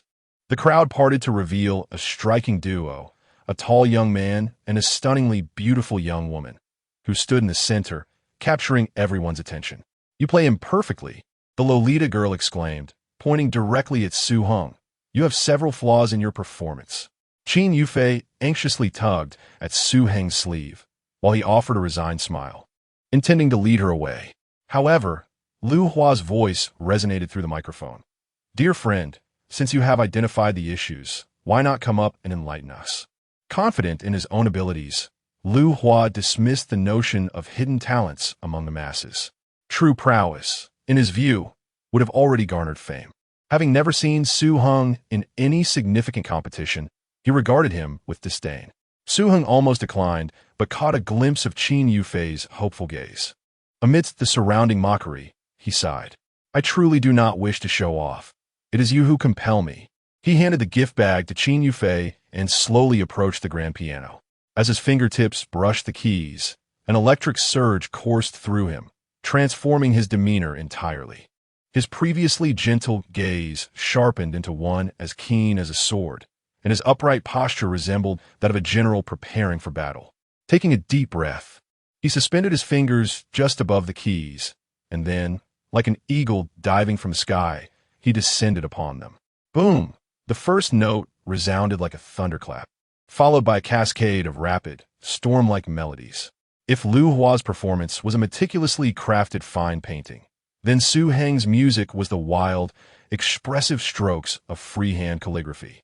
The high notes erupted from his right hand like a silver vase shattering, scattering a shower of brilliant sparks, while the deep tones from his left hand awakened a slumbering behemoth from the abyss, causing the very tiles beneath the piano to tremble. Qin Yufei gazed at Su Heng with rapt attention, as if the world had been reset, leaving only him, shimmering in the center of the square. His hair danced with the intensity of his movements, beads of sweat forming at his temples, creating an impression of unity with the piano itself. In the climactic segment, his fingers moved with such speed that they seemed to blur, yet each note remained distinct and clear. Most astonishingly, while preserving the essence of the original composition, Su Heng infused his own improvisational flair into the performance. As the music transitioned to the recapitulation section, it unexpectedly shifted into a delicate variation, akin to a moment of tranquility amidst the chaos of battle, allowing the audience's taut emotions to experience a brief respite before returning to the theme with renewed intensity. Lu Hua stood to the side, his expression evolving from initial confidence and composure to one of profound astonishment. As a professional, he discerned that Su Heng had executed what he himself had previously faltered on with near perfection. Every subtlety was impeccably rendered, and each pause was crisp and clear. On the periphery of the crowd, Lin Rui gazed at Su Heng, who radiated brilliance at the piano, her heart racing uncontrollably and her cheeks slightly flushed. She and Shun Shun had merely been strolling after dinner, drawn by the commotion, only to unexpectedly witness this breathtaking scene. Although she had never studied the piano, the astonishment on the streamer's face indicated that Su Heng's skill was undeniably exceptional. Driving a Mercedes, tall and handsome, and playing the piano with transcendent mastery. His demeanor was nothing short of remarkable. This man was simply perfect, the most captivating individual she had ever encountered. Her gaze shifted to Qin Yufei among the crowd, and a flame of jealousy ignited within her heart. Shun Shun stood beside her, mouth agape, utterly dazed. Lin Rui cast him a disdainful glance, internally scoffing. How embarrassing! How could she have ever been attracted to such a person? Turning her attention back to Qin Yufei, she slyly smirked, thinking, what I cannot have, you shall not possess either.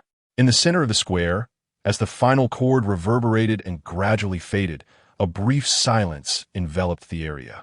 Bro, who do you think played better? I can't quite discern, one voice remarked. They're probably evenly matched, another replied. No, man, do you even understand?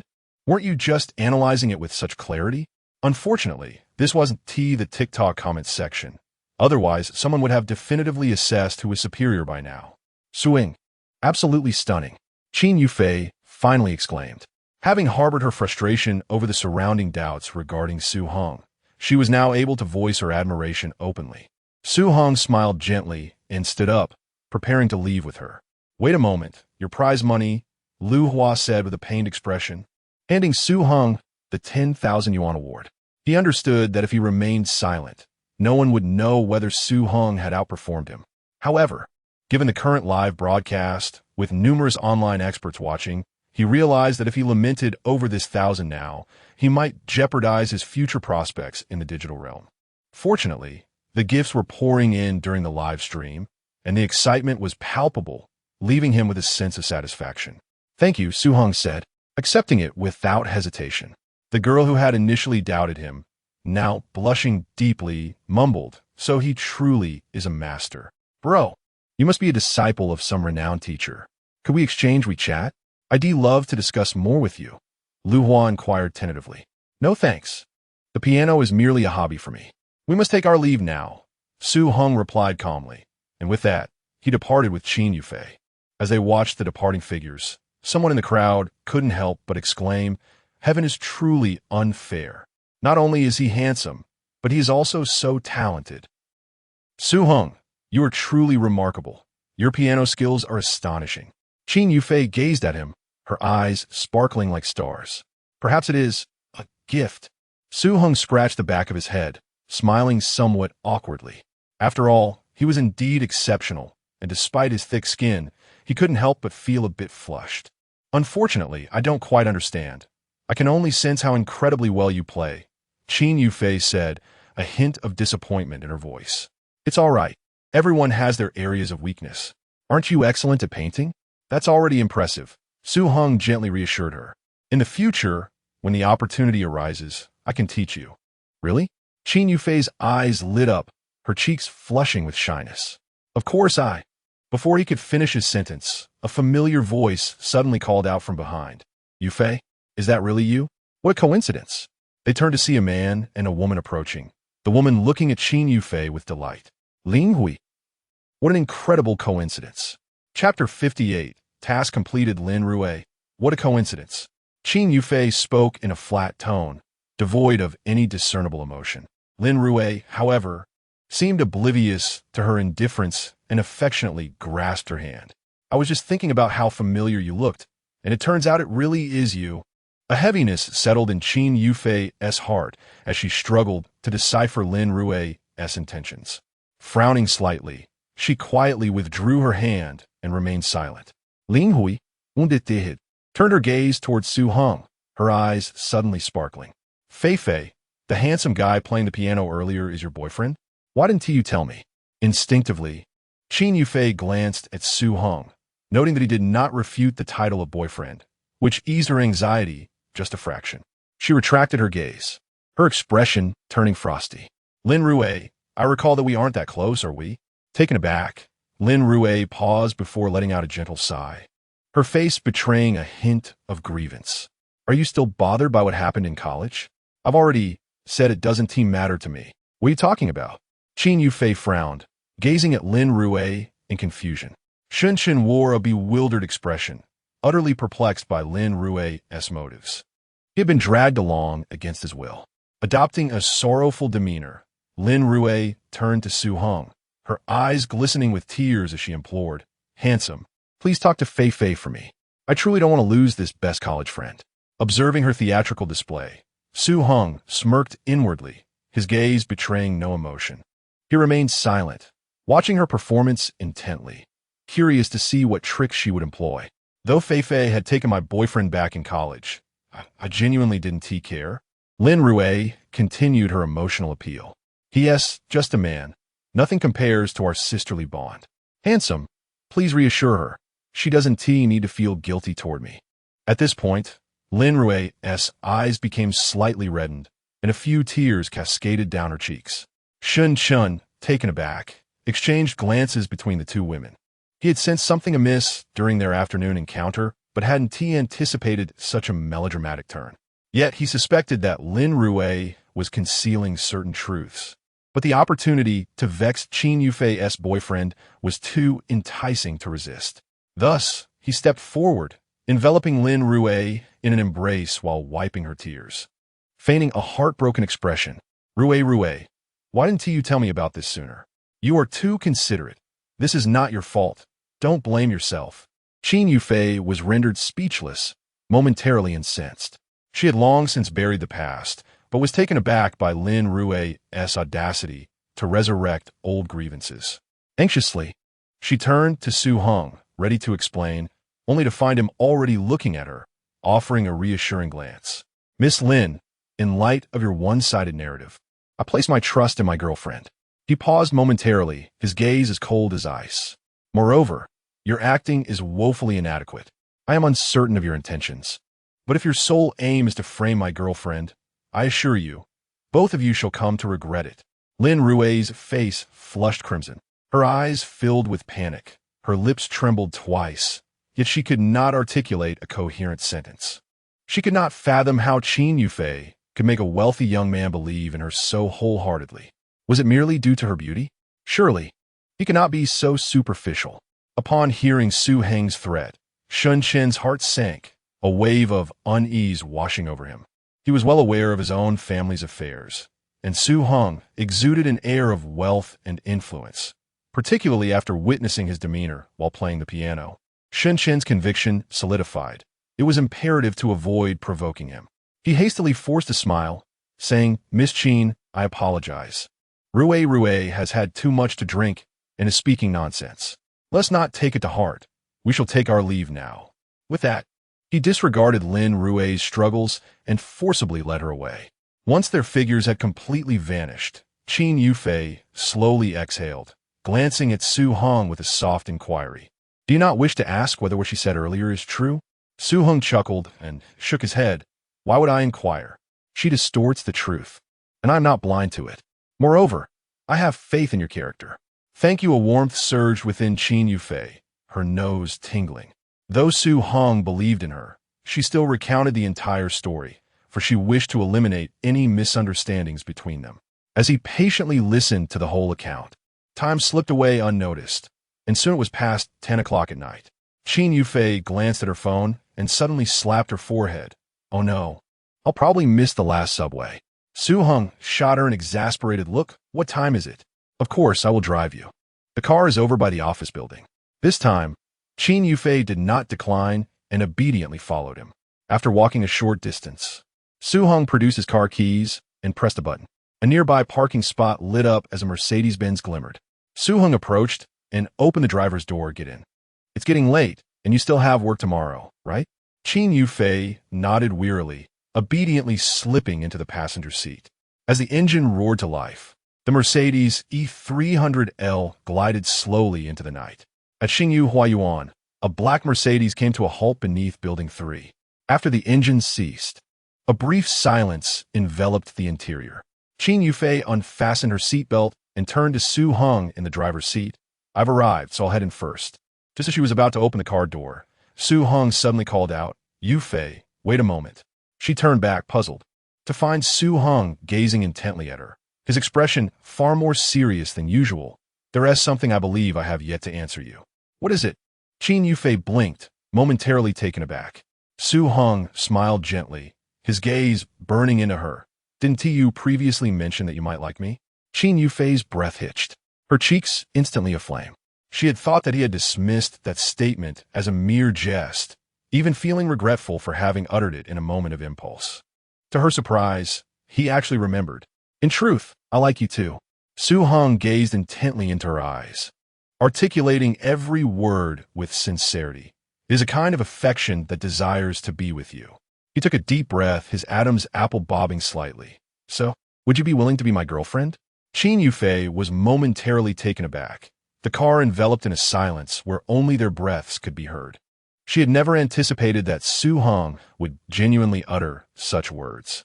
A tingling sensation filled her nose, her heart racing erratically. She gently bit her lip, her eyes glistening with unshed tears, and softly replied, "Of course I would." Her voice was barely a whisper, yet Su Heng caught every syllable.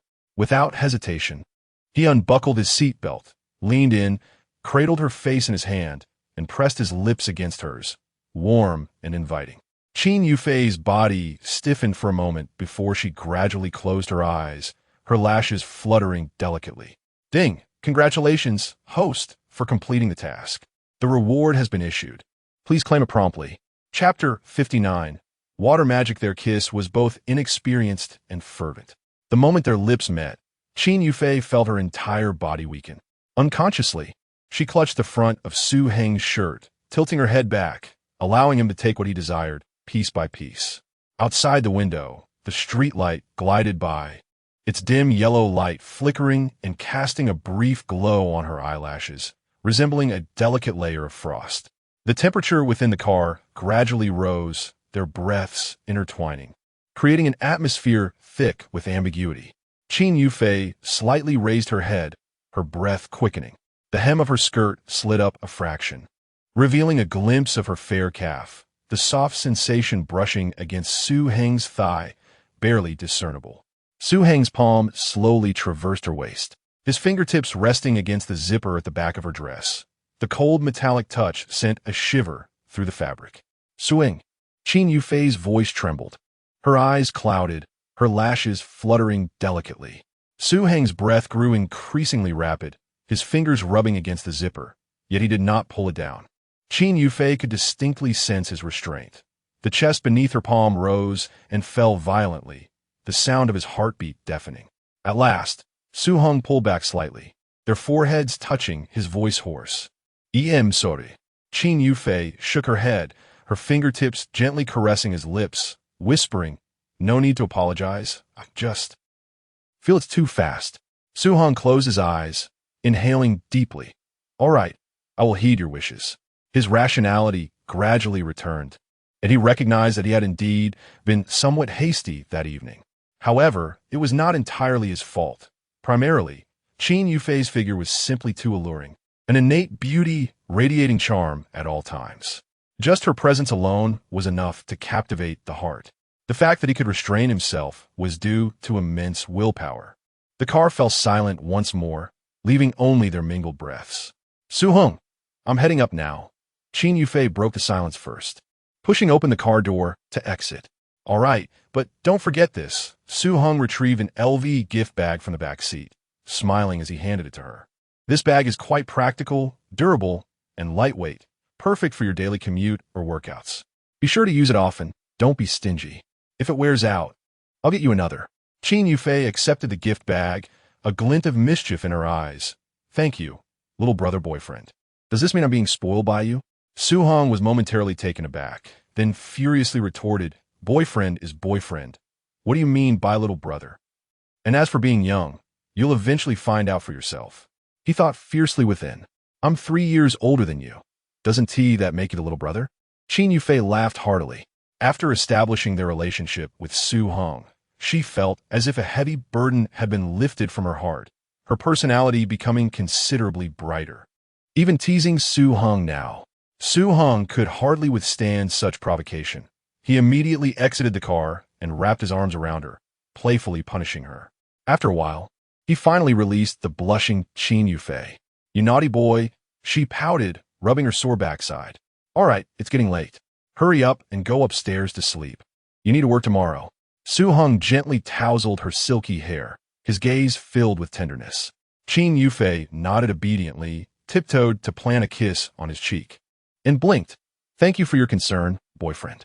"Well then, goodbye." After ascending a few steps, Qin Yufei turned back to glance at Su Heng, expressing her care. "Be careful on the road. Remember to message me once you get home. I will worry." With that, she darted into the corridor. her high heels tapping a cheerful rhythm against the steps. Watching her silhouette fade into the darkness, Heng exhaled deeply. Tonight, he had kissed a girl for the first time, his heart brimming with joy and excitement. The only regret was forgetting to measure his girlfriend's dimensions. But there was no rush. There would be plenty of time ahead. As the corridor light extinguished, silence enveloped the surroundings. Heng then returned to his car, slowly driving into the night, heading home. Upon pushing open the door to her room, Qin Yufei was surprised to find the lights on, furrowing her brow slightly. She distinctly remembered turning off all the lights before leaving. Could it be that her mother had returned? "Mom, aren't you at the hospital with my sister? How did you come back?" she asked, approaching with a hint of confusion. Lu Xiuqin paused her actions, a weary smile barely gracing her face. "Your sister is asleep, and the nurse is there taking care of her, so I felt at ease to come back for a bit. Didn't you say you had plans tonight? I thought I would return to prepare some food for you for tomorrow." Hearing this, Qin Yufei's eyes glistened with unshed tears. A pang of emotion swelling within her as she couldn't help but voice her mild reproach. "Mom, I'm grown up now. I can cook for myself. You just came back from the hospital. Shouldn't you rest first? Your health is important." Lu Xiuqin waved her hand gently, her tone tender. "It's fine. I'm still in good shape. The young man who brought you home earlier, was it your boyfriend?" Qin Yufei was taken aback, her cheeks instantly flushing crimson. She hadn't expected her mother to have seen him, and so directly. She lowered her head shyly, her mind racing with thoughts of how much her mother might have witnessed. The more she pondered, the more embarrassed she felt, almost wanting to turn and flee. Seeing her daughter's bashful demeanor, Lu Xiuqin's heart warmed, her smile softened further. She genuinely felt happy for her daughter, who had given so much to their family. If she could find someone who truly cared for her, it would be a wonderful thing. "Is he the young man who took you to the hospital that day?" Lu Xiuqin casually inquired, stirring the soup in the pot. Qin Yufei's ears turned crimson, her fingers subconsciously twisting the hem of her clothing as she softly replied, Very good, very good," Lu Xiuqin murmured to herself, a look of contentment gracing her features. Qin Yufei, not fully grasping her mother's words, cast a puzzled glance at her, ultimately saying, "Mom, I'm going to take a shower now." "All right." In the bathroom, the rising steam quickly obscured the mirror. The warm water flowed down Qin Yufei's shoulders and neck, washing away the fatigue of the day. She tilted her face up, letting the water cascade over her flushed cheeks. Yet, upon closing her eyes, the figure of that person became ever clearer. It was Heng. The fragments of today flicker through her mind as if the replay button had been pressed. His elegance and composure while seated at the piano, the meticulous care he exhibited during their rendezvous, and the unexpected intimacy they shared in the car moments ago have left her heart racing, still unable to find solace. It feels as though his presence lingers around her, mingling with a subtle woody fragrance, both tender and alluring. Qin Yufei inhaled deeply, tilting her head back as the warm water cascaded over her face. Her cheeks, already flushed from the steam, now resembled the gentle blush of twilight, glowing softly. Outside the window, the moon quietly concealed itself within the clouds, casting a veil of ethereal light. She licked her lips, then closed her eyes, her hands forming a seal as she invoked the magic of water. Chapter 60. The gold has been released. The night was as dark as ink, and the clock's hands quietly glided past 23:20. As Heng parked his car in the garage, the entire community had already succumbed to a profound silence. After sending a good-night message to Qin Yufei, he dashed into the bathroom. The warm water cascaded over him, washing away his fatigue. 10 minutes later, he nestled into the soft embrace of his air-conditioned blanket. Just as drowsiness began to envelop him, a sudden flash of insight illuminated his mind. Had a task been completed? Heng's eyes snapped open, his consciousness instantly sharpening. He silently summoned the system within his mind. A pale blue light screen unfurled before him, revealing 2 lines of shimmering text. Side quest. Save Qin Yufei. Completed. Rewards have been dispatched to the warehouse. Heng's pupils contracted. Was it truly that simple? He had only spent 500,000 on the special funds provided by the system. Though he couldn't use it for himself, Gifting it to his girlfriend was certainly beneficial. After all, one should seize the opportunity when the system offers a bounty. Would he not at a significant loss now? As he pondered in frustration, the annoyance dissipated swiftly, his attention drawn to a treasure chest radiating golden light within a warehouse. The moment his consciousness touched it, gilded text flowed forth like a stream. Land God S housing box. This is a magical box that, when opened, grants a random property. Quality correlates with task completion. Reading the description, Heng's heart raced slightly. The completion of this task had been perplexing, and he couldn't quite grasp how it had been achieved, let alone assess the quality of its completion. Gritting his teeth, he took a deep breath and chose to open it. With a soft click, the treasure chest shattered, transforming into a flurry of golden particles that dispersed like a starry river before him. In the next moment, a magnificent holographic projection of a riverside flat unfurled abruptly, suspended in the dark room. The three-dimensional model rotated slowly, every detail vividly apparent. Beyond the floor-to-ceiling windows lay an endless river view. The living room was spacious enough for a horse to gallop, with sunlight streaming through the virtual glass, casting shadows that appeared strikingly real. Good heavens! Heng swallowed hard, his eyes widening in disbelief. The visual effects were astonishingly surreal. It seemed he had indeed struck gold, containing the tumultuous beating of his heart. He trembled as he clicked to reveal further details. Golden Jade, Moonlight Residence 1. A residential unit in Building 1, Room 1000 in one of the Golden Jade Moonlight community. A 400 square meter riverside flat with a lavish 7-meter high longitudinal hall and a 270-degree panoramic view. Nestled beside the Green Expo Park, situated in a top-tier school district, atop a subway line, and at the core of a bustling commercial area, it offers an unparalleled experience of urban splendor. Note 1. The property rights are legitimate. The host may reside with peace of mind. All documentation, contract, keys, etc. is stored in the master bedroom's wardrobe safe, with the password corresponding to the host's date of birth. Note 2. The host's task completion level is deemed perfect, and the property includes hidden surprises for the host to discover. Heng's breath quickened, his lips inexplicably dry. He licked the corner of his mouth, feeling his blood boil with excitement. A house. This had always been his greatest dream.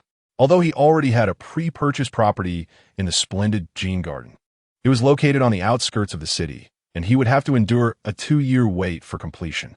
Now, this is a luxurious riverside flat in the city center, ready for immediate occupancy. This is not a mere reward. It is a meteoric rise to success.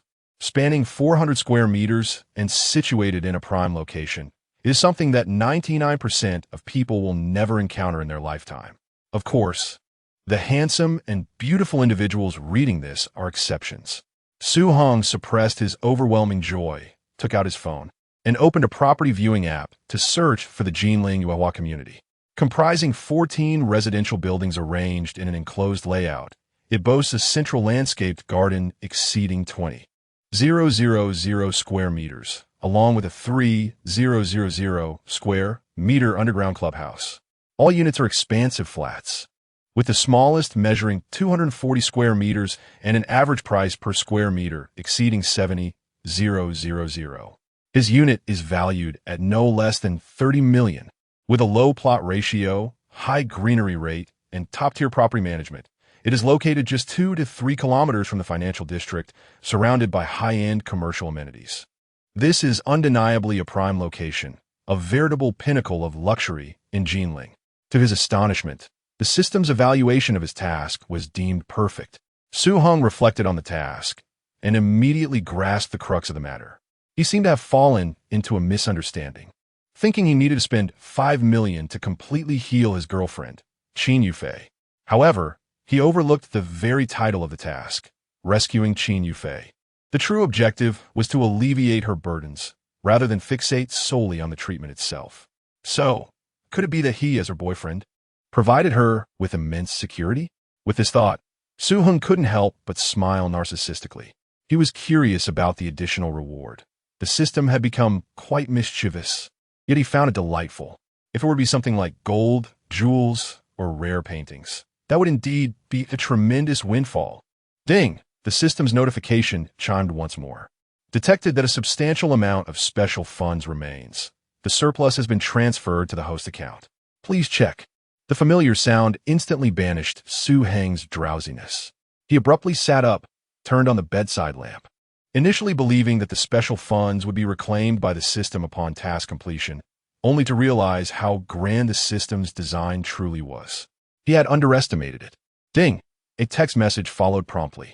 China Merchants Bank. Your account ending in 2824 received a deposit of 500,000 RMB on June 29th at 23:58. Opening the China Merchants Bank app to check his balance, he found a total of 693,228 yuan. Gazing at this figure, Heng felt as if his blood had ignited. Were it not for the concern of disturbing the neighbors, he would have wanted to rush to the balcony and shout 3 times in sheer exuberance. After tallying the entirety of his task's rewards, Heng turned off the light and lay back down. The room was enveloped in darkness as he stared at the ceiling, his eyes alight with vigor. Sleep eluded him, and he felt an unprecedented level of excitement coursing through him, his heart racing. He decided to rise again, stepping into the bathroom for a cold shower to cool down. After drying off and returning to bed, he finally settled in comfortably. As his body gradually relaxed, his breathing began to steady. The night was tranquil, and Heng drifted into an exceptionally long dream.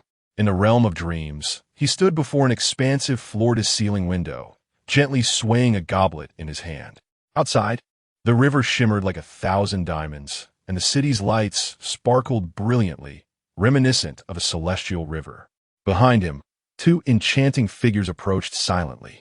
One, with a voluptuous figure, wore a subtle smile upon her crimson lips, her eyes glimmering with allure. The other, pure and charming, possessed gentle brows and eyes, adorned with a bashful smile.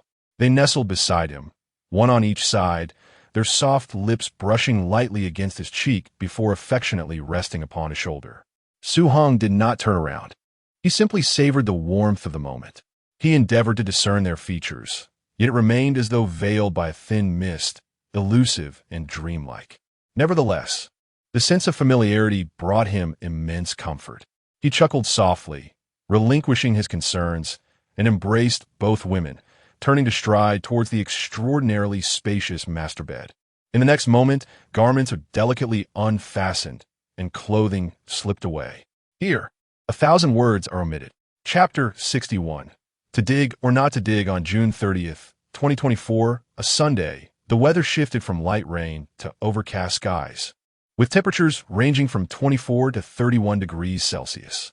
The gentle patter of raindrops tapped against the window panes, tracing delicate rivulets upon the glass. Qin Yufei, in her hazy state, discerned the sound of rain. It resonated like distant whispers and echoed from the depths of her memories. The jarring ring of the alarm clock pierced the tranquility of the rainy morning. She furrowed her brow, slender fingers fumbling beside her pillow until they finally grasped the source of the cacophony. In the instant she silenced the alarm, the numbers on the display momentarily stunned her. 8 o'clock. Was it already 8 o'clock? Qin Yufei felt a wave of disbelief wash over her. A natural morning person, her biological clock was more reliable than any alarm. Yet today, she had overslept. Propping herself up, her silk pajamas slid down her shoulders, revealing the elegant contours of her collarbone. A languid stretch allowed the morning light to outline her graceful silhouette. Was it because she had stayed up too late last night? Or perhaps, due to that dream? Remembering the ambiguous scenes from her slumber, a blush crept on her cheeks, prompting her to hastily cover her face with her hands. She gave her cheeks a light slap, banishing those whimsical thoughts from her mind, and swiftly rose to wash up and prepare herself. 30 minutes later, with her hair styled into a refreshing high ponytail, Qin Yufei entered the kitchen and immediately spotted a pale, yellow sticky note on the dining table.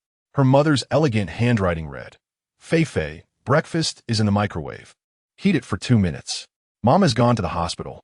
Qin Yufei picked up the note, gazing at it for several seconds, a smile of contentment blossoming on her face. She opened the microwave to reveal a steaming egg sandwich and a thermos filled with soy milk. After heating her meal, she sat at the dining table, enjoying her breakfast while perusing the reminders on her phone. As a fitness instructor, there were no designated days off, which meant Sundays could also entail work.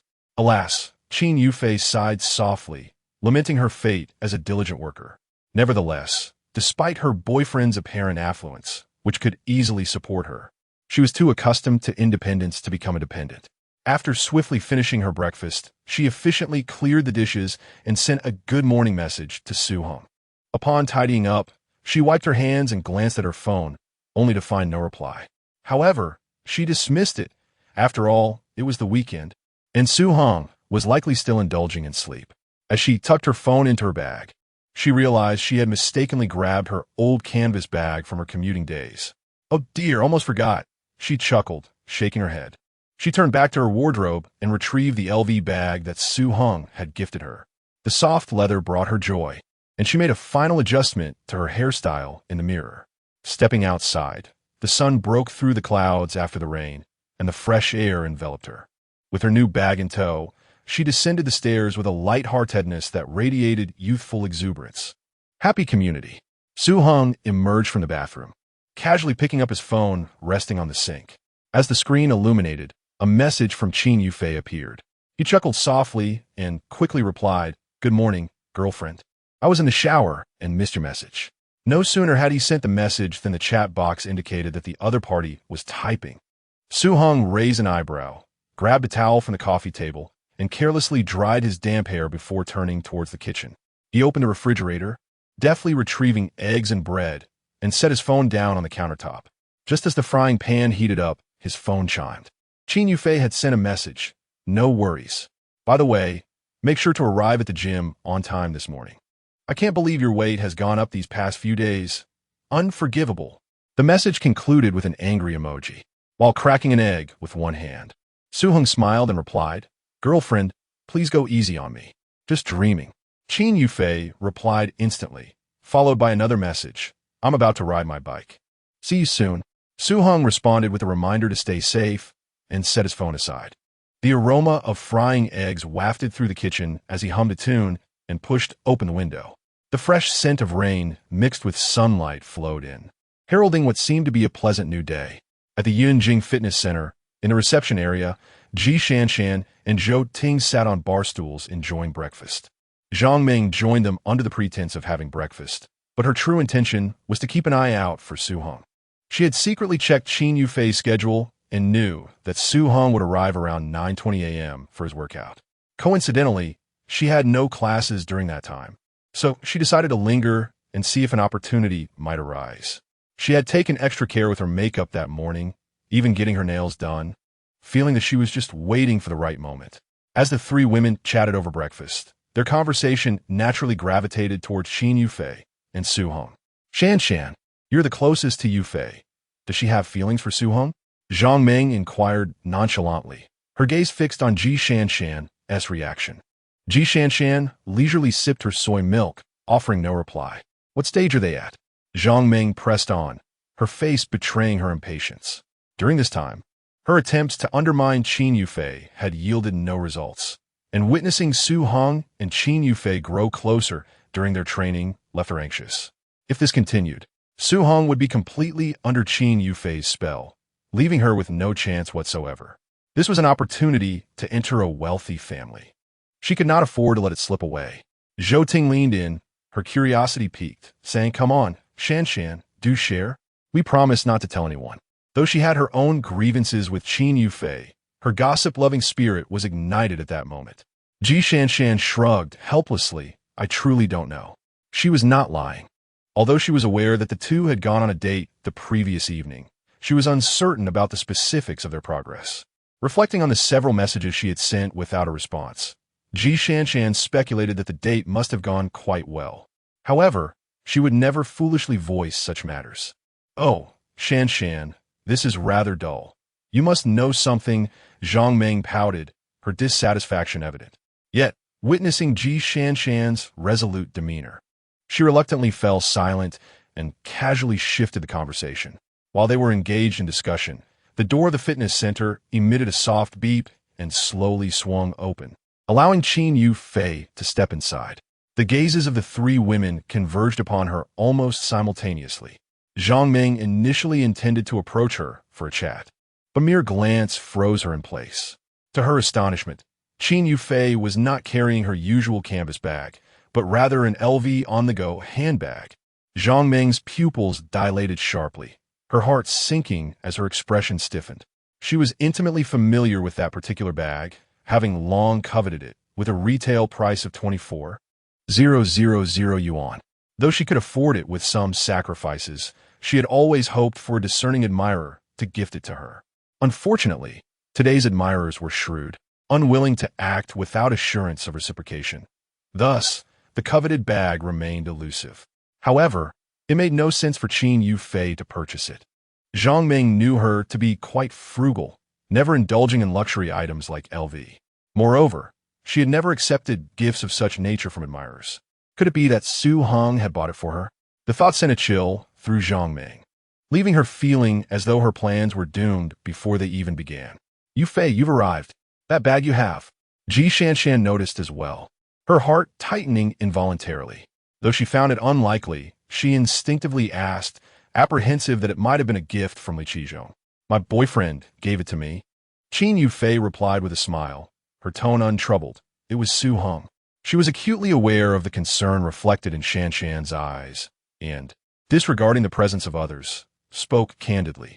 After all, it was merely a matter of having a boyfriend. There was no need for concealment, as it was nothing to be ashamed of. That single declaration of boyfriend struck Zhang Ming like a hammer to her heart. It was over. They had already publicly confirmed their relationship. Now, she truly felt cornered. Yet, the issue remained. How could she relinquish a man capable of gifting such an extravagant item as a 24,000 yuan LV? Zhang Ming gritted her teeth, her mind torn in conflict. Should she continue to pursue this opportunity or abandon it altogether? Chapter 62. Affection Su Ting Geist at Qin Yufei. Her eyes reflecting a hint of envy. Yufei, your charm is truly irresistible. You've come this far. She couldn't help but lament the unfairness of the world, where beauty often equated to unbridled freedom. For individuals in their line of work, affluent men typically sought mere amusement without offering any recognition. Yet, Qin Yufei had defied this norm. Zhou Ting couldn't help but admire her sincerity, devoid of any mockery. Indeed, our Yufei is beloved by all, Yishanshan exclaimed, joyfully approaching and wrapping her arms around Qin Yufei's waist, leaning in to whisper conspiratorially, You didn't respond to my messages last night. You weren't up to any mischief, were you? What nonsense! Qin Yufei's ears flushed crimson as she softly protested. Ji Shanshan, catching a glimpse of her evasive gaze, secretly chuckled. The current setting was not suitable for a thorough interrogation, but she vowed to press for the truth later. Yufei, may I see your bag? I've always wanted to purchase the same one, but Ji Shanshan blinked her doe-like eyes, feigning a pitiful expression. As a front desk staffer, her salary paled in comparison to that of a coach like Qin Yufei, and she often hesitated to enter LV boutiques. Of course, Qin Yufei readily handed over her handbag. Zhang Ming and Zhou Ting, who were also curious, hesitated to speak up due to previous disagreements with Qin Yufei.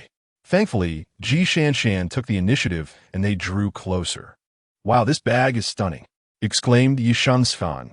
It's the Anthigo from LV, an incredibly sought-after piece. I only caught a glimpse of it once at the Deji Plaza. Zhou Ting, a frequent visitor to the upscale shopping destination, recognized the bag's pedigree immediately. Isn't it beautiful? Qin Yufei responded enthusiastically.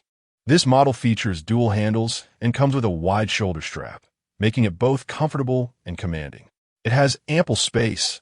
I can easily fit my makeup bag, water bottle, tablet, and umbrella inside, and it even has multiple inner pockets for convenient organization.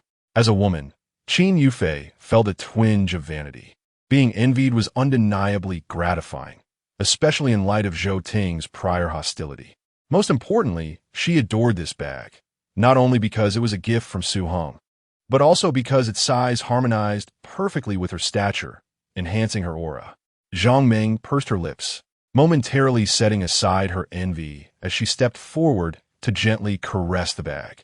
The classic monogram pattern, EPI water wave leather. and soft suede lining conveyed an impression of luxury and practicality. Perhaps it was a preconceived notion, but it appeared far more exquisite than her own Prada. Staring at the embossed serial number inside the bag, she bit her lip. It seemed she would need to make her move. After all, as long as they weren't married, she still had a chance. After savoring the moment, Ji Shanshan reluctantly returned the bag, teasingly remarking, "Yu Fei, Su Heng is exceedingly generous, gifting you such an extravagant bag. I'm utterly envious." Although she claimed envy, the joy in her eyes betrayed her genuine happiness for Qin Yufei. Having known Yufei the longest, she was acutely aware of the hardships her friend had endured. To see her now cherished and adored brought forth not just a tinge of jealousy, but a profound sense of pride and contentment. You should find a boyfriend too, someone who will give you something equally splendid. Qin Yufei smiled as she accepted the bag, playfully winking at her friend. Don't get too smug. Ji Shanshan lunged towards her, attempting to tickle her, and the two girls erupted into laughter. Their affectionate camaraderie inevitably drew envious glances from onlookers.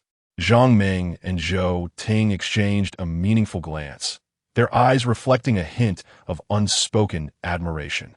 In an age where sincere friendships are a rarity, marked by suspicion and rivalry, the unreserved playfulness and mutual joy shared by Qin Yufei and Ji Shanshan was indeed commendable. At that moment, a somewhat greasy male voice interrupted from behind them. "Oh, what a splendid occasion! For beautiful ladies gather here, how lively!" Both Qin Yufei and Ji Shanshan frowned almost in unison. They were all too familiar with that voice. Who else but the repugnant Li Qizhong? "Mr. Li, such a busy man. What brings you here today?" Zhang Meng stepped forward with a forced smile, engaging in polite small talk. After all, he was a significant benefactor, and maintaining good relations was essential. "Well, I've gained a bit of weight recently, so I thought I'd come by to shed a few pounds." Li Qizhong replied with a dismissive laugh, puffing out his chest in a self-satisfied manner as he approached them leisurely. His gaze roamed over the group before settling on Qin Yufei, a flicker of desire igniting in his eyes. "Yufei, it's been a while. Your charm is more captivating than ever." Qin Yufei subtly stepped back, her tone frosty. "You flatter me, Mr. Li." Li Qizhong had long since grown accustomed to her aloofness and was not offended. Instead, he smiled even more ingratiatingly, eager to continue his advances. Suddenly, he noticed the bag in her hand. His brow furrowed, an uneasy sensation creeping in. Qin Yufei was known for her frugality, never one to flaunt luxury brands. If this bag was not a counterfeit, there was only one conclusion to draw. After a moment of hesitation, Li Qizhong finally spoke. "Yufei, that bag is..." "Mr. Li, this is a gift from Yufei's boyfriend," Zhou Ting interjected, her eyes shimmering with mischief. "It's Su Heng, the one I mentioned last time. It seems you're a bit late to the party." She had long awaited this moment of entertainment, having pursued Qin Yufei unsuccessfully for quite some time. It was fascinating to see how Li Qizhong would react to being outmaneuvered. With that, she keenly observed the shifting expressions on Li Qizhong's face. Li Qizhong's expression darkened in an instant, only to be replaced by a forced and rigid smile. "Yufei, do not be deceived by a mere bag. It is nothing of great value." He paused momentarily, his tone suddenly fervent. "As long as you desire it, I can gift you as many as you wish." Qin Yufei furrowed her brows, her voice turning icy. "Mr. Li, I have made it abundantly clear that I will not accept anything you offer." After a brief pause, she added resolutely, "Even if I were truly deceived, it would be of my own volition." Her words were delivered with such finality that they allowed no room for negotiation. Li Qizhong's face turned ashen, his fists clenching tighter. He never anticipated that Qin Yufei would dare to humiliate him in front of others, leaving him utterly embarrassed. Yet, he found himself inexplicably captivated by her cold and proud demeanor. Suppressing his anger, he adopted a gentler tone. "Yufei, my feelings are sincere. For you, I have purchased a 112 square meter apartment in Guanchao, Wanyun, paid in full and fully furnished." His gaze bore into Qin Yufei's. "The moment you agree, I can have your name added to the property deed." Li Qizhong was fully aware of his strategy.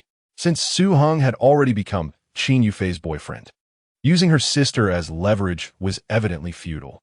This apartment was his ultimate trump card. He had consulted with a lawyer, Even with Qin Yufei's name on the deed, the actual control of the property remained firmly in his grasp. Previously, I acted impulsively and loved obsessively, employing the wrong methods. But that was merely a reflection of my deep affection for you. Yufei, will you grant me a chance? Chapter 63. How did you know? Watching the tides and the clouds. Zhou Ting exclaimed, her eyes wide with astonishment. She was genuinely taken aback. What had Qin Yufei done in her previous life to be so fortunate? How could this Li Qizhong, a man of considerable stature, be so obsequious as to gift her an entire apartment? The Guanxiao Wanyan project, located in the Yuzue area, boasted an average price exceeding 35,000 per square meter. Acquiring the 112 square meter unit outright would amount to over 4 million. Although the geographical location was somewhat obscure and the surrounding amenities were lacking, it was undeniably a tangible asset, an opportunity one could scarcely find, even with a lantern in hand. Certain geestong vi uslu ot Qin Yufei, nearly wishing to agree on her behalf immediately. Zhang Meng leaned casually nearby, a faint smirk playing on her lips. Being a cunning fox herself, she was well aware of Li Qizhong's tricks. The proposition of adding a name was merely a sweet bait, nothing more. Once Qin Yufei acquiesced, Li Qizhong would undoubtedly tire of her and discard her. As for the apartment, there were myriad ways to reclaim it. After all, how could an ordinary person contend with the legal teams of the wealthy? However, Zhang Ming had no intention of warning Qin Yufei. On the contrary, she secretly hoped Qin Yufei would make a hasty decision. That way, she could seize the prime opportunity presented by Su Heng. Yufei, what are you even contemplating? President Li has deep feelings for you. Cao Ting interjected impatiently. To her, this transaction seemed like a surefire win. Even if Li Qizhong was repugnant, one could simply dismiss it as an unpleasant encounter. Moreover, Su Heng had only gifted a handbag worth over 20,000. How did that compare to an apartment worth over 4 million? Li Qizhong cast a grateful glance at Zhou Ting, surprised that this seemingly inconspicuous girl would assist him so fortuitously. He mentally noted that he must express his gratitude once his plan came to fruition. Zhou Ting, be quiet. Who gave you the right to speak? Ji Shanshan shot her a fierce glare and then leaned closer to Qin Yufei, whispering, do not believe Li Qizhong's deceitful words. That old fox certainly harbors ulterior motives. Qin Yufei comfortingly patted her friend's hand, then turned to Li Qizhong with a look of disdain. Are you unwell? Who are you trying to impress with your feigned affection? It's revolting. If you have so much money to burn, donate it instead of polluting the air with your presence, you fool. She had held these words back for far too long, previously enduring in silence due to his status as a VIP customer of the store. Now, with Su Heng as her support, she no longer wished to compromise her dignity. Quitting her job was a viable option. Her nature was one of swift justice. In recalling the myriad discomforts Li Qizhong had inflicted upon her, she finally unleashed her pent-up frustrations.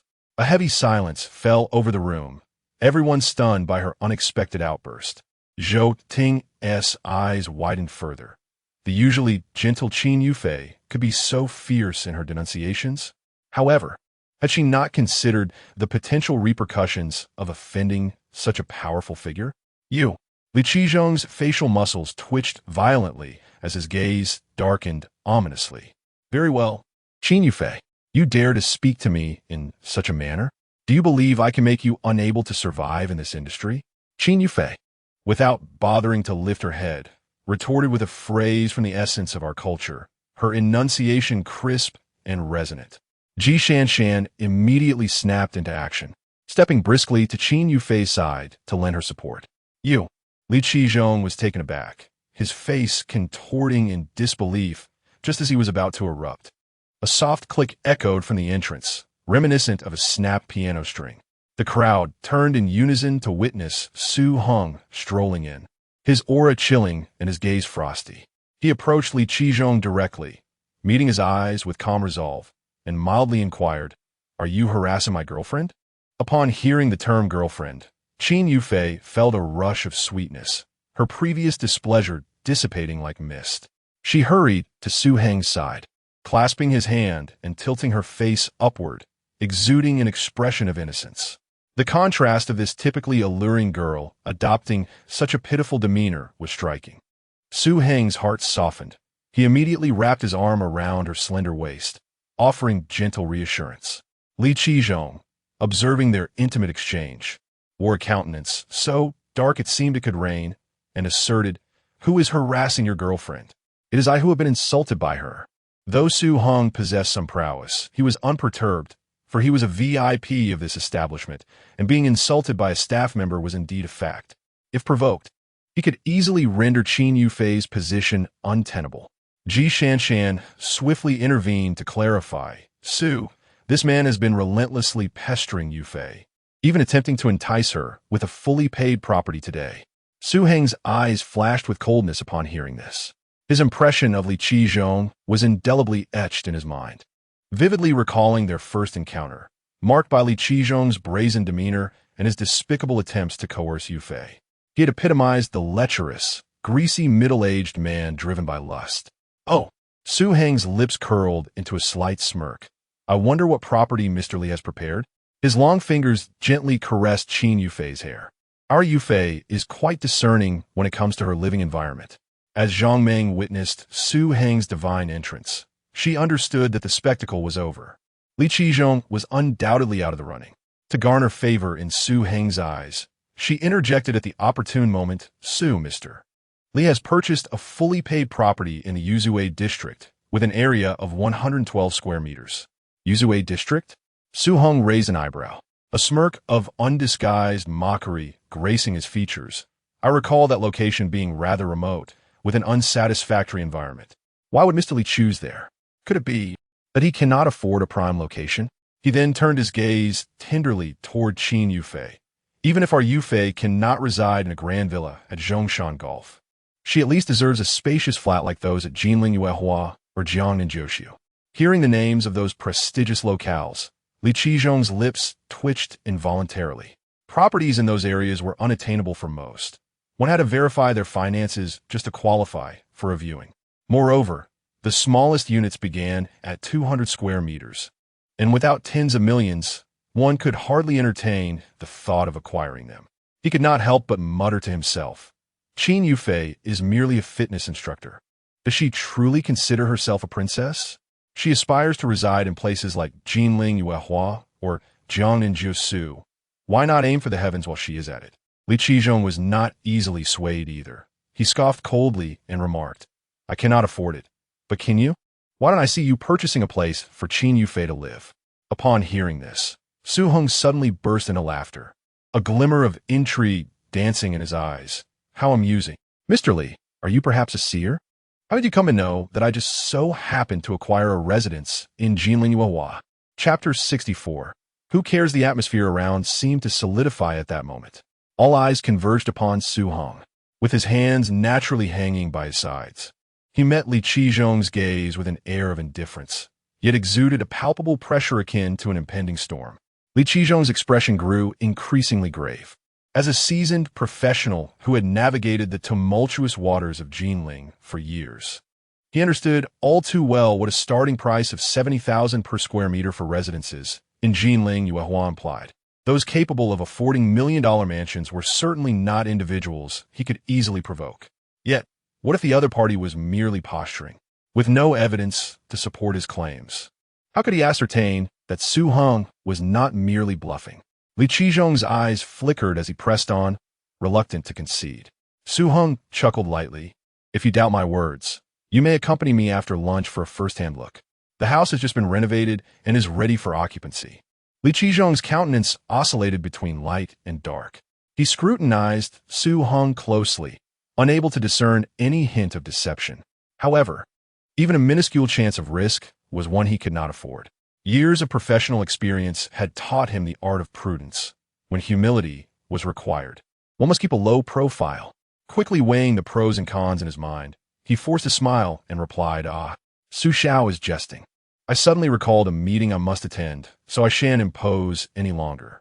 He discreetly stepped back, already planning to avoid Su Heng's brilliance and later probe Zhou Ting for information.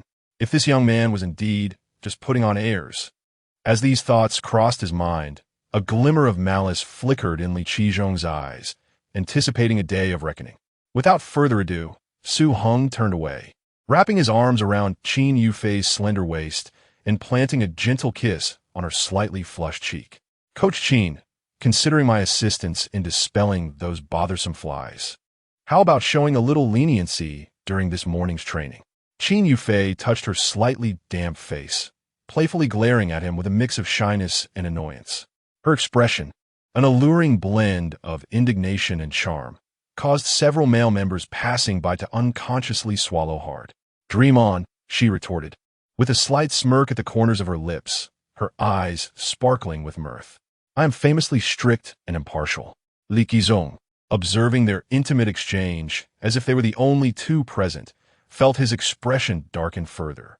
Clenching his fists tightly, he let out a cold snort through gritted teeth before storming out, slamming the door behind him. "Let me formally introduce myself. I am Su Heng, Yufei's boyfriend." Su Heng turned to Ji Shanshan, his tone gentle. "Thank you for stepping in earlier." "Oh, there's no need for thanks. Yufei is my dearest friend. It was the least I could do." Ji Shanshan waved her hands dismissively, her demeanor slightly flustered. She discreetly observed the young man before her, her heart in turmoil. When she had initially introduced Su Heng to Qin Yufei, she had thought him merely an ordinary client, hoping to boost her friend's performance. Little did she know that this seemingly unremarkable young man was, in fact, a concealed magnate capable of effortlessly purchasing million-dollar mansions. What astounded her further was the fact that he drove a car worth only $1 million and donned a smartwatch, revealing none of the traits typically associated with immense wealth. This understated demeanor only served to deepen the enigma surrounding him. Observing her friend's sweet demeanor, Ji Shanshan felt a blend of relief and concern. The world of the affluent is as deep as the ocean. This mismatch in social standing weighs heavily on her mind. Nonetheless, she found solace in Su Heng's favorable attitude towards Qin Yufei, hoping that the couple could endure the trials ahead. "Su, have you really purchased a property at Jinlingyuehua?" Zhang Meng suddenly interjected, her eyes sparkling with curiosity. She was not attempting to complicate matters. Rather, her innate skepticism compelled her to seek confirmation, adhering to the adage that seeing is believing. As soon as Li Qizhong departed, she could no longer contain her inquisitiveness and promptly inquired. Su Heng cast her a knowing glance, a smirk playing on his lips. It was hardly surprising that Zhang, renowned for her astuteness at the fitness center, would exhibit such caution. "Indeed, I plan to visit this afternoon," he replied, turning his gaze gently towards Qin Yufei. "Are you free? Would you like to join me?" "Absolutely," Qin Yufei exclaimed, her eyes aglow like a sky full of stars. What girl has not dreamt of meandering through a lavish mansion, especially one belonging to her boyfriend? She would not hesitate to take time off work, even if it meant skipping a shift. Ji Shanshan seized the moment, playfully tugging at Qin Yufei's sleeve. "Yufei, take me along," she pleaded, her eyes wide with hope. "I may never afford such a place in my lifetime. Let me at least feast my eyes on it." Qin Yufei chuckled at her friend's enthusiasm and turned to Su Heng with a questioning gaze. He shrugged and replied readily, "I have no objections. It's entirely up to you. You are the best." Qin Yufei beamed, standing on tiptoe to plant a quick kiss on Su Heng's cheek before enthusiastically agreeing to Ji Shanshan's request. Zhang Meng and Zhou Ting exchanged glances before joining in, each linking an arm with Qin Yufei and playfully requesting to be included. Zhang Meng generally maintained good relations with everyone, including Qin Yufei, and readily consented.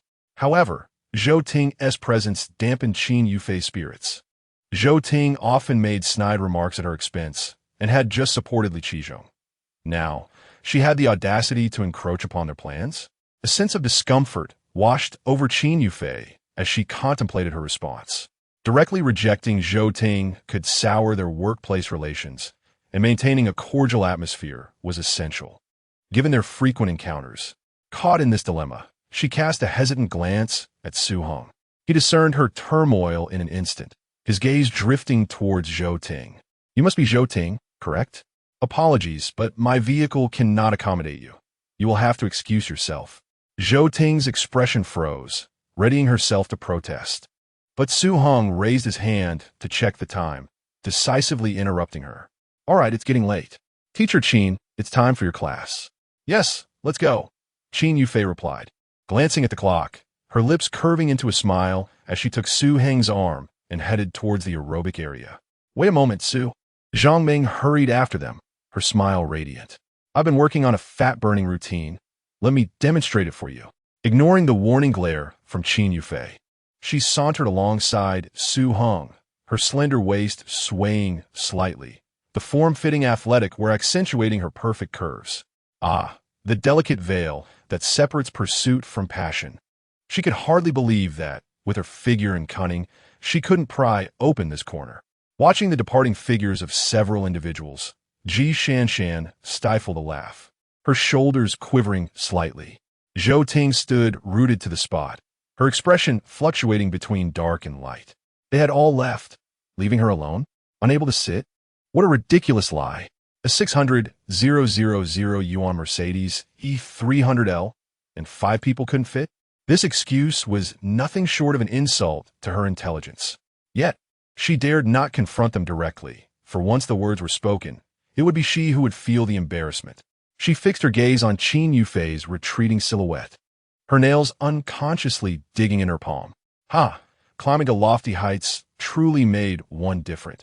Even walking seemed to carry an aura, didn't it? What's so impressive about that? I have no desire to chase after it. With a cold snort, she muttered to herself in a self-soothing manner before turning towards the bar to resume her work. Chapter 65. Hi, Lao Wan. Do you know the background of that pretty boy over there? Why are 2 beautiful women surrounding him? As Hong Yao was engaged in his weightlifting training, he caught sight of Su Heng being encircled by the 2 alluring ladies, and his jealousy flared, especially upon noticing Qin Yufei, the fitness goddess he had long coveted. Now being so intimately close to someone else, his heart sank further. He recalled that he had once purchased personal training sessions with Qin Yufei, but had never even had a chance for physical contact, ultimately leading him to give up. But now, why was she so warm towards that pretty boy? This was such an unfair disparity. And then there was Zhang Ming, who usually ignored him, only offering a sweet smile when she needed something from him. Yet here she was, flaunting herself in front of someone else, who seemed utterly indifferent. The sight made his temples throb, his muscles instinctively tensed, and he could hardly contain his urge to confront the situation directly.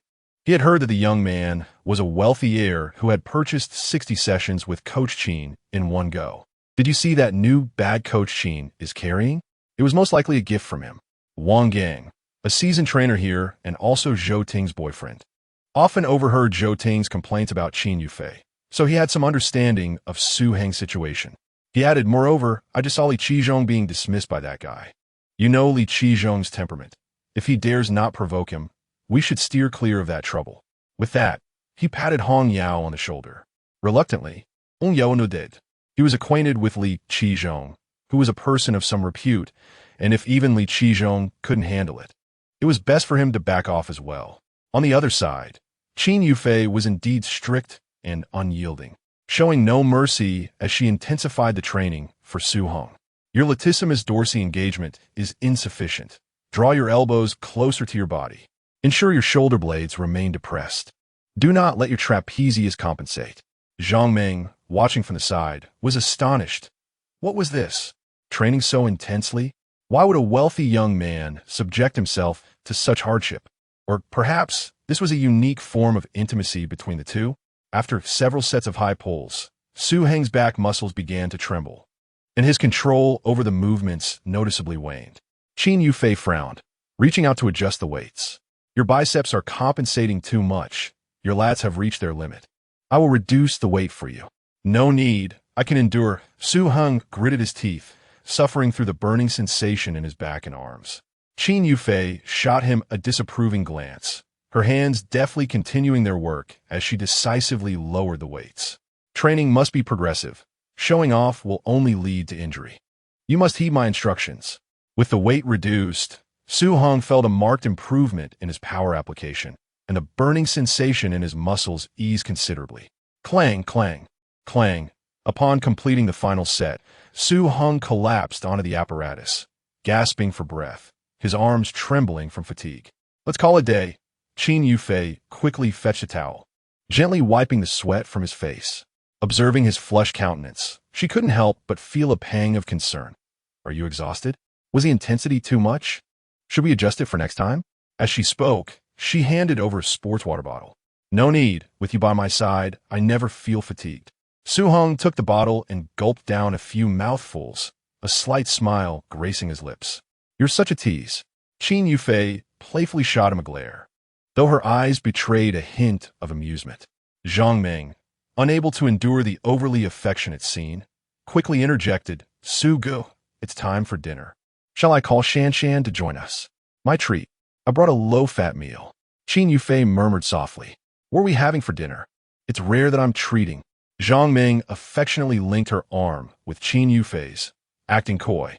After a moment of hesitation, Qin Yufei succumbed to Zhang Ming's persistent coaxing. "All right then. What about Su Gu?" "I'm easygoing." Su Heng shrugged, his gaze lingering on Qin Yufei. Since she had agreed, he would certainly follow. "It's settled then." Zhang Ming clapped her hands. "Everyone, once you finish showering, let us gather at the front desk. I'll go call Shan Shan." Okay. After bidding Qin Yufei farewell, Su Heng made his way toward the changing room. Turning on the shower, the warm water washed away his fatigue, every pore relaxing under its soothing cascade. Yet his muscles still ached. How wonderful it would be if someone could massage his back. After drying his hair and changing into fresh clothes, he walked to the front desk, only to find the girls had yet to emerge. Leaning back on the sofa, he idly scrolled through short videos. When the three girls finally appeared, Su Heng's gaze was immediately captured by Qin Yufei, who never failed to astonish him. She had donned a casual yet slightly alluring outfit, a loose, creamy knit short-sleeve top that subtly highlighted her delicate collarbones, the hem casually tucked into high-waisted jeans, perfectly showcasing her slender waist. Her long hair still bore a hint of moisture, cascading over her shoulders, with droplets occasionally glistening in the light. Her natural face bore no heavy makeup, just a light layer of lip gloss, rendering her complexion as pure and luminous as snow. The three girls evidently noticed Su Heng's gaze. Ji Shanshan playfully elbowed Qin Yufei, teasing, "Wow, Yufei, your charm is something else. Look at how dazed he is."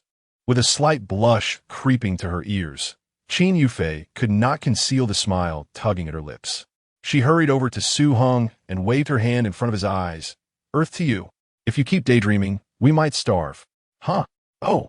Su Heng finally snapped back to reality, slightly embarrassed as he rubbed his nose.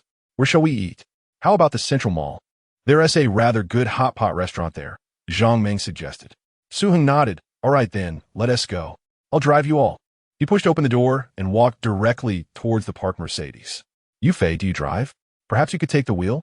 Just as he was about to open the car door, Su Heng felt a sudden twinge in his arm muscles, prompting a change of heart. "Huh, I have a license, but I hardly ever drive." Qin Yufei seemed taken aback and quickly shook her head in refusal. The last time she had driven was during her driving test. Moreover, since obtaining her driver's license, she had not touched the steering wheel for years, let alone drive in the bustling city. "Do not worry, I will guide you from the side. Just take it slowly," he reassured her. "But what if?" She hesitated. "It's all right. Operating an automatic transmission is quite simple. Even if you happen to scrape it, it's not a big deal." Before Qin Yufei could decline further, Su Heng gently ushered her into the driver's seat. Zhang Ming observed this scene, a flicker of envy dancing in her eyes. Allowing a novice to practice in a luxury car worth 600,000 and so nonchalantly dismissing the prospect of a minor accident, it was indeed an extravagant display of affection. She longed for such an extraordinary boyfriend. Initially, she intended to assert that she could drive as well, but the words caught in her throat, and she quietly opened the rear door. Qin Yufei gripped the steering wheel tightly, her fingertips turning slightly pale. Taking a deep breath, she cautiously pressed the brake and pushed the ignition button. Chapter 66: The Language of Steel, Wool. The journey to the Central Mall took merely a few minutes, yet it stretched into over half an hour. Upon disembarking, Su Heng observed Qin Yufei's exuberant demeanor and managed to force a smile, remarking the drive was acceptable. Although the pace was rather sluggish, and they had been honked at several times by trailing vehicles, they arrived without incident, not even a scrape to mar their journey. Really? Qin Yufei blinked her sparkling eyes, her face brimming with excitement. That was clearly just a polite remark. Ji Shanshan, feigning fatigue, leaned against Qin Yufei's shoulder, urging, "Let's go in and eat. I'm absolutely starving." With a mock glare, Qin Yufei playfully attempted to tickle her. Ji Shanshan begged for mercy, and the two erupted into laughter. After parking the car, Zhang Ming led the group to a hot pot restaurant on the 5th floor. Given that it was the weekend, the establishment was bustling with patrons, and after taking a number, they settled outside to await their turn. During the wait, Qin Yufei, aware of Su Heng's sore arms from training, affectionately began to massage him. Zhang Ming, noticing this, pursed her lips, wishing to contribute as well, and went to purchase a few ice creams to share with everyone to alleviate the summer heat. This scene stirred envy among the nearby male patrons, who longed to be in Su Heng's place. Initially, witnessing Su Heng surrounded by 3 beautiful women, one of whom was truly a goddess, was enough to elicit envy. Now, witnessing the goddess herself attending to him with a massage and another lovely lady buying ice cream only intensified their jealousy. Looking at their own companions, who were either engrossed in their phones or impatiently demanding to know how much longer they had to wait, the disparity only served to amplify their discontent. Damn, being rich and handsome makes all the difference. He can date 3 at once. One lamented, "No wonder I can't even get one girlfriend. This is resource monopolization. Doesn't that guy fear kidney deficiency? Once I win the lottery, I'll date 4. The crowd's inner turmoil was palpable, their jealousy evident. Suing, keenly aware of the attention surrounding him, chuckled softly but remained unfazed. Such is the fate of the handsome. They become the focal point wherever they go. "Yufei, look over there," Ji Shanshan exclaimed, suddenly enlivened as she scanned the surroundings. "Isn't that your university classmate Lin Rui's boyfriend?" The group curiously followed her pointing finger. They spotted a man in a black shirt, attentively accompanying a woman who appeared to be in her 50s, laden with numerous luxury shopping bags. Frequently bowing his head with a sycophantic smile, Qin Yufei squinted to scrutinize, hesitantly stating, "He does resemble Lin Rui's boyfriend, but he looks so different now." Recalling their previous encounter when he exuded an air of urban sophistication, his current obsequiousness was almost unrecognizable. Is that his mother? Ji Shanshan pondered, tilting her head, but upon observing their overly affectionate gestures, she quickly dismissed the idea. She discreetly pulled out her phone and snapped a few quick photos. This shouldn't be too difficult, right? Zhang Ming let out a scoff, suspecting he was merely a trophy boy toy, living off the riches of a wealthy patron while parading around to deceive young ladies. She cast a sympathetic glance at Qin Yufei, remarking that her classmate probably believed she had landed a golden husband, only to discover that the man was of an even higher caliber. In this day and age, men are increasingly cunning, necessitating a perpetual state of skepticism. With this thought in mind, Zhang Ming instinctively glanced at Su Heng, eager to ascertain by afternoon whether he was indeed her true Prince Charming. Su Heng, recognizing the situation, couldn't help but twitch his lips. This fellow was truly a role model for their generation. The affluent woman was quite aged. How could he possibly entertain such a notion? What was the flower language of a steel wool ball again? Yes, forbearance and wealth. It was no wonder he thrived so effortlessly. Such shortcuts could save one 2 decades of hard work. As they approached, Zhang Ming's eyes sparkled mischievously as she lowered her voice to suggest, "Should we go greet them?" "Let be." Su Heng decisively shook his head. Zhang Ming pouted, feeling a twinge of regret for missing out on an entertaining spectacle. Just then, a server approached with a smile, inviting them to take their seats. "Ladies and gentlemen, we have a table ready for you." The quartet was led to a window-side table, where Zhang Ming casually handed the ordering iPad to Su Heng, saying, "Sugo, why don't you order? Let us go with the Inyang hot pot. Shrimp paste, beef slices, spicy beef, deboned duck feet, blood stew." Sweet bamboo shoots, he began to place multiple orders, intent on replenishing his energy after a demanding training session. "No need, this is plenty." The three women quickly shook their heads in refusal, aware that Su Heng's order was already sufficient, especially since they adhered to strict dietary regimens and had modest appetites. Zhang Meng, however, felt no remorse. The restaurant's prices were reasonable, and she found Su Heng's appetite quite enviable. Her gaze lingered on his muscular arms for a moment, subconsciously biting her lip. The dishes soon arrived, steam rising as they chatted while eating. Throughout the meal, Qin Yufei continuously added meat to Su Heng's bowl, and upon noticing him sweating from the spice, she tenderly wiped his forehead with a tissue. Her gaze soft enough to melt hearts. Zhang Meng, feeling somewhat vexed by the scene before her, tried to divert the conversation, asking, Su Ge, what's the square footage of the house you bought? 400 square meters. Su Heng replied, casually after sipping some chilled plum juice. 400 square meters. Zhang Meng's pupils dilated in shock. Earlier, during the car ride, she had looked up information on Jinling Yuehua on Douyin, knowing it was the largest unit in that development. The luxurious model apartment in the video, particularly the 7-meter-long living room, had left her yearning. Su Ge, you're quite impressive. That must have cost a fortune, right? Approximately 30 million, Su Heng replied, uncertain of the exact amount the system had spent, but estimating a figure. This revelation left both Qin Yufei and Ji Shanshan in stunned silence. Ji Shanshan even discreetly messaged Qin Yufei. Yufei, I'm counting on you for the second half of my life. Upon catching sight of the message on her mobile phone, Qin Yufei couldn't help but stifle a laugh, discreetly nudging Zhang Meng under the table. Zhang Meng, consumed by envy, gazed at Qin Yufei with longing, her curiosity abruptly extinguished. At that moment, a waiter escorted a man and a woman to the adjacent table. The man's countenance turned ashen upon noticing Su Heng and his companions. Xiaochun, what's wrong? Why do you look so pale? Chapter 67, A Fine Performance. Xiaochun, what troubles you? You appear rather unwell. The middle-aged, wealthy woman, adorned in a resplendent floral dress, noticed the unusual demeanor of her male companion and inquired with genuine concern. Shinchen's lips twitched slightly as he suppressed the rising panic within him. I suddenly feel unwell. I cannot handle spicy food. Shall we perhaps choose another restaurant? As he spoke, his gaze incessantly darted towards Su Heng's table, wishing fervently to seize the woman beside him and make a hasty exit. The wealthy woman's expression darkened abruptly, her eyes narrowing as she cast a sidelong glance at Shinchun. What is this? Wasn't this your chosen establishment? Her fingers lightly tapped the table, her tone growing sharper. Or is it that you no longer wish to dine with me?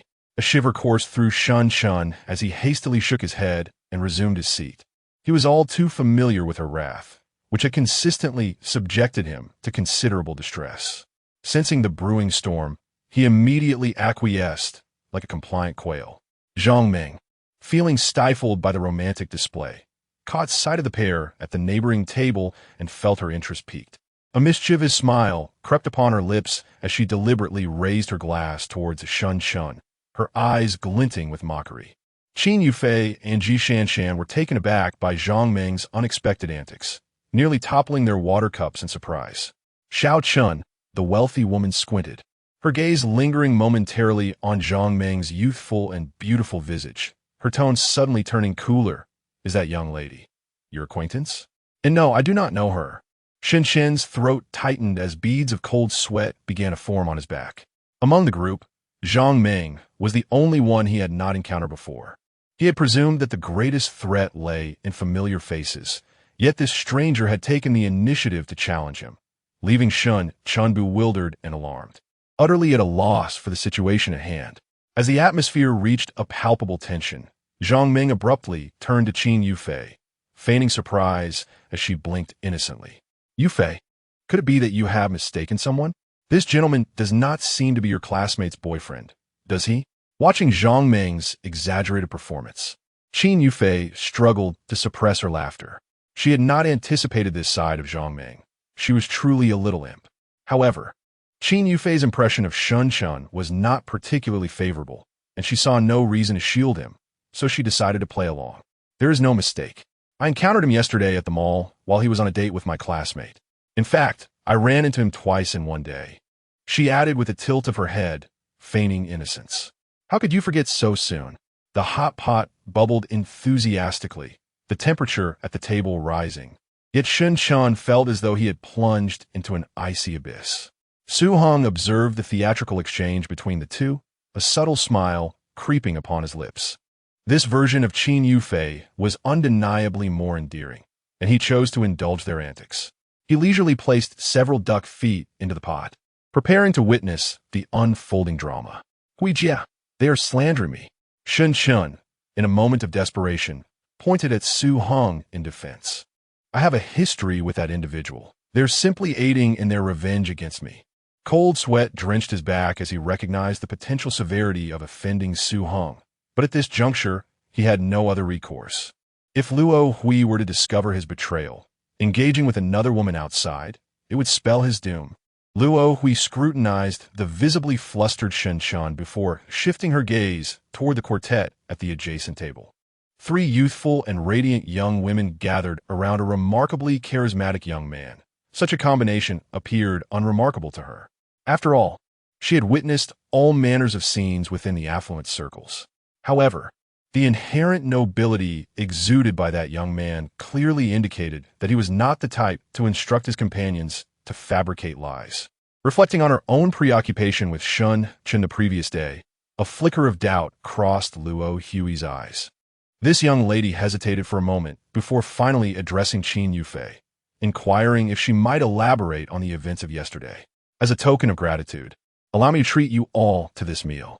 Shen Chen's complexion drained of color, his fingers digging painfully into his palm.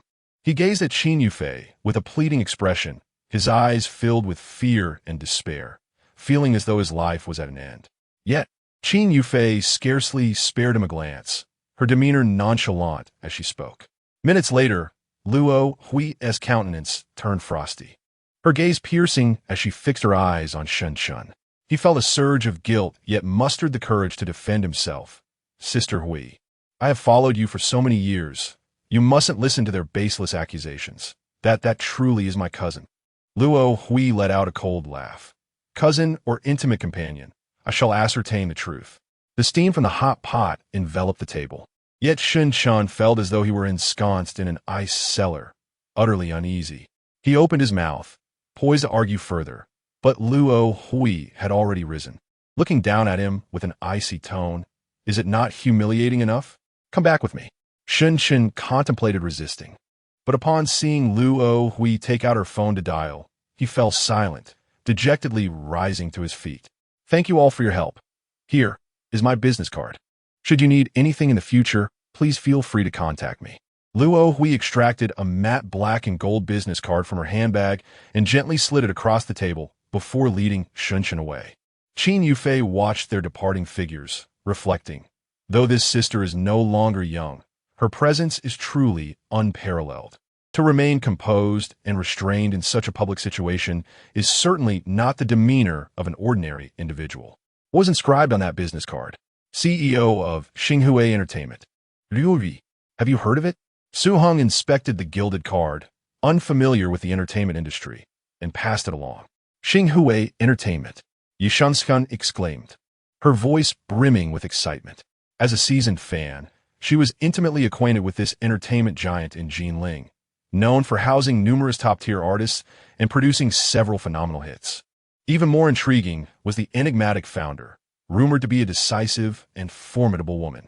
To think she could witness her in person today, alas. Ji Shanshan bit her lip in frustration. Had the earlier situation not been so awkward, she would have recognized this legendary figure at a glance. Now, it seemed she had missed the opportunity to request an autograph. TSK, she mused over the earlier debacle, unable to suppress a click of her tongue. Shen Chun appeared to be in dire straits, daring to engage in such foolishness under Luo Hui's watchful eye, unaware of her notorious reputation for ruthlessness and her intolerance for insolence. Su Heng caught sight of Qin Yufei's concerned expression and gently reassured her. If one chooses to be supported, one must also accept the responsibilities that accompany such a choice. Such individuals are treacherous and deserve the consequences they face. Indeed, Yufei, it is disheartening to worry about a scoundrel's reputation. Ji Shanshan immediately chimed in. What are you talking about? I'm not concerned about him at all. Qin Yufei, in a fit of anxiety, stamped her foot and made a gesture across her throat, expressing her fear of what might happen to them. Huh! Zhang Ming couldn't contain her laughter, exclaiming, Yufei, who knew you were so adorable? Do you think you were in a gangster film? The opposing party, being wealthy and powerful, has no need to bear the burden of taking a life, and there are countless methods to handle such matters. Su Heng and Ji Shanshan joined in the laughter. Only then did Qin Yufei realize the magnitude of her blunder, her ears burning with embarrassment. Stop laughing. If you keep laughing, if you do, I will. Chapter 68. Aspirations of life. Upon finishing her meal and ready to settle the bill, Zhang Ming was informed by the waiter that someone had already covered it. This moment sparked a recollection of Luo Hui's earlier mention of treating them. As she exited the restaurant, Zhang Ming couldn't help but exclaim, indeed. The owner of a large corporation keeps his promises. It is simply unfortunate that his taste in men leaves much to be desired. Qin Yufei and Ji Shanshan nodded in agreement, resonating with her sentiment. Brother Su, this is for you, Ji Shanshan said as she returned the business card to Su Heng. While she was an avid fan, she had little interest in mingling within the entertainment industry. Retaining the card held no practical purpose for her. Su Heng accepted the card, contemplating briefly before placing it in his pocket. After all, this could serve as a valuable networking resource, potentially beneficial in the future. As they departed the shopping mall, Su Heng graciously declined Qin Yufei's eager offer to drive. On one hand, she was rather slow behind the wheel. On the other, his arm had nearly recovered. However, seeing how much Qin Yufei enjoyed driving, Su Heng pondered whether to buy her a car. The reward of 5 million from the system was intended for her, making it the most fitting use of the funds. Determined, while waiting at a red light, Su Heng casually inquired, Yufei, do you have a favorite car brand? Huh? Qin Yufei blinked in confusion. I don't really know much about cars. Why do you suddenly ask this? Oh, it's nothing particular. Merely curious about the aesthetic preferences of men and women regarding automobiles, he replied, steering the conversation towards the back seat. What kind of cars do you ladies prefer? Being women, their tastes should align in some respects, and Ji Shanshan and Zhang Ming's opinions would surely be insightful. Ji Shanshan shyly smiled. I can hardly recognize all the car logos. I only know the BBA ones. Brother Su, in truth, we women place greater emphasis on the design. As long as it looks good, that's what matters. Personally, I quite fancy the Xiaomi SU7. Its cost-performance ratio is quite appealing. Zhang Ming interjected, her eyes sparkling. Subtly glancing at Qin Yufei, she mused inwardly, questioning whether it was her own cleverness or the obliviousness of the others that led to such clarity. How wonderful it would be if this intention fell upon her. Is that so? Su Heng pondered, tapping the steering wheel lightly. He was somewhat familiar with the SU7, having watched its unveiling. Indeed, its design was strikingly beautiful, resembling a Porsche to the extent of near indistinguishability. No wonder women were particularly fond of supercars. Apart from the exorbitant prices, aesthetics must play an essential role. Yufei, what do you think of the SU7? I quite like it. I've seen images online, and the design is truly lovely, she responded. Su Heng's fingers drummed lightly on the steering wheel. The SU7 was indeed a commendable choice. Reasonably priced, it would likely not pose much pressure on Qin Yufei. Moreover, as a novice driver, even minor scratches would not be a source of great distress. With his decision made, the furrows of concern on Su Heng's brow smoothed out. In a buoyant mood, he unconsciously pressed the accelerator a few times. Soon, the vehicle navigated into the Jinling Yuehua community. After the property personnel meticulously verified the information, Su Heng gradually drove his vehicle into the underground garage. Inside the car, the three women sat in stunned silence, holding their breath. Zhang Ming's emotions surged like waves. As she surveyed the opulent surroundings and recalled the property staff's reverent demeanor towards Su Heng, her last vestiges of doubt dissipated entirely. If Su Heng possessed such extraordinary influence as to orchestrate a charade with the entire property management, she would accept it. The mere presence of someone with such power spoke volumes. Guided by the security personnel, Su Heng smoothly parked his Mercedes-Benz E300L in space, A1-002. He smiled and thanked the security guard, casually offering a pack of cigarettes. Although he did not smoke, He had taken to keeping a pack in his car ever since he had faced difficulties with the community's security staff. After watching the guard leave, his attention was immediately drawn to a pearl-white Bentley Continental GT parked in the adjacent spot. The sleek, low-slung front of the car resembled a poised cheetah, while the diamond-cut chrome grille dazzled under the lights. The flowing lines beneath the pristine white paint hinted at hidden muscular contours, making the vehicle appear as a meticulously crafted work of art, exuding an innate elegance. In stark contrast, the nearby Mercedes-Benz E300L paled in comparison. This exquisite vehicle, undoubtedly worth no less than $5 million, was a prized possession of an unknown owner. Reluctantly pulling his gaze away, Heng led the three ladies into the lofty, spacious entrance hall. Under the guidance of the property manager, the elevator ascended smoothly to the 10th floor. The corridor was illuminated with soft, bright light, and the warm-toned, natural stone flooring and walls complemented each other beautifully. At the corner, a pair of heavy armored fire doors caught his eye, their design simple yet grand. Heng paused before the door, his fingers trembling slightly as he entered the code. As the door slowly opened, the intelligent sensing system illuminated the entire space. This 400-square-meter luxury residence featured a layout of 4 bedrooms, 2 living rooms, and 4 bathrooms, with panoramic floor-to-ceiling windows offering breathtaking city views. The design of the cross-shaped round hall was ingeniously crafted, with the dome and mosaic floor harmonizing in symmetry, ensuring both spatial flow and an extraordinary sense of ceremony. The entire home employed a no-main light design, with magnetic track lights and concealed linear light strips creating a rich interplay of shadows and light. The warm coffee tones, paired with imported luxury stone, leather, and solid wood finishes, cultivated an atmosphere of understated opulence. The intelligent control panel at the entrance allowed for one-touch control of the entire home system. As they passed through the foyer, the expansive living room dazzled with its brilliance. At its center stood a Steinway Louis XV custom grand piano, its pure white body shimmering under the lights. To the right, the living room featured a soaring height of 7 meters and a 270-degree panoramic design, with a 28-meter IMAX-grade viewing area perfectly showcasing the skyline of the River City. Wow! How beautiful! Zhang Meng instinctively held her breath, overwhelmed by the luxurious scene before her that felt like a dream. She had finally witnessed the true essence of affluence, with such exquisite decor and the price of real estate in this location. It seemed to her that this could easily fulfill half of a lofty goal.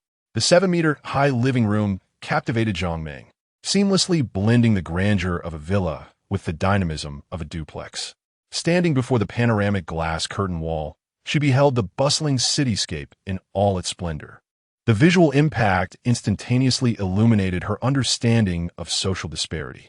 Zhang Meng recalled a college roommate with whom she had shared a close bond, who had married a social media influencer from Luzhou, residing in a spacious 200-square-meter flat. As a bridesmaid at the time, she had mused about the possibility of living in such a home one day. Yet now, in Su Heng's opulent residence, that once envied abode seemed trivial. Not only was it merely half the size of this magnificent space, but the real estate prices in Luzhou paled in comparison to those in Jinling, and the decor here radiated an essence of unparalleled luxury. Qin Yufei grasped Su Heng's sleeve tightly, her fingertips trembling slightly. The spectacle before her was both awe-inspiring and unsettling, stirring a whisper of doubt within. Did she truly deserve Su Heng? Did she genuinely harbor feelings for him? Sansink her turmoid, Su Heng genti suizit her eg fingers. Qin Yufei nodded, her voice barely a whisper. Then we shall reside here, Su Heng declared, a mischievous smile gracing his lips as he leaned closer to her ear and murmured, Didn't TU express a desire to learn the piano? I could personally instruct you. How delightful! Qin Yufei's ears flushed crimson, playfully shoving him away. Chapter 69. The calculating dream. Zhang Meng gazed obsessively around her, her eyes glimmering with a hint of greed as she admired the splendid river view outside the window. The mere thought of residing in such an opulent mansion made her feel that even driving a luxury car and carrying designer bags would be a small price to pay. Her gaze involuntarily drifted toward Ji Shanshan, and a pang of bitterness welled up within her. How wonderful it would have been if she had been the one assigned to host Su Heng back then. It is said that the cruelest way to destroy a girl is to allow her a glimpse of the world above the clouds while forever depriving her of the wings to soar. At that moment, Zhang Ming felt her soul being gradually eroded by this sweet poison.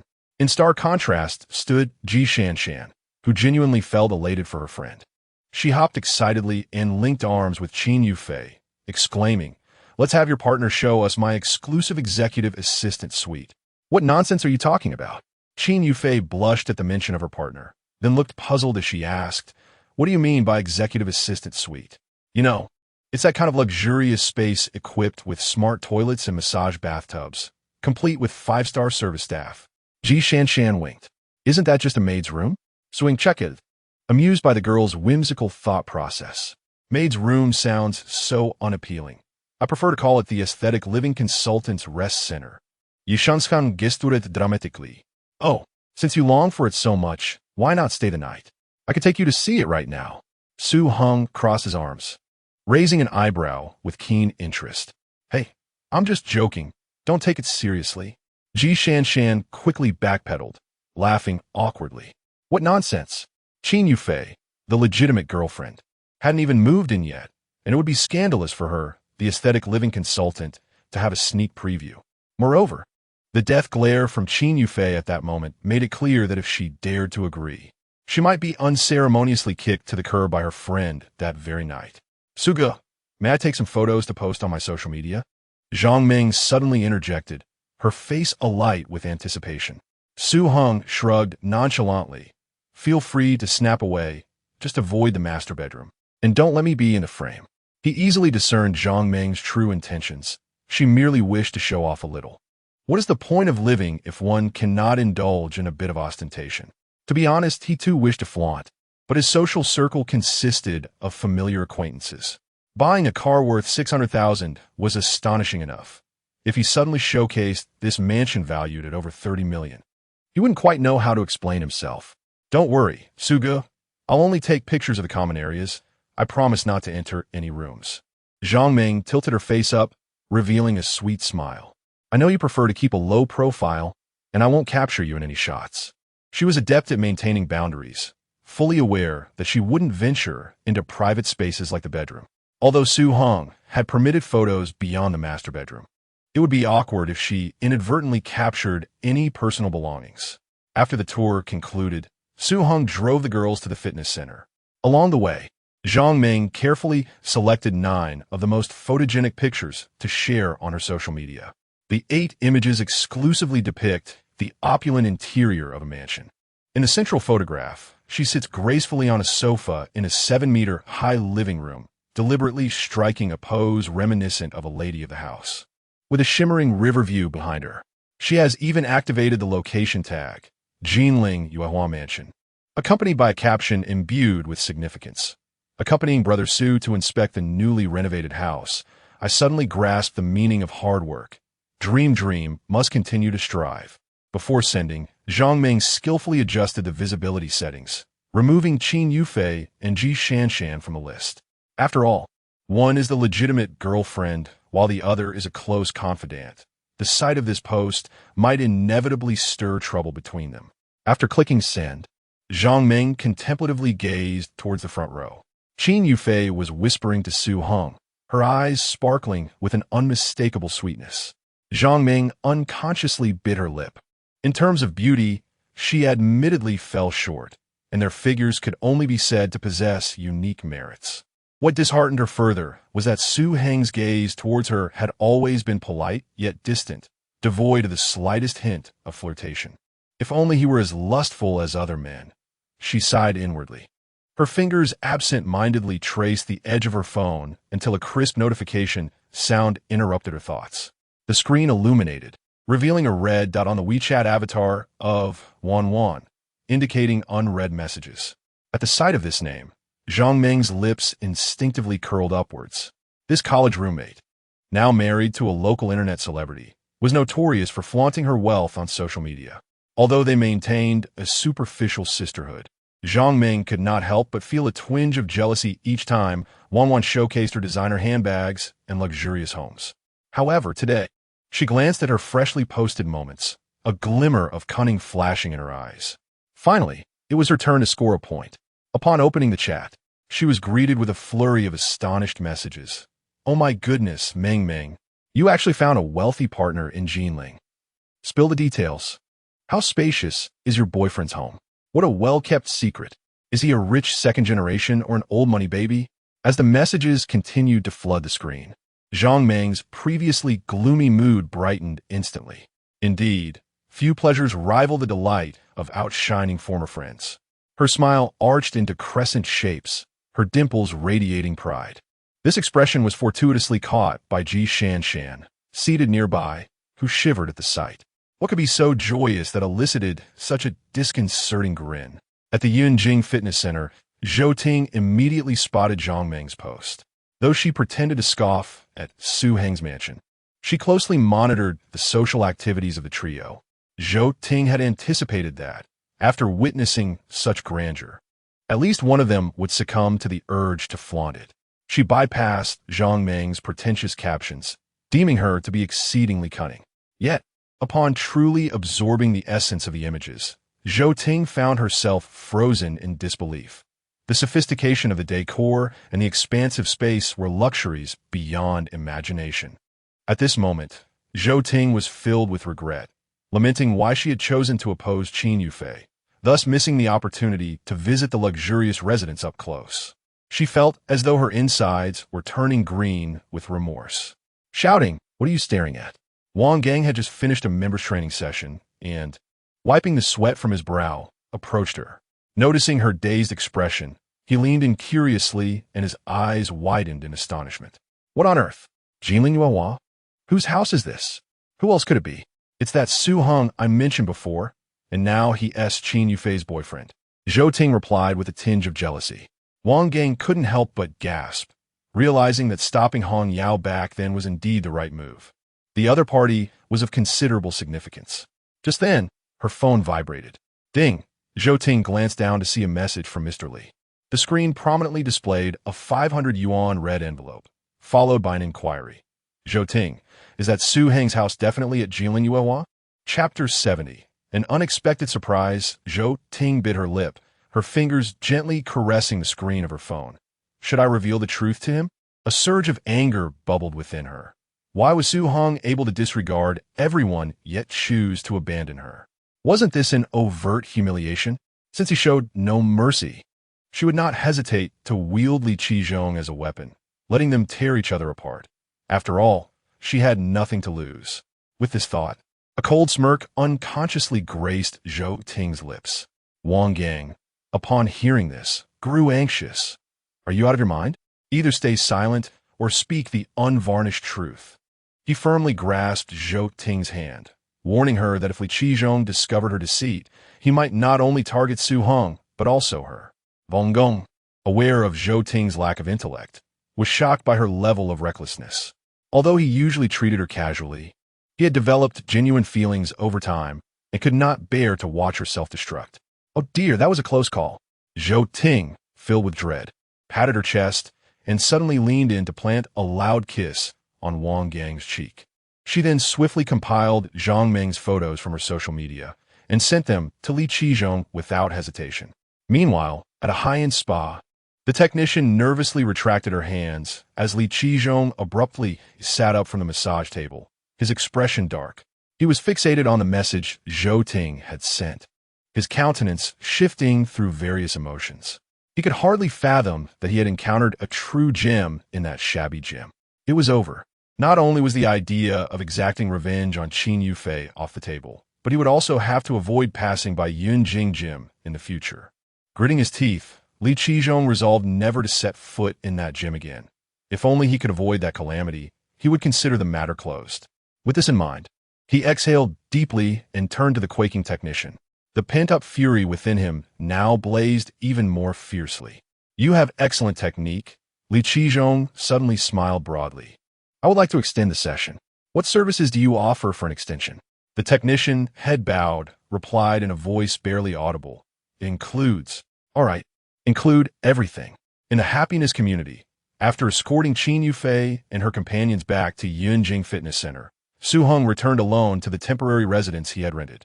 As he opened the door, the familiar layout greeted him, and he paused at the entrance, feeling a mix of emotions.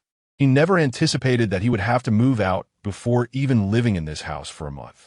This was his friend Xinyun's property, rented monthly without a deposit, clearly a gesture of kindness towards him.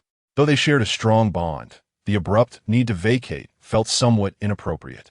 Reflecting on this act of goodwill, Su Heng contemplated the key in his hand for a moment before ultimately deciding to extend his lease for another 6 months. After all, he was not in a financial bind at present. Moving was a cumbersome task, but fortunately, Su Heng was a single man with little luggage. Aside from a few expensive clothing items, he had brought very few personal belongings, simply discarding the rest into the old clothing recycling bin downstairs. The apartment in Jinling Yuehua was fully furnished, equipped with all necessary appliances and living essentials. Aside from some stubbornness, the system proved to be quite considerate. After completing the final tasks, clearing out the refrigerator, tidying the kitchen, and turning off the water, electricity, and gas, Su Heng gently locked the door behind him. He wheeled his suitcase into the underground garage and stowed his belongings in the trunk. Standing before the car, he surveyed his surroundings one last time, casting a lingering glance at this familiar place. With a roar of the engine, the sleek black Mercedes gracefully exited the garage, speeding towards the luminous embrace of Jinling Yuehua. As dusk enveloped the world and the city lights began to twinkle, the vehicle glided smoothly into its designated spot in the underground parking of Jinling Yuehua 20 minutes later. Upon alighting, Su Heng's gaze was irresistibly drawn to the adjacent Bentley Continental, its aerodynamic silhouette reflecting an elegant sheen under the soft illumination. He paused to admire it for a moment before reluctantly making his way to the elevator. Pushing open the heavy entrance door, Su Heng stood at the threshold, inhaling deeply. The scene before him felt dreamlike. This was the first true home he could call his own, a harbor where he could finally root himself in the city. Dragging his suitcase through the living room, he headed straight for the main bedroom to the south. Previously, he had refrained from exploring this most significant space due to the presence of others. As he slowly pushed open the double doors, an expansive 80-square-meter area unfolded before him. Panoramic floor-to-ceiling windows, exquisite wood paneling, solid wood flooring, and top-tier bedding, all converging to create a serene and elegant sanctuary. Su Heng leaped onto the sumptuous bed, sinking deeply into its softness. The mattress was indeed exceptional, supremely comfortable. After a moment of rest with his eyes closed, he rose and made his way to the walk-in closet. Opening the glass cabinet doors, he discovered an array of meticulously hung menswear, shirts, suits, casual jackets, sleepwear, all neatly categorized by season within designated spaces. As he casually picked up a shirt, he was surprised to find it devoid of any brand label. The fabric felt remarkably luxurious, even surpassing the garments he had purchased from high-end boutiques. This must be a bespoke piece, he mused, his fingertips gliding over the delicate texture. It was astonishing that with his current wealth, he could wear such custom attire. Surely, this was the system's additional reward for his exemplary task completion. While scanning the room, his attention was drawn to a black safe tucked away in the corner. After entering the password and verifying his fingerprint, he grasped the handle. Click, click, the mechanical sounds echoed, and the safe opened. Inside was a compact, 3-tiered safe. The top layer contained a thick file folder. Su Heng retrieved it and found it contained all the documentation for his new flat. Property certificate, keys, access card, and utility card, all meticulously organized. He placed it back and shifted his gaze to the second tier. A lightweight rosewood box caught his eye, unsealed. Gently lifting the lid, a radiant, white light instantly illuminated his face. Inside lay a piece of pristine white jade, quietly resting. Su Heng gently cradled the object, feeling its smoothness akin to that of fine jade. The jade was a pure hue, a pristine white with a faint blush, its texture so delicate that its structure was nearly imperceptible. This was undoubtedly a premium specimen of Hatian jade, specifically the coveted sheep fat white jade, weighing approximately 50 grams. Such high-grade jadeite commands a price that can easily reach several hundred thousand per gram. Based on current market estimates, this piece of jade could be valued at no less than 5 million, and if crafted by a renowned artisan, its worth could potentially double. Initially, he thought that the custom clothing was the only bonus. Little did he expect this treasure. Truly, the system has not disappointed me. I hope for continued excellence in the future. Under the illumination, the white jade shimmered with a lustrous glow, and Heng reluctantly toyed with it for a considerable time before carefully returning it to the Zeton wooden box. His gaze shifted to the bottom layer, where he discovered a file folder. Upon extracting the document and casting a fleeting glance, his expression suddenly transformed with intrigue. Chapter 71. Incoming call. Inside the envelope lay an entire set of purchase documents for a Bentley Continental GT. A neatly written note slipped out from the papers, stating, "The vehicle has been parked in the exclusive space A1-001. Heng gazed in astonishment at the gleaming car key and the lavish black gold card in his hand. An involuntary smile gracing his lips. The pure white Bentley Continental, which had captivated his dreams, was indeed his own vehicle. The system had truly bestowed upon him an extraordinary surprise. Roughly estimating the total value of these unexpected delights, it astonishingly exceeded 10 million. Such a generous reward for a perfect evaluation was simply unparalleled. After a brief moment of exhilaration, Heng proceeded to unpack and organize his luggage. Once everything was in order, the twilight had completely enveloped the city outside. He entered the kitchen, retrieved ingredients from the refrigerator, and began preparing dinner. The rising aroma of the cooking gradually filled the spacious apartment, infusing the once desolate abode with a touch of liveliness. After finishing his meal, Heng walked into his study and diligently delved into statistical learning methods. In less than a month, his life had undergone a monumental transformation. Even if he chose to be complacent at this moment, he would still be free from financial worries for the rest of his days. Yet, this was not Heng's pursuit. His aspirations stretched toward the stars and the seas. Thus he could not afford to relax his studies for a single moment. As the night deepened, only the soft rustling of turning pages remained in the study. Suddenly, a ping echoed through the silence. The screen of his phone illuminated, revealing a new message. Extracted from his focused state of learning, Heng picked up his phone, and a smile crept onto his face. It was a message from the little heiress. The girl could no longer contain herself. "Jiang Yue, you scoundrel, you haven't sent me a single message these days. Do you have a new sweetheart?" Heng's heart skipped a beat. The girl's intuition was undeniably sharp. He steadied himself and replied, "I'm still working. Busy as a bee. But what about you? It's been so long since you contacted me. You haven't forgotten me, have you? In the game of love, the most astute strategy is not mere acquiescence, but rather skillful guidance. When the other party's emotions waver, a timely counter-question not only seizes the initiative, but also subtly leads them to follow your rhythm."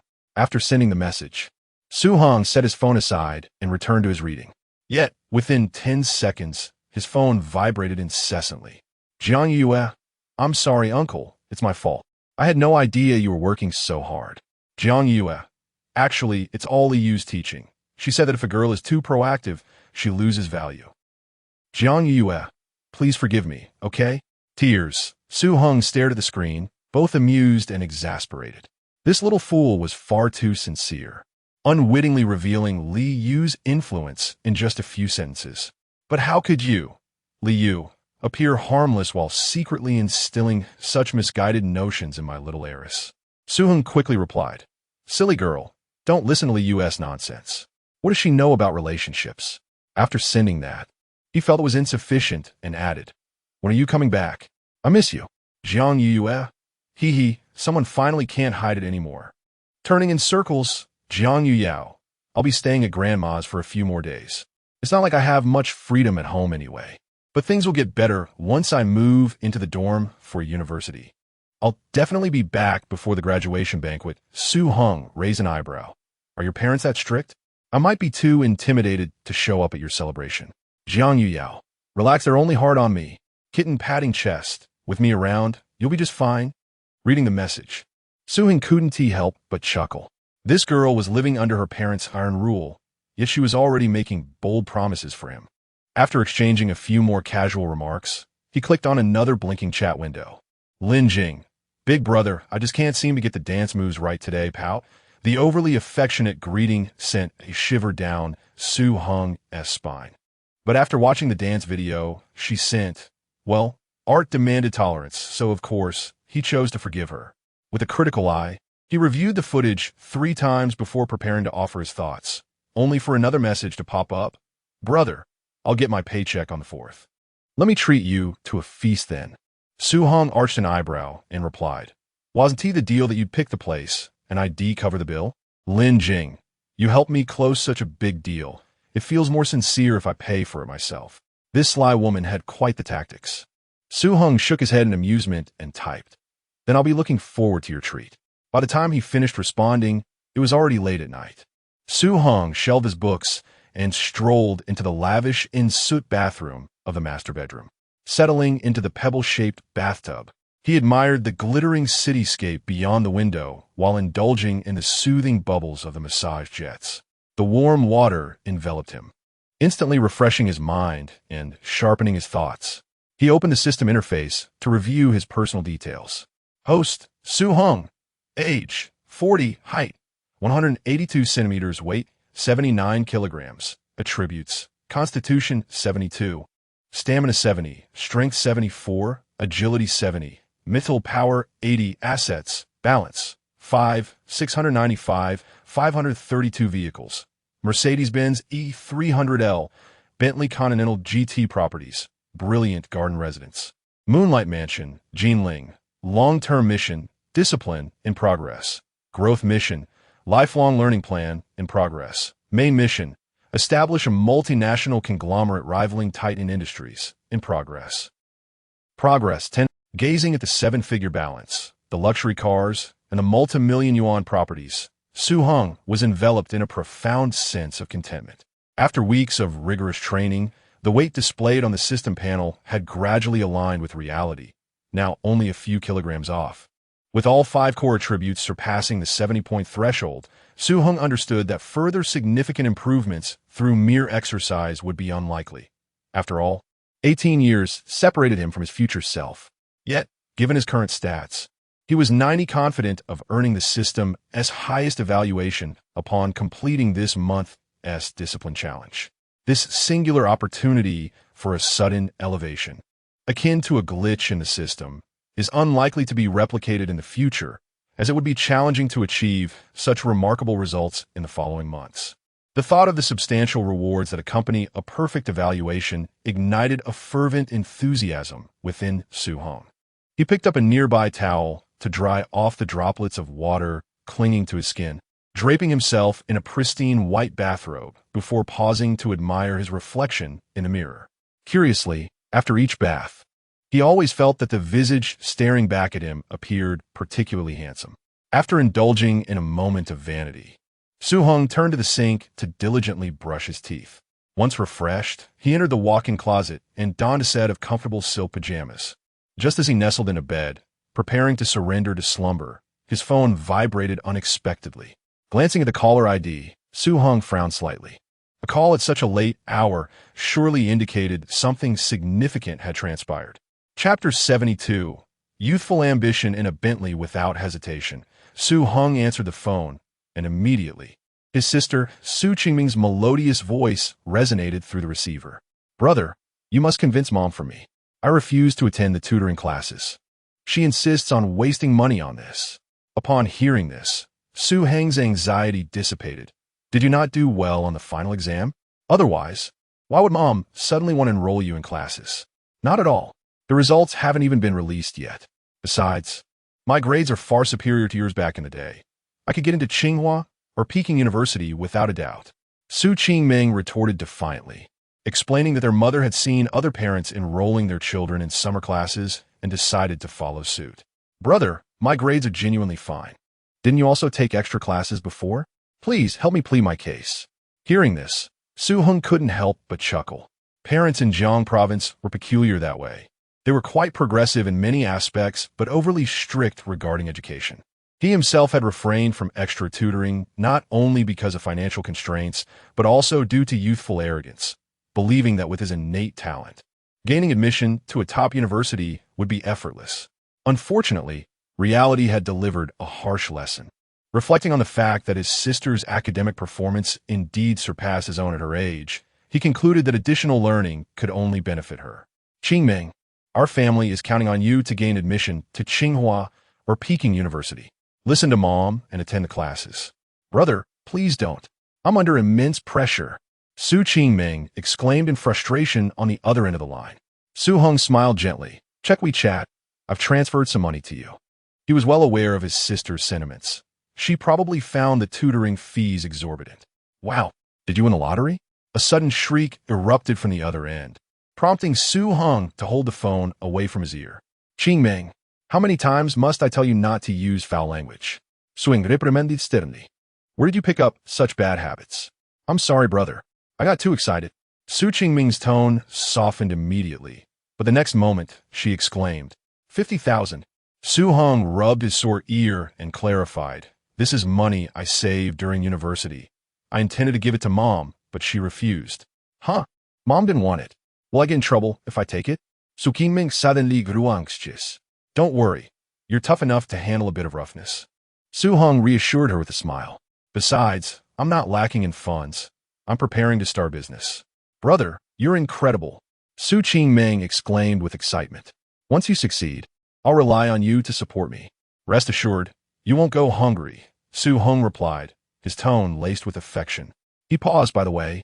I sent you a package. It should arrive tomorrow. Remember to sign for it. How wonderful. What is it? Su Qingming perked up immediately. It's the exam gift I promised you, delivered early. But if you don't perform well, just wait until I return to deal with you. Hee, that's absolutely impossible.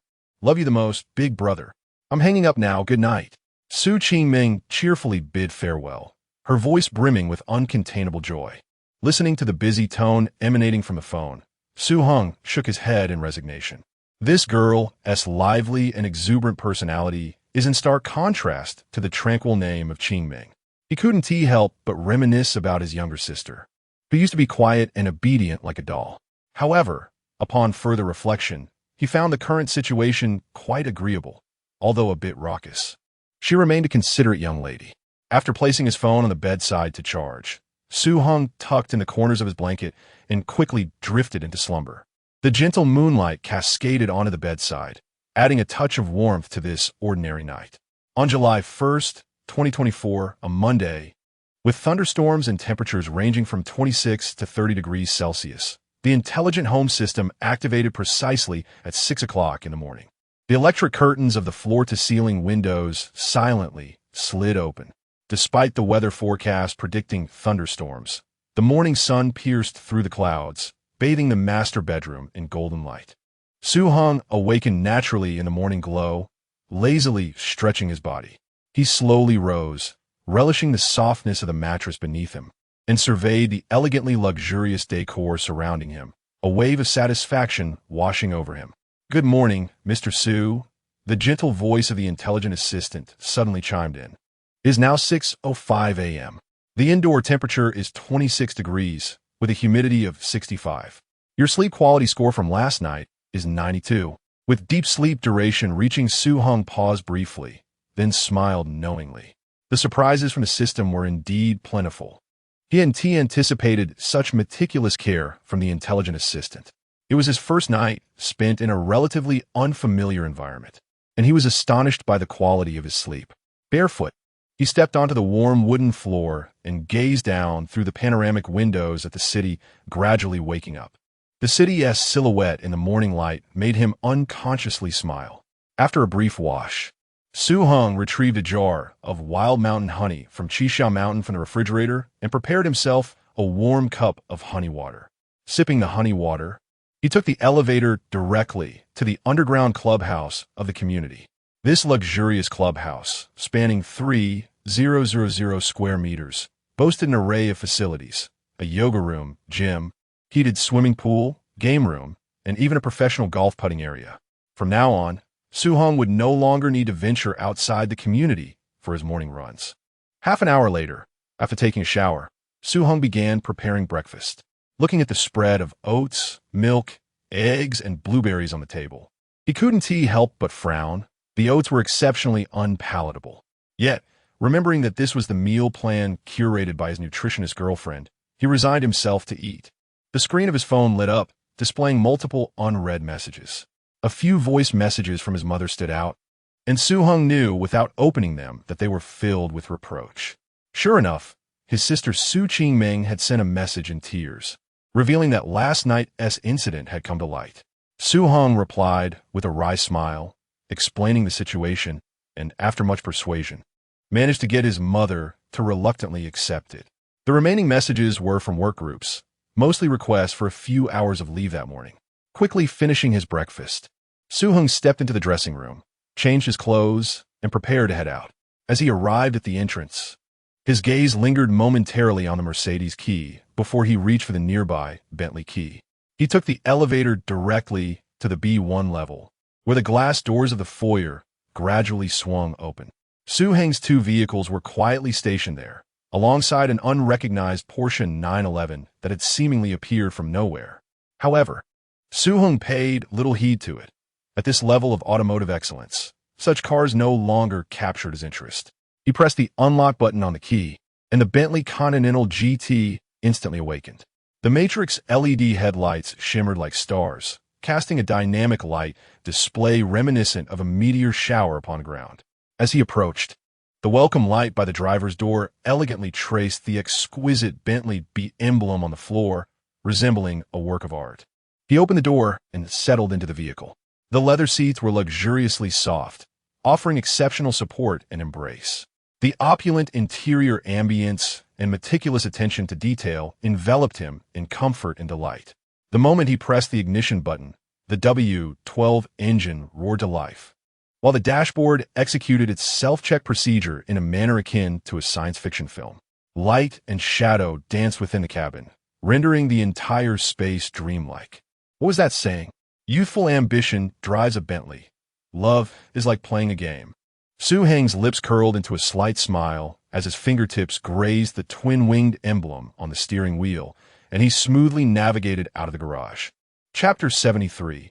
The new product manager in the financial city at Xuanxi Technology as Su-hung stepped through the company entrance. He was met with a fervent discussion resonating from the office area. Do you think the outstanding graduate from Capital University will report for duty today? The new product manager? I wager an afternoon tea that she won't show up. I'll bet you that she will. I'm eager to see if she lives up to the rumors of her extraordinary beauty. Initially bewildered, Su-hung took a few moments to comprehend the chatter. Last Thursday, the company group chat had been abuzz about this new product manager, with claims of her striking looks, and some adamantly asserting she was a celestial beauty incarnate. Glancing at his watch, he noted it was 8:50. I hope she isn't as punctual as I was, he mused quietly.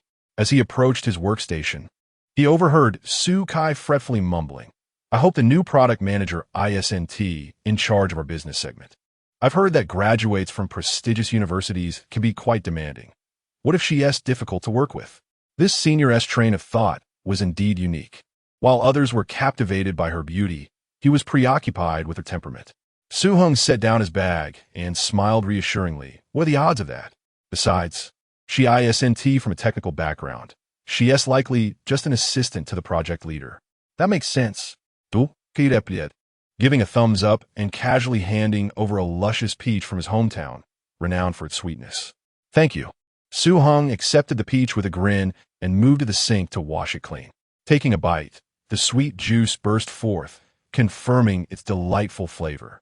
Returning to his desk, Su-hung powered on his computer to commence his work. As soon as the machine booted up, the WeChat icon began to flicker. To his surprise, the sender was Su Kai, who sat merely a few feet away. What is going on? We're sitting face to face. Can't we just speak directly? Swing pander vimusiv. Curiosity piqued, he opened the message to find Su Kai's text. Yang Jian seems off today. He didn't even bring his lunchbox this morning. I suspect he has just gone through a breakup. Since you're close with him, could you find out what is up? Reading this, Su-hung recalled that Yang Jian's presence had been unusually subdued today. A glance at his colleague revealed a woeful expression he recognized all too well, unmistakably the face of someone who had recently experienced heartbreak. As for why he was so familiar with that look, It was reminiscent of his own despair when rejected by Xiao Yusher years ago. Though he felt compelled to offer some words of comfort, the bustling office environment was hardly conducive for such discussions. He decided it best to wait until lunch. Offering Sukai an okay gesture, he returned his focus to work. Suddenly, a message from HR in the company group chat announcing the introduction of the new hire ignited a flurry of excitement throughout the office. Swing, check the company group chat. The new hire looks stunning. Su Heng shook his head in exasperation. The extent to which his colleagues were slacking off made even his own leisurely approach seem inadequate. This company is bound to face challenges, he thought to himself. How breathtaking could she possibly be? Su Heng murmured as he clicked into the group chat, only to be met with an unretouched identification photo that immediately captured his attention. With a strikingly cold gaze and exquisite features, her beauty was profoundly impactful. Wait, why does she seem increasingly familiar? Su Heng suddenly widened his eyes. No way. Is that not Meng Lingyu? How could she possibly be here? Recalling his earlier suspicions, Su Heng instinctively glanced back at Meng Lingxi, only to find him composed, quietly engaged in his work. It appeared that he had been overthinking. With millions of people sharing the surname Meng across the nation, it was quite normal. TSK.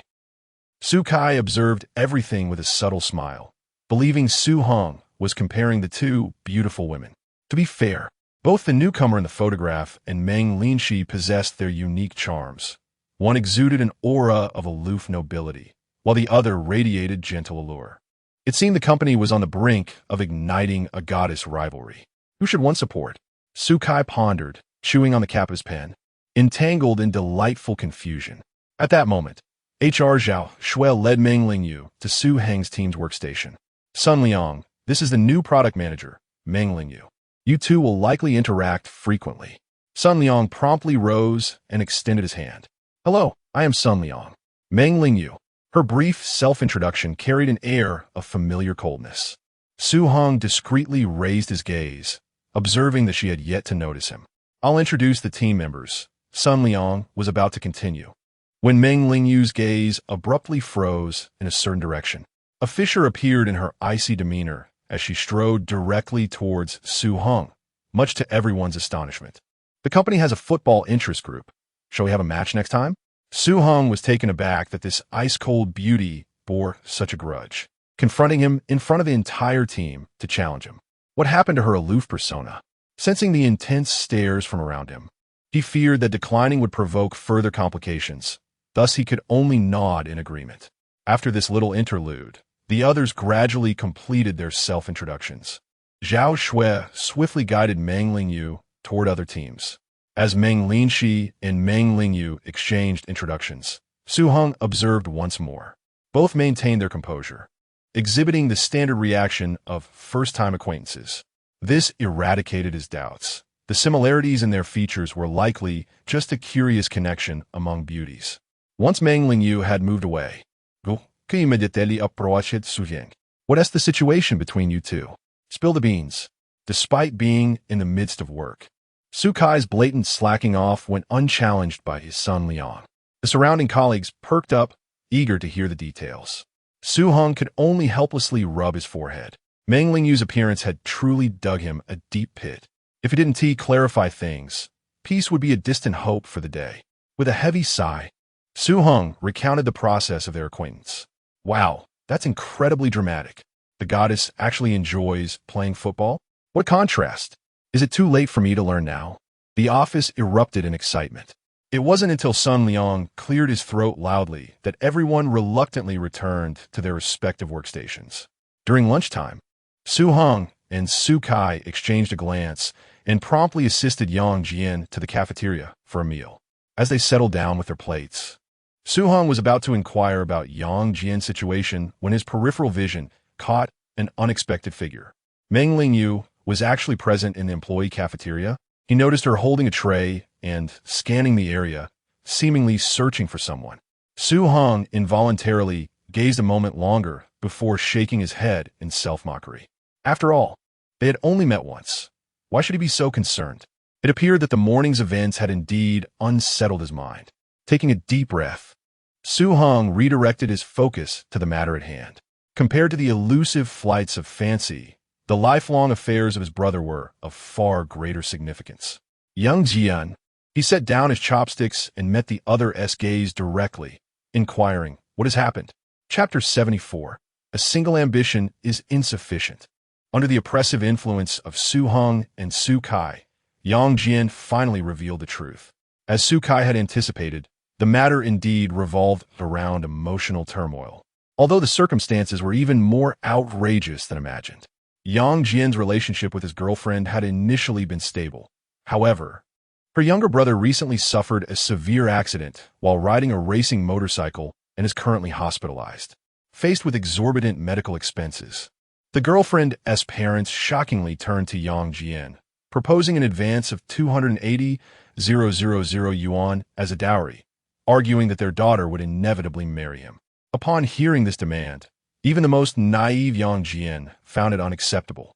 What disheartened him further was his girlfriend's silence, leading to a rift in their relationship. After listening to this narrative, both Su Heng and Su Kai widened their eyes in astonishment. This was utterly absurd. An advance on a dowry?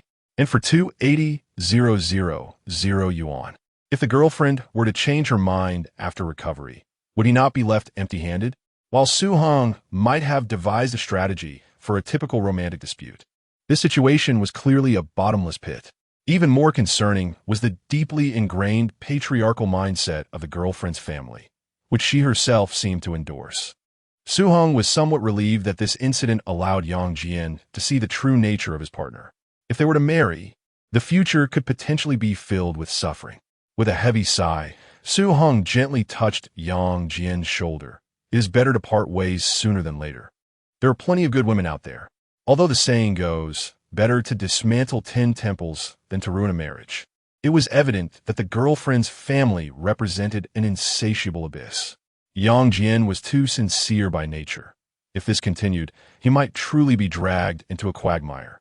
Rather than endure future anguish, it was wiser to cut ties decisively now. Su Kai nodded in agreement, fully endorsing Su Heng's approach. Noticing Yang Jian still dejected, Su Heng boldly suggested, "All right, let us take you to a spot tonight to unwind. I assure you it will lift your spirits." "What? I'm not going." Yang Jian finally responded, though his tone remained disheartened. His objections fell on deaf ears, and the decision was made.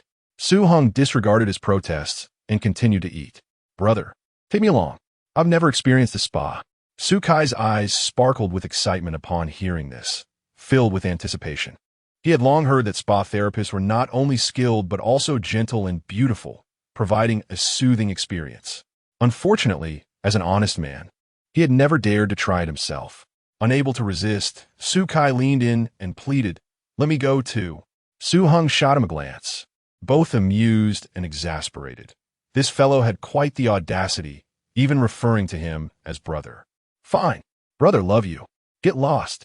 After finishing lunch, as Su Heng stepped through the company's entrance, he noticed Meng Lingyu cheerfully bidding farewell to Meng Linshi, after which they returned to their respective workstations. This scene left Su Heng momentarily stunned. Meng Lingyu was actually smiling? He rubbed his eyes in disbelief. The distinctive attire and appearance unmistakably belonged to Meng Lingyu herself. With a mind full of questions, Su Heng hastily approached Meng Linshi, gently patting her shoulder. "Do you know Manager Meng from before?" "Not all. Today is our first meeting," Meng Linshi replied, her eyes wide with confusion. "But just now, you both seem to be enjoying a lively conversation at the door." "Oh, you mean that?" Meng Linshi suddenly understood. "We happened to sit together during lunch. Manager Meng was very amiable, and we hit it off quite well." "Amiable? Hit it off?" Su Heng's lips twitched. Did those words have any relevance to Meng Lingyu? She could maintain a stoic expression while playing soccer. Now, she was actually smiling. However, as a seasoned detective fiction enthusiast who had devoured the entire series of Detective Conan, Su Heng keenly sensed something amiss. The typically frosty Meng Lingyu revealed a markedly different side solely to Meng Linshi. There had to be a secret behind this. But upon reflection, what did it matter to him? Should he act like a twisted stalker from a Japanese drama, secretly investigating and then threatening Meng Lingyu? You wouldn't want anyone to know. At that thought, Su Heng shivered involuntarily and quickly shook his head. "Calm down. I am not a Sakura person. I must not be this twisted. He vigorously rubbed his face and turned to his computer, preparing to indulge in some leisure time. This time, he remarkably refrained from learning new knowledge as usual and instead engaged in genuine relaxation, considering that the short drama startup plan was already on the horizon. The most critical aspect was the script. Using an original script for the first work posed too significant a risk. Therefore, to be prudent, Heng decided to purchase a novel with an existing fan base for adaptation. After weighing the options between the Endpoint Novel Network and Tomato Literature Network, Heng ultimately chose the former. Although Tomato's formulaic style made adaptation easier, aligning well with the low-cost, high-return characteristics of short dramas. The market was already oversaturated with similar themes, such as War God and Son-in-Law. Even with a larger budget and exquisite production, such works struggled to create long-term value, let alone establish their own intellectual property. Resolute in his decision, Heng clicked on the Endpoint Novel Network's rankings and began to sift through the selections. Soon, a medical-themed novel titled The Great Physician caught his eye. Its unique premise, coupled with a captivating reading experience after sampling a few chapters, showcased both professional depth and engaging narrative. Should this popular work be successfully adapted, it would undoubtedly attract a substantial following of original fans, perfectly aligning with his plan to delve into a specialized field. Moreover, the current domestic medical drama market was virtually barren, with a few existing shows merely idle dramas disguised in lab coats, lacking in professionalism. If a genuinely authentic medical drama could be produced, it had the potential to become a massive hit in the market. The plan was to shoot according to standard television specifications, merely splitting the 20-episode format into 40 episodes of short dramas, ensuring quality while meeting the demands of the short drama market, with the added benefit of slightly broader thematic scope. Upon contemplating this, Heng felt a surge of excitement and promptly opened a search engine to inquire about the costs associated with producing a medical drama akin to The Good Doctor. However, to his dismay, the results left him utterly disheartened. The series, laden with extensive surgical CGI effects and disease simulations, incurred production expenses far exceeding those of a typical medical drama. For a season comprising 18 episodes, excluding the actors' salaries, the costs for special effects and production alone soared to an astonishing $80 million. Even when accounting for lower production costs domestically, the total would still approximate $300 million. It was no wonder that the market lacked such specialized medical dramas. The production expenses were simply prohibitive. The modest goal set by the system appeared woefully inadequate. While others boasted systems generating tens of millions daily, why was his system so miserly? Heng could not help but silently lament this predicament. After mustering the ambition to pursue his dreams, he found himself thwarted by financial constraints. Was he truly reduced to producing short dramas reminiscent of War God or Son-in-Law? With a resigned sigh, he slumped over his desk. "What's wrong?" asked Kai, noticing his despondent expression. "I'm short on funds." "You're still short on funds?" How much do you need?" "Around 200 million. Kai's eyes widened in astonishment, and he gestured with his hand, mimicking a dropped jaw. "Forget I asked." Chapter 75. Since we are here, everyone has worked diligently, and Manager Meng is treating us to milk tea. Zhao Shuel led her colleagues from the HR department, pushing a cart brimming with Luckin coffee into the office area, beginning to distribute it one by one. "Shuejia, how much did Manager Meng buy?" "This is a lot," a colleague exclaimed in astonishment as they accepted a cup of coffee. Zhao Shuai smiled and waved a list in her hand. "1 cup for everyone in the company. What do you think?" The office area erupted in excitement. "The entire company? That must be 300 or 400 cups. Manager Meng truly is affluent. Our goddess is magnificent." Amidst the chorus of astonishment, Heng gently swirled the iced Americano in his hand, the ice cubes clinking against the cup with a crisp sound. Suddenly, he sat up straight, a glimmer of insight flashing in his eyes. "If one person cannot manage," he murmured to himself, unconsciously tapping his fingers on the table, "then I shall seek a few like-minded investors to collaborate." Once this thought took root, it became inescapable. It not only resolved the funding issue, but also mitigated risks, Truly a win-win situation. Furthermore, he happened to have a wealthy second-generation friend in his contacts, one who frequently flaunted luxury cars on social media. With this in mind, Heng swiftly opened Xinyun's WeChat and rapidly typed out a message. Brother, their essay project worth over 100 million. Want to make some money together? As soon as he sent the message, the chat window indicated that the other party was typing. In less than 3 seconds, a solitary question mark appeared. Heng smirked and succinctly outlined the medical drama project. This time, he waited a full 5 minutes before Xinyun responded. I want to inquire where your 100 million comes from. I can only contribute 100 million, but the risks are too great. If it fails, my father will undoubtedly break my legs. Heng felt a warmth in his heart. His good friend was indeed reliable. However, Xinyun's concerns were not unfounded. 2 people were still inadequate, and the risks remained significant. Do you know any other wealthy second-generation individuals with foolish money? Heng replied half-jokingly. Damn, I am the only one with foolish money, and I truly believe your nonsense, Xinyun quickly responded. However, my cousin fits the criteria. You know her, it's Meng Lingyu. Her uncle is the deputy director of the People's Hospital, which should be beneficial for your medical drama. But I heard she's working at a small company now, and I can't get in touch with her. Heng's gaze inadvertently fell upon the Luckin coffee at the corner of the table. Was this not serendipitous? If he could bring Meng Lingyu on board, her background and connections would be a tremendous asset to the project.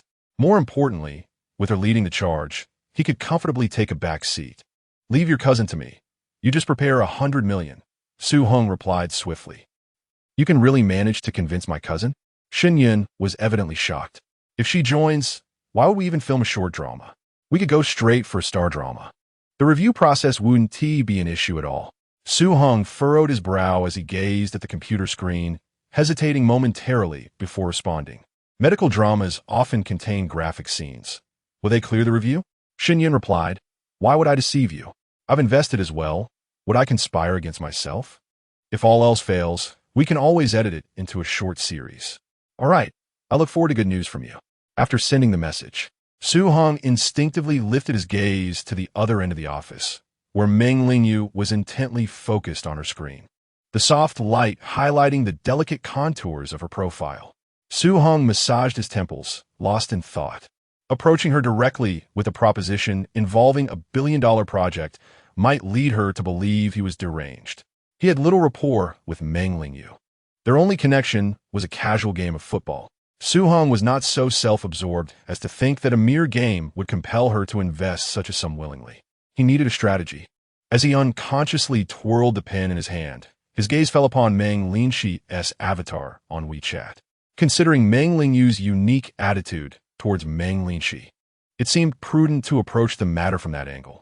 Manager Meng, you wouldn't want to? Heng murmured, only to shake his head in self-deprecation. This line of thought was absurd, making him feel rather peculiar. Yet, time was of the essence, and he could only pursue this avenue through Meng Lingxi. At 6 p.m, Heng decisively shut down his computer, grabbed his bag, and stood up. He exchanged a glance with Su Kai, then pulled the still dawdling Yang Jian along. Let us go. Tonight, I'll ensure you unwind and forget your ex. The trio first visited the cafeteria on the 10th floor for dinner before taking the elevator down to the underground parking lot. Su Kai looked around. Skepticism etched on his face. Heng, where's your car? I don't see it. Without a word, Heng pressed the key fob. Beep beep. And a Bentley Continental GT in the distance responded, its lights illuminating the dim garage, the sleek body glimmering with understated metallic elegance. No way. A Bentley? Su Kai's eyes widened in disbelief as he whipped around to face Heng. You got a new car, and you still claim to be short on cash? How infuriating. I despise the wealthy. Heng chuckled as he opened the door. Enough chatter, get in. Just a friendly warning, the back seat is rather cramped. You two can decide who sits where. It was well known that the back seat of a Bentley Continental GT was typically reserved for pets or luggage. Both Su Kai and Yang Jian, standing nearly 6 feet tall, would likely have to curl up uncomfortably. Su Kai resignedly sighed and opened the rear door. Fine, I'll take the back. Today, Yang Jian is the star. Once inside, he eagerly pulled out his phone to capture the moment. As Su Kai put it, He had no resistance to luxury cars. Su Heng observed in the rearview mirror as Su Kai radiated excitement, akin to discovering a new world, and shook his head in exasperation. He deftly set the navigation to the city's most opulent spa, Yinshui Jian, and pressed the accelerator, exiting the garage. To be honest, he felt a tinge of anticipation himself. During his university days, Shun Yun had an affinity for such establishments, returning to the dormitory with an exuberant demeanor, regaling tales of exquisite techniques and the gentle touch of the young ladies, whose hands were as delicate as if devoid of bones. At that time, Su Heng regarded such places with disdain, fearing the scrutinizing gaze of law enforcement and resolutely refusing to partake. However, now, with the lure of wealth emboldening his spirit, he was intrigued to discover what enchantment could render Shun Yun so wistful. As he navigated the streets, the traffic flowed as usual, yet Su Heng distinctly sensed that surrounding vehicles instinctively distanced themselves from his opulent Bentley, as if fearing financial ruin from a mere brush against its polished exterior. Ah, the perks of driving a luxury car. A smile crept upon his face. Before long, the vehicle glided into the courtyard of Yinshui Jian, a high-end clubhouse designed in a classical garden style, complete with pavilions, flowing waters, and meandering paths that led to serene corners, even the parking lot resembling a corner of the Suzhou Gardens. Just as he stepped out of the car, Yang Jian lowered his voice, hesitating in his resolve. Having come this far, he thought, one should not falter. Chapter 76, is this correct? Lulu, do you see those three individuals ahead? The one in front, is that not Su Heng? As Xiao Yushi parked her BMW 3 Series, her gaze was suddenly captured by a familiar silhouette. Swin? Song Lu scoffed. How could that be possible? He is but a poor student. How could he afford a Bentley Continental? Yushi, you aren't still thinking about him, are you? She linked her arm with Xiao Yushi's, lowering her voice. Zhou Xiao treats you so well, don't be foolish. Xiao Yushi stared at the vanishing figure in silence for a few seconds before gently shaking her head. Perhaps I was mistaken, and he likely wouldn't come to such a place. Let us go. I've heard they introduce marine velvet care here, which is excellent for the skin. Song Lu eagerly pulled her inside. She secretly rejoiced that Xiao Yushi had not chosen Su Heng back then. Otherwise, how could they have the opportunity to frequent such elite establishments? Although she had not caught a wealthy husband herself, as long as she clung tightly to Xiao Yushi, she could still live in luxury. Just a few days ago, Zhou Rui extravagantly gifted Xiao Yushi this BMW 3 Series. Song Lu cast a surreptitious glance at her best friend, feeling a mixture of envy and bitterness. As they passed by the Bentley Continental, Song Lu couldn't help but exclaim, "Oh my, that car is simply magnificent. I bet it starts at 5 million. She tugged at Xiao Yushi. Hey Yushi, how much was Zhou Xiao's most expensive car? Xiao Yushi lingered her gaze on the elegant lines of the Bentley, softly replying, he owns a Lamborghini SVJ worth over 3 million. TSK. It seems there is a disparity even among the wealthy. Song Lu sighed. Unfortunately, Zhou Rui is already the pinnacle they can reach. If only they could meet even more elite tycoons. Song Lu discreetly surveyed Xiao Yushi. Given her aloof and ethereal demeanor, what man wouldn't want to conquer her? Even she sometimes found herself captivated. Let us go in. Xiao Yushi withdrew her gaze. All right. Song Lu cast a lingering glance back at the Bentley before linking arms with Xiao Yushi and entering the club. Meanwhile, as Su Heng and his companions stepped into the club's lobby, a young lady in professional attire approached them with a smile. Good day, sir. May I ask if you have a membership card? She slightly inclined her body, her lips adorned with a professional smile.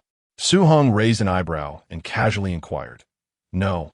What benefits does having a membership confer? The young lady maintained her standard smile, her voice gentle. Members enjoy exclusive discounts, priority reservation rights, and personalized services. Currently, we offer 3 tiers, Diamond, Platinum, and Gold, with annual fees of. Before she could finish, Yang Jian discreetly tugged at Su Heng's sleeve from behind, whispering, Su Heng, this place is too expensive, perhaps we should reconsider.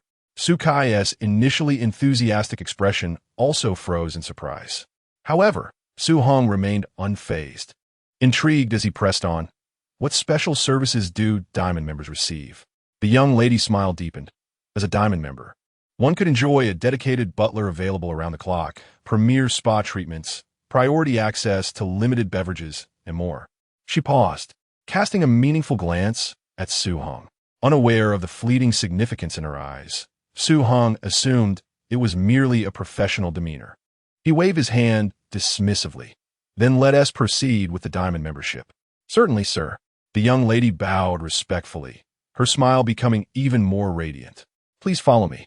Navigating through the winding corridors, the trio was led to the men's changing area. Su-hong surveyed his surroundings and had to concede that this upscale establishment was indeed unique. The exterior exuded the elegance of a Jiangnan garden, while the interior revealed an unexpected paradise, radiating understated luxury. No wonder a standard service was priced close to 1,000, and the annual fee for Diamond membership soared into 6 figures.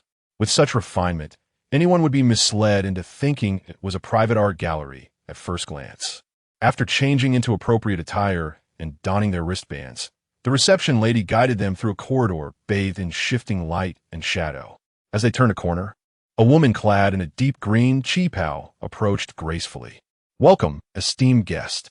I am Manager Wu of the club. She offered a slight bow. Your friend's room is arranged over here.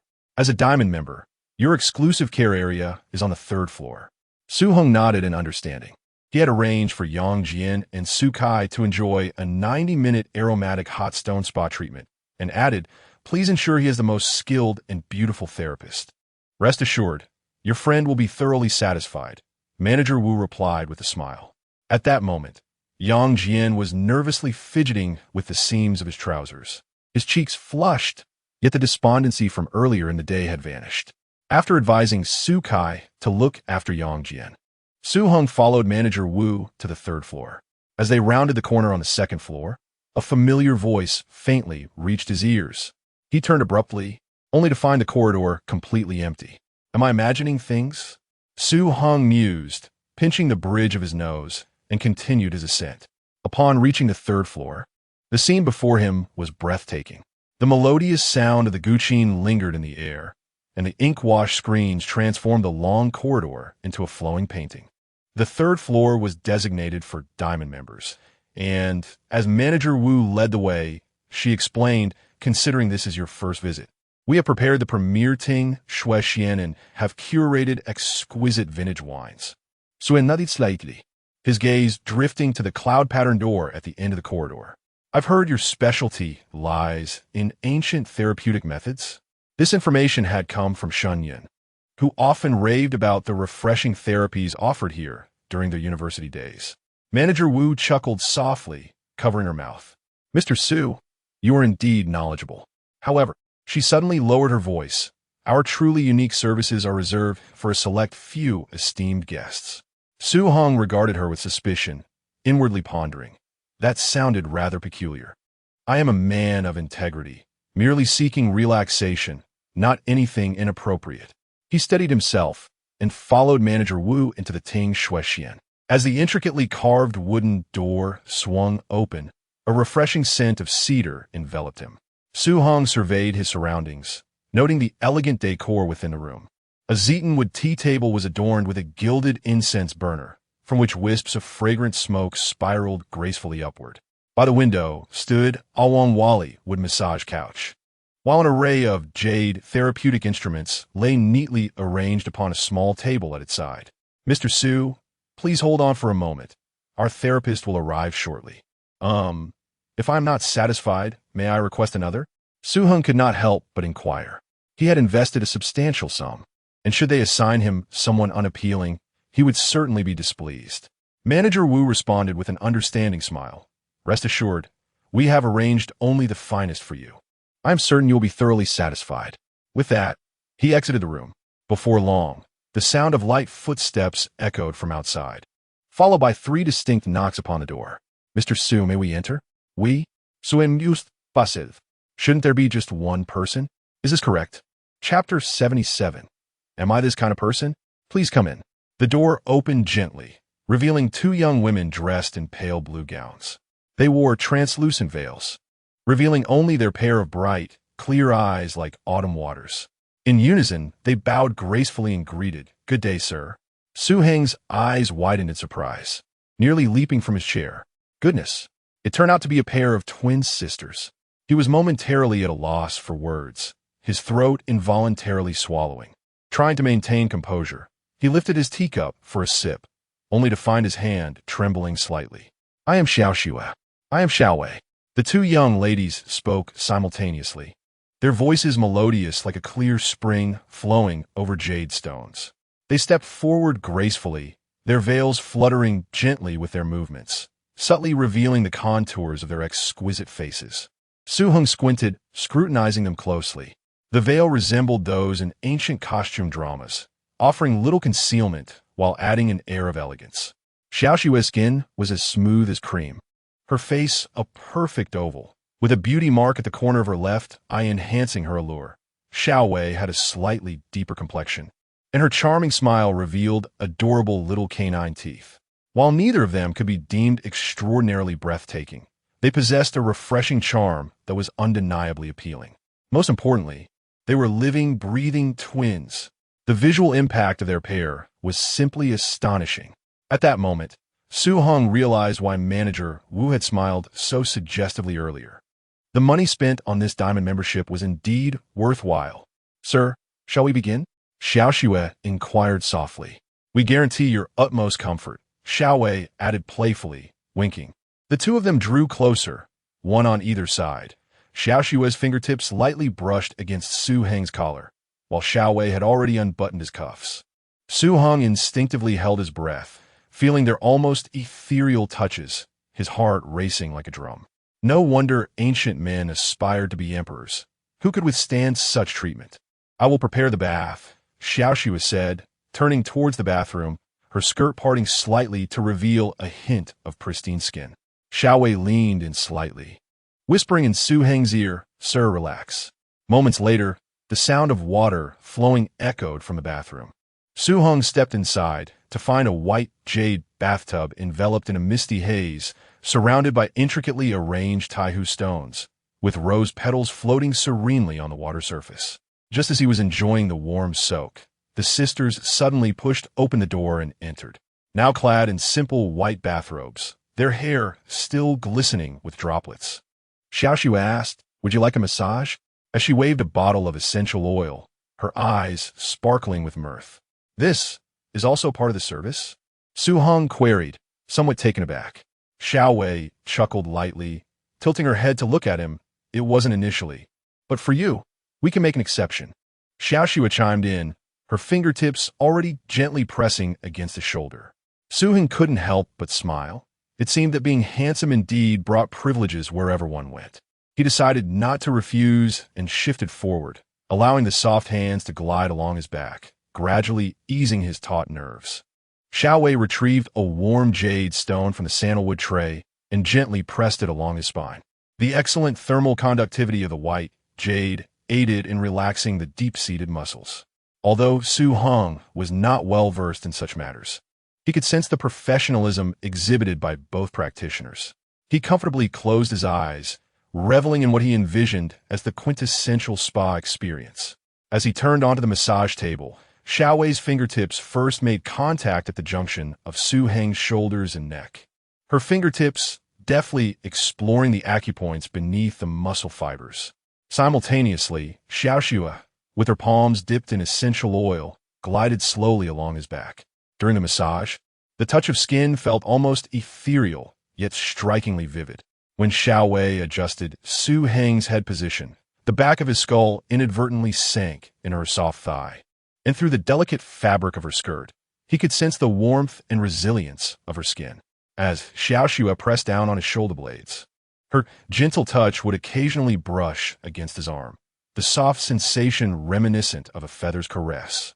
The tantalizing interplay of sensations inevitably stirred subtle, intriguing thoughts. It was no wonder that Shen Yun was so enamored with this place. It indeed held a certain allure. "Where did you learn your techniques?" Su Heng asked softly, somewhat dazed. "We trained under the masters here for 5 years. mastering acupoint identification and body constitution analysis, even practicing the depth of silver needles thousands of times. Came a reply. Understanding dovnet on sununtay Heng. These sisters, possessing striking beauty, had chosen to engage in this profession, likely due to the nurturing environment of this establishment. Otherwise, with their looks, they could easily thrive in live streaming, amassing wealth effortlessly. As Su Heng lay back, he inadvertently caught sight of the sisters' silk sleeves, now dampened with beads of sweat, clinging to their slender wrists. Xiaowei brought forth a warm towel and gently placed it over his eyes. In an instant, his vision was enveloped in soft darkness, with only the faint sounds of fabric rustling in his ears. Suddenly, a tender touch graced his temples, as Xiaoshui's fingertips, moistened with floral water, began to circle with the perfect amount of pressure. This is a technique for awakening the senses from the Tang dynasty, she softly explained.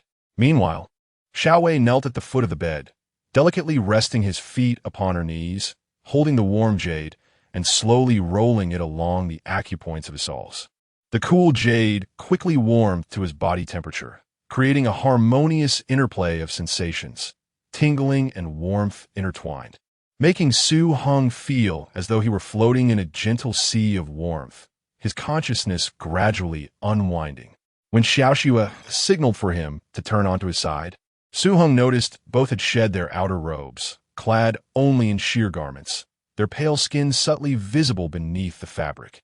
They exerted simultaneous pressure. Xiaowei embraced him from behind, securely anchoring his shoulders, while Xiaoxue used her elbows to methodically knead along his spine, her touch both precise and prolonged. This enveloping massage technique inexplicably evoked a sense of safety akin to that of an embryo within the womb. The posture, the sensation. It was nothing short of exquisite. Finally came the meridian clearing, marking the conclusion of the session. Has 90 minutes truly passed so swiftly? Su Eng Muzed, nodding in satisfaction, rating the experience a perfect score. Xiaoxue retrieved 7 silver needles, gently passing them over the candle flame. Unexpectedly, the sensation of the cool needle piercing the skin was surprisingly comfortable, akin to being kissed by the morning dew. At the conclusion, the two sisters draped a cloud-patterned robe over him. This bottle of cedar essential oil is left for you, known for its soothing properties. May you cherish every moment of comfort from this evening. As he watched the two depart, a sense of reluctance stirred within Su Heng. He finally comprehended why scholars of ancient times sought to redeem the courtesans. Such tenderness and thoughtfulness were indeed hard to resist. Are you satisfied, Mr. Su? Manager Wu approached. Your friend awaits you on the first floor. Next time, we can customize exclusive services for you. Anything you desire. Any service at all? How dare you? Do you take me for such a person? Am I truly like that? Chapter 78. Do not underestimate the youth and poverty. Upon arriving at the lounge on the first floor, Su Heng turned a corner and instantly spotted Su Kai and Yang Jian. The two were sprawled out on massage chairs, their faces adorned with identical expressions of blissful ecstasy. How peculiar! Su Heng paused momentarily, unable to suppress a raised eyebrow. He was not particularly surprised by Su Kai's demeanor, but to see Yang Jian, typically a hapless romantic, in such a state was unexpected. Surely, the therapists here are not employing some form of hypnotism? The results are astonishingly rejuvenating. I hope they Haven become addicted to this indulgence, Su Heng mused, his heart racing at the thought of them becoming regular patrons. Hey, wake up! He approached and gently tapped both of them on the shoulder, seizing Su Heng's hand and pressing it to his forehead. Brother Heng, from this day forth, you are my true brother. He then lowered his voice conspiratorially. Next time, remember to call me. Su Heng couldn't help but chuckle, retracting his hand in mild exasperation. Was it really necessary to react this way over a mere ordinary service? If they were to discover the privileges of diamond membership, wouldn't they be driven to financial ruin just to acquire a card? Turning to Yang Jian, Su Heng noticed him blushing and grinning foolishly, as if under a spell. Well then, no need to inquire further. Best to cut this short and move on. Su Heng reached out and patted Yang Jian's shoulder. Yang Jian nodded earnestly, his eyes sparkling with excitement. Observing the two, radiating vitality, Su-hung stifled a laugh and waved his hand. Go change your clothes. How will you get home? Do you want me to drive you? By subway. Su Kai and Yang Jian replied in unison. Their residences lay in different directions, and considering Su Heng's generosity that evening, they felt it would be inappropriate to trouble him further. Su-hung nodded in acknowledgement and refrained from any further comments. Once the three had changed, they reached the entrance of the lobby when a familiar voice suddenly called out from behind. Su-hung. He halted, turning to see Xiao Yushi and Song Lu standing a short distance away. Frowning slightly, he had no intention of responding. He merely paused momentarily before continuing his exit. Su Kai and Yang Jian exchanged glances, sensing the tension in the air, and hurriedly followed suit. Ha! Yushi, I told you Su-hung is no good, didn't I? Song Lu scoffed, eyeing Su Heng's retreating figure. A place like this isn't cheap, yet he seems to relish it. Now that he has caught, he is too sheepish to utter a word and is fleeing in disgrace. Isn't he? Xiao Yushi ignored Song Lu's derision, biting her lip as she suddenly quickened her pace to chase after him. Wait, I have something to discuss with you. Yushi, Song Lu exclaimed in frustration, stamping her foot, ultimately having no choice but to follow. Once outside the establishment, Su Kai and Yang Jian perceptively sensed the shift in atmosphere and wisely concocted an excuse to take their leave. We'll head off first then. See you tomorrow, they said quickly, making their way toward the subway station. Su-hung waved them goodbye and turned back towards the parking lot, just as he retrieved his car keys. Hurried footsteps approached from behind. Su-hung. Xiao Yushi pursued him, her breath slightly ragged, a hint of reluctance lacing her voice. Do you truly not harbor any feelings for me at all? She gazed into his eyes, her tone tinged with grievance. You were never like this before. Su-hung, feeding exasperative, rubbed his temples in frustration. He could not fathom why Xiao Yushi insisted on entangling their lives so intricately. Could they not simply lead their separate lives in peace? Why must they be reduced to strangers? With a sigh, Su-hung turned away, his expression icy. You have a boyfriend now, don't you? What more do you want from me? He forced a sardonic smile, continuing, should I remain as your backup? Or perhaps your male confidant? Or is it that your boyfriend cannot satisfy you, and you require my assistance? Xiao Yushi appeared struck by lightning, her face draining of color, her lips quivering as words eluded her, tears welling in her eyes. Su-hung clenched his jaw, regretting his harsh words, but felt cornered by the situation. Su-hung, your words are outrageous. Apologize to Yushi this instant. Song Lu rushed forward, jabbing her finger at Su-hung. And you are. Su-hung shot her an icy glare. Once you finish your rant, kindly step aside. You're blocking my way. His impatience was palpable. Both Xiao Yushi and Song Lu froze momentarily. It was then that Song Lu noticed the sleek Bentley Continental GT parked behind Su-hung, the same one they had seen earlier. She stared in disbelief for a few seconds before bursting into laughter. Oh, you bought a car? You don't mean to imply that this Bentley belongs to you, do you? With her arms crossed, she mocked him. This will only make me think even less of you. As Xiao Yushi's close friend, she was acutely aware of Su Heng's background. If he were truly wealthy, it would have been evident throughout their 4 years in university. There was no way this luxury car could be his. Fool! Su-hung dismissed her, pressing the car key. With a soft beep, the Bentley's lights illuminated gracefully. Under the astonished gaze of the two women, he opened the door and slid inside. Beep beep. Only when the horn blared did the two wake from their stupor and hastily move aside. This car must be rented, Song Lu exclaimed, desperately clinging to her last shred of defiance. Su-hung retorted with a cold smirk, yes, it is rented. Farewell. Before his words faded, the Bentley roared away, leaving a cloud of dust behind. Coughing from the exhaust fumes, Song Lu forced a laugh. You sure see? I told you he rented that car. Pretending to be affluent is truly disgusting. Stealing a glance at Xiao Yushi's expression, she added, I never realized he was so vain. Yet, Xiao Yushi continued to stare in the direction the Bentley had vanished until a tear trickled down her cheek.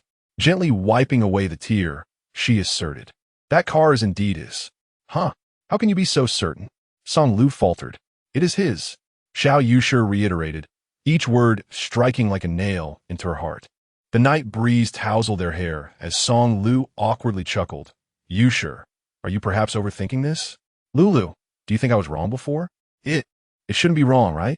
Song Lu's smile froze on her face, and suddenly, she felt a pang of uncertainty. What if that Bentley truly belonged to Su Heng? The thought tightened her throat. Irritated, she kicked a pebble at her feet. Unable to restrain her inner musings, Su Heng had been so fond of Yushur back in the day. If he truly had money, how could he be so stingy as to refuse a decent gift? Could it be? Perhaps he had watched too many dramas? Song Lu blurted out, does he really believe that the human heart can withstand such trials? Upon hearing this, Xiao Yushur trembled, the streetlight casting her elongated shadow, which lay forlornly upon the cold pavement. Meanwhile, Su Heng was driving home when a crisp notification chimed at his mind. Ding, congratulations, host, for completing the hidden task.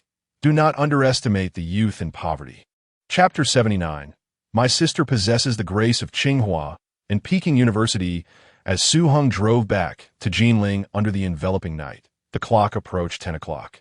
Upon entering, he casually poured himself a glass of water and drank it in one gulp, then eagerly summoned the system interface to check for hidden tasks. With his call, a soft blue light screen gradually unfurled before him, revealing lines of text that flowed like a gentle stream. Hidden task. Do not underestimate the youth in poverty completed. As 18 years elapsed, when you once again encounter the girl who once stirred your heart, memories flood back like an unrelenting tide. In the past, you were devoid of possessions, humble as dust. Now, upon this reunion, you can meet her with composure, yet a flicker of regret flashes in her eyes. Yet you understand that time lost flows like a river, and life must be lived forward. At this moment, you have finally fulfilled the vows of your youth, achieving a magnificent reversal of fortune. Task reward: 34 equity in Vertex FX. Equity features: control of safety, possessing a veto power over significant company matters. Receiving method: please contact lawyer Luo Xiang at Jingxing, Jinling, law firm to complete the equity transfer procedures. Damn it, system, spare me the theatrics. Su Heng glared at the words humble as dust on the screen, his expression darkening. I was merely a bit impoverished back then. Where does this humble come from? The system remained as silent as ever, seemingly mocking him in silence. Fine, you win. Su Heng smirked, no longer wishing to argue with the system. His gaze dropped to the final reward, and his pupils abruptly constricted. Equity? A staggering 34? Su Heng paused for a moment, then swiftly took out his phone to search for Vertex FX. Within seconds, detailed information appeared on the screen. Vertex FX, established in 2005, is a company specializing in film visual effects, animation production, and talent training within the industry. Boasting the largest film effects team in the country and having participated in numerous international sci-fi blockbusters. Its headquarters is located in the capital, with branches in Jinling, Luqing, and Southeast Asia. With a registered capital of 25 million, it currently has 3 shareholders. Su Heng stared at his phone screen, his fingers trembling involuntarily. The reward for this hidden task was astonishingly generous. This company is the vanguard of the domestic CG effects industry.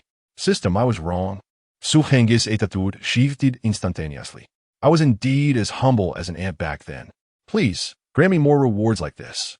Becoming a shareholder in this company signifies what?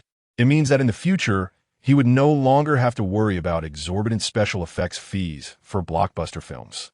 Thinking of the medical drama project currently in preparation, Su Heng's confidence surged. Just then, his phone rang unexpectedly. Glancing at the unfamiliar number, he pressed the answer button without a second thought. Hello, may I speak with Mr. Swin? A gentle male voice came through the line. This is he. Mr. Su, I sincerely apologize for disturbing you at such a late hour. I am lawyer Luo Xiang from Jingxing Law Firm. There is an important matter I need to discuss with you. May I inquire if you are available at the moment? Upon hearing the term lawyer, Su Heng immediately understood, a subtle smile playing on his lips. The efficiency of this individual was simply astounding. Please proceed, he urged. Regarding the equity transfer agreement under your name, my schedule is rather tight. I will be on a business trip for a week starting tomorrow. Would you prefer to arrange this for tomorrow or wait until my return? Tomorrow, Su Heng decided decisively. Very well. What time would be convenient for you? After a moment of contemplation, Su Heng replied, how about 9:30 a.m.? That works perfectly. Lawyer Luo responded promptly, once again apologizing for the late hour of the disturbance. Not a problem, Su Heng reassured him. After hanging up, he promptly opened his corporate WeChat to submit a leave request. The timing of this call was impeccable. He had intended to take leave tomorrow to attend to matters, and now he could efficiently combine both tasks. As he set a reminder in his calendar, he suddenly noticed a special mark for July 10th. Oh no, I completely forgot about that. Swin exclaimed, smacking his forehead as he hurried into his study to turn on his computer. After browsing the official website of Xiaomi Motors, he discovered that the car delivery period was excessively long, forcing him to abandon that option. Closing his laptop, he pondered for a moment before finally arriving at an alternative solution. Glancing at the time, it was still before 11 p.m., so he retrieved a book from the shelf behind him and began to read. Just then, his phone rang. It was his sister, Su Qingming. Oh dear, even reading offers no peace. Su Heng sighed, setting the book aside to answer the call. Brother, can you guess what score I got this time? Her voice was filled with excitement. Hint, it's the highest. Su Heng rubbed his temples, a hint of irritation creeping into his voice. Is this a midnight bragging session? I don't have the time for your guessing games. Oh, come on, just guess once. Or you could guess my class ranking instead. Su Qingming began to whine playfully. All right, I give in. What do you want me to guess? Swingri Lintif. He had never been able to withstand his sister's tactics since they were children. As a child, he had often lost his allowance to her clever tricks, leaving him to mooch food from his friends, who thankfully never held it against him. Top 5 in the grade? Wrong. I ranked first in the grade. A staggering 702 points. Far better than your score back then, right? Su Qingming's voice brimmed with uncontainable pride. Su Heng was taken aback. He had not anticipated such a high score. This achievement was certainly sufficient for admission to prestigious universities like Tsinghua or Beida. His sister attended the best high school in the county, which annually produced 4 or 5 students who gained admission to those institutions. With a score of 702 and securing the top position in her grade, her success was assured. Truly impressive. However, do not let this success inflate your ego. Maintain this momentum. If only your performance remained this stellar during the college entrance examination. Su Heng paused. I shall present you with a grand gift. He recalled that this was likely his sister's best performance to date and was concerned that her exuberance might lead to fluctuations in her future scores, affecting her confidence. Got it. By the way, brother, what happened to the gift you mentioned sending? I still haven't received it. Su Heng switched to WeChat to check the logistics. It shows it has been delivered. Perhaps you should ask Mom. Wait, don't hang up. I'll go ask her. The sound of footsteps echoed from the other end of the line, and moments later, a piercing scream erupted. Su Qingming, what are you shouting about in the middle of the night? Came the authoritative reprimand from his mother. Brother. Su Qingming's voice trembled with excitement, and in the background, their mother's discontented muttering could be heard. You actually bought me Gucci Raiton sneakers? How much did that cost? They can't possibly be fake, right? Fake. Su Heng chuckled incredulously, his knuckles cracking as he spoke. They are genuine, retailing for nearly 10,000. If you continue with this nonsense, believe me, I will take the high-speed train back tonight to give you a good thrashing. Remember, do not let Mom know the price, understood? You're the best, brother. Su Qingming's voice was sweet enough to drip honey. When you come home, I promise I won't steal your favorite sweet and sour ribs. Swing chuck it lightly. Enough with the flattery. Hurry up and sleep. Don't stay up late. After hanging up, he picked up the book he had turned upside down, but found he could no longer concentrate. He decided to rise and head toward the bathroom. As the warm water cascaded over his body, his mind drifted to the delicate fingers of the twin massage therapists at the spa. Indeed, the shower at home could not compare to the traditional therapeutic spa treatments. It seemed he would have to visit frequently. He couldn't let his 6-figure diamond membership go to waste. Chapter 80. The Shattered Filter, July 2nd, 2024, Tuesday. Overcast, transitioning to cloudy, 22 to 31 C. In the sultry city of Jinling during July, the morning light heralds an onslaught of heat. Blinding rays seep through the floor-to-ceiling windows into the study, and despite the air conditioning working at full capacity, the warmth of the sun is palpable. Ding, ding, ding. The phone rings. Su-hung places his book down and glances at the screen. It's Shun-yin. He answers the call. Hello, Shun-yin. Almost immediately, a teasing voice emanates from the other end. Little Su, if you call me adoptive father, I'll share some marvelous news with you. Su-hung's expression darkens, and he retorts, get lost. Speak if you want. If not, I'll hang up. Hey, don't hang up, Shun-yin dramatically sighs. I was just about to invest 100 million for you, and now I have good news to share, yet you can't even utter adoptive father. Alas, how the affection has waned. Don't even think about it. Su-hung chuckles. What is the good news? Shun-yin finally adopts a serious tone. A friend of mine is willing to invest 30 million, but on the condition that my cousin invests first. He is a diehard fan of my cousin and trusts her judgment immensely. This indeed is splendid news, and Su-hung's eyes light up. I'll have to treat your friend to a meal one day. He genuinely feels uplifted, though he currently holds 34 equity in Vitasite. And with the potential partnership of mangling you, both funds and connections are assured. However, having an additional investor is always a safeguard. Hey, I protested immediately. Shun-yin interjects. I haven't even received a simple thank you for my 100 million investment, yet 30 million warrants a feast? Su-hung smirks mischievously. Is that so? Did I not mention? What is our relationship? Aren't you my adopted son? A thank you is unnecessary. Damn it. You're taking advantage of me. Do you believe I want to withdraw my investment? Please, I was wrong. Seriously, arrange a time, and I'll treat you all to dinner. All right, noted, dear son. Goodbye. Wait, Su-hung begins to retort, but the line goes dead with a busy signal. You sure run fast. He shakes his head in exasperation, glancing at his phone. It's already 8:50. Time is of the essence. He rises and strolls to the wardrobe, changing into a simple yet stylish casual outfit. A pure white cotton t-shirt paired with graphite gray athletic trousers, refreshing and sharp. After indulging in a moment of vanity before the mirror, he grabs his car keys and heads to the elevator. In the underground garage with a beep, the pristine white Bentley Continental GT illuminates, the interior ambient lights swirling in a dreamy blue-purple glow. The engine roars softly, and the tires glide over the damp ground as he swiftly exits the garage. When the vehicle halts at a red light, a girl in the back seat of a neighboring taxi is unwittingly drawn to the opulent elegance of the luxury car. Her gaze traverses through the window, landing on the young man in the driver's seat, clad in a white t-shirt. His long fingers casually rest on the steering wheel, and his sharply defined profile is particularly striking in the morning light. A slight upturn at the corners of his lips, a prominent nose, and eyes sparkling with mirth. All set against the backdrop of the white Bentley, resembling a scene from a high-fashion editorial. Lin Jing, quick, look. The man is incredibly handsome, driving a Bentley. How does he compare to your Mercedes-Benz idol? The girl excitedly tugged at her companion's sleeve. Lin Jing casually glanced over and replied, what can you really see through the glass? Just a vague profile. My idol is truly handsome.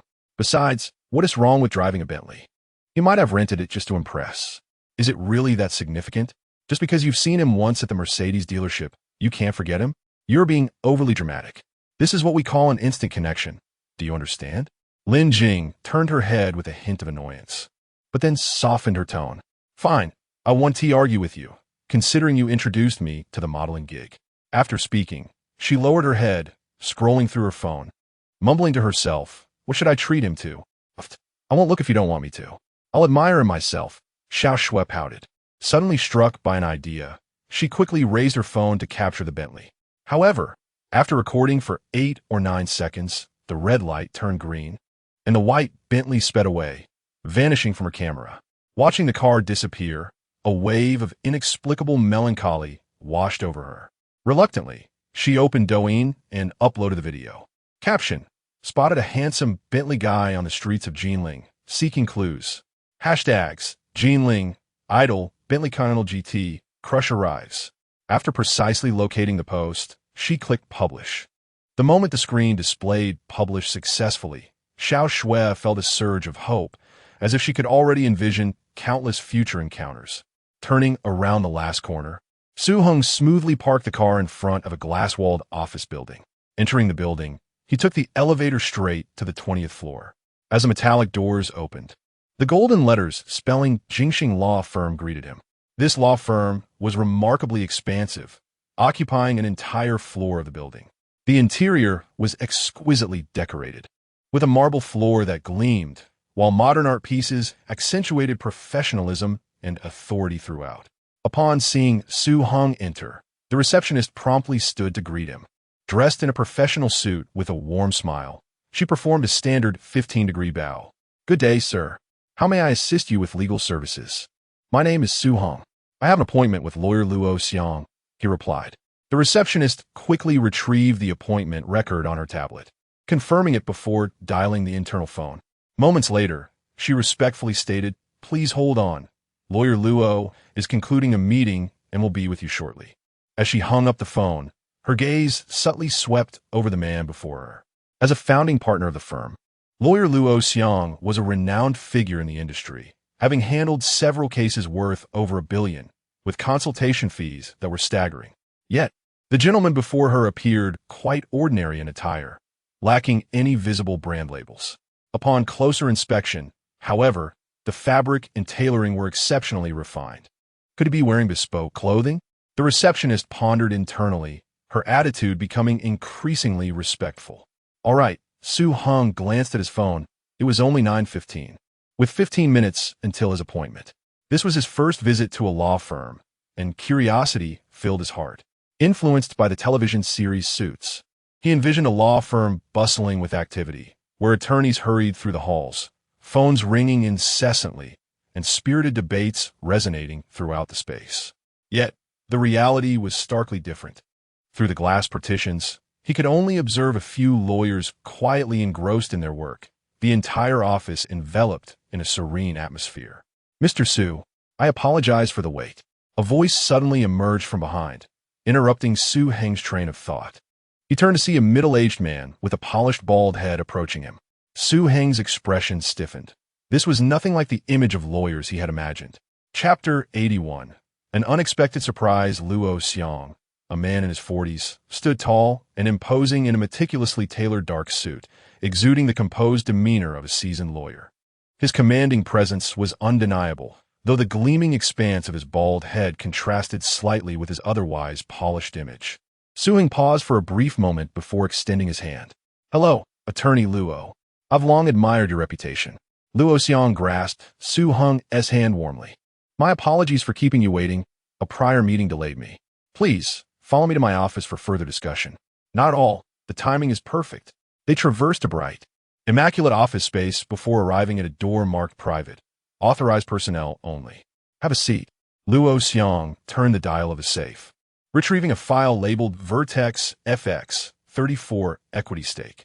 "As per your company's request, we VE secured notarized documents confirming the waiver of preemptive rights by other shareholders." He slid a thick stack of materials across the desk. "Here you'll find the equity transfer agreement, the amended articles of association, resolutions signed by all shareholders, and tax clearance certificates stamped by the State Taxation Bureau." Luo Xiang deftly flipped to the signature page. "Simply sign in the designated areas, and the transfer will be complete." Su Heng accepted the documents with an air of calm, though internally his mind reeled. 34 of Vertex FX's equity, assets worth hundreds of millions. With a single stroke of his pen, this staggering fortune would be his. Suppressing the pounding of his heart, he picked up the pen and inscribed his name with deliberate gravity. Then, with practiced composure, he closed the file and returned it. Luo Xiang accepted the documents, verified them meticulously, and secured them back in the safe. He then handed Su Heng a process schedule. "Mr. Su, this outlines the timeline for the industrial and commercial registration updates. We'll submit the materials to the Chaoyang District Market Supervision Bureau by 10 a.m. tomorrow, with completion expected by next Wednesday." Pointing to an anti-counterfeiting QR code at the bottom, he added, "You can track progress in real time here." Retrieving a tablet, he continued, "Kindly confirm your mailing address in the system. Once the changes are finalized, we'll arrange for the complete set of documents to be delivered to your residence." Such efficiency, settled in just a week? Su Heng was inwardly astonished. Cross-provincial transactions typically took at least half a month. His estimation of the firm's capabilities rose considerably. Taking the tablet, he swiftly entered his address. Luo Xiang glanced at the screen, and his eyelids flickered almost imperceptibly. Jinlingyuehua. It was a premier luxury residence in the city center. He once toured the showroom. The location and quality were impeccable, but the price. Even with his current income, purchasing it outright would strain his liquidity. As a lawyer, he was prudent by nature, unwilling to take such risks. Still, though momentarily taken aback, he wasn't entirely surprised. After all, the legal fees Su Heng had paid were astronomical, not to mention the premium he offered for Vertex FX as 34 stake. Luo Xiang maintained his composure as he withdrew his gaze, addressing Mr. Su in a steady tone. Mr. Su, the address has been confirmed. All documents will be delivered through encrypted courier to ensure their security.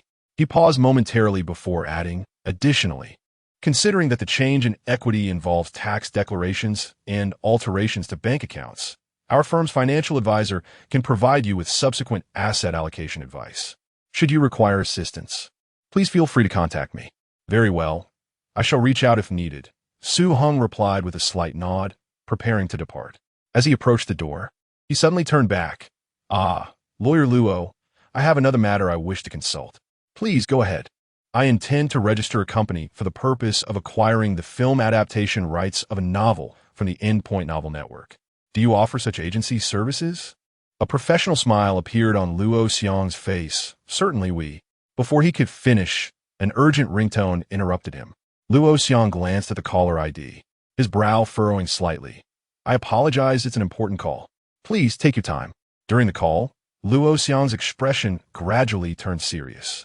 Once he hung up, he spoke with an apologetic tone. Mr. Su, I sincerely apologize. My daughter has suddenly fallen ill at school, and my wife is currently unavailable. Children are a priority. Please attend to your matters. Su Heng expressed understanding. I truly appreciate your understanding, Luo Xiang said with a regretful smile. Shall I have another colleague from our firm, a graduate of the Politics and Law University, attend to you? You can rest assured of their professional capabilities. That would be fine. Su Heng readily agreed, thinking that registering a company was indeed a trivial matter not deserving the attention of such a distinguished lawyer as Luo Xiang, whose fees would surely be considerable. Moreover, the distinction between the system covering costs and his own expenses was clear. Saving where possible was prudent. Thank you very much. I will arrange for someone to take you to the reception room immediately. Luo Xiang hastily gathered his documents, repeatedly apologizing before leaving. I am truly sorry. I will make sure to apologize in person another day. Su Heng watched Luo Xiang's hurried departure before following his assistant towards the reception room. The assistant, a young man dressed in a well-tailored suit, introduced himself as he walked. Mr. Su, I am lawyer Luo's assistant Lin. He has asked me to take you to the reception room to wait. A colleague responsible for corporate legal matters will arrive shortly. The reception room was spacious and bright, with a panoramic view of the bustling city outside the floor-to-ceiling windows. Assistant Lin brought over a cup of freshly brewed coffee. Mr. Su, please take a moment to relax. Lawyer Xie is currently attending to an urgent document and will be here in approximately 10 minutes. Suing Nadith, taking a sip of coffee while his gaze fell upon the firm's qualification certificates adorning the wall. Below the certificates lay a row of gilded plaques, the most prominent being the honor of being one of the top 10 commercial law firms in the nation for 2023, accompanied by titles such as Best M, a legal advisor, and elite law firm in East China. These accolades, Su Heng mused to himself, realizing that the firm's prowess far exceeded his expectations. He could not help but wonder what exorbitant sum the system had disbursed to secure the personal attention of a lawyer of Luo Xiang's caliber. Just as he pondered this, a crisp chime echoed in his ears. A pale blue holographic screen unfurled before him without warning, revealing lines of text that flowed like a gentle stream. After 18 years of navigating the complexities of society, confusion and uncertainty have consistently shadowed your path. Now, having reached the age of clarity, you finally comprehend that mere employment offers no prospects for advancement. Only entrepreneurship can lead to financial freedom and earn societal respect. Though you have crossed the threshold of 40, it is not too late. The 100 million in your possession is your greatest asset to rewrite your destiny. Detected that the host initiated the company registration process 6 months in advance, triggering a hidden reward mechanism. Reward 1. Office Space Card X1. Reward 2. Gold Upgrade Card X1. Note: rewards have been deposited into the warehouse. Please check at your convenience. Chapter 82. As the words on the luminous screen gradually faded away, Heng sank deeply into the embrace of his chair, his fingers instinctively tightening around the coffee cup. Indeed, the system would not grant him a 6-month preparation period without reason. By taking action in advance, he could trigger additional rewards. Yet even then, the richness of these rewards surpassed his expectations. Suppressing his overwhelming joy, Heng summoned the system warehouse interface. 2 shimmering virtual cards floated before him. Golden Upgrade Card 1. Upon use, it can refine any silver-level skill to the Golden Realm. Corporate Office Space Card 1. Upon use, it grants ownership of a prestigious office area. Upon seeing these 2 rewards, Heng abruptly stood and strode toward the floor-to-ceiling window. Outside, the sea of clouds churned, and his heartbeat raced more fervently than the billowing mist. He was no stranger to the Golden Upgrade Card, having previously utilized its silver version. What truly thrilled him was the Office Space Card. He was planning to register a company and was troubled by the choice of location. He never anticipated that the system would provide such a seamless solution, even sparing him the burden of rent. System, you are indeed like a worm in my belly. Heng chuckled softly, his gaze still fixed on the distant skyline. Only when his heartbeat gradually steadied did he retract his gaze and decisively select the Golden Upgrade Card. Clicking to use it, he designated Golden Heart Rate, Silver, and confirmed. In an instant, a splendid burst of colorful light erupted before him. Ding! The blessing of the god of wealth, Golden Heart Rate, has been upgraded to Golden Level. Golden Heart Rate, Golden. Your heart is strong and vigorous. With each beat, you receive a cash reward of 4 cents. Life is not measured by the length of time, but by the frequency of wealth. Note: this skill can be upgraded. Indeed, excitement flickered in Heng's eyes. The gains had doubled. Following this pattern, the next increment could very well be 8 cents. He quickly calculated. Previously, at 2 cents per beat, his daily income was 304 yuan. Now, at 4 cents per beat, his daily income skyrocketed to 608 yuan. Assuming a 30-day month, his monthly income would amount to 240 yuan, leading to an annual income of an astounding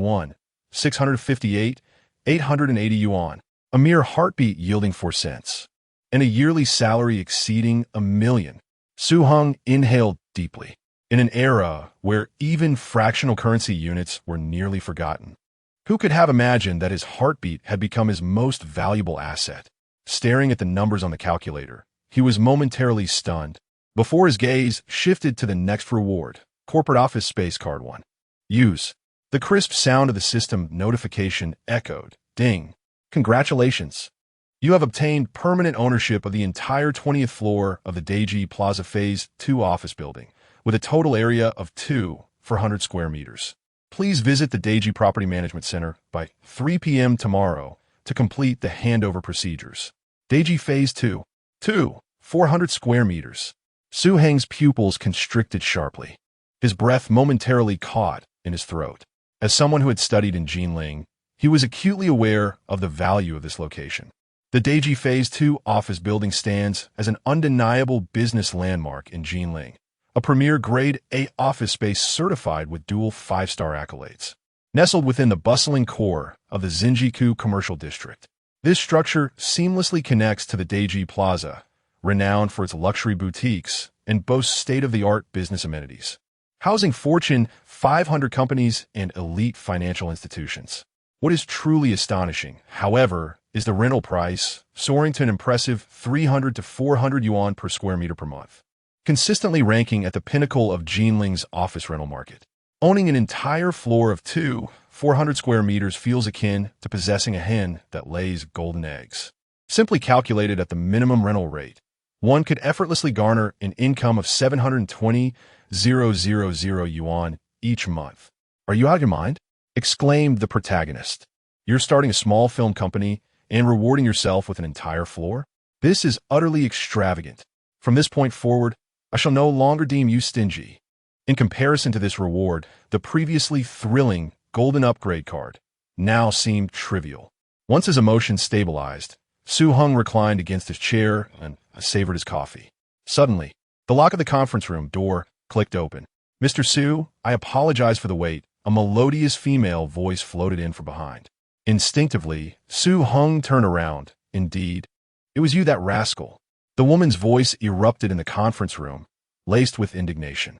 Clad in a sharply tailored, deep gray business suit, complemented by a silk white blouse adorned with a petite platinum collar pin, her waist-hugging jacket accentuated her graceful silhouette.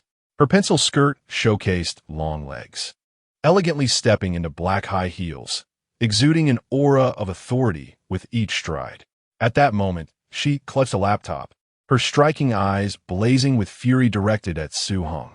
Taken aback by her sudden outburst, Heng was bewildered. Although she was strikingly beautiful, it was unjust to berate someone without cause. He scrutinized her features, finding them vaguely familiar, yet he could not recall when he had wronged her. "Do we know each other?" This question only fueled her ire further. "My name is Xie. Do you remember now, you heartless scoundrel?" Xie? Heng was momentarily taken aback before realization dawned upon him. Xie was indeed the rumored girlfriend from his high school days. But when had he ever earned the title of a heartless scoundrel? They had never even held hands. This was an egregious misrepresentation. Anger welled within him. "How have I become a scoundrel? How am I a heartless wretch? You must clarify your words today." With a cold laugh, Xie inhaled deeply. "Very well, I shall explain it to you clearly. In our sophomore year, my deskmate witnessed you placing a letter on my desk, a love confession penned by you. Initially, I did not respond, as I wished to avoid romance during high school. However, after that incident, when you accompanied me to and from school, I did not refute the rumors circulating in school, for I indeed harbored feelings for you. Subsequently, my deskmates saw all the snacks you brought me. In our senior year, when I asked about your college aspirations, you mentioned wanting to apply to a school in the capital, so I followed suit. And what happened next? After the college entrance examination, I heard that you went to Jinling Polytechnic. I added you on QQ, but you did not accept my request." At this point, Xie voice became choked with emotion, and tears streamed down her reddened cheeks. She stubbornly tilted her face upwards, refusing to let the tears fall. Yet the trembling corners of her mouth betrayed her inner fragility. "What?" A look of confusion etched on his face as he desperately tried to recall every word Xie had spoken.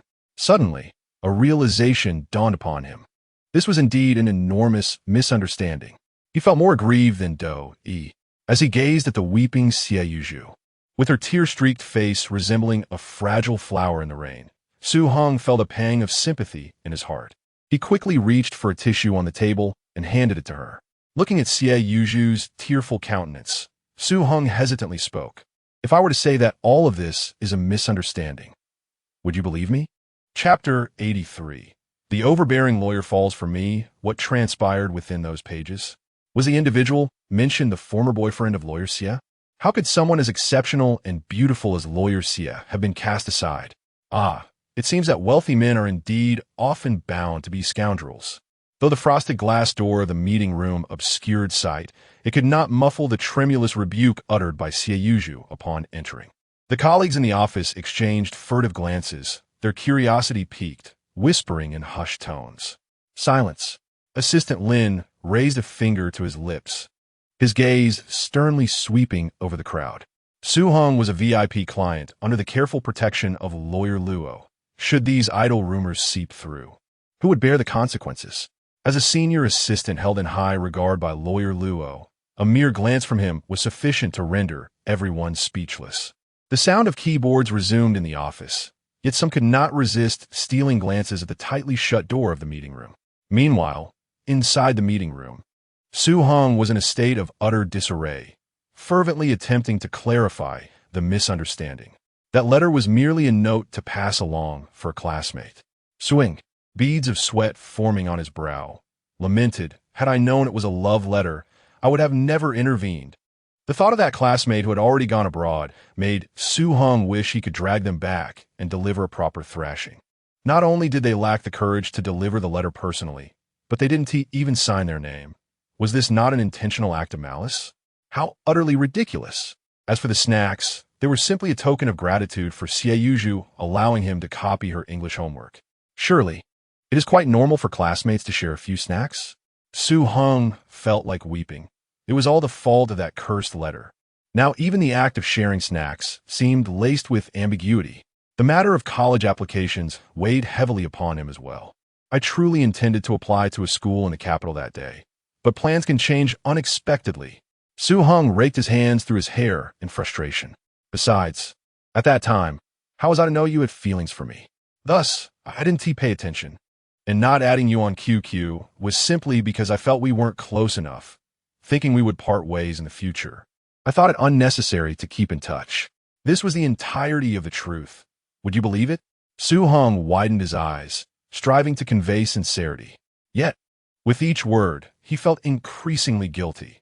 These explanations sounded like nothing more than the excuses of a cad, especially since the key witness, his classmate, was already far overseas, leaving him without corroboration. Xieyuju listened quietly to Su Heng's explanations, unconsciously tightening her embrace around her laptop, her expression inscrutable. Finally she spoke, her voice calm enough to send shivers down one's spine. What you imply is that I have been overly sentimental all along. Swing swallowed, feeling as though the very air had thinned. He opened his mouth, but found himself at a loss for words. Deny it? Yet the truth was indeed as she stated. To admit it? That would only deepen the wounds. I'm sorry. After much contemplation, he ultimately concluded that he should not have intervened in the first place. And those 3 words slipped out. You have done nothing wrong. Xieyuju suddenly raised her chin, the corners of her eyes tinged with redness and remnants of unshed tears. Her tone was resolute. I, Xieyuju, am not so fragile as to require your pity. She suddenly took a step forward, fixing her gaze intently on Su Heng's eyes. But remember this, I will make you fall for me. As she uttered these words, a defiant glimmer sparkled in her eyes.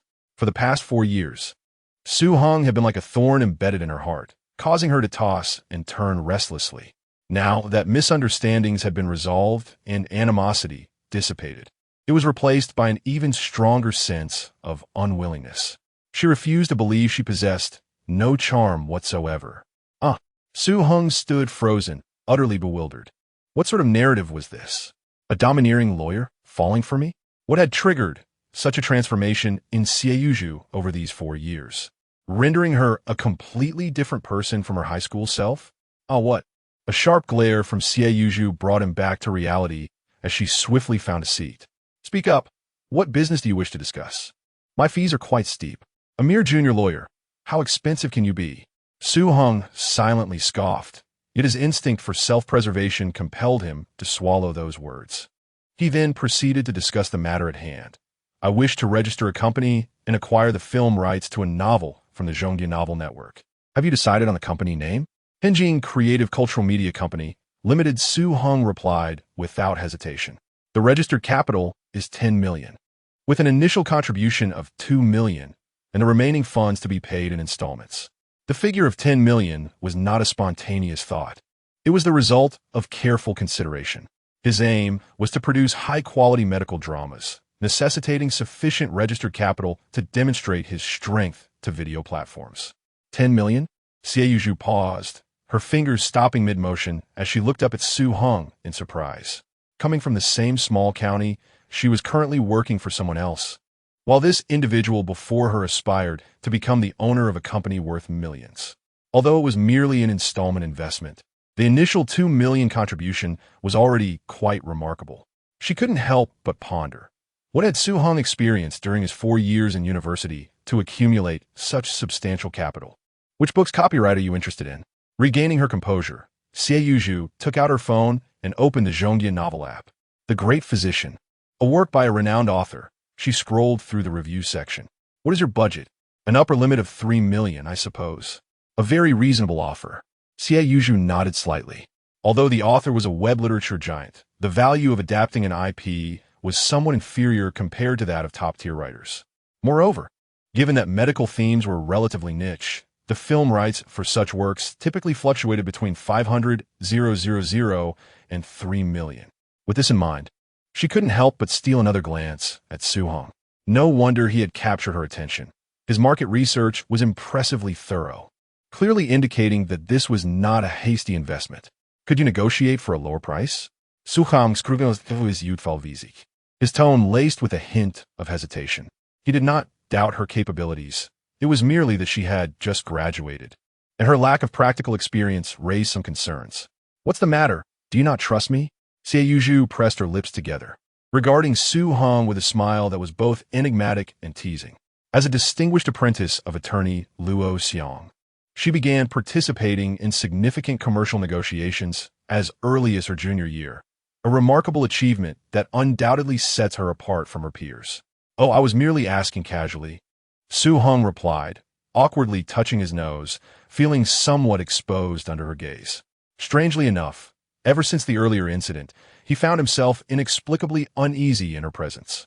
Nevertheless, despite his doubts, he held unwavering confidence in the candidate recommended by Luo Xiong. Registering a company is rather straightforward. It can typically be accomplished within 3 working days, although acquiring copyright may entail a bit more complexity. No worries, the copyright issue is not urgent. Su-hong waved his hand dismissively. By the way, what is your company's registered address? After a brief hesitation, Su-hong suggested, how about we use a temporary address for now? I can update it once everything is confirmed tomorrow. That works, Xie Yuzhu replied briskly.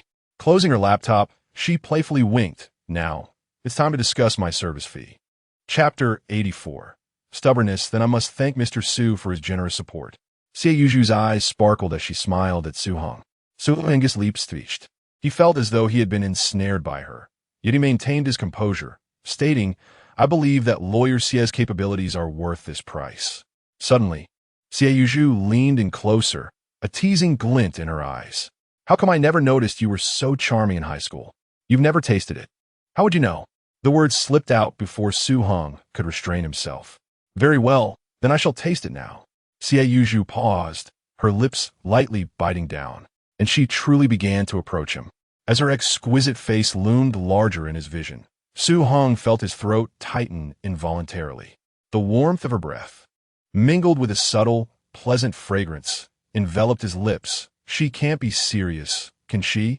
Should I step back? After all, I wouldn't be at a loss. Just as Su-hong wrestled with his thoughts, Xie Yuzhu suddenly turned her head just before their lips could meet, her warm breath brushing against his ear. You really aren't going to dodge, are you, you wolf? A rush of embarrassment washed over Su-hong, and he swiftly wrapped his arms around her, holding her firmly against him. Xie Yuzhu's body tensed noticeably. Sensing her reaction, Su-hong chuckled softly in triumph and leaned closer to her flushed earlobe, gently exhaling. Xie Yuzhu shivered, her breath momentarily faltering. Quite the fierce tongue. Yet so easily startled, he mused inwardly. Let go. Xie Yuzhu struggled to break free, a hint of panic lacing her voice. As she writhed, her hair brushed against Su-heng's neck, carrying a faint scent of gardenia. Weren't you the one who called me a wolf? Su-hong smiled mischievously, tightening his embrace. Apologize, and I shall release you. Let go, or I will truly call for help. Su-hong remained silent, savoring the soft warmth of her in his arms, allowing their heartbeats to intertwine in the stillness. A moment later, a barely audible mumble emerged from her. Is it enough that I admit I was wrong? Just as Su-hong was about to continue teasing her, he caught sight of glimmering tears in her eyes, and panic surged through him. He quickly released her. I'm sorry. Flustered, Su-hong fumbled for a tissue, regretting having made her cry twice in one day. Do you think I'm that frivolous? Xie Yuzhu raised her gaze, her cold stare cutting through the air like a knife. Su-hong felt a chill run down his spine, fearing he had truly angered her, his words stumbling over each other. And no, that's not it. I was momentarily bewitched. It was truly unintentional. Before he could finish, a sudden burst of laughter escaped Xie Yuzhu. Hearing her laughter, Su-hong realized he had been toyed with once more. Indeed, women, especially beautiful ones, had an innate talent for deception. As he prepared to look up, A shadow darted past. Whack! Xie Yuju's long, graceful leg struck his calf with force. The blow came so swiftly that he had no time to evade it. A sharp pain radiated from his leg, causing him to gasp in surprise. The teasing voice of Xie Yuju echoed in his ears. Consider this a lesson. If it weren't for the fact that sending my client to jail would tarnish my reputation as a lawyer, I would have reported you and let you spend a few days behind bars. Su Heng bent over in pain, grimacing as he rubbed his calf. Upon lifting his pant leg, he was taken aback. His skin was bruised and swollen. Fortunately, he regularly exercised, and Xie Yuju had shown some mercy, refraining from using the sharp heel of her high-heeled shoes to kick him. Otherwise, he would likely be lying in a hospital's orthopedic ward. After a brief moment to recover, Su Heng raised his gaze to Xie Yuju, helplessly tugging at the corner of his mouth. Xie Yuju, your kick is truly vicious. This woman's temperament was exceedingly fierce. She hadn't been like this back in high school, had she? He strained to recall, and the only intimate moment they had shared was when he had given her a ride to school on his electric bike. Back then, she had sat quietly behind him, speaking in soft tones, quite unlike her current ferocity. Had she been putting on an act for the past 3 years? How treacherous!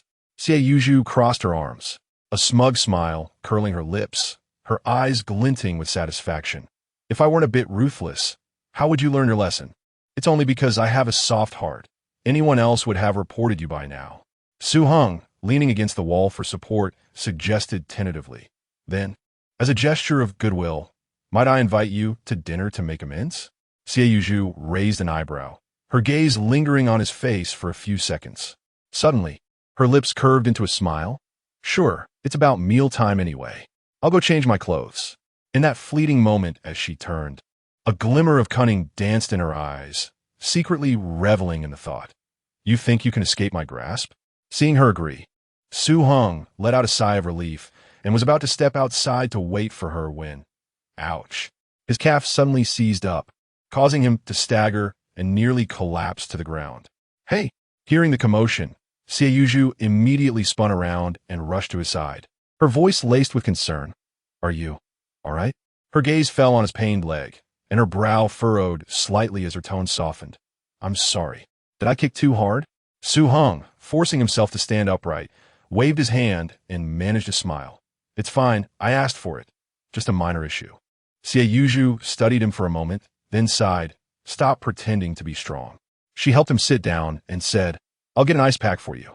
The door to the meeting room opened and closed, attracting the attention of everyone outside. Whispers began to circulate in the office area. What happened in there? Did anyone see? I noticed that man was rubbing his leg, and Lawyer Xie's expression seemed off. Oh dear, could it be that Lawyer Xie had actually struck him? Shoo, Lawyer Xie is back. A sudden reminder from an unknown source silenced all discussions. It wasn't until Xie Yuju returned, carrying an ice pack and closing the meeting room door once more, that the hushed conversations resumed. Observing Lawyer Xie wielding an ice pack with considerable force is quite striking. Typically, he is a gentle soul, so his sudden display of intensity suggests he is genuinely agitated. One cannot help but feel sympathy for him. Meanwhile, in the reception room, Su Heng is blissfully enjoying the soothing ice application from Xie Yuju, entirely unaware that he has unwittingly found himself in a precarious predicament. Xie Yuju leans slightly forward, meticulously tending to Su Heng's injuries.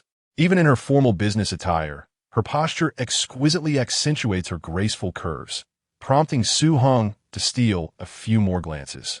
A delicate fragrance lingers in the air, and her cool, soft fingers gently graze his calf, evoking a profound sense of admiration within him.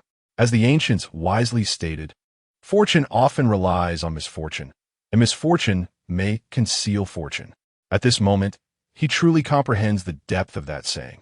Who could have anticipated that an unforeseen calamity would lead to such unexpected blessings? Have you had enough? You lecher. Xie Yuju suddenly lifts her gaze, her eyes shimmering with mischief. Su Heng hastily diverts his attention, exclaiming, I wasn't looking at anything.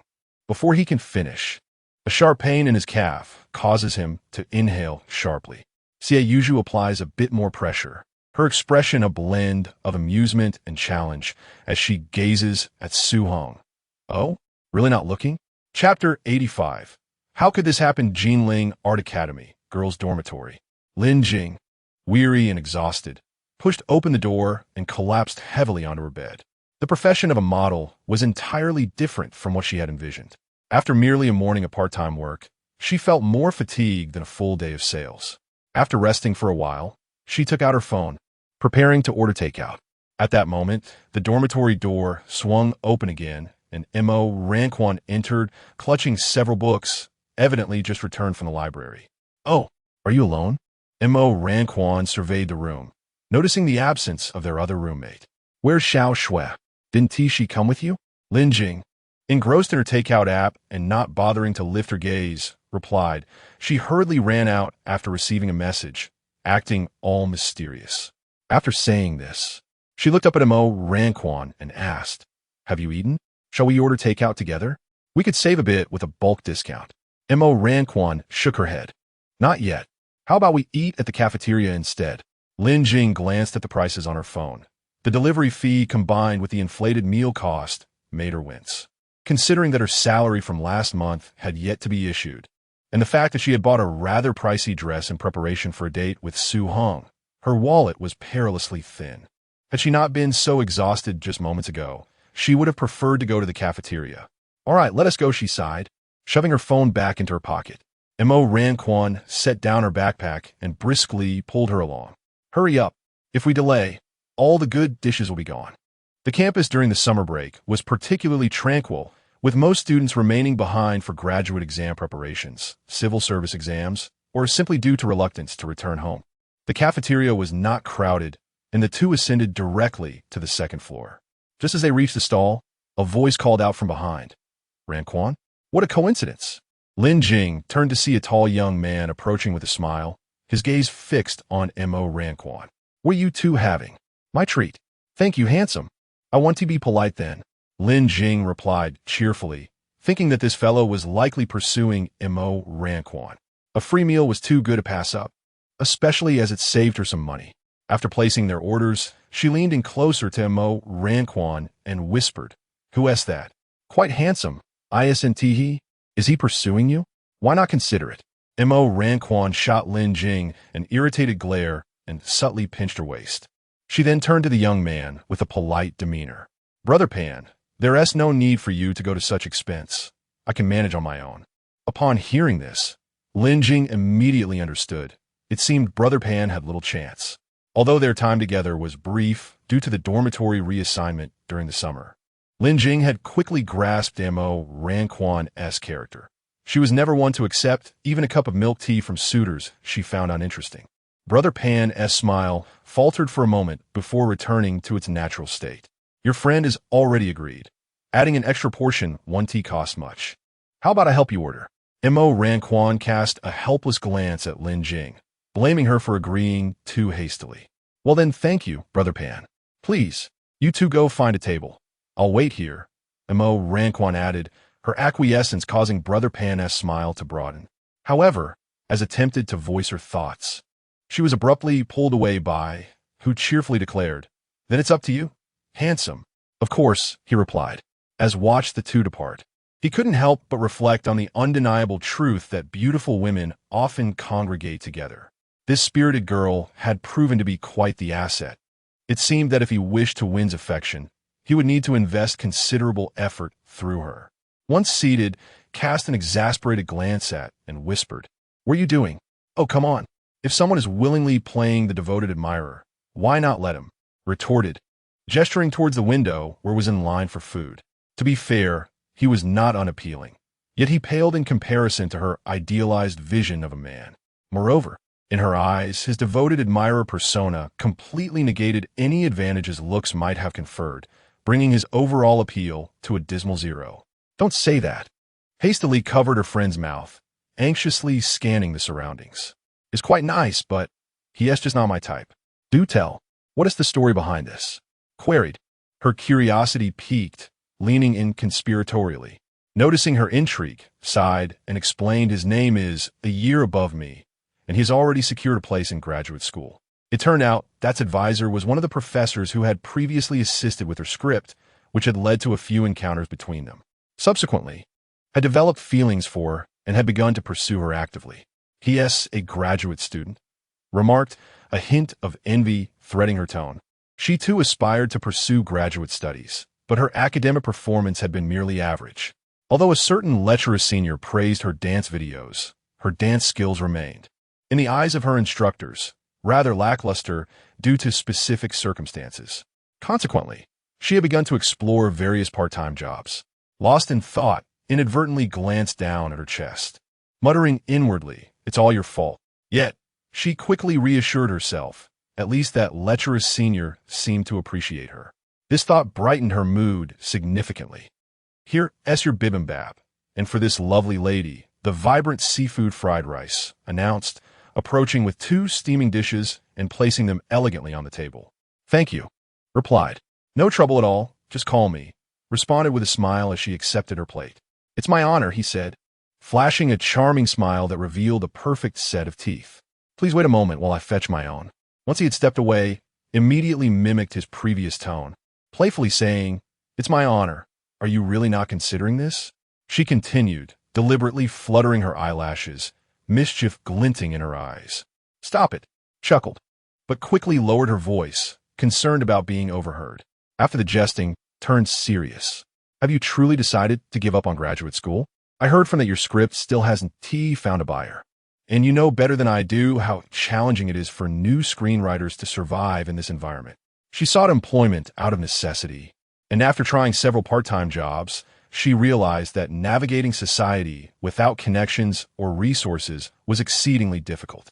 If there were an opportunity for further studies, she declared she would not relinquish it for anything. "Well, I made up my mind." Mo Ranchuan's response was resolute and unwavering. "All right, just don't regret it," Lin Jing sighed, picking up her phone to browse while continuing her meal. Suddenly, Lin Jing's expression froze, and she abruptly turned the phone screen towards Mo Ranquan. "Ranquan, you must see this new film's press conference. The director's plot outline. It bears an uncanny resemblance to your script. Although the character names have been altered, the core storyline is a blatant appropriation of your concept." Mo Ranchuan's face drained of color, and she hurriedly took the phone to examine it closely. After reading the content, she felt as though she had been struck by lightning, her voice trembling uncontrollably.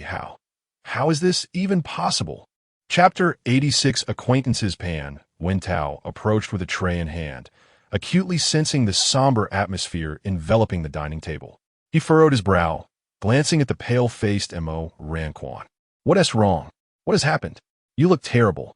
Lin Jing silently pushed her phone towards him, the screen illuminated with the suffocating news release. Pan Wintao quickly scanned the content, his pupils dilating in shock. As someone who had consistently monitored Mo Ranchuan's situation, he understood better than anyone the implications this script held for her. When his gaze fell upon the name Xinghua Entertainment at the end of the article, his expression turned even graver, and his hands instinctively clenched. Taking a deep breath, he fixed a penetrating gaze on Mo Ranquan. "Are you certain you haven't given them the complete script? Not even fragment?" "No." Mo Ranquan shook her head, her voice quivering slightly. "That's impossible. Such coincidences do not exist. Think carefully. Could it be that someone else leaked it to them?" Pan Wintao stated emphatically. "Someone leaked it?" Lin Jing suddenly lifted her head, her eyes sharp. "Ranquan, you need to call Yishui right now." "Yizhong." Mo Ranquan was taken aback. "Why? Don't ask questions, just call." "Put on speaker," Lin Jing commanded, her tone brooking no argument. "Oh." The call connected, and they held their breath, staring at the phone on the table. Lin Jing pressed her finger against her temple, her mind racing. Mo Ranquan had not leaked anything herself, and the only individuals who had the opportunity to access the electronic draft were those who had seen her script. Her former roommates had all returned home for the summer, which could largely be ruled out. The remaining possibilities were only her and Yishui. Furthermore, Yishui's unusual reaction that morning, coupled with the introduction of that manager Zhang. "Ranquan," Lin Jing suddenly spoke, her voice tense. "That manager Zhang. Is he from Xinghua Entertainment?" "Why, yes." Mo Ranquan realized something, her complexion draining of color. Gazing at the still ringing phone, a wave of anxiety washed over her. As the call connected, Yi Shui's feigned casual voice came through. "Hello, Xiao Quan? Why are you calling so suddenly? How long do you intend to keep up the pretense?" Lin Jing interjected, seizing the conversation with a cold edge. "The script that Xinghui released today was sold to manager Zhang by you, wasn't it?" Silence fell on the other end of the line. A few seconds later, Yi Shui's breath quickened. I didn't tea." Her voice trembled, and then she broke down completely. "Xiao Quan, let me explain." Manager Zhang said that if I showed him the complete script, I could play the lead in the short film. But after I sent it to him, he blocked me. I only found out about the news today. Yi Shui suddenly began to sob uncontrollably, her choked words interspersed with cries. "I'm right outside their company building, but the security won't let me in." Hearing that her closest friend had betrayed her for the sake of a short film role, Mo Ranchuan's eyes reddened, her throat constricted, rendering her speechless. "Yi Shui, are you out of your mind?" Lin Jing was both furious and anxious. With no background to speak of, how could you dare to play such tricks with the upper echelons of those companies? On the other end of the line, Yi Shui's sobs came in intermittent bursts. "I'm sorry. I truly didn't anticipate this." Suddenly, Yi Shui's tone altered. "Wait, they're coming out." "Hey, Yi Shui, don't be foolish," Lin Jing exclaimed urgently. Although she felt quite disdainful towards Yi Shui at that moment, she couldn't help but worry about her impulsive actions. A minute later, Yi Shui's voice came through, resolute. "I found out that director Zhang and the others are going to Jiangnan Zhao Yunfu for dinner. I'm going to confront him right now." "Yi Shui, wait." The call was abruptly disconnected. "I'm going to." Mo Ran Quan suddenly stood up, her eyes gleaming with determination. This was her script, her labor of love. She had to seek justice. "I'll drive you. It will be faster." Pan Wentao immediately chimed in. The two disregarded their meal, grabbing their coats and dashing out. "You too." Watching them hastily depart, Lin Jing shook her head helplessly. What good could their reckless approach possibly achieve? Did they really expect the other party to have a sudden change of heart and apologize on the spot? Lin Jing chose not to follow. Instead, she quickly consumed a few bites of her meal and turned to run towards the Drama and Film Academy. As university students with no social resources, their only recourse lay with the academy's professors. She needed to find Ran Quan's advisor urgently. Lin Jing pondered as she ran. Matters like these required a teacher to intervene. At Jiangnan Zhao Yunfu, Xie Yuzhu picked up a shrimp ball and placed it in her mouth, gazing at Su Heng with a radiant smile. "Have you won the lottery? Not only are you driving a Bentley Continental worth over $5 million, but you also brought me to this restaurant where the average cost per person exceeds $1,000. This is to express my apologies." Su Heng feigned a pained gesture. "I spent half a month's salary just to treat you to this meal." "Cut the act." Xie Yuzhu rolled her eyes at him. "I don't believe that. This meal barely cost over $3,000. How could it possibly represent half of Su Heng's salary? If his monthly wage were indeed $6,000, how could he afford lawyer Luo Xiang and still cover her legal fees?" Su Heng shook his head in resignation. "Great. Nowadays, telling the truth makes one seem untrustworthy. This meal truly did cost me half a month's salary." "Seriously, did you hit the jackpot?" Xie Yuzhu propped her chin up with one hand, her eyes sparkling with curiosity. "Guess," Su Heng replied, a knowing smile on his face. Explaining such matters seemed inappropriate. It was better to let her draw her own conclusions. "Say what you want." Xie Yuzhu huffed lightly, yet inwardly marveled at how much Su Heng had changed since high school. Back then, she had always quietly followed his progress. Among the girls, this outstandingly handsome and academically proficient boy had always been quite popular. She and Su Heng had even been the subject of rumors, which her friends had envied. The current Su Heng was even more handsome, more self-assured, yet had also become more roguish and flirtatious. What brings a top student from a political and legal university to Jinling? Swinging quiet curiously, Xie Yuzhu blinked her eyes, a charming smile curving her lips. "When teacher Luo Xiang came to the school for a lecture, he took me as his disciple. After graduation, I followed him to Jinling." Suddenly, she leaned closer, her breath fragrant as orchids, and there's another reason. "To seek out you, this heartless man. Do you believe it?" Suing chuckled awkwardly, hesitant to respond. He actually believed her. This woman certainly harbored a strong sense of vengeance, and his leg still ached. Let us eat. The dishes are getting cold. Su Heng quickly shifted the topic. Observing Su Heng's submissive demeanor, Xie Yuzhu smiled softly, thinking that there would be plenty of time in the future to deal with him. While settling the bill, Su Heng inquired, "Shall I see you off?" "No need. I have to attend to matters for Mr. Su." Xie Yuzhu waved her hand, gracefully departing with her seductive gait, and before leaving, she leaned in to whisper a warm breath against his ear. "What a temptress!" Su Heng checked, rubbing his tingling earlobe. Just as he was about to leave, a group of people suddenly surged into the restaurant. Leading the pack was someone he had encountered before. Chapter 87. A chance encounter with Mo Ranquan. The woman in front was none other than Luo Hui. Su Heng recognized her, but chose to feign ignorance and continued walking straight ahead. After all, they had only met once, and the previous occasion had been rather inappropriate for a greeting, so he had no intention of approaching her. Just as they brushed past each other, a voice suddenly rang in his ears. "Good afternoon, my friend. What a coincidence to encounter you here." Taken aback by the unexpected greeting, Su Heng awkwardly turned around. "Ah, it's you, General Manager Luo. I didn't recognize you at first." The last time they met, Luo Hui had lost face in front of their group. Although the primary responsibility did not lie with Su Heng, it was only natural for one to harbor some reservations about those present. One could only say that Luo Hui's vision was indeed extraordinary, befitting her position as a corporate president. Luo Hui smiled gently. "I left in such a hurry last time that I didn't get the chance to ask for your name." "Su Heng," he replied. "Ah, so you are the esteemed Su Shao. I have long heard your name. I have yet to express my gratitude for the last incident.